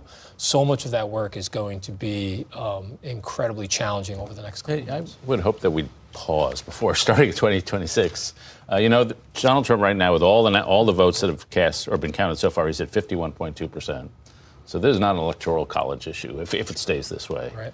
And so, my response to any election, no matter who gets it, if your team lost, your instinct is to start blaming the voters. Mm-hmm. And it's always useful to, in my view, the voters are not always wise, but they're usually sensible. They know their own lives. They make sensible calls. And so instead of rushing to blame them for this or that, just humbly, what are they trying to tell us here? And usually there's a valuable lesson in there. And, my instinct is always, well, whatever my priors are were confirmed by this election. Yeah. But it is necessary to take some time. I would agree, but I think the reality also is that first we're going to see there's going to be some recriminations from this. I mean, there's going to be so much second guessing. As there is after any campaign, right? Yeah. I mean, and that's going to be a very real part of the raw teachings of some of the judgment that we saw tonight, and that's just very real, I think, right now. And I can tell you it's happening already in campaigns. Let's go to our Laura Barone Lopez, who, as I understand it, is outside of what the Harris campaign election night headquarters used to be. She's joining us from a parking lot. Is that okay? Oh, actually, no, Laura, you're still there. You're still there. So bring us up to speed. I'm still here. Okay. So bring us up to speed. So as you can see behind me, Jeff, the yard, which is where the election night event for Harris had been set up, has entirely cleared out, because after Cedric Richmond said that the vice president was not going to be speaking tonight, people just started streaming out. She is expected to speak here tomorrow to address her supporters. That's what Cedric Richmond said. I mean, look, the campaign has gone almost entirely quiet at this point. The vice president called a lid. Her pool did, so we aren't getting much from her vice presidential office side, and the campaign has not been sending really any more updates in terms of what they're watching closely. The last that we had heard from them, from my sources inside the campaign, was that, again, they are just laser focused on whether or not the turnout in those major urban areas, in Philadelphia, in Detroit, in Milwaukee, are going to reach the numbers that they thought. They had said that they were overperforming 2020 turnout there, and that they had hoped that would ultimately mean that could put her over the top in those states. And again, they are still holding out hope for Nevada, Jeff. All right, Laura Barone Lopez, our thanks to you. Lisa Desjardins, you are tracking the latest in the House races. Yes. What are you seeing? Yes, it's getting interesting. I mean, it's been interesting. What am I talking about? It's remaining very interesting. All right, this is how the Associated Press looks at these races. Right now, they have a net no change, even though we know we've had some Democratic pickups, and one of the reasons for that, when I look at the data, is because they've given 2 North Carolina districts, which were picked up in redistricting, to the Republicans. So that's something we've sort of factored in, but technically on the math, this is where we are right now, 187, 163. Let's look at some of these calls that are important. First of all, here we go in New York. This District 19, Josh Riley, you all mentioned this. This is a Democratic pickup, as we said. Now, here's a race we're watching closely. This is that Long Island race here. And Laura Gillen, the Democrat, still remains ahead with 98%. That looks like it's close, but really 51-49 in a district like this, that's a healthy margin with 98%. But again, the Associated Press has not called this. They still see a potential path for the incumbent, Anthony D'Esposito. Now, I'm watching this race as well. Henry Cuellar, the Democrat in Texas, the 28th district. He was indicted in May on bribery charges, but here he is right now with 88% of the vote, keeping his seat at the moment, 52%. This would be a Democratic hold. This is something that Republicans had hoped to pick up. Right now, they're not in reach of it. And here's that Nebraska district you mentioned, Amy. Tony Vargas, the Democrat, right now ahead, but just barely, look at that, by 0.2 percentage points, fewer than 1,000 votes there. This is going to be a tough race to call, I predict. We'll see how it goes with the remaining 9% that's left. All right, let's talk about Nevada. This might be a little bit of a surprise. Susie Lee, she is a professional campaigner. She is good. I followed her on the campaign trail 2 years ago. She's great in her district. But right now, she's in a pretty close race with 84% of the expected vote in. You know, this is Clark County by and large. So we're seeing some of what Kamala Harris is facing in her district as well. Now, of course, she could eke this out. She's ahead right now. But this is a race we're watching. This is a little bit more competitive than I expected at this time. So right now, we just have these two New York districts. New York, we've got a +1. We've got another New York. We've got another +1. My messy handwriting.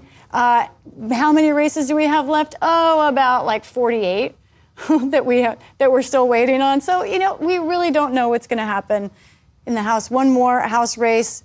Amish Shah is winning here in Arizona over Dave Schweikert, but we're still waiting for a lot of votes in Arizona. Let's take a look at the Senate race there. Kari Lake, someone you guys have been talking about tonight.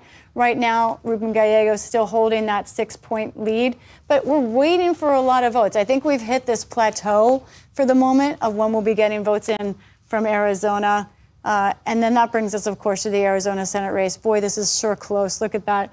Just 1 percentage point between Harris and Trump. And why not? I'm going to take a look at Pennsylvania because it's really what we're talking about, what everyone's looking at. Right now, 93% of the expected vote in. Harris is behind by 3 points. And we've been spending a lot of time talking about where votes are or are not coming in. Right now, Philadelphia County, this is 95% expected vote. And I remind you, this is with Trump up overall by 3 points. That's not good news for Harris. This is where she's going to be getting most of her remaining votes. Still 5% out. That's thousands of votes. But her ability to close the gap here, which, by the way, let's look at the number. She has to find now 200,000 votes roughly in Pennsylvania in order to win back the state. That's going to be difficult, but the AP has not called this race. That means they do see it as mathematically possible. And Lisa, can we talk about the Senate for a second? Yeah. And mainly with Republicans taking control of the Senate, the next big election is on November 13th. The two Johns, Texas Senator John Cornyn and the Senate GOP whip John Thune, are running against each other to replace Mitch McConnell as the Senate Republican leader and effectively majority leader. How is that race shaping up? Because the two of them have been crisscrossing the country, pouring millions of dollars into Senate Republican coffers. That's right. And I will say it is almost the opposite of what we've seen on the presidential level. These are two men who've worked together for a long time. They are not just in public, but behind the scenes being careful to be polite to one another. I haven't seen any elbows thrown yet. But I think as we get closer, they realize the importance of the job that they have. And as we know, Republican Senate majority leaders tend to stay in that job for a long time. So this is the opportunity for both of these men to advance. They may not get another opportunity like this in their career. So it's going to get intense. And I think regardless of the outcome of the presidential election, former President Trump will have something to say about it. So we're going to watch these two men as they contour or not to former President Trump and what he's saying and how they aim to work with him or perhaps, I don't know, ingratiate him as we've seen from others before. Yeah, Lisa, thank you. Kevin, what are you watching for in that race? I think it was Lisa Murkowski who said to a reporter, either one of the Johns would be great. Yeah, or you can just say, you know who I'm for? I'm for John. So you get away with having to answer any specifics. Look, I think both really good, strong leaders, both well-liked, both would be great at the job. I think one of the interesting things is which one of them will be able to curry more favor or has a history of currying a better favorable profile with Trump. That'll be key. I think the edge there would have been with Cornyn. But we'll see. We'll see how it plays out. I think one of the things that I remember from working on Capitol Hill, too, is right when you think all of these external factors play a bigger role, it really does come to the relationships that each one of these senators has with the members of their conference. Yeah, and Steve Daines took his name out right, of the mix. That was my sort of, I was always curious to see if he would run for this, because the more success you have as the head of one of the campaign committees, your colleagues like to reward that. But each one of these Johns went on the trail too for their candidates. And one last point. Mitch McConnell is an institution. I know people hate him. I know a lot of people who work with him, particularly me. I have a great deal of admiration for him and like him, particularly with his skill as a Senate leader. We are going to see a very big gap with how that job was being done. It is just, he was a master at being able to manage the conference and work all the different factions that were in it. He was also an institutionalist. He felt very strongly in the role of that job, and I think that's a lot of institutional knowledge that is going to be leaving the position. Exactly the point I was going to make. I was working for the Senate Majority Leader Harry Reid at that point, seeing Mitch McConnell understand how to work the Senate. If you look at Donald Trump's first term in the first 2 years, how did he get these 3 Supreme Court nominations through? It's Mitch McConnell. How did he get judicial nominations through? It's Mitch McConnell. How did he get a tax cut bill through? It was Mitch McConnell. And it was his ability to know and understand how you schedule votes when you force these things through. I do think that this decision will be a big one that I have no doubt that Trump will determine essentially for the Republican Party of who's going to be the Senate Majority Leader. I was just going to say, and denying the Democrats their choice for the Supreme Court. Twice. The book that I think, Jeff, you That's right, Michael Tackett of the Associated Press. Among other things, it's clear that he's not a fan of Donald Trump.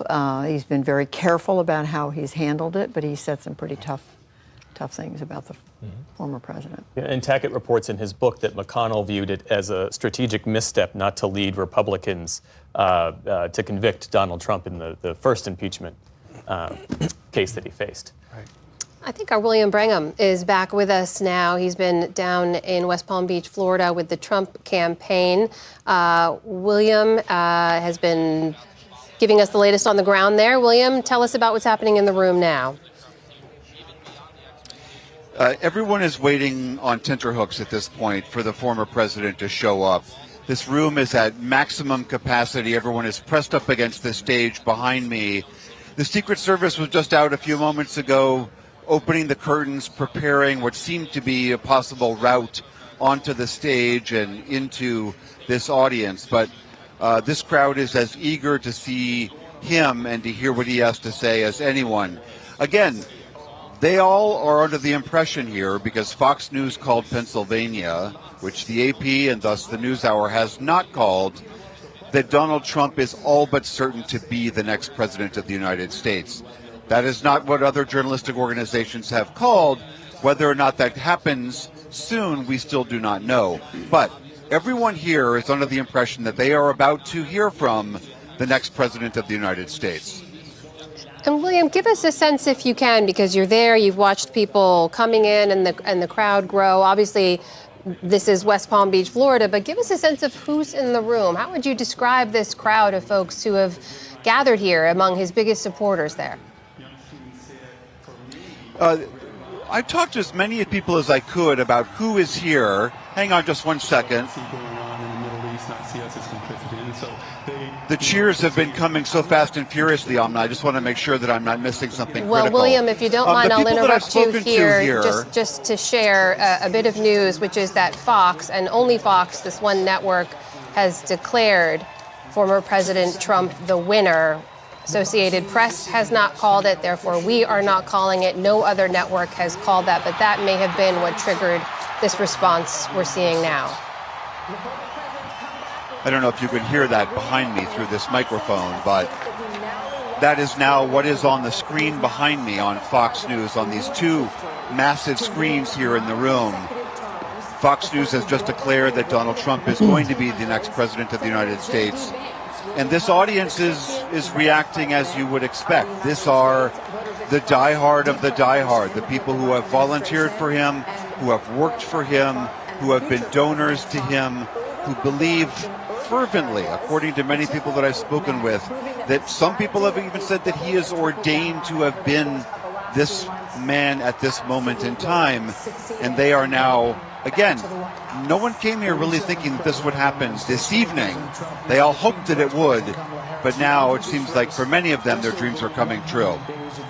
And William, just a level set for our audience. I know you're fighting a lot of noise in the room there, but it's coming up on 2 o'clock here on the East Coast. Only one network, Fox, has now said that former President Trump has won the presidential election. The Associated Press has not called this race. There are still a number of key battleground states they have yet to call. No other network has called it at this point, but that is the reaction you're reporting on there in the room, correct? That's exactly right. That's everyone here thinks this race is now over. We are, as we are reporting and other journalistic organizations are reporting, that is not the case yet. Again, in the course of our conversation, in the course of our broadcast this evening, it may turn out to be that way. But thus far, it has not been declared that. As Laura was reporting, the Harris campaign certainly believes that they have maybe the most infinitesimal chance, but a chance still, that they could eke out some final victory and get some of those remaining blue wall states. But according to everyone in this room, that ship has passed. Trump is the next president. And William, has there been any word from the Trump campaign in the last 10 minutes or so? No, I've reached out to all of them to find out if is the former president even in the building? How confident are they that this is actually what is happening? And they have gone radio silent. I think they're all probably backstage preparing for what they hope to be this grand entrance that he is about to make.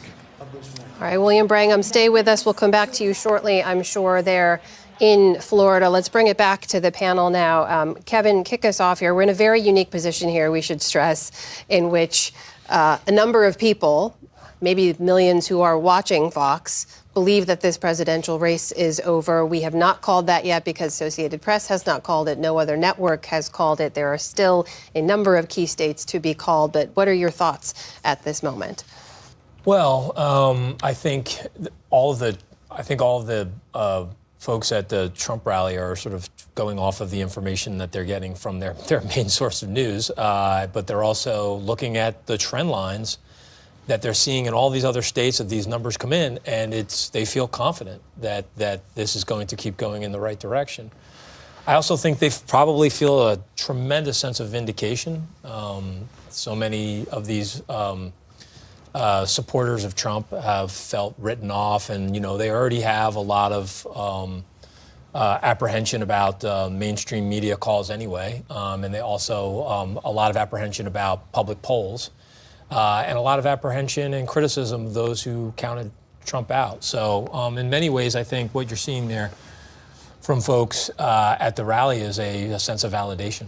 One point I'd just make, literally this morning, when Trump was speaking, as he was, I think after he voted, he attacked Fox News.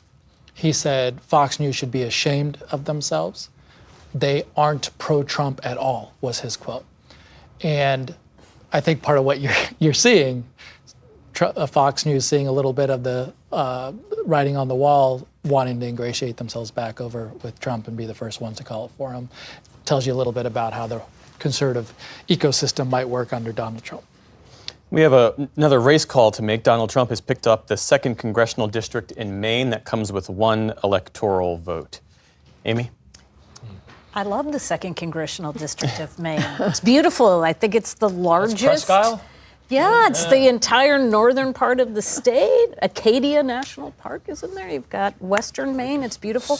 Yeah, a lot of that. This is going to be a fascinating. Both Omaha, the Nebraska 2nd Congressional District, and Maine's 2nd Congressional District are unicorns. You've got a moderate Republican sitting in Omaha, and you've got a conservative Democrat sitting up in Maine's 2nd Congressional District. Both of them are hanging on by a thread right now. But when we talk about why our system is so polarized and why people are so frustrated that we don't have more consensus, or why we're not seeing bigger swings between elections on the House side, it's because of how difficult it is. Even for these two candidates, you can like them, dislike them, but they are trying to be they're more representative of their community than the national party would be. But it is very hard now to separate yourself from that, and that's where we end up. I see Lisa Desjardins has taken up her post by the super screen, which tells me we're about to learn something. Just in this Lisa? moment, I think it's an important moment to understand the math here, where we are with the Maine 2nd District, the county. I also share great love for that place on this earth, where we're at. So Trump, 248 electoral votes. Now, a state that we will not get results in anytime in the next half hour is Alaska. But it is assumed that those 3 electoral votes will go for Donald Trump. So let's just put that in there. That puts him at 251. Then you have, if Pennsylvania goes with its 19, that's it. Kamala Harris can win everywhere else, Arizona, Nevada, everywhere else, Michigan, Wisconsin, and that's it. So I just want to stress to our viewers the importance of watching that state. And undoubtedly, it's one reason that the AP is being so careful. Having interviewed them, I know that they spend even more time as the stakes get higher, looking through everything. They do the opposite of rushing once they get closer to these important calls. As for Pennsylvania itself, where are we? Still 94% of the electoral expected vote, and we're still at about 200. We've gotten a few thousand votes in, not very much since I last talked to you, but still Kamala Harris has to find 200,000 votes in this state, and really there are not a lot of spots where she can go. As I said, in Philadelphia, she's still got 95% of the vote in. There we go. Chester County, 86%. All these places where she gets great margins are closing. There's not a lot of votes left for her. Lisa Desjardins, thank you for that update. As always, facts and math, that's how we follow this race.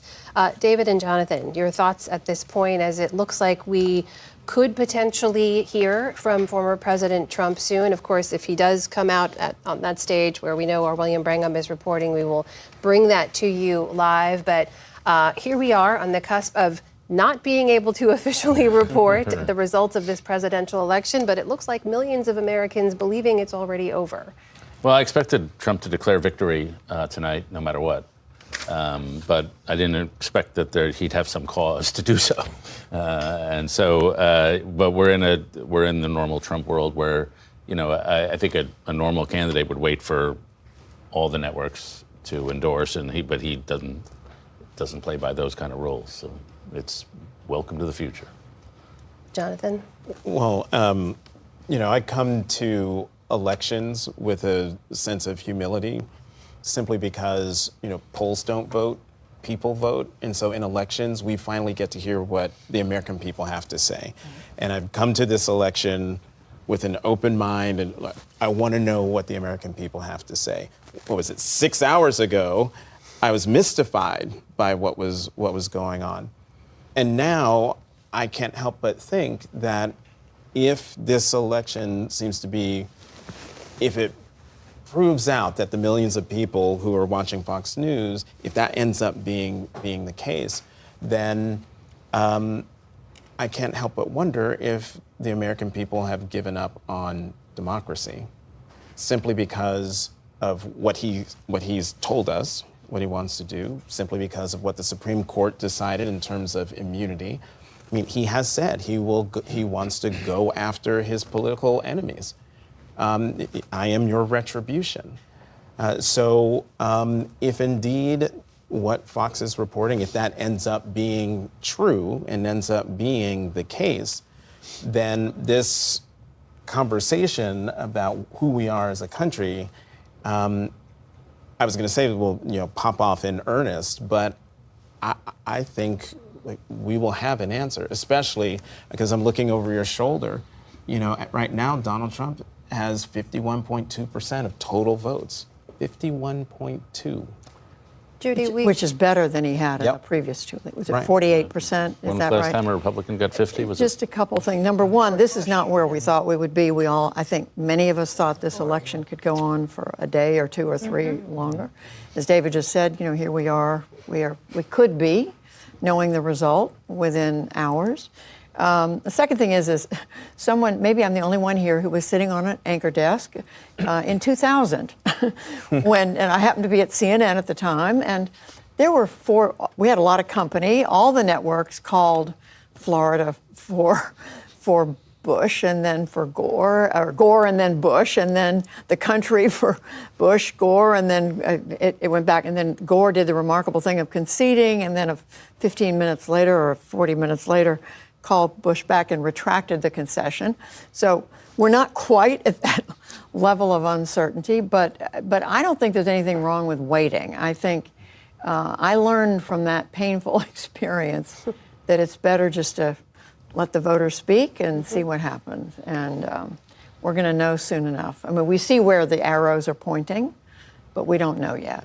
Well, the way that those arrows are pointing, David, you made this point earlier that the long period of the liberal ascendancy in our politics appears to be over for at least right now, because you could argue that even the Democrats were shifting rightward in their approach to major issues like immigration and crime. Yeah. So there are obviously going to be major differences between the two parties, but there are some similarities. So we were going to have a tighter border policy. We already have that under Biden. We were going to have industrial policy, and we are going to have industrial policy. We had that under Biden. There are a lot of Republicans, including J.D. Vance and Marco Rubio and Josh Hawley, who want to have some form of industrial policy. The Biden administration, to a surprising degree, continued the reshoring, the crackdown on China, the decoupling of our economies. So that will continue. And so what happens when you get a new political era, it's not like the two parties agree, but the Overton window shifts. And so what had been, whether it was Bill Clinton, George W. Bush, Barack Obama, that's over here, and we've moved a little over here. And so if Trump does go on to win, that'll be one of the big takeaways for me. Amy Walter, think back with me to the 6 o'clock hour when we were all younger people and better hydrated. Oh my God. But we had this conversation about what we would learn tonight. Yeah. We're all looking to answer the biggest question we cannot yet answer, which is who has won this presidential election. But you also talked about what we learn about this country, about where we are and how we're viewing this moment. We have a lot more information now than we did back then. What are you taking away? Well, this realignment question that has been, going into the Substack debates, but it's been beyond that. I mean, this was really as we were wondering, how you put a winning coalition together. Every time you gain someone, is it coming at the risk of losing another group of voters? And so Trump didn't do better with women, and Trump didn't do better with college-educated voters, and Trump didn't find any more success in the suburbs, but of some of these key areas. But what he did do was he expanded his coalition with these voters we've been talking about a lot, whether it's Latino voters or Black voters or younger voters. And those matter too, especially when white college voters make up a small percent overall of the electorate. It's a growing share of the electorate, but it is by no means a majority of the electorate. And so if you're trying to get your coalition by holding on, I mean, that was always a question, could she hold on to enough of the Biden crew that turned out in 2020? And it looks like she did. And this is what's interesting. If you look at, again, in the exits, did you, for people who voted in 2020, I think she won them by 3 points or something. But among the people who didn't vote in 2020, they were tied. So that suggests that the new people who came into the system were not coming in as an anti-Trump vote, which I think a lot of Democrats were hoping. If there were going to be new people into this process, it's because they're going to look at Donald Trump and say, we can't have more of that. Instead, there were an equal number of people. Somebody said, we can't go that way. And then the other 48% who said, yeah, I like the fact that he's going to shake things up. Faz, how does that fundamentally upend the rules of politics such that Democrats know them and have known them? Well, I want to be, as David mentioned earlier, be humble about learning and challenging our own assumptions. So one of the assumptions for a lot of Democrats was the gender gap would work to their advantage. To a degree it didn't, but it did. But, if you think of it, the Biden win in 2020 and then the midterm wins in 2022, I felt that the Democratic brand led by him was starting to give the permission slip of Democrats to overperform him. That because you had a working class focused Democratic Party that now Fetterman wins and you run through, not to run through all the 2022 wins, but you have a bunch of outperformance of him.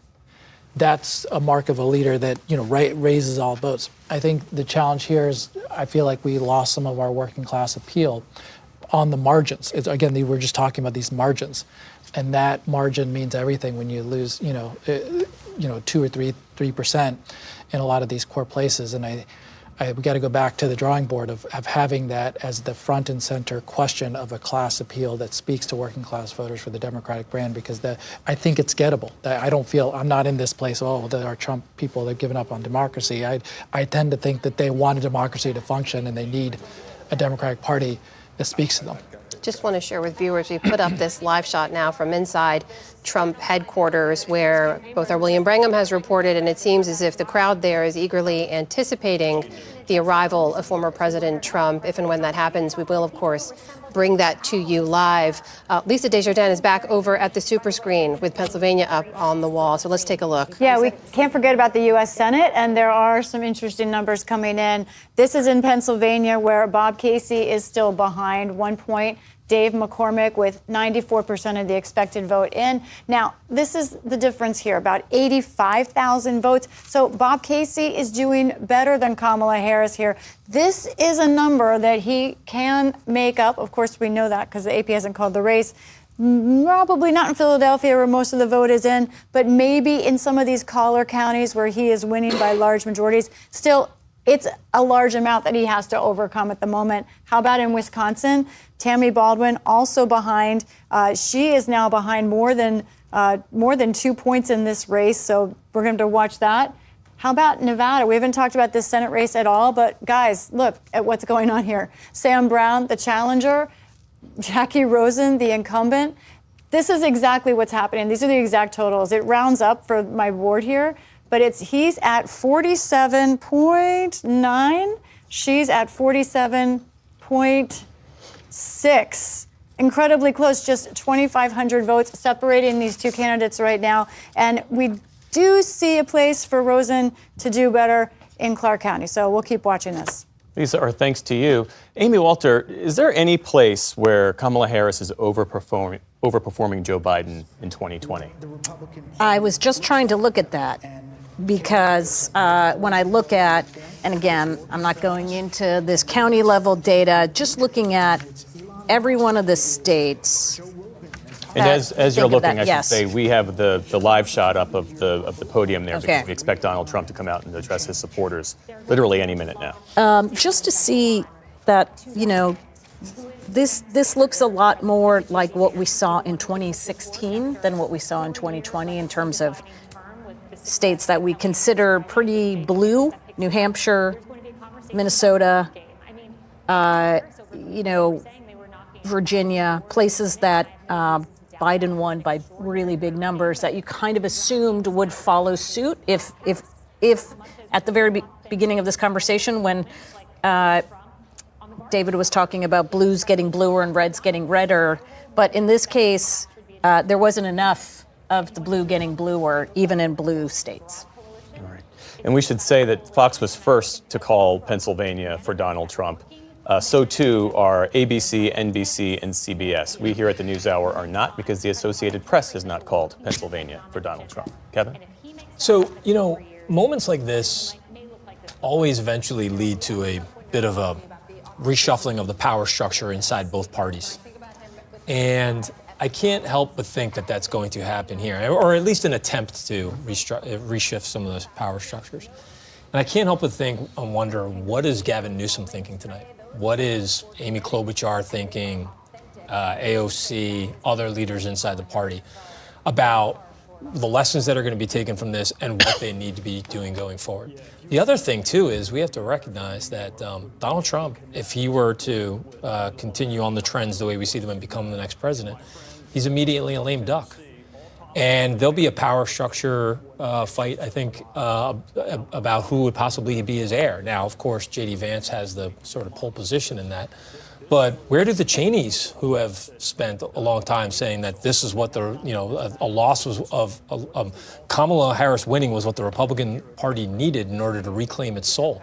What do they do inside this party? Do they start to now shift away and officially join the Democratic Party, or do they begin to start to fight a new, albeit very outnumbered battle inside the Republican Party? I think these moments, I know we want to be humbled and we should take a moment, but these type of power structure battles take place in the immediate aftermath of an electoral judgment like this.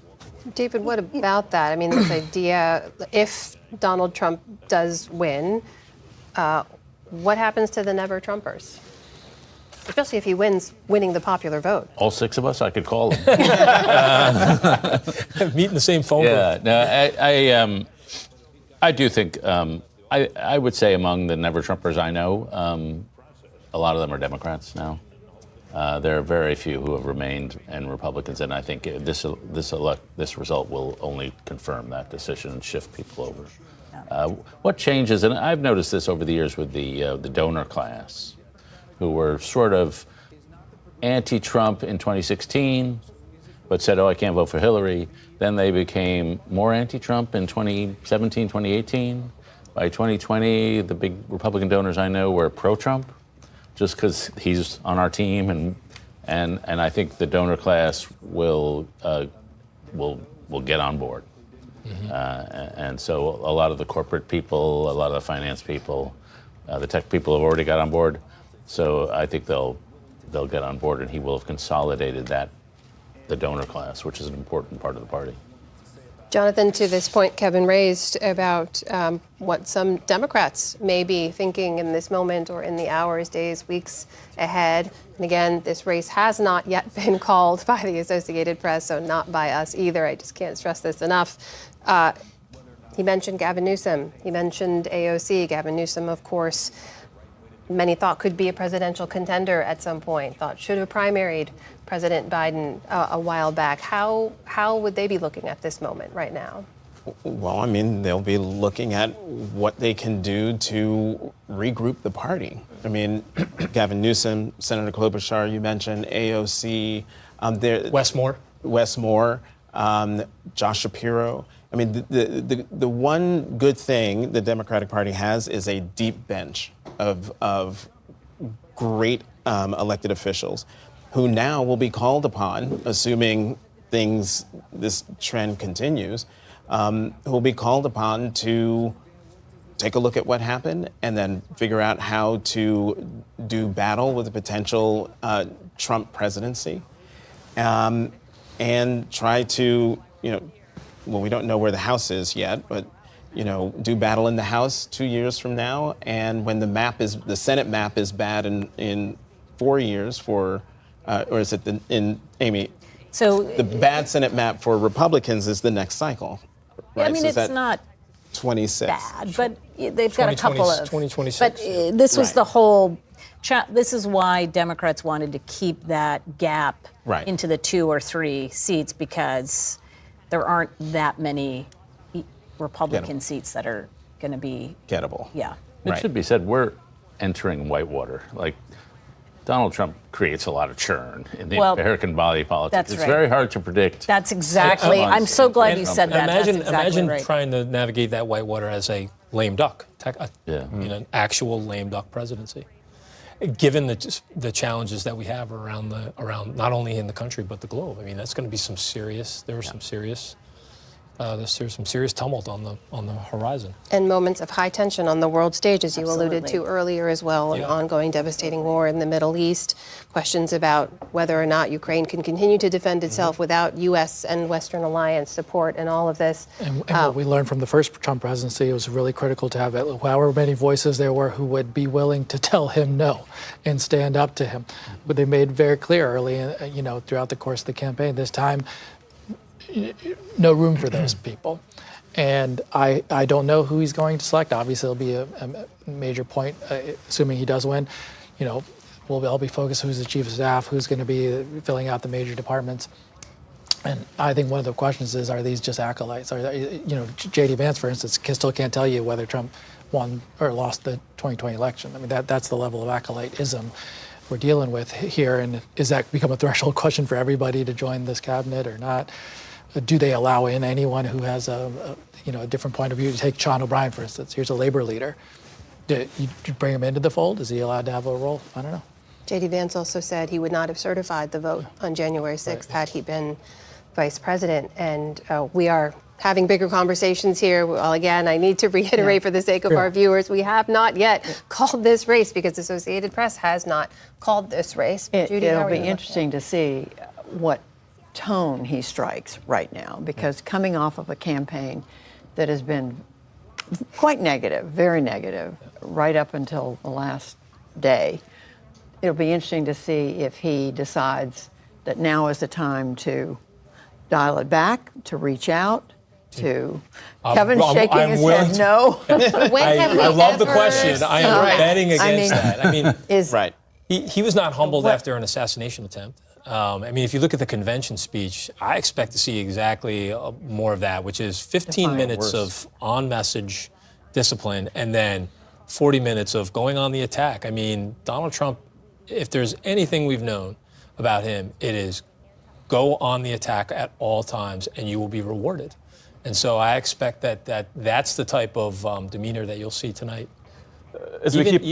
even given the circumstances. I'm just going to say, as we keep our eye on what's happening in West Palm, we saw what looked to be members of the Trump advance team coming out on the stage and putting prepared remarks on the lectern there. And then we saw in the front row Vivek Ramaswamy, Doug Burgum, and Kristi Noem.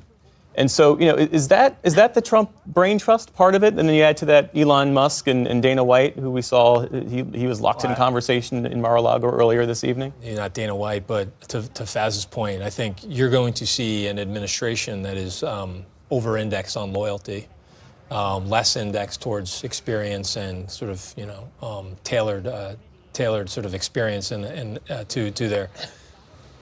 to the issues that the cabinet's going to be charged with dealing with, but yeah, those are the folks who have pledged their loyalty to Trump and have been very, very vocal surrogates for Trump. That is one of the ways to get into his good graces. So I expect all of them to play very prominent roles. Doug Burgum was in there too. I expect all of those to play very prominent roles. Faz, I want to shift it back to Harris for just a moment because we are still waiting to make calls in those blue wall states, but we know what we know so far, and the trends are what they are. And I just want to ask about the choice of Tim Walz as a running mate, which was meant to bolster her in those blue wall states in particular. How do you look at that decision now? I don't think it was Tim Walz. I don't think that was the issue. Let me start it this way. The issues were not competency of running a campaign. She raised $1 billion. I mean, it was a lot. Money wasn't the issue. Intensity wasn't the issue. You look at some of the crowds that she built, thousands and thousands at tons of rallies. So I say those things because now you're diagnosed, well, what was the issue? Because Biden, in many ways, didn't generate the same level of intensity. We knew that. Mm-hmm. But when you go into the blue wall, Michigan, Pennsylvania, in Wisconsin, was he someone who spoke to enough of the margin of 2 or 3% in 2020, certainly?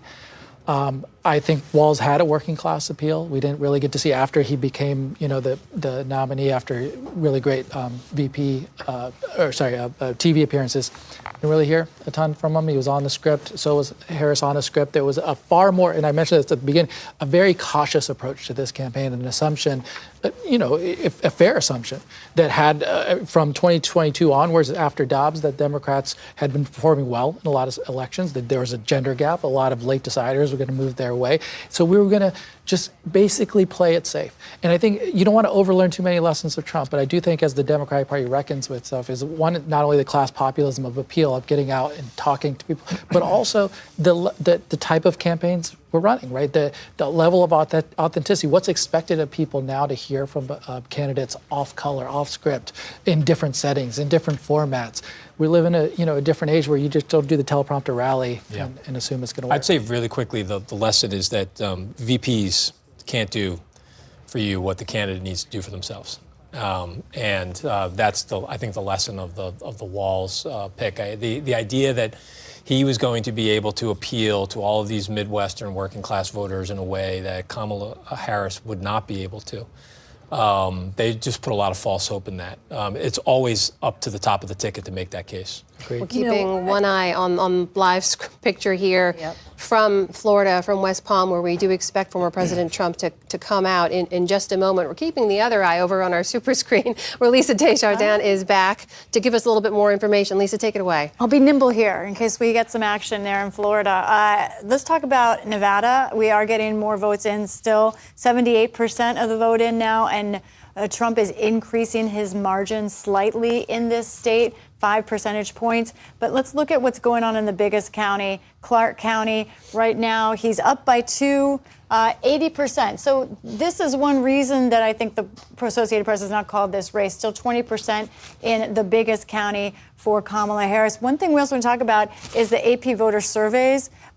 Nevada, 30% of the population there Hispanic. And let's look at what we know about Kamala Harris. From those voter surveys, 60% of Latina women voted for Harris. That compares with 2020, when it was 69% for Biden. She's lost ground there. Also, let's talk about Hispanic men. 51% told the Associated Press that they voted for Harris, but that compares with 59% for Biden in 2020. So this is one place where we could see some answers to the many dynamics in Nevada and other places. She's lost ground with a key group of the electorate there in Nevada.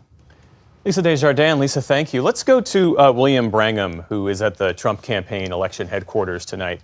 And William, one of the surreal aspects of this moment is that Donald Trump has a standing court date in a couple of weeks, November 26th. It was Judge Juan Merchan who is overseeing his criminal case out of New York. He delayed his sentencing date, and you correct me if I don't have this right, delayed his sentencing date until after Election Day, and that stands on November 26th. So what does his potential victory mean for that case and, of course, the special counsel cases against him? This, in some ways, fundamentally changes the entire legal landscape that has been arrayed against Donald Trump thus far. As you mentioned, 3 weeks from today, he was supposed to be sentenced for those 34 felony counts for falsifying business records to cover up the Stormy Daniels affair that he had. Now, let's just to say, for the sake of conversation, again, we have not called this race. The AP has not called this race yet. Let's say he is the president-elect. The pressure on Judge Merchan to not give Donald Trump a prison sentence for this case is going to be very, very intense. He's a 78-year-old. He's never had a felony conviction before, no prior convictions. So are you going to put the president-elect in jail for these, granted, very serious felony charges, but that's one issue. Secondarily, if Donald Trump becomes president, he then takes over the Department of Justice. And as such, he would have control over the two major federal cases against him. Those are both of the cases being run by Special Counsel Jack Smith. The January 6th election interference case, which is also currently on hold in Washington, D.C., trying to work through some of the legal complications that was created by the Supreme Court granting Donald Trump extensive immunity. The second case on that is the classified documents case at Mar-a-Lago, which also had been indefinitely suspended because the judge ruled that Jack Smith was inappropriately appointed. So both of those cases will now fall under a potential Donald Trump Department of Justice, and he could simply appoint a new attorney general who would get rid of them. Donald Trump has been very clear about what he would like to see happen to Jack Smith. Not only does he want him fired on day one of a new Trump presidency, but he also has said that Jack Smith should be sent out of the country and deported because he calls him a deranged maniac or something like that. The third case that is then pending against Trump, the fourth case, is the Georgia election interference case being held by Fani Willis. That case, again, does not fall under the Department of Justice, so Trump wouldn't have direct authority over that.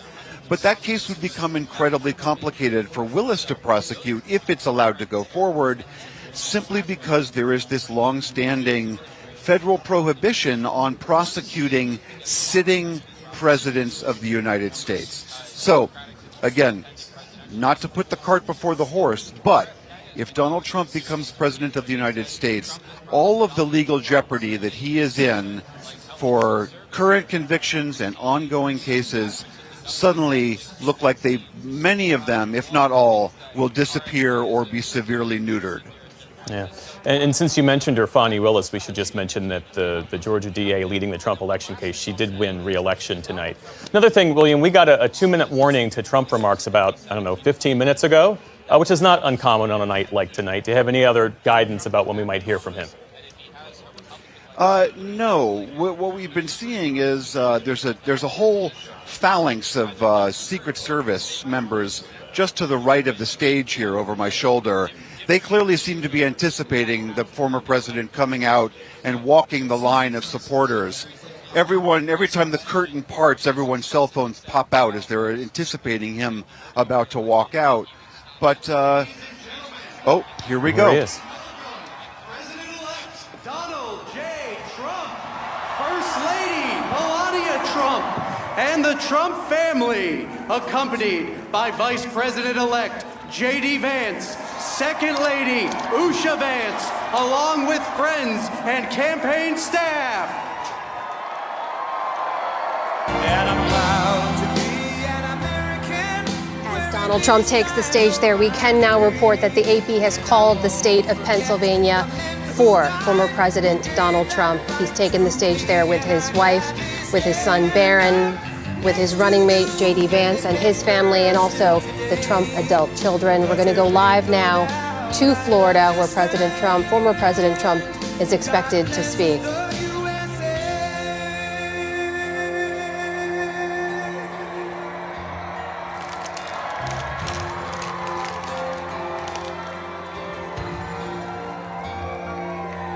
From the lakes of Minnesota to the hills of Tennessee, across the plains of Texas, from sea to shining sea, from Detroit down to Houston, and New York to LA, where there's pride in every American heart, and it's time we stand and say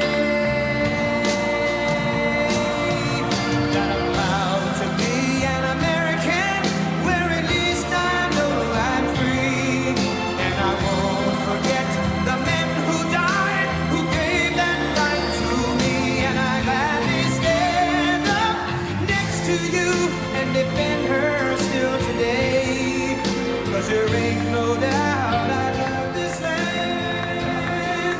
God bless the USA.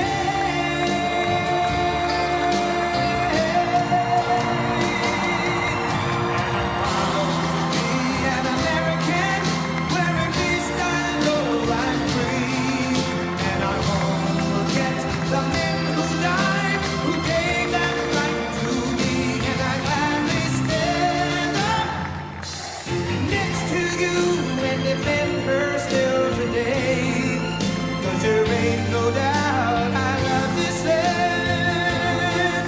God bless the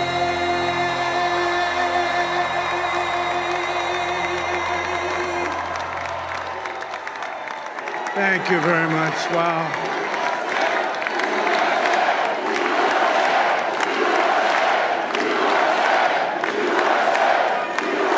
Well, I want to thank you all very much. This is great. These are our friends. We have thousands of friends on this incredible movement.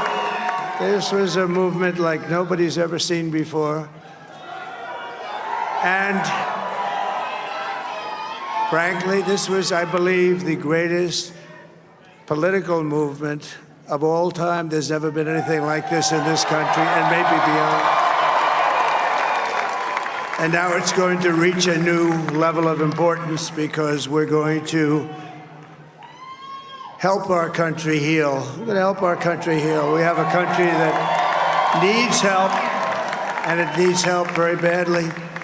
We're going to fix our borders. We're going to fix everything about our country. And we made history for a reason tonight, and the reason is going to be just that. We overcame obstacles that nobody thought possible, and it is now clear that we've achieved the most incredible political thing. Look what happened. Is this crazy?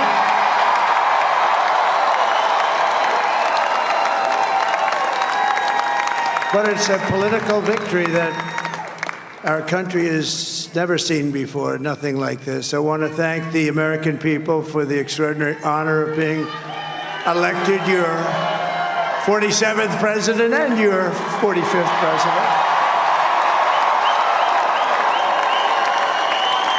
And every citizen, I will fight for you, for your family, and your future. Every single day, I will be fighting for you, and with every breath in my body, I will not rest until we have delivered the strong, safe, and prosperous America that our children deserve and that you deserve. This will truly be the golden age of America. That's what we have to have.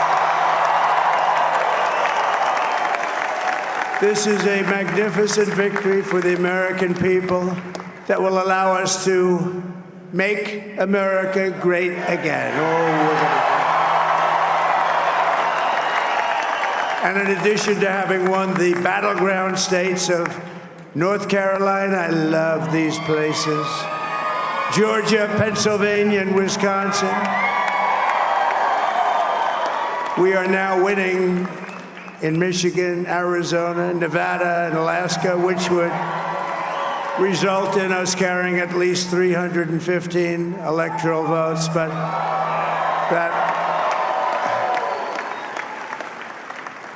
it's much easier doing what the networks did or whoever called it, because there was no other path. There was no other path to victory. We also have won the popular vote. That was great. Very proud of that.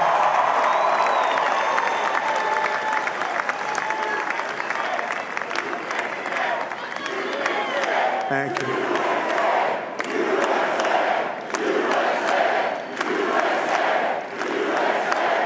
Thank you very much. Thank you. And, winning the popular vote was very nice, very nice, I will tell you. It's a great feeling of love. We have a great feeling of love in this very large room with unbelievable people standing by my side. These people have been incredible. They've made the journey with me, and we're going to make you very happy. We're going to make you very proud of your vote. I hope that you're going to be looking back someday and say that was one of the truly important moments of my life when I voted for this group of people beyond the president, this group of great people. America has given us an unprecedented and powerful mandate. We have taken back control of the Senate. Wow, that's good. And the Senate races in Montana, Nevada, Texas, Ohio, Michigan, Wisconsin, the great Commonwealth of Pennsylvania, were all won by the MAGA movement. They helped so much.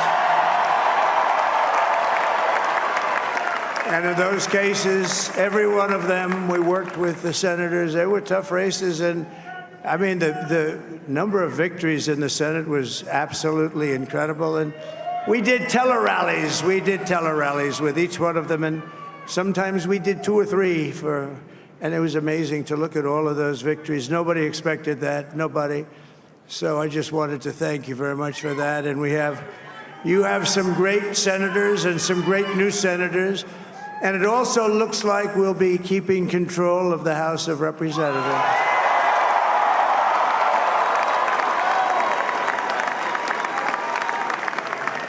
And I want to thank Mike Johnson. I think he's doing a terrific job.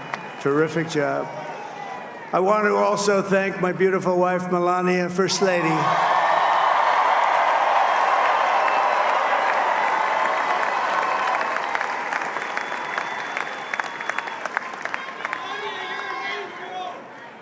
Who has the #1 best-selling book in the country. Can you believe that?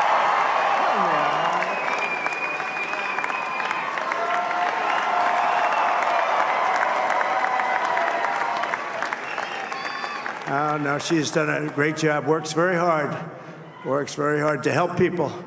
So I just want to thank her. But I want to thank my whole family, my amazing children, and they are amazing children.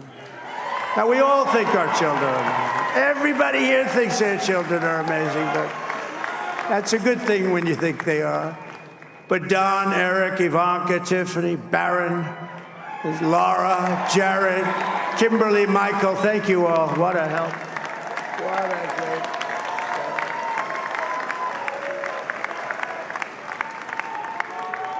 My father-in-law, Victor, is tremendous, and we miss very much Melania's mother, Amalia.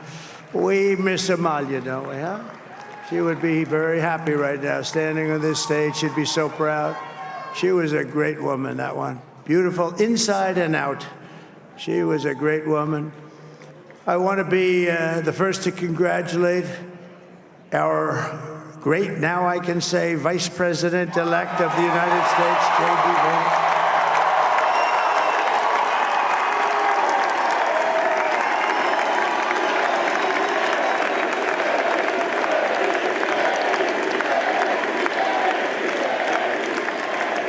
And his absolutely remarkable and beautiful wife, Usha Vance. And he is a feisty guy, isn't he? You know, I've said, go into the enemy camp, and you know the enemy camp is certain networks, and a lot of people don't like to, sir, do I have to do that? He just goes, okay, which one, CNN, MSDNC? He'll say, all right, thank you very much. He actually looks fine. He's still like the only guy I've ever seen. He really looks forward to it, and then he just goes in and absolutely obliterates them. Say a couple of words.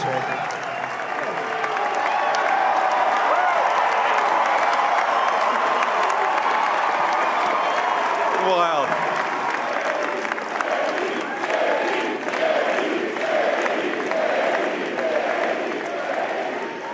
Well, Mr. President, I appreciate you allowing me to join you on this incredible journey. I thank you for the trust that you placed in me.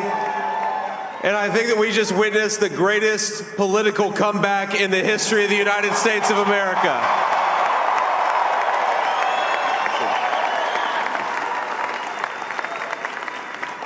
And under President Trump's leadership, we're never going to stop fighting for you, for your dreams, for the future of your children. And after the greatest political comeback in American history, we're going to lead the greatest economic comeback in American history under Donald Trump's leadership.